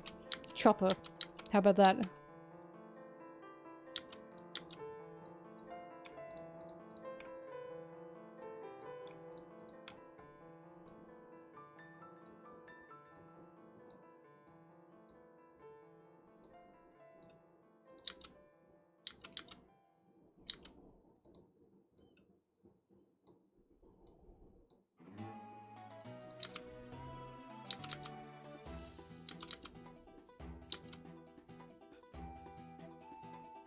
I said girl got big boobies, but she's written well.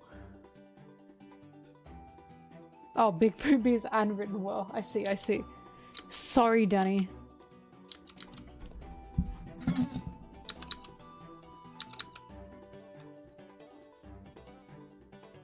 Yeah, Sanji pogged. I love him. I'm sorry, love him. I'm sorry.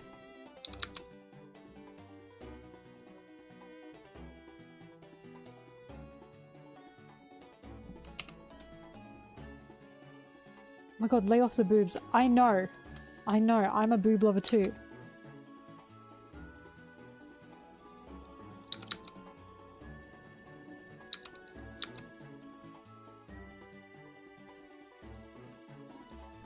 I know!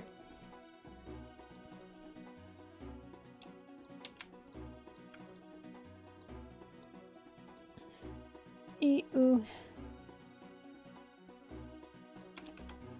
Oh, I don't think that worked out. Didn't.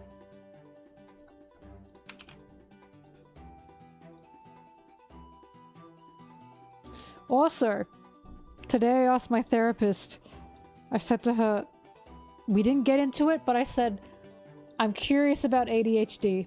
So, she's gonna send me reading materials, and we will find out at some point if I actually do have it. But I am going to scream with laughter if I do have it. And all of you were right. If you are wrong, somehow you've betrayed me in some way.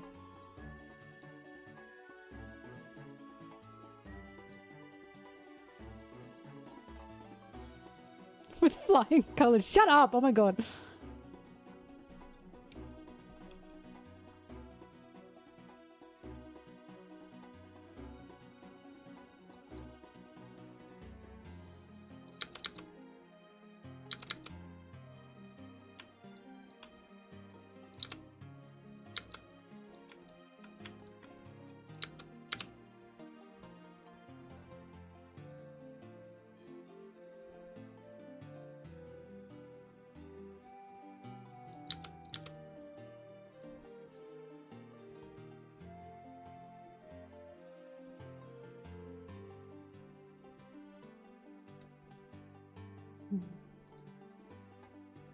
Lala.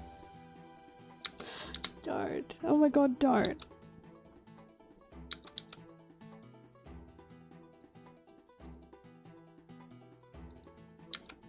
Pained Lala.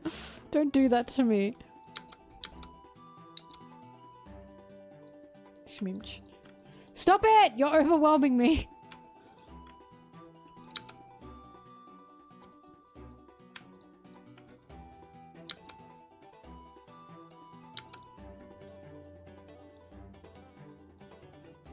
No, no, no, no, no, no, no.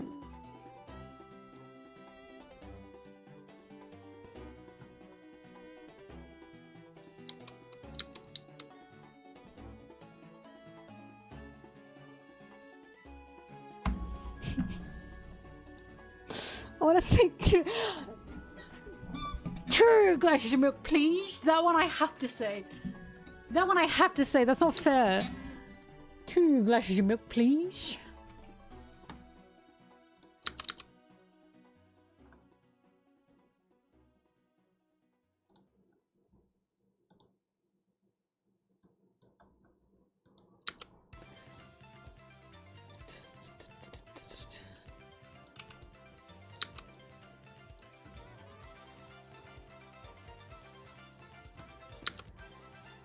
All right.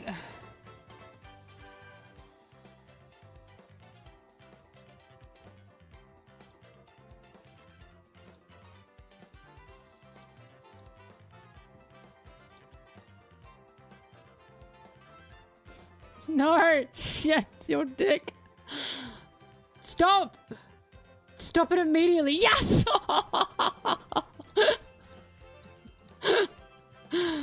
Stop it! You're also cruel to me.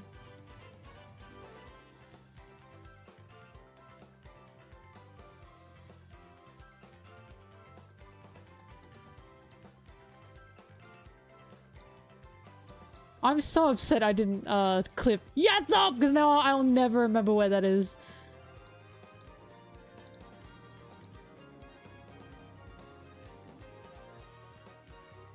Alright, before I do the ending of this, I need to find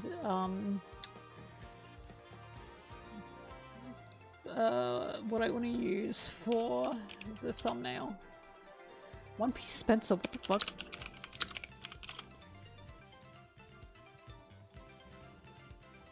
La la la la la la.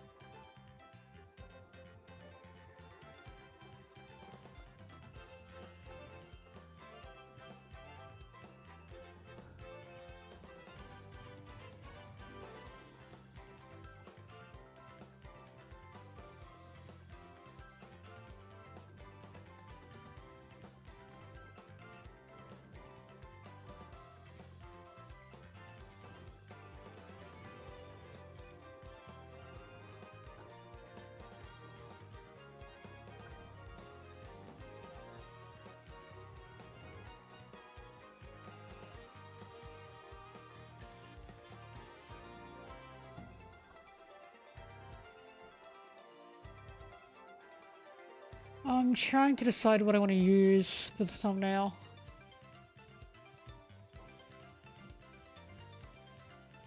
Because I try not to use anything that's too spoilery.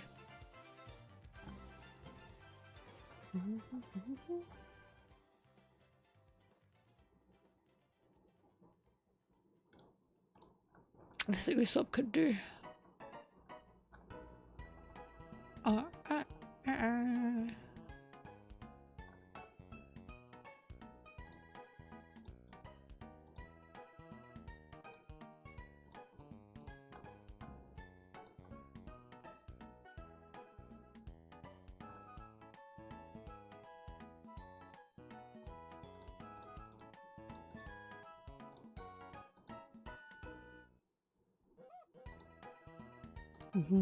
Sudden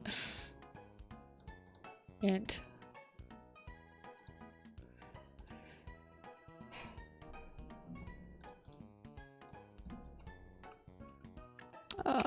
Usopp, Luffy, Zoro, Nami, manga page 1132.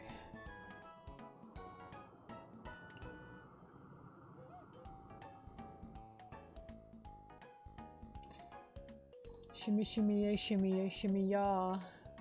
Shwala la la. Ah! Get out of here.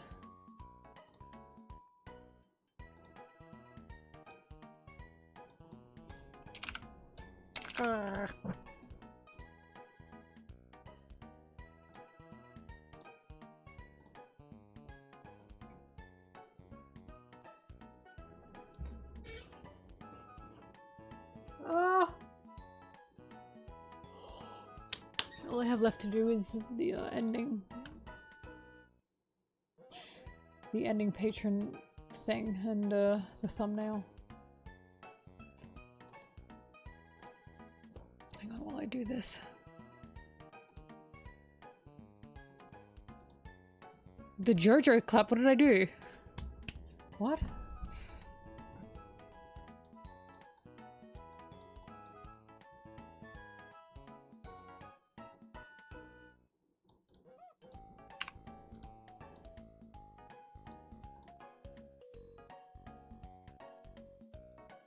Oh, fuck off.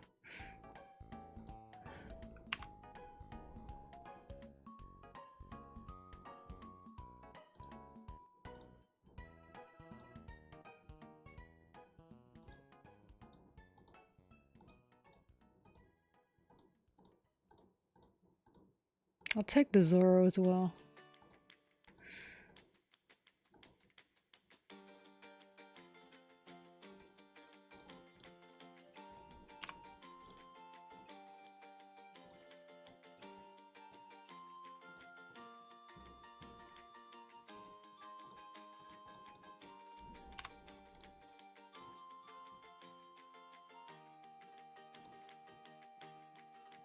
Oh, did I fuck that up? Hang on.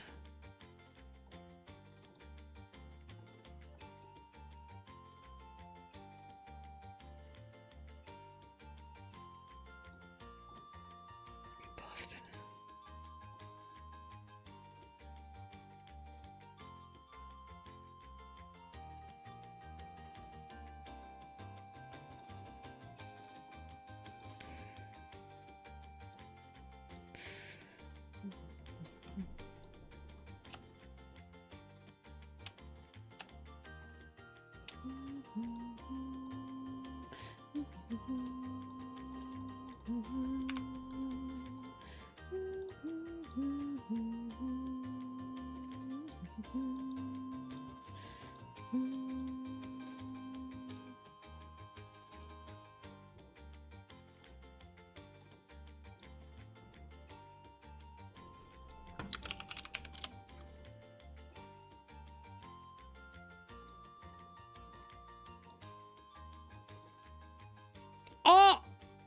What the fuck just happened? Oh my god, I hate you. Anyways, I opened the wrong thing, that's cool.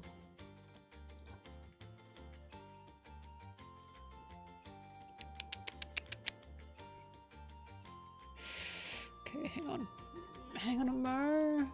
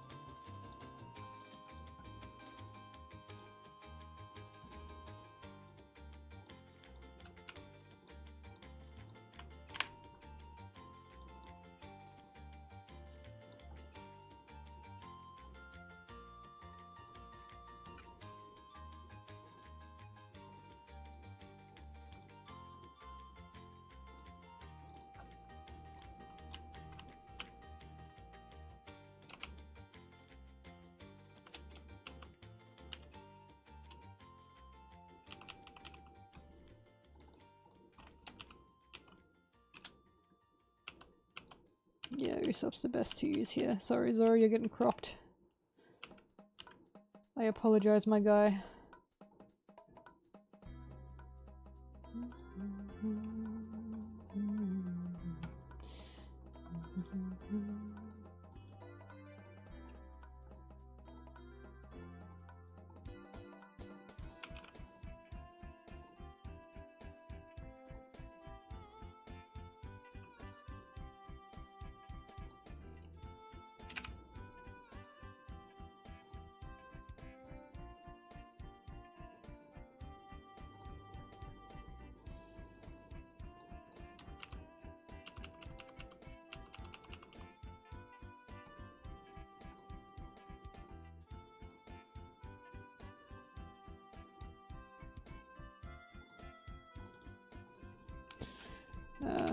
Robin, Frankie, Brooke, Bonnie, Jinder, manga page.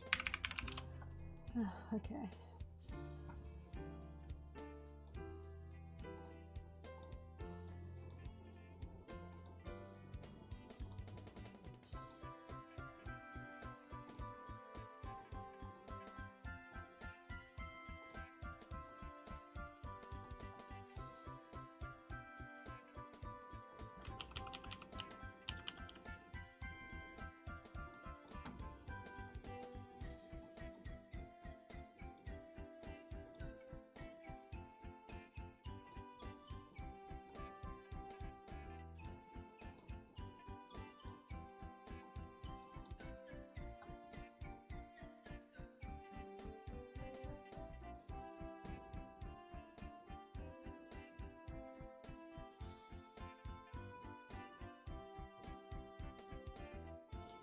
Oops, did I fuck up his horns?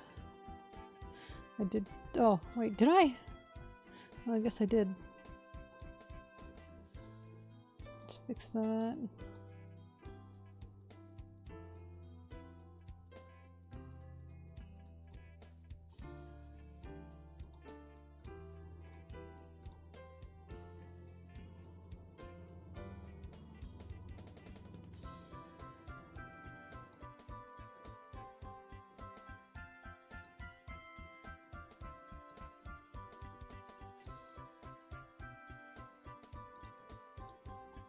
Yeah.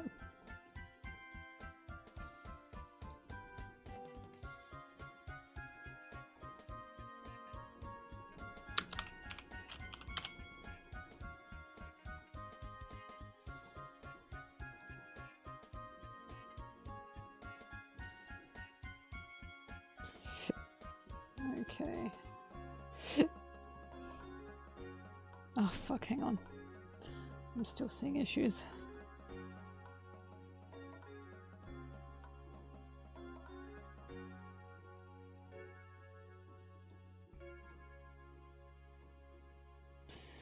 Oh damn, I'm seeing many issues.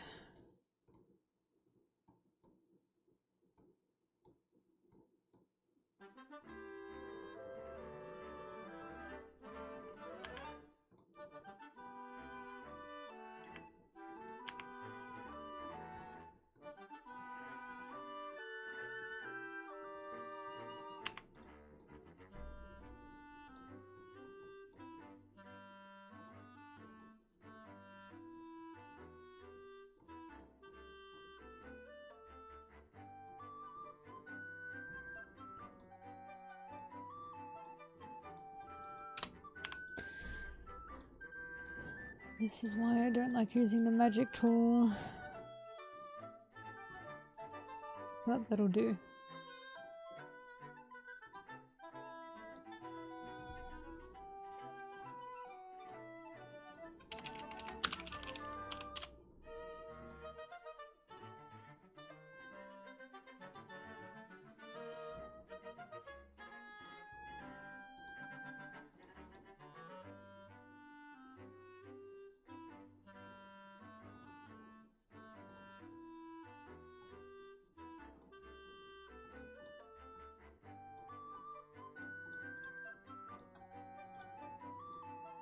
There we are. Alright, that's done. And with that, I'm taking my leave. I will be rendering this. It should be up in like an hour or two. Maybe less, who knows.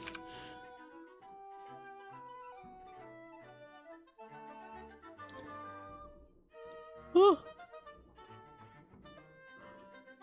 Whack his pee-pee. Thanks for that. Thanks for that. Alright, thank you everyone for joining. I appreciate that. Long stream, but worse. And I will be seeing all of you not tomorrow, I know that much. Let me get in my box. Alright, I'm not seeing you tomorrow, I've got stuff to write. I don't have anything to edit tomorrow. So instead I'll see you, I don't know, when I see you. I'll be in my box until then. Thank you everyone, keep an eye out for the chapter review video. Bye bye. Bye bye bye bye bye bye.